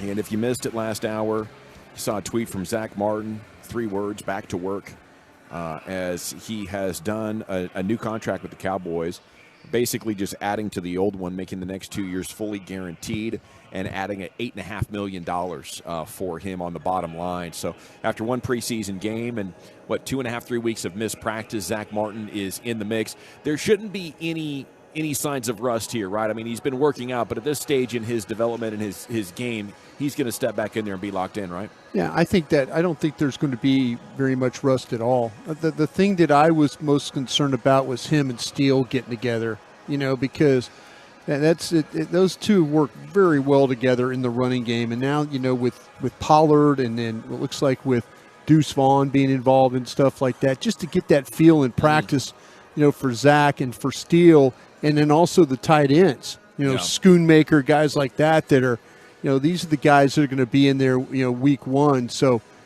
shouldn't be any rust with Zach, but just the fact that they're all going to get together and get to work in these practices, I think, is a huge benefit.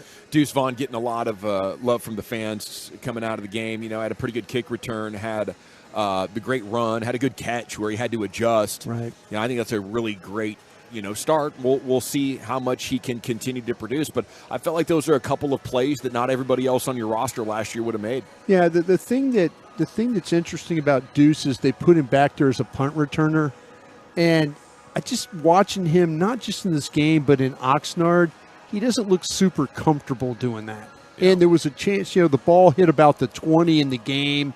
If he runs over, gets in the way, catches it, maybe they have the ball right there. Instead, the ball bounces. It rolls inside the 10. Mm-hmm. Those are just decisions and things. Judging the punts needs to get better. And that's unfortunate because I would like him returning punts on a short field a lot more than kicks. Yeah. I think kicks is just too much of an ask for him to hit the jets. There is no jets. There's no big gear. It might be just because, too, of that. He just doesn't – he's not a long guy. So – catching, adjusting, and all that. That's, and maybe he was a little shy about doing that after what happened on the previous punt where they fumbled the ball. Okay. So, yeah. All righty. Elsewhere here in the Cowboys news of the day, a little game reaction there. We'll have more coming up before too long. I want to throw this in there. I don't know how this is going to play out in games, but the NFL has tightened up its rules on lowering the helmet again. It's going to penalize a player that lowers his head or uses any part of the helmet or face mask to butt or make contact.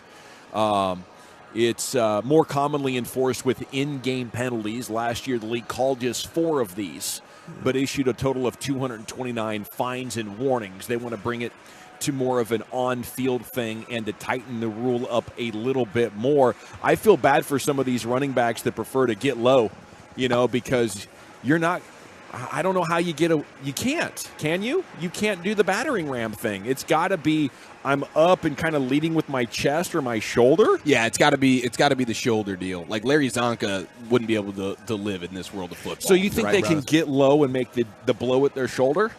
I mean, do you want to? I would think so. I mean, and I think it's safer for you, the player. I mean, ducking your head should never be in your repertoire. How can you aim when you get your head down though and hit with your shoulder? I feel like this is a thing where you got to go into contact with your head up.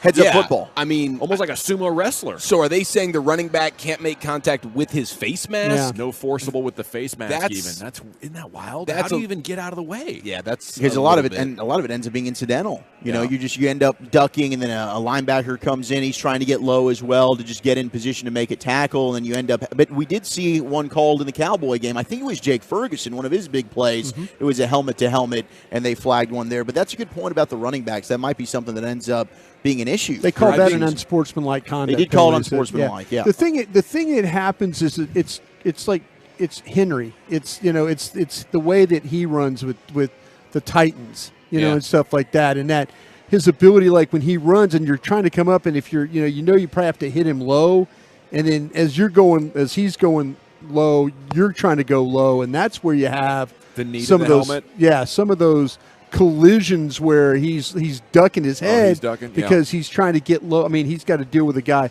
I'll tell you one the other day that was kind of, and Deuce Vaughn, and we were watching the game, as short as he is going through the hole, the way that guys tackle him, they go up around his head. Yeah, it looks like he's because his head taken off. And so you're feeling like, whoa, face mask there, that's face mask, but no, it's like they're trying to just wrap him up. Yeah. But he's built so low to the ground that when you try and wrap him up, you're already at shoulder level, which is be normal for a normal running back. It's one of his advantages. Yeah. It's incredible to watch him within arm's reach of people, and they're kind of reaching for him, but he's just making these little adjustments, and he's too low. Yeah. They got to stop and get low to try to get him. I think he might have an incredible ability to make plays in traffic in the NFL. Oh, yeah. He made two Jags defenders run into each other. It was hilarious. It was pretty amazing. I thought one of those guys got the pass concussed. catch he had, what they call a Texas route, where it's an outside release and then back inside. That linebacker was completely thrown off with his quickness. Once he put the right foot in the ground and went, the linebacker couldn't adjust with him. And so those are the kinds of things.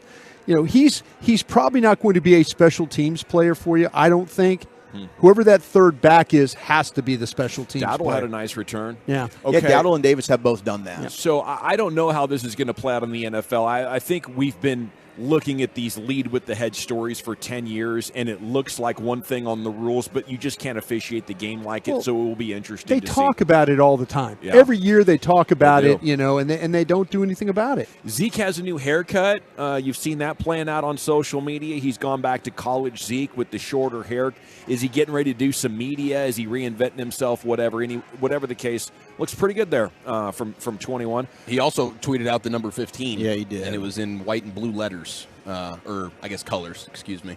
But that was just the number 15, and it was white and blue. And I'm going, oh, dear God. Is this the teaser right now? Come on. Brian, what do you think? Pollard, Zeke, Vaughn?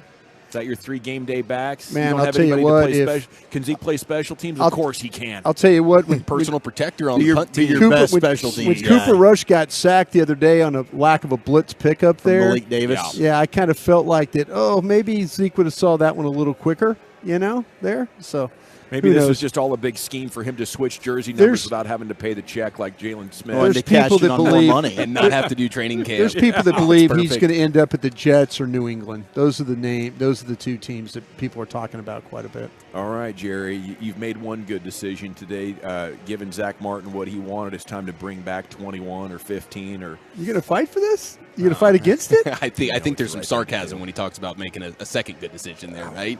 Well, I'm not trying to open up the checkbook, but if Zeke wants to keep playing football, he can keep playing football on my team. I'm surprised you did not step up and say anything. I am. What I'm really you trying excited to to do? see is how bad Zeke wants to play, and we'll find out based on whatever contract he gets. Because I can't imagine a team is going to want to give him much in the way of anything other than the bare minimum. So if he's willing to take that, then sure. If none of your guys can protect your quarterback in an obvious passing situation, so be it. Would he be the first ever all-time running back who was actually only used to just be the pass protector in obvious passing situations? Third down guy. Where you never actually have to put the ball in his hands. He's just here to protect your quarterback. Him or Hunter It's a very Lipke. specific role. Him or Hunter Lipke, which Because one you want? Deuce Vaughn is a guy who can have the ball in his hands and do things, but dear God, don't make him protect your quarterback. And then Zeke is the exact opposite.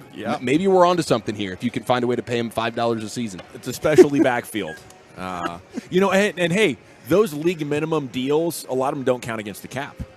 For even better. Oh, now league somewhere Stephen minimum. Jones just smiled from ear to ear, man. Stephen Jones So you're is saying you're smiling getting right now. $2.5 million, and been you're really well only aware. paying him 98. The guy loves football. The guy 98, loves the Cowboys. He just wants to be with Dak and the guys. That's right, man. Let's let him do it. If that's the biggest obstacle in the way, I do believe he's going to be a Cowboy again. And I felt this way since shortly after the draft. Best of the weekend's coming up next. Chief, what's that all about? Football besties, baboons, and we thank Jerry for this new press box food item. that's next right here in the nation. I do want to talk about my friends at D&M Leasing, though, because if you want or need a new vehicle, it's Monday, it's hot outside, you don't want to step onto a dealership lot.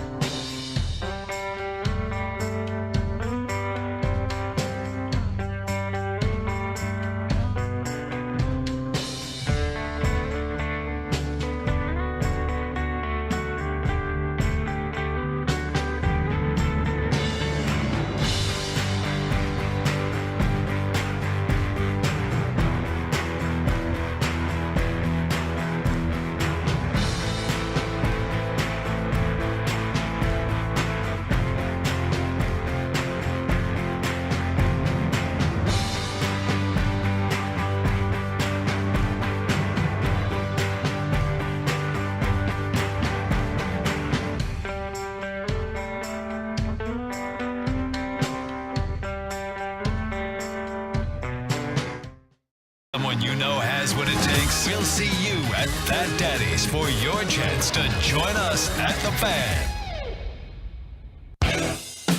At Classic Chevrolet, they do everything with purpose, y'all. That's why they're offering you their best model year-end savings on new Silverados. See them all at ClassicChevrolet.com. Your upgrade is their purpose. This is Texas. This is Classic Chevrolet. Relax and enjoy the difference. Find new roads. Thank you, Lucius. LA Live back in the studio. They're coming up in 2 hours. 2 hours from LA Live. We got breaking news, guys. And apparently, after years of the Cowboys telling us they couldn't put any other running back in the game because Zeke was good at pass protection, now pass protection has become the least important thing in their backfield as Zeke is going to the Patriots. So congratulations to him for continuing his NFL career. That is the white and the blue, as we were just talking about last segment. And Brian called it. Congratulations, Broadus. Thank you. What do you think? You're some kind of an insider? No, it's funny because I talked to the Patriots and they're like, we're not sure this is happening. Wait, you're texting your somebody that you know in I'm New trying England. to, I know somebody at the Patriots and they're like, really? We signed him? They're in denial. It's the denial stage that they're in right now. They don't even want to believe maybe it's the guys like Eric, and like our friend overseas, Prince Faisal, is like he's calling Eric Prince Faisal's a football genius. Yeah, because Faisal texted you and said Zeke to the Patriots. And he gave you the God. pray hands. Glad that the Cowboys didn't sign him. So I do believe the F in Faisal stands for football genius, and I'll go to my grave believing it. No disrespect to the Prince, Yeah. really, none intended. I wouldn't dream of it, but I'll take. If I'm going football genius, I will side with Belichick. Okay? Before we totally shovel dirt on Zeke, let's consider it's Belichick saying, give me some of that 1 year up to $6 million. There you go, baby. Belichick loves his running backs, dude. He can't help himself. I mean, this guy's like Sony Michel. We'll take you. Bye-bye. He's now gone. He's out of the league. I feel somewhat responsible because at camp, I was on with the guys at WEEI, and I was praising. Oh no! Loves you lied football. on the air? Yes, I was going on the air. So but they wanted nothing to do with him. Right. Like the host of the shows, they wanted nothing to do. Well, with they're paying him $6 million for 1 year. We So should good, spy good, good for Zeke, man. He's going to rep the 15 there with the Patriots. The same way that Sean and RJ spy on Filthy Radio, we should spy on Patriots Radio right now, New England Radio, and see what their reaction is to this breaking good news. point. If they were not super excited about the idea of bringing Zeke to town. Brian was on with them a couple of weeks ago. It did not sound like they were excited at No, all about not the at idea all. then. Not Yeah. at all. They Yeah. just were like they're kind of like, oh, okay, former scout man, Yeah. okay, and I'm like, Well, the good news is you guys asked me to be on. I'm Cowboys play the Patriots too, week 4. Oh, geez. We'll get to see Zeke. Oh, that's perfect. Revenge. The old revenge. Watch game. him have $150. Ends up turning back the clocks. He was good for the first month They're of going the to give it season. to him 70 times? I was going to say they're going to break a record for plays run in a game if that's the case, and See the if the Cowboys are Cowboys going can to stop forfeit the run. defensively. They're going to just be playing with one guy. No, they want Mozzie Smith with they want 26 Zeke tackles. to show out. They're like, that's our guy over there. It's time now for Eric Chiafalo and your weekend recap. Best of the weekend. Here is the Chief. Yes, sir. 877-881-1053. Are you sad that Zeke is officially not going to be a Dallas Cowboy? We Are will you address sad? those That's the text bigger messages. question. I believe my stance is pretty firm on this one. You can get other pass protectors. You can't get another Dak's best friend. Only one of those. Yeah, that's no one-on-one. That's true, man. That's Michael Gallup now. And Super Bowls are won when best friends are on the team together. So that's a real shame. We got a best friend situation we got to address from a football standpoint in just a moment. Also, I have slid into every member of the G-Bag Nation's direct messages. I've slid into your DMs with what I believe to be the video of the weekend, certainly in the Safari category. Is that X okay? thing on my phone? All right, let me Yes, go it and is. Yeah, it's the now X. X. The X thing. It's now I X, was looking for Twitter the other day and I couldn't find it. I know. My wife had my phone the other day and she was like, "What's What? this new app on what's this X thing?" I don't I'm have like, a damn that's thing the- from you, man. That's the Twitter Nothing. deal. I Wow, see she's it. keeping tabs. No DMs from you, buddy. What is this, a new app, Eric? Yeah, I was like, well, okay, you're pretty. The leopard attempts to Are you hunt watching baboons. porn again, Eric? Tracking you. Now I have. Hopefully, you all have this video. We'll address it here in just a moment. But I don't have it. it's the Safari video of the weekend. I'm a bit concerned for Walchuk's football bestie. If we all remember, just a few short months ago, Walchuk was at a house party conversing with a gentleman that he had no idea was a quarterback in the NFL. That guy's name was Trey Lance. was about 15 minutes into the conversation before Walchuk realized it. They became best friends shortly thereafter, but Trey Lance in his first preseason game, he started off his first 3 drives going 2 for 4, 9 yards, and he took 3 sacks. And then but what the stats tell you, man. Look at the number line. Stats at the end of the game, and this is why numbers can fool you when you're just looking at the counting numbers. I try to tell you that every time you force feed me these numbers. I force feed you the advanced numbers. You give me bull bleep that you don't even understand. The random box score that'll tell you Trey Lance threw for over 100 yards and had a touchdown and no interceptions. That's my guy. That touchdown that he threw was the easiest interception opportunity for a Raider defender. It bopped off of his chest. That's and then just what he landed wanted. Very luckily. Yeah, that's how they drew the play. That's Shanahan's genius. Shanahan. That's Shanahan's genius right there. I know you love him. That's right. So is his genius. You're going up to 3 overall to take Lance, who's not any good. I'm trying to but decide, nobody will ever talk about that. Are we able to already just say this is not going to be it for Trey Lance, Yes. who is taking sacks? He has no pocket awareness. But Sam Munson of Pro Football Focus points out this dude had 99 high school passing attempts. This dude had 318 college passing attempts. He's got 72 NFL preseason attempts and 102 NFL regular season attempts. In his entire football career, from high school to college, NFL preseason and NFL regular season, he has fewer pass attempts than what Geno Smith had in just last season with the Seahawks. So we're talking about a guy who has barely played. Like, the only person who's played less football than him is the guy who played his first game ever for the Chargers the other night and got a sack. And that's the only person who's played less football than him. So I don't know, but this is the way it goes sometimes for these careers where, hey, you get injured, this happens, that happens, all of a sudden your opportunities run out right before your eyes. And, maybe in different circumstances things could have been better for you. But I wonder if the Trey Lance era is already just kaput, and that's it, dude. You were a top 3 pick. We traded up to get you, and now we're going to run with Mr. Irrelevant. I mean, whenever you're taking a guy from one of those smaller schools, I think the bust factor increases maybe exponentially, and you're hoping to hit something huge. I thought he might have something because of his ability to run, and he did show off a cannon in college. I watched quite a bit of him just trying to get a handle on what everybody was talking about, and I was like, man, he can throw it far, and he can run pretty good. I think if he's going to have a shot now, it's got to be we're going to run a lot and get the defense thinking about that and then throw over the top. But he doesn't have the elite speed that can, like, just crank out first downs like a Lamar Jackson or something. So I would say yes, over. And a lot of these guys are going to kind of be DOA, but they're going to have enough traits that it's going to get him drafted. Yeah, it's a weird deal for Trey Lance right now. There were some whispers that maybe his head coach set him up for failure. The way he called the game. I thought he only set his quarterbacks up for success. There's some whispers. I can't believe a there's third some overall pick whispers is that failing they, under Kyle Shanahan. That maybe he was It's stunning. He was maybe he didn't want to show the defense through a game plan. I like I said, I was talking He to was some guys in the sandbagging. league, Yeah, and we were talking about Trey Lance, and they're like, "Oh, this one looks like a setup job by Shanahan." And I go, "What do you mean?" And they're like, "They threw the ball a lot." But didn't Shanahan draft him? Yeah. Wouldn't Shanahan be the most likely sponsor? I think that was a split room.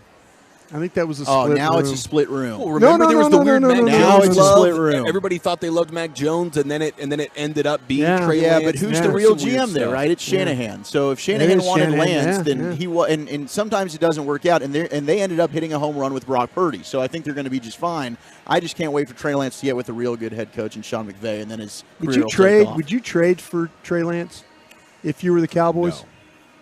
No. With what you as know, a backup, you don't like that? you would not trade for him at all.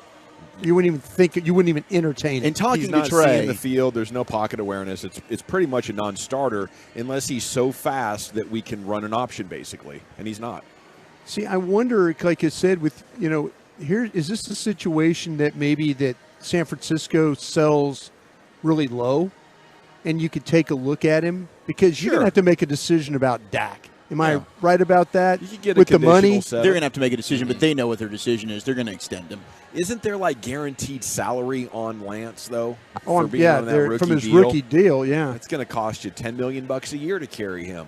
I'd rather have Cooper Rush. Yeah, there are probably some weird salary cap ramifications for either the Niners trading him and having to eat a ton, or the team that's trading. Well, the for Cowboys him. have found teams to trade with that eat money all the time. Yeah, eat all the money and take a 6, and we'll take Trey Lance. Right.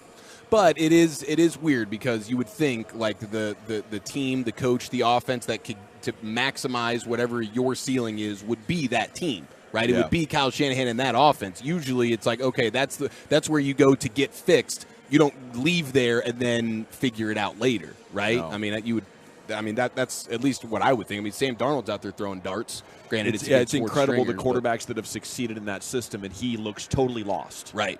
Maybe Brian's right, and if I'm the GM, I'm like, oh, okay, well, we'll get Trey Lance a better game plan. We'll try this again. But if that's the best game plan they could come up with for him last night against a non-starting defense, you got to bail on that plan immediately. I think the only thing that would give you optimism is what we just mentioned in regards to the sample size. Hasn't in terms played, of man. Having very little football experience at any level at the quarterback position, and maybe over time you can nurture that a little bit. But at the moment, things not looking great for Trey Lance. Shout out to the Jaguars' third-string quarterback, by the way, Nathan Rourke. Yeah, it's an unbelievable play. I mean, if that was a regular season game or a high stakes game, or like If it's Pat Mahomes. if it's Pat Mahomes, that's the number one play of the year, and maybe one of the greatest football plays we've ever seen, where he is under immense pressure, he's running around, he's got guys draped all over him, and then out of nowhere he throws a touchdown pass in the midst of it. It was like, my gosh, Nathan Rourke. That was a pretty amazing play. Also, shout out to Jerry Jones for the brand new. We're sitting there in the pregame show, Brad Sham radio booth, me and Broadus, and all of a sudden, Bobby Belt brings us a plate of 2 cookies. Bobby was raving about these cookies. There is a new addition to the amazing cuisine that the AT&T Stadium press box offers, and it's a sandwich cookie.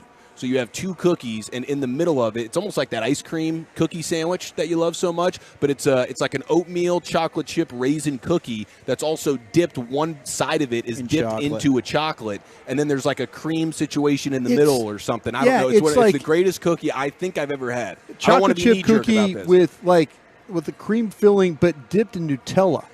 Like half the you gotta like the cookies oatmeal though. Cookie sandwich. If you like oatmeal. If you like the oatmeal, then you're all in on this. Yeah. If people don't like oatmeal, I don't think they're going to like it. Yeah, and the raisins are in there. I'm not a huge raisin guy. Yeah, but it kind of hides well amidst the chocolate, the oatmeal, and whatever cream is. So there's a new cookie in the press box. The chocolate does hide the raisin well. It does. The Raisinets. Yeah, I was totally out on the Raisinette, and then Bobby was like, you got to try one Raisinette. I'm like, was that an oatmeal cookie? I thought it was chocolate chip. It was oatmeal. Well, it was oatmeal, but then I think there were oatmeal. chocolate chips and raisins in it. It was spectacular. And then the safari video of the weekend, did you guys see that? Yeah. I just watched it. There's a leopard who's trying to hunt a baboon amidst a pack of them, and he's not sneaky enough. And then the like 20 baboons at once just beat the hell out of him. Yeah. What's the situation with all the cars around? Are we at a game or something? What's going on? It might be like here? a safari, like you get to look out your window and see animals and stuff. Those were like normal cars out there. It wasn't like you're driving Range Rovers or anything like that. Yeah, I don't know. I mean, maybe that's normal. Are we on Baboon Highway and all of a sudden have you never been to Fossil Rim? You just drive your car right through there. Oh, it's like, oh, look, Dad, there's a cheetah. Oh, wait, he just cut in front of us, you know? That the might be- baboons, like they that one baboon came from the side. Yeah. Like he was like the wedge buster. Talk Like about he gang stopped the tackling. momentum of the cheetah. And then everybody, once the momentum was stopped, then they all dove on The leopard top. was not ready for an alpha baboon to be present No, like that. no. He thought all those No. punks would run. Yeah. He said, not on my watch. It's teaching tape for NFL defenses. Like, It this is is. how you swarm and gang tackle, dude. Oh. I've never seen a group of baboons just beat the hell out of a leopard, and then he had to bail. Was He like, had "Look, to bail, I got to right. punt Yeah. on this, man. I won't eat today. He was probably 20 seconds away from having an end right there. I think so, yeah. I think he clawed a couple away and popped up and was gone. That's 2 down, 2.5 to go. We're live at the Globe Life Field. Zeke to the Patriots. Zach Martin, new deal with the Cowboys. Next 2 years are totally guaranteed. Those are the big stories that have been developing so far. Chris Young, Rangers GM. Cy Young show is coming up in 20 minutes. So up next is Wolchuk's Top 10. Where are we going with that, sir? We got a couple of big celebrity birthdays. Mila Kunis, Halle Berry. We've talked about this before, but we didn't do a top 10. Who are the top 10 celebrity hall passes, and who's yours? That's next. Wow, that sounds like a very interesting topic. Before we get there, I'd love to tell you about my friends.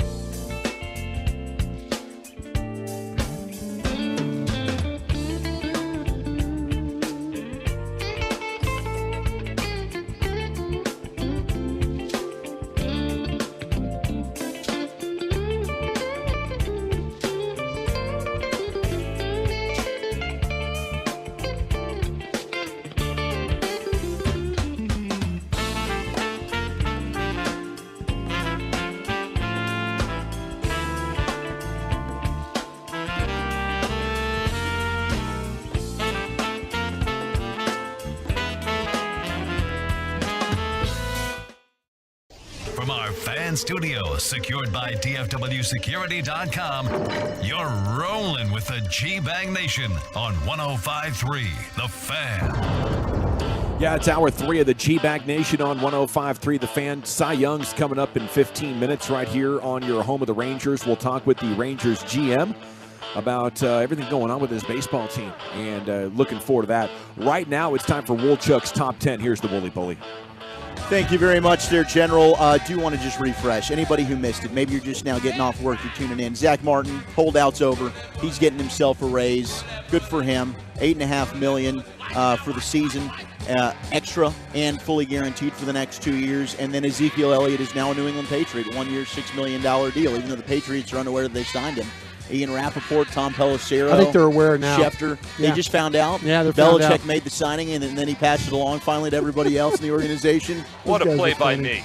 Oh, big-time play there. A couple of quick hits in the NFL. Good news for Kendre Miller, TCU running back, who I know the Cowboys we liked quite a bit as well, Brian, during our process. Sure did. Kendre Miller has avoided a serious knee injury. He got hurt in the Saints preseason game. He should be okay. Good. TJ Hawkinson is working through an ear infection at Vikings camp, which is apparently a big story. I don't know why. It's just an ear infection, but maybe there's some concern there. Yeah, balance. Balance and equilibrium. That sucks. I go through that quite a bit. Sit out, man. Get that ear fixed, because C.J. Hawkinson was quite the addition. And tight end Zach Ertz has been cleared for football activity after he was out for the season last year. So good for Colt McCoy. He's going to now have his safety blanket, Zach Ertz, there in Arizona. Ertz is still a hell of a player somehow. He is good. He Yeah. is still good. He's aging well, and I guess he just can't stay healthy, but he was on track for a big year last year. He was. No, he was trending for 8 touchdowns, about 800 receiving yards. He was on pace for a very, very good season.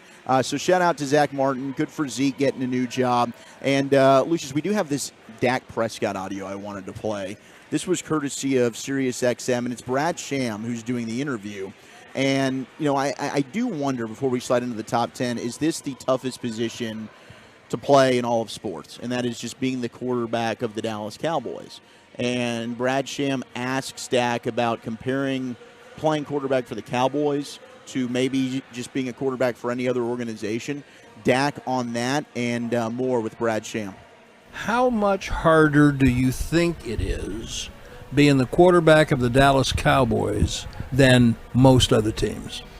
Oh, that's a great question. It's not something I've really ever. Good night, everybody. That's our show. That's not something I've really ever thought about or tried to compare to other teams.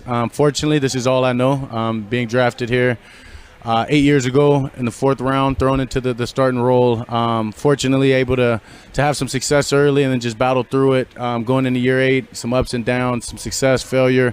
Understand I have a lot of scrutiny thrown my way, but also I feel like sometimes I get credit for not necessarily for other people's job in that same sense. So that's just part of it. Playing this position, you get that. You get the credit, you get the blame. But I love leading. I love leading these guys. I love the platform that I'm able to have at this team, and I guarantee no other team has that as well. So I don't want to know any other way. How often do you have to give yourself that pep talk? This is part of what you signed up for. People say things based on goodness knows what, and because you're who you are, where you are, there's more of it, and there's a bigger glare on it. How often do you have to give yourself that pep talk? Yeah, not too often, honestly. I mean, just coming from where I've come from to be where I am now, I've defeated a lot of doubt in my life. And a lot of people say that I wouldn't even play this position. I wouldn't have made it this far. People week in and week out say I won't play any more than I do. So I've just learned to understand that that's noise. But what I do understand, though, is when a little trash talk video with some teammates goes viral and as many people want to make statements and have their opinions about it, that's when I understand what this position's about, who I play for, and that's when I have to just laugh at it and understand, hey, when you wear this star on your chest, they're going to make a story out of anything. There's no question. And we saw that firsthand with the Trayvon Diggs stuff on the sideline and what happened with that. And then everybody shows the Dak interceptions during camp. They're not showing the touchdown passes that he's throwing. They're just going to pick at the negative. Dak talks a lot about mental health. And I think you really have to be a mentally strong human being to be able to be successful to play quarterback, not only in the NFL, of course, but to specifically be a quarterback for the Dallas Cowboys. Yeah. He's right, man. Yeah, I do appreciate the conversation and Dak's thoughts on it. I think it's the closest thing we have to like being a Yankee or playing in Philadelphia. Yeah. Almost everything else in DFW sports, you're not under the microscope and, polarizing people to the extent that the Cowboys quarterback does. So I think that's there. I also think that everybody's dealing with a lot of crap, Everybody can go on their social media and see people that hate them. Sure. It's not that different from just existing in the world. because of the amount of pressure on everybody these days. No, I mean, we see it every day on the truckers.com fan text, right? I mean, there's times Not afterwards, me. Eric and I were giving each other pep talks like, do we suck? Yeah, I do suck. All right, well, I need to find a way to just let that be okay, because internally I think I'm okay. I think I'm good, but it happens, right? People are going to MF you every day. Hey, by the way, Tolo that said the show's better without Chief, your dead ball's on wrong. Yeah, we did get that coming in. The bad Yeah. takes. I mean, listen, I own my bad takes. I thought you it was guys know the text of the that. day. I take pride in my bad takes. No, you I'm do. sorry I text that in. I mean, that's the same exact thing Dak's dealing with. It is. Every time he opens up Twitter, there's a conversation about the Cowboys. I'm a talk show host. I'm putting takes out there. People are constantly crushing me on every platform that I'm on. You know, it's just it's what happens. And the bigger you are, the more people are going to find fault. Yeah, you know, absolutely. Find me a guy that has a take on ESPN that people universally go like, "Wow, I like this guy." They all hate him. You know, unless he played for your team and is a super homer, and then he's gone. It's like, get this homer off the TV. Right. You know, it's just it's part of the deal. And I would say most people have somewhere in their life that if they want to go look at the negative feedback, it's there for them to observe. I think the biggest problem with Dak is there's people that comment about the way he plays that don't understand why something happened in the game. And this is including me. You know, there were times when I worked with DallasCowboys.com or even in scouting where there would be a play during the game and I'm like, that doesn't look right. You know, that doesn't, what was the read here? What was the, you know, there's a lot of folks that don't, the scheme, you know, is he throwing into something? Is it a receiver that's wrong? I mean, he gets a lot of criticism for stuff that people comment about that might not be really sure what he's dealing with. That's the amazing part about football, man, because it's the number one sport in our country. Everybody loves it. We consume it in every way. We're trying to find all the metrics and everything to give us some window into what's happening. And at the same time, we know almost nothing of what exactly is going on. No matter how many metrics and all these different things that we're trying to figure out so that we can know the game better, there are so many things about the sport that we'll just never know. And one thing looks like it's one guy's fault, and it's not. It's very rarely that black and white. I mean, there are problems that Dak has. There's clear problems that he has. Right. But I also feel like, and you could probably say that for a lot of NFL players or basketball players, whatever. You know, I've asked guys before, like, you know, and like, well, Christian Wood sure looked good. I missed 5 pick-and-roll defenses. Yeah. Mm-hmm. Oh, okay. Well, you know, Brian Broad is sitting in section 104 watching the game, is thinking that Christian Wood's playing pretty well. Yeah. But if you talk to the coaching or the front office guys, they will tell you, like, nah, man, dude missed 5 pick-and-roll defenses, cost us an opportunity to win that game. Oh, okay. Yep. So, you know, that's the things that we deal with, but it's magnified with the platforms that we all have. Yeah, the volume that he has to deal with is just next level. No question. All right, let's slide into the top 10. Happy birthday to Halle Berry, and happy birthday to How Mila old is she Kunis. That's a great question. I think she's 56 today, but I could be very wrong. I looked several hours ago. Still crushing it. She's man. still crushing it. She really is. She's absolutely gorgeous. So I've How got can dudes leave her? You That's know a what I'm good saying? question. They cheat on her. They leave her. I don't know. How does that happen? Yeah. You have steak every single night. All of a sudden, you start craving a hot dog. You know, It's weird. Just kind of the way Can it I, goes. yeah, man. can I, you know, pass? I can't. You know, I mean, Can I get a hamburger? Trust me. I mean, why would you leave that? Hey, cheat you- on that? I don't get it, but it happens, and these celebrities do it with each other all the time. But I've got the top 10 celebrity hall passes, 877-881-1053. Who would be your celebrity hall pass? Gentlemen, do you have somebody that maybe you know for sure? It's like, yeah, if this unforeseen hypothetical situation were to arrive, that's it. You're about to get Eric and I don't think I really Ross don't is think there so often. because couples talk about this. This Do is like they? not. Yes, they do. Do they? Some This couples is talk about 2023. it. Some, I don't know about I that, haven't bro. really broached it. I haven't really broached You've it. got I it. don't- I don't get- Your I don't wife get is into- very. I'd like I to think my you went wife on your own on this subject, and you're about to get half our I don't crew think in so. trouble. You're a few months into your relationship. Have you guys already gotten into this? Well, she wants course. all the Jonas Brothers. This right? was She's date. trying This to, was date. Oh, it's Nick specifically, but this is what happens when you date. You talk about this. You guys are being p-words who over was here. yours? All right, dive into the conversation and quit being cowards. I boys. just, I'm going to dive headfirst into this mine- conversation. Rihanna from 12 years ago. There, you got it. There Adam. it is. That's Who's my it? guy. Who's it? Rihanna. Rihanna from 12 years Yes. ago. Yes, I knew I could why count on 12 Gavin. years? She was just smoking hot 10 years ago. Is this the short hair Rihanna, or is this like redhead Rihanna, or is it just thinner Rihanna? It's more like wearing a tank top as a dress to the New York Knicks game, Rihanna. You thought that was her prime, and there's nothing wrong with that. I got replies like Shakira, Emily Ratajkowski, yeah, Ana de Armas. Lucius, where are we going? I know you're in on this conversation. Oh, yeah. Well, shoot. Didn't we have it like last week? I brought it up, but we're doing a top 10 now, so let's rehash. Let's see. Well, mine are just regular, everyday folks, man. Like, yeah, OnlyFans girl. Yeah, there's a girl on OnlyFans and Instagram. Her name is Leandra, or she goes by Glowy. She's from Houston, Puerto Rican. Fantastic, bro. Is she a suicide girl? She kind of looks the part. A lot thicker than some of the suicide girls, so she looks the part. Maybe Big Lotto. You ever heard of Big Lotto? Rosa Acosta. You ever heard of her? Ooh. Yeah, yes. that's me. Yeah. Well done there. We got Ashley Graham getting texted in. Tovash is going with Scarlett Johansson. Another text says, yes, me and my girlfriend talk about it. Hers is Brad Pitt. 830 just said he accidentally texted his girlfriend Hillary Duff, so maybe he outed himself there. Dude, talk about, hey, listen. She got it. She resurfaced over the last, 2 years in a public light, and it's like, wow. Aging extremely well is Lizzie McGuire. Eva Mendes, but that's the Salma problem. Hayek. You run into this though a little bit because all of a sudden you're hall pass talking, and then they're like, yeah, the guy 3 doors down. All of a sudden that's why you specify celebrity. Did you guys see the story about the lady who was given 9 months to live? This is something over the last few days. She was given 9 months to live. I bleep you not. And her one wish was asking her current man if she could go back to the ex for just one more night. Oh, that's terrible. That I'm sounds not like kidding that you about G-Bag this. of the day we played. I would say, well, I hate to break this to you, honey, but it appears you're going to die alone. Yeah, dude. Yeah, you're not getting that bedside care that you thought you might be getting. Go ask him if he'd like to, help you go down that final journey. All right, so here's your top 10, and this is voted on by America. Your honorable mentions are Kate Beckinsale. Voted by America? And What? Charlize Theron. Yeah, this is America's vote. Number 10 is Jennifer Lawrence. Number 9, we got Rachel McAdams. Notebook Girl. Yes. Number 8, we got Anna Kendrick.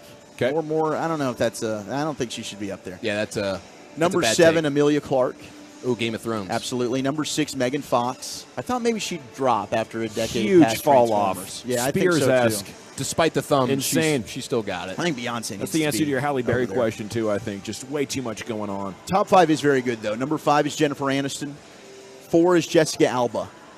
Jessica Alba in Sin City. Sign me up. Yes, peak Jessica Alba was my insane. goodness. Yeah. 12 years ago. That might have been the last gal Good that luck, was Chuck. like celebrity worthy list. Oh to me. yeah. Number 3 is Mila Kunis. Yeah. Number 2, ScarJo, Scarlett Johansson, which got texted in a lot. But number 1, and I just think she's probably everybody's right now, especially with the new success of Barbie, but it's Margot Robbie. There she is Ever at since the Wolf top of Wall of Street. everybody's Wolf of Wall most Street really did desirable it. list. It's Margot Robbie. Thank you, Wolchuk, for the top 10. We got to cut out because Chris Young, Rangers GM, is going to join us right here at the broadcast position next. Live Globe Life Field where the Rangers host the Angels tonight, strutting in first place, 18-8 since the All-Star break, and the good times roll next year on the Fan. Thanks.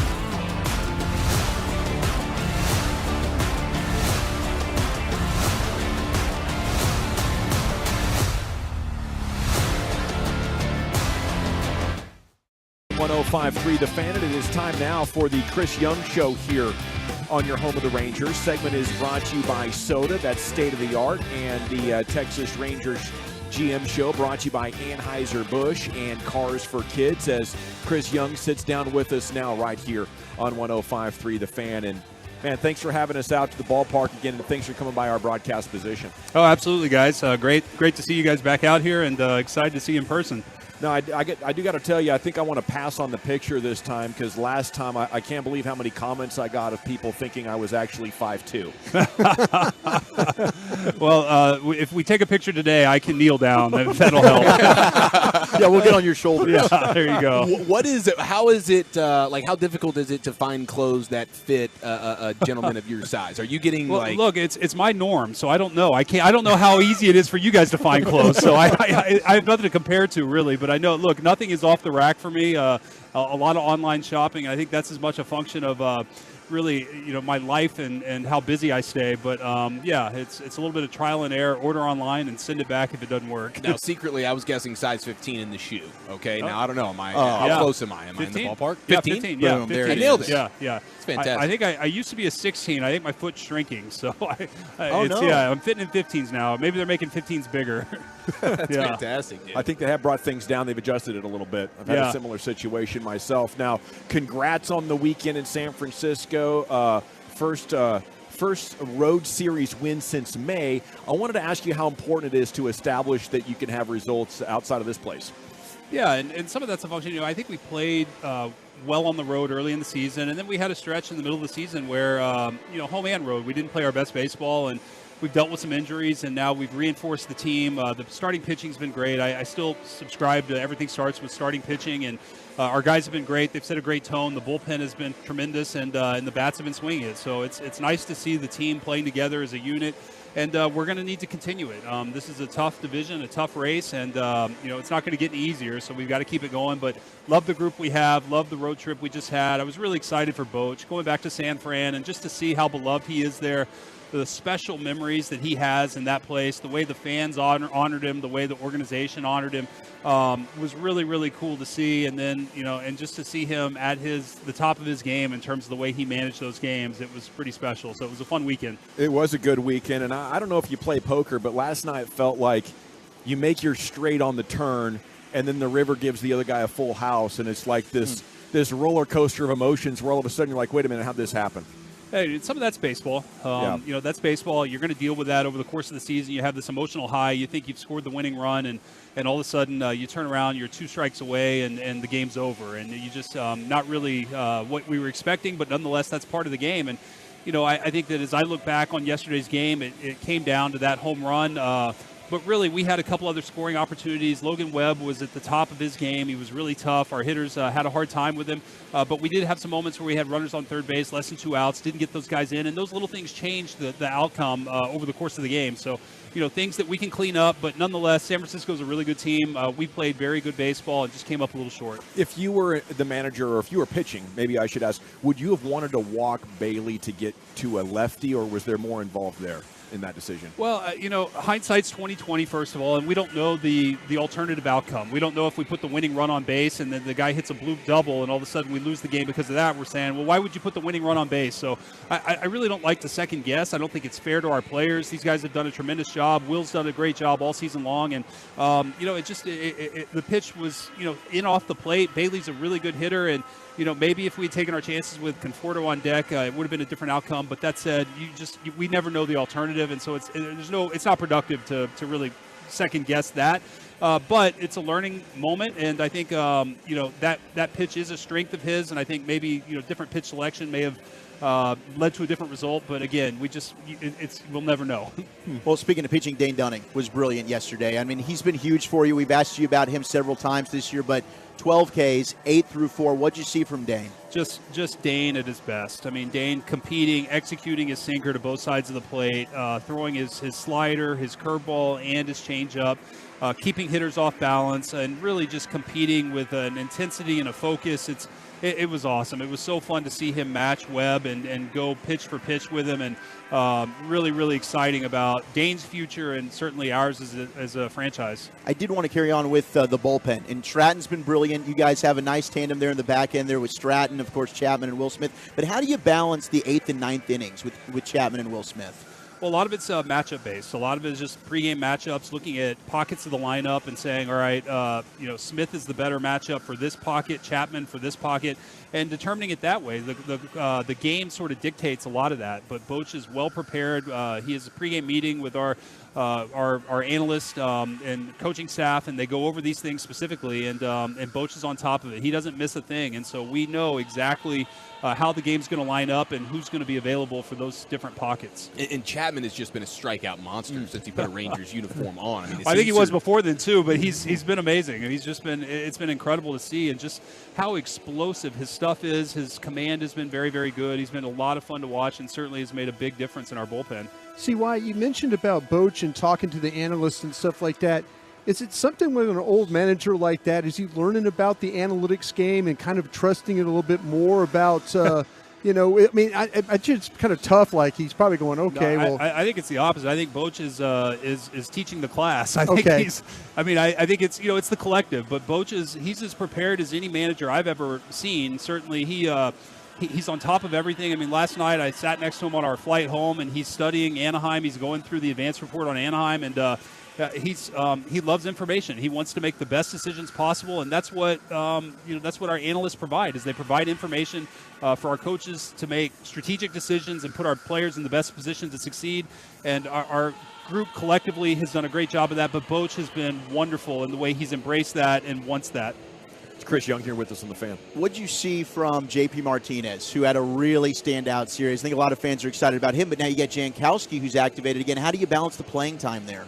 Well, I think, again, similar to the bullpen, a lot of it will be matchup-based, and JP filled in wonderfully for Travis, and he's dynamic. He does a lot of things that he can bunt, he can run, he's a great base runner, can play very good defense. He's just a heads-up, smart baseball player, and really he's been tremendous at AAA this year and earned the opportunity to be here, and he got the chance, and he played great over the weekend. We're excited to see a lot more of him, and again, going back to matchups and being able to take some guys off their feet. We saw Adolis get to DH yesterday because we could put JP in right field. Right. And it's just good to have versatility, and that's what JP provides, and we expect to see a lot more of that. Chris, when you've elevated a lot of guys from your minor league system and played key roles, does it help those guys down in the minors to kind of know that you all of a sudden, wait, man, hey, I got to play my rear off this week against El Paso or whatever to be able to get a shot with the big club? Look, I say it all the time, and one of our organizational philosophies is this is a performance-based game. We are here to win baseball games, and if you perform, you will earn the opportunity. This is, and every player in our organization has that opportunity, and if they go out and do it and they perform, they will get promoted and eventually earn their chance here in the big leagues. And then you have to perform when you get here, too. It never stops. So with that type of mindset, I think it's great for our minor leaguers to see this. They're seeing their peers come up and have an impact on a major league team in a pennant race, and being able to do that, I think it is inspirational. And certainly, if I were a teammate of JP's, I'd be thrilled for his success, but also saying I want to be the next guy. Man, it was fantastic getting Jonah Heim back in the action yesterday. What did you see from him, and how did he feel today after the first game? Yeah, Jonah came out of it feeling good. He's healthy, he's feeling good, and timing was just slightly off. But again, he's facing Logan Webb, who's having a tremendous season. It's really hard to judge coming out of the gates. And I know Corey set a really high standard coming off the IL and homering in his first at bat off Dylan Cease, but facing Logan Webb in that environment with that sinker, it's really tough. But Jonah, same plate discipline we've seen. He drew a walk yesterday, played a great game behind the plate. We're thrilled he's back, and he's going to be a big part of our stretch run here. You mentioned Corey Seager. Have you ever seen a guy in your years of baseball come off the IL and hit the ground running like Corey Seager's done? I mean, he's done it all year. Whether it's the 2 IL stints he's had, spring training, he comes in, and it's just he's been tremendous all season long. I can't really articulate how cool it is to watch him day in, day out, and I just hope he stays locked in because he's as good as anybody in this game the way he's played this year. How do we optimize the plan to get as much out of Garver as possible with Heim coming back? Well, I think one of the benefits of Heim going down for a little bit was that Mitch got some runway and he got some extended playing time. The back got going, and he won us some games there. So I think Boch is going to be great at finding ways to get them both in. It's why we're carrying 3 catchers so that we can play one behind the plate, DH the other, and still have a backup option in case we need to pinch run or something like that later in the game. So, Boch is very good at this. He'll be able to rotate and find the balance, but we want to keep all these guys fresh. I mean, we're at a point in the season where guys start wearing down. We want to keep these guys fresh. We want to keep them playing at their best, and hopefully, the best is yet to come for all these guys if we're able to do that. It's exciting to have Scherzer tonight. How's everything settling in for him, being new in Texas and all that? Well, I don't want to speak for Max, but from my perspective, he's been just wonderful. He's fit in great with the group. I think he's brought a little bit of an edge and an intensity that our group needed, and he's pitched great. So we expect that to continue tonight. I know he's excited for this start, and we want to see him go out and continue to pitch the way he's pitched his first 2 here, and we're expecting great things from him. Do you think he would have got all these guys if we were still over there in this 108? Well, I can't answer that for certain, but I do know that this is it's a very appealing destination. That players, we hear it throughout the league, that players who have either been here or have heard about the stadium, they know how great this facility is. They know how great our fans are, and they see what we're building, and it's been really fun to hear that feedback.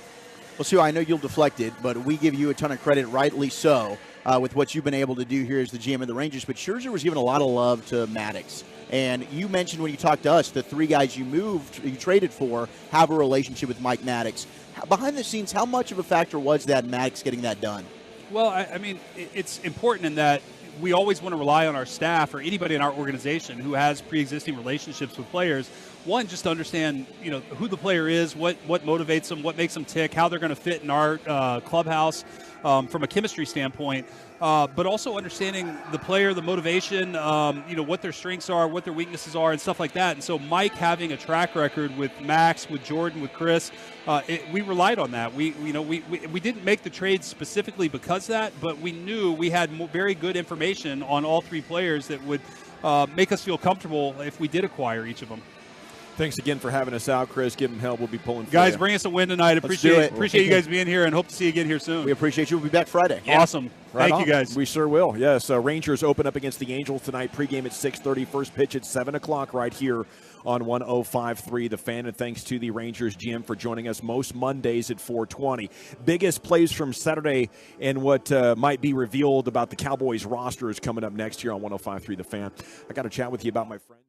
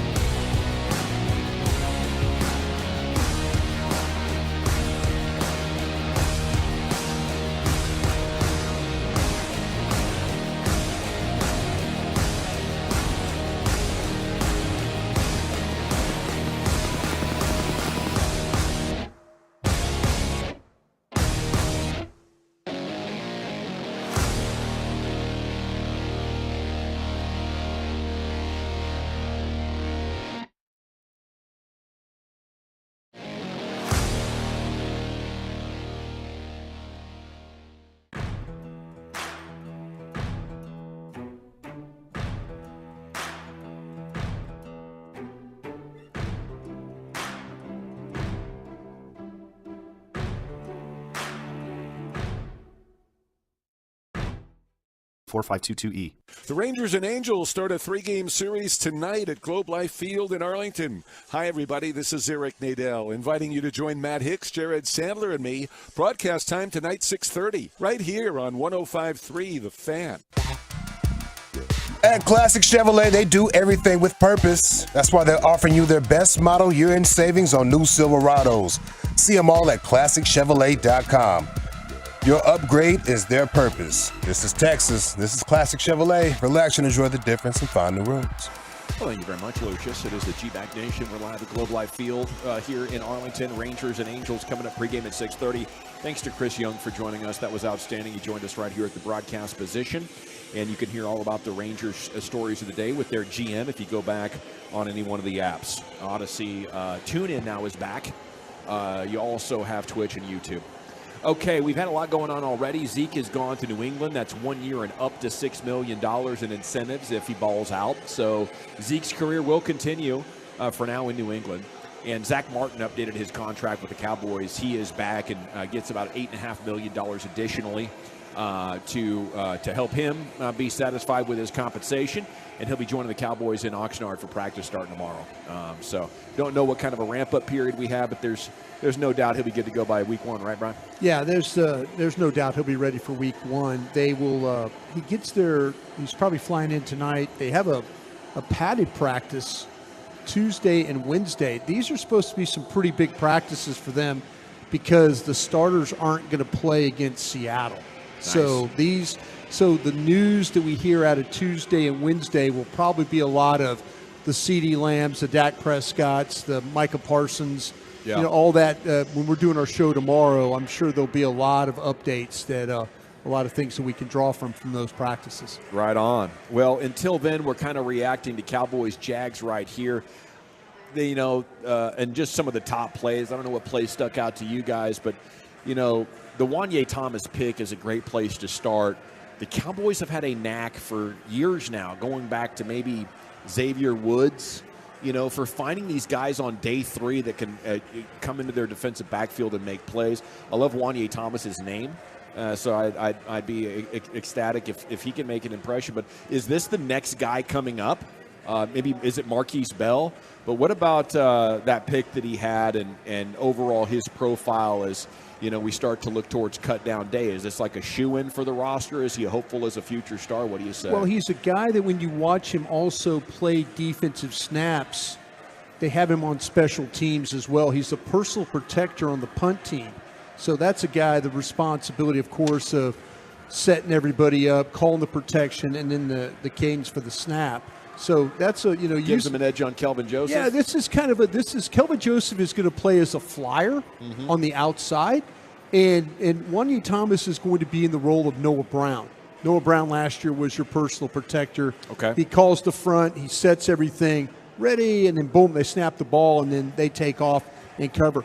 The thing that was really nice about his interception in that, they were in a situation where Overshown, they were trying to carry routes across the field, and Lawrence was rolling that way, and he was trying to just kind of float the ball in because Overshown was a little bit in a trail position, and if Wanye's not there, that ball's probably going to be completed. He did a good job of getting back, getting depth, and then it was Lawrence trying to fit the ball in, but there was a little bit of separation between Overshown and those guys carrying those routes. So nice play by Wanye, having the recognition, get the ball, get the feet down, and then get out of bounds. He also gives them a true backup free safety for Malik Hooker because you look at guys like Marquise Bell, he's got more of a similar game to a Donovan Wilson, to a Jaron Kearse, more of that strong, I can fill up, play linebacker some as well, but they don't really have a guy, unless you want to move over Israel Mukwamu, that can be a true free safety for you if something were to happen to Malik Hooker.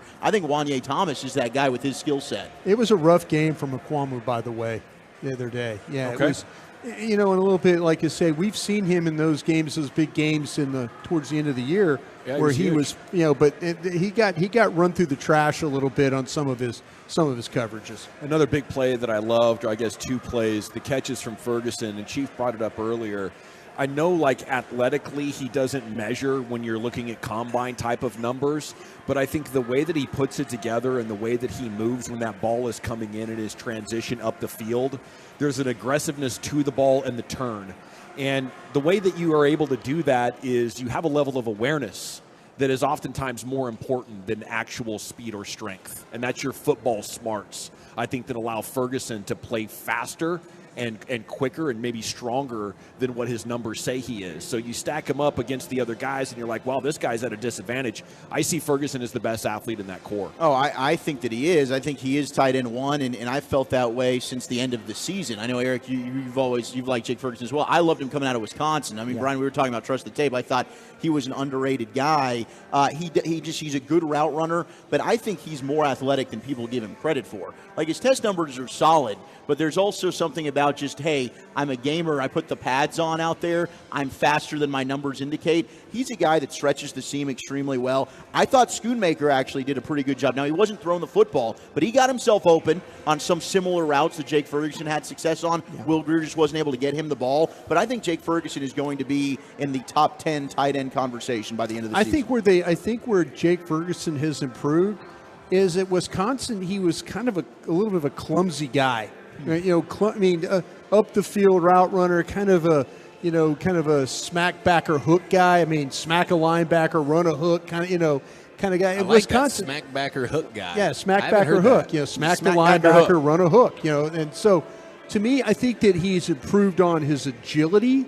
Yeah. I think he's one of those guys. You're right. He tracks the ball well. Wisconsin, the routes that they threw him, there were some vertical routes. But it was kind of like... He looked more like Schoonmaker in college? Yeah, it was a little bit hit and miss there. But here he looks so solid with the release and then up the seam, or then having to get back inside or get to the outside.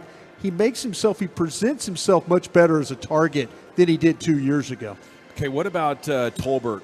It was, touchdown was nice, good route to find the hole, and great execute. Design. What else are we seeing? Is he winning routes that maybe he's not getting the ball, or do we have confidence that Tolbert's going to fulfill his potential? Let me tell you what, that was right before the half, that was a big series for him because they didn't take him out. There was constant, he was having to run, they had penalties, they got backed up. He's running basically 40-yard dashes till they scored that touchdown. That was one of those series for him where he developed, I think, a lot of toughness and the confidence along the way. Great design on the route. They get the two deep, the safeties are wide. They get the safety to move completely off the hash and then take the route back inside. So really nice design. But it was a tough series for him because it was constant running. And they weren't subbing him out. Like, bro, you got to go out here and make a play for us. He sure did. I think there's a big relief. And the post-game, Zach and I were listening. We played his audio. A lot of relief that, hey, I'm capable. This is what I am. This is the type of player I am. Bobby and I, we were all talking. That's kind of the South Alabama, Tolbert, of the him. Swagger. The swagger confidence. guy, exactly. That was a good game for him. One of my favorite things so far in Broadus's rehashing of the game is he's complimentary of the design on the screenplay to Dowdle. Yeah. The execution from Farniok was off, but he liked the design. And then what did you just say there about the Tolbert touchdown? The Tolbert touchdown, yeah. I mean, that's what I'm saying. That's great news when for you an run offense route here. combinations down the field where it pulls defenders out to open up another area, and it all works. I mean, that right there, those are the teams, when you get down close to the red zone, you got to create ways. There's not a lot of space. Right. Create ways to get you guys open. They had a play to John Stevens as well. It wasn't the touchdown, but it was earlier where they kind of had him go into the middle. He just ran a hook, but they had already had another tight end. I think it was Schoonmaker who had crossed and gone into the flat. So all the defense flowed with Schoonmaker, and then all of a sudden you just have Stevens just sit in the middle and wait. Boom, he's wide open, and it picked up a first down. Again, good design. The other plays then would be from Deuce Vaughn, who, I think left a lot of people encouraged about what he could be capable of, both catching the ball. It'll be really interesting to see, Dak making the adjustment. It was tough for Will Grier. Deuce Vaughn is open. He's running. How small is that window? Deuce had to jump and come back, and it was an incredible catch. But his run was just incredible. The way that he's sort of swimming through guys, they're all like lunging for him, and he's managing to turn what I think a full-size back would have been brought down 5 or 8 yards in. Nice little hole. You took advantage of it. Okay, we're probably going to move the chains on this series to boom. I'm 20 yards out now because it's just so difficult for players to get that low and get an arm around him. And I'm still, skeptical of Deuce Vaughn, the game breaker. But Deuce Vaughn, the down-in, down-out running back that can keep you on schedule, that's there.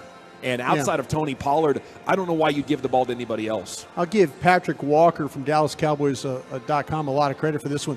He says when you watch Deuce Vaughn, it's like he teleports himself. He's here and he teleports himself over to here. Yeah. It's kind of one of those things. It's Messi-esque. You just get through this hole, and there's some quickness there to it.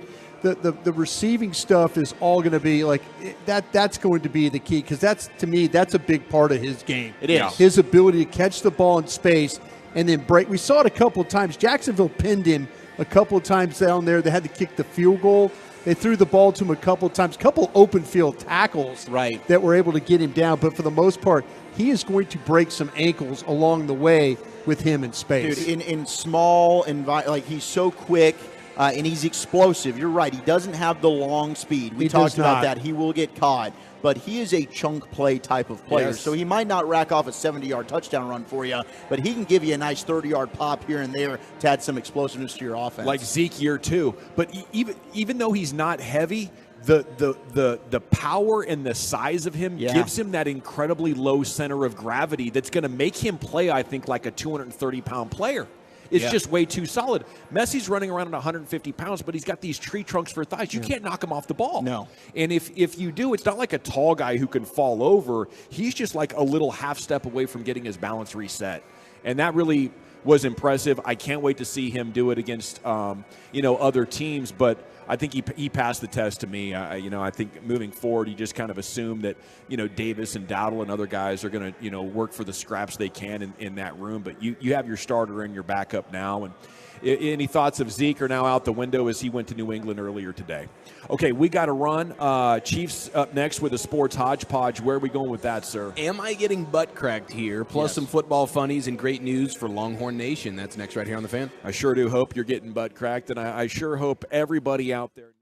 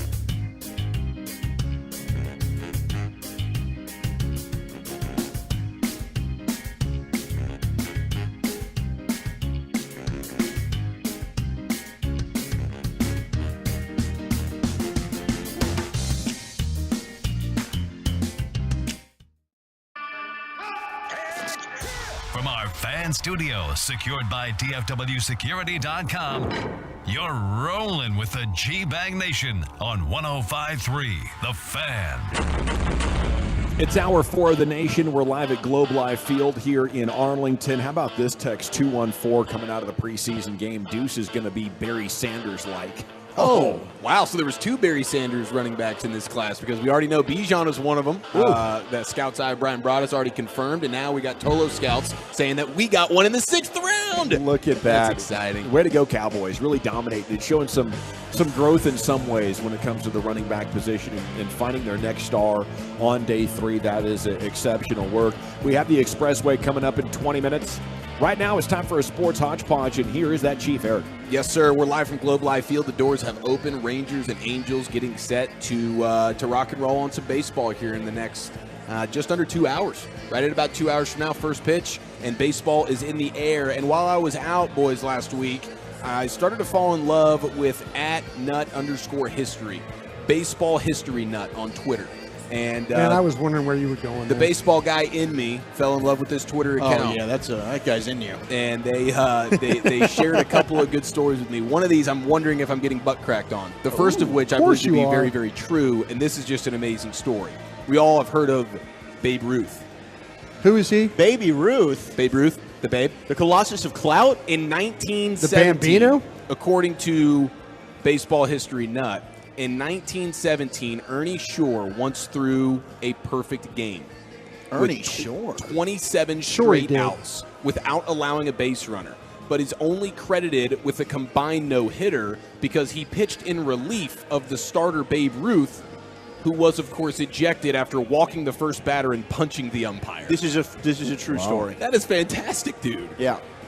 So Babe Ruth was like he had a dispute. He punched the umpire. Yeah. Yeah, he walked the first batter, and he obviously disagreed. You know, it was probably Angel Hernandez calling the game, and Babe went over there, punched him right in the face because I guess that's the way they were doing baseball back then. And I don't know if there was a suspension, but he was thrown out of that game. And then his guy Ernie Shore came in relief and pitched his balls off. He was actually taking on the Washington Senators, who of course then became the Texas Rangers. Oh, wow. Sounds like Babe Ruth is actually our biggest rival of historical proportions. Dude, that is just another addition to the amazing Babe Ruth resume.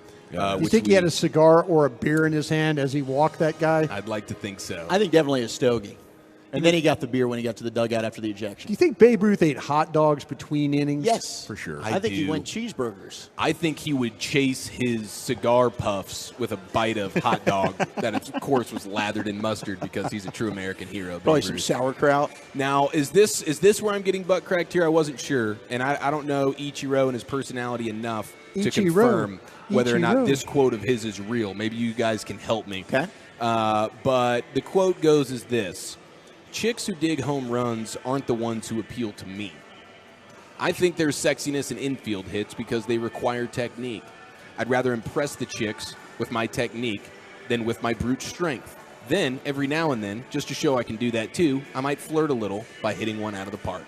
End quote. Yeah. Ichiro is one of my favorite baseball players of all time. It was once said that he could hit like 40 home runs if he had swung for the fences. He was intentionally not hitting home runs. Is the yeah, thing. I could throw a touchdown if here. If he had come up in I'm the analytical world, they might have suggested he go about it a different way. Yeah, launch but yeah, angles. he was trying to hit 400, and he was trying to get on base and play that sort of approach. But he could put on a show in like batting practice for sure and hit nonstop bombs, like not legendary ones, not big ones like that. But I don't know. I don't know how many chicks are going to appreciate an infield hit over a home run. I think you're kind of looking for a needle in the haystack there. Again, accurate. 2009 quote from Ichiro. This is true. He also is quoted as saying, "Who the F is Tom Brady?" And if I ever saw myself saying I'm excited going to Cleveland, I'd punch myself in the face. That's awesome, dude. How about that? Ichiro's a quote guy. He was a quote machine. I did not realize and he's it. he's probably saying that with a smile on his face. Like, he was a practical joker and hilarious. He just never really learned English. He played in an era, too, where they had the artificial turf was still involved. So being that guy, that kind of that running slap hitter that he was, get the ball to bounce, get it to scoot, get through, That's the way his game was. I just always remember him. It was like and Gavin, you've seen him play a lot more than me, but it seemed like he was always running and hitting at the same time, almost like these lady softball players. You know how they hit the ball and they're taking off running as they're swinging at it. Yeah, and obviously he was a lefty, which gave him the ability to do that. He had a hose in the outfield. In his rookie year, like people didn't know. So they're running on him, and he's just like gunning people the first 2 months of the season, right and left. And but the speed thing was incredible. Like if the third baseman or shortstop had to take a step to the side and wait for it at all because of a weird hop, he was on, no doubt about it. Wow. Even if it came clean, he might beat it out. He was a force of nature there because of what Brian was just talking about there. He'd start running oftentimes before the bat had hit the ball. A beast. How many hits do you think he had in his career? Oh, gosh. Don't do this to me. Just take a number. He played like 19 years, 18 years. Yeah, he played all the years. Do you know? I've got it in front of me. He's got the number right in front of him. So he's playing with house money right now. So what's a lot for a single season? Like 200? Yeah. Is 300 doable? I don't even know what kind of context to put these numbers in. I want to say Beltray hit 3,000. Yeah, I was going to say 4,000. He's got 3,089 hits. 3,089. Okay. Yeah. All right. Yeah. Well, that's quite impressive. But getting into these quotes here from Ichiro is even more impressive. Yeah, I would say. He's got a lot of good quotes. Okay, now a guy who dominated the weekend, according to Anwar Richardson, who covers the University of Texas football program, tweeted out on Saturday, according to my sources, Texas freshman quarterback Arch Manning looked incredible during Saturday's scrimmage. He scored on a 70-yard touchdown run on an improvised play. He also was incredibly accurate throughout the day. I'm told he looked better than any other backup quarterback for the Texas Longhorns. How about it? That's good news. Great news. And, he must be staying out of the bars. Come a long way from the spring game where he did not look very good. But people that still think there's a quarterback competition, you are wrong. That is Quinn Ewers' team. Arch might not play at all. Who's the fourth quarterback there? Malik, yeah. Is it Malik Hornsby? I have no idea, but they do have there's a lot of. They have a defensive end looking dude in Malik, their quarterback room. Yeah. But I don't know, dude. If Arch Manning Malik Murphy, that's who it is. But don't you imagine if for some reason Texas is not meeting the expectations that everyone has for them right now, which is to win the Big 12? If they're 6 weeks into this season and things aren't going very well, I mean, I could see an Arch Manning sighting pretty quick. It's going to have to take a lot. I've got good people that I get info from Texas, and their whole plan. You're saying redshirt year, right? Their whole plan, and I've been on this, and I've been right about this. Their plan this entire time is to redshirt this season. He's been right about the fact that the season that hasn't been played yet is already a foregone You guys conclusion. wanted to try and have a conversation about a quarterback controversy. Sark went ahead and said, "No, I told you that was never a thing. This is Quinn Ewers' team." Yes, of course it's Quinn Ewers' team. Yes, but if it's going to take a lot for Arch to play. That's what I'm saying. I know that you want to like Quinn being terrible, but also Arch has to start being awesome too. And we haven't seen film piece one of Arch actually being awesome in Austin, have we? We just got a report from over the weekend that in the scrimmage he lit it up in a scrimmage. Now it's obviously a grain of salt. And that will be Arch Manning's team in 2 years. Yeah. If Texas is awful, does Sark lose his job? That could happen. I mean, you going to sit there and let Quinn Ewers be bad and then you lose your job? You know, I wonder the fact that they got Arch Manning and Sark was a big reason why he came. That might be enough for Sark to still keep his job even if they do stink. Okay, I hope you're right. That might be it. 3 years is not enough, is it? I want to give my guys 4 or 5. I would hope that they would give the guy more time, but, man, we've seen stranger things happen down there. Sure. No, absolutely, and now there's immense Got rid of Tom expectations. Herman after a minute, didn't they? Yeah. And Charlie Strong and others. They sure have. Yeah. And this should be the year for Texas. I know we've said it for a long time, at least within the Big 12. They should be winning that conference. They should be. It's a down year for the conference as it looks right now going into the season. And so expectations, as they're always high, but they're as high as they've been in a while where, hey, you better go out and win that conference. And if you come out a little bit shaky, and Arch Manning, we're getting reports that he's looking like a beast if Quinn Ewers is a little bit shaky, I wouldn't put it past him that Arch Manning gets put in there. I think they go Malik Murphy before they go Arch Manning. Okay. Well, I trust your good sources on this, Wolchuk. Right. I always do. According to the Denver Can you really Post, play in 4 games and still have your red shirt? Yeah, That's they what changed the text is rule. saying. Yeah, they changed the rule on that. Sorry, Chief. No, all good. I appreciate the clarification on that. According to the Denver Post, Broncos head coach Sean Payton quote, occasionally sports Jordan brand shoes. Not occasionally, all the time. His players have never seen before. Yeah. And he isn't shy about letting them know about it.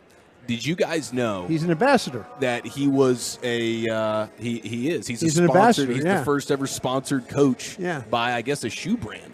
Michael Jordan saw him on the sideline of a Saints game some years ago wearing Jordans, Yeah. and Michael Jordan took it upon himself to say, okay, he flies him out to his place, they golf together. He's like, I want you to be the first coach representative Yeah. or whatever for my That's neat. brand. No, I had no idea. I know. Sean I didn't has know a lot this of either. pride in that. He really does. Well, I believe I it. would. I mean, that's badass. I Yeah. would too. It's incredible, yeah. So Michael Jordan invites Sean Payton to his private golf course in Jupiter, Florida, and Sean Payton recalls the conversation he had with MJ.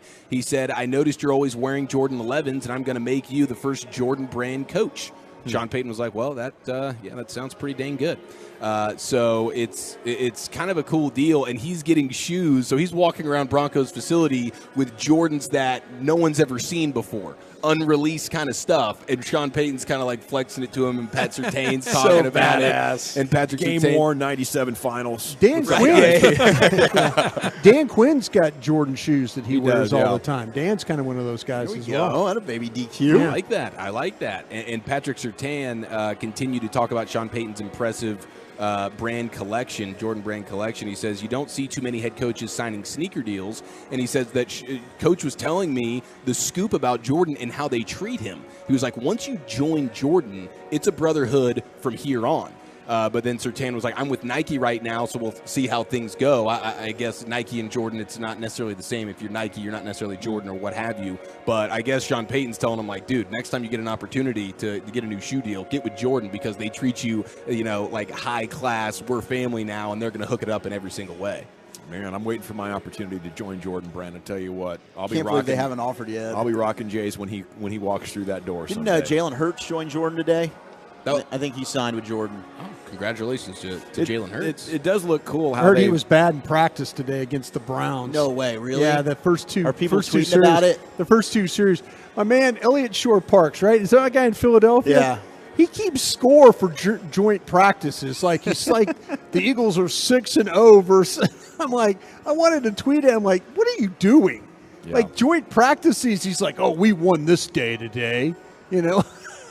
I'm like laughing. I'm like, Jordan, like, Elliot, what are you doing keeping score at practice? We had Shore Parks on when we were going wireless at the Super Bowl. Yeah, I you don't left think- him speechless, I believe. Yeah, he's not a huge fan of me because I asked him the Nick Foles question years ago. It made him extremely uncomfortable. It was epic. I think you were both on vacation, and Brian and I had him on, and we replayed the audio, and he remembered immediately. You could just hear him go like, oh, I actually had forgotten He about goes, that. oh, this is that show. But I remembered right when you played the audio. Is he like an Eagles super fan dork? Is that his on-air personality? He is very much but he could be he was like the guy talking about the Union or playing Messi and them in the playoff thing.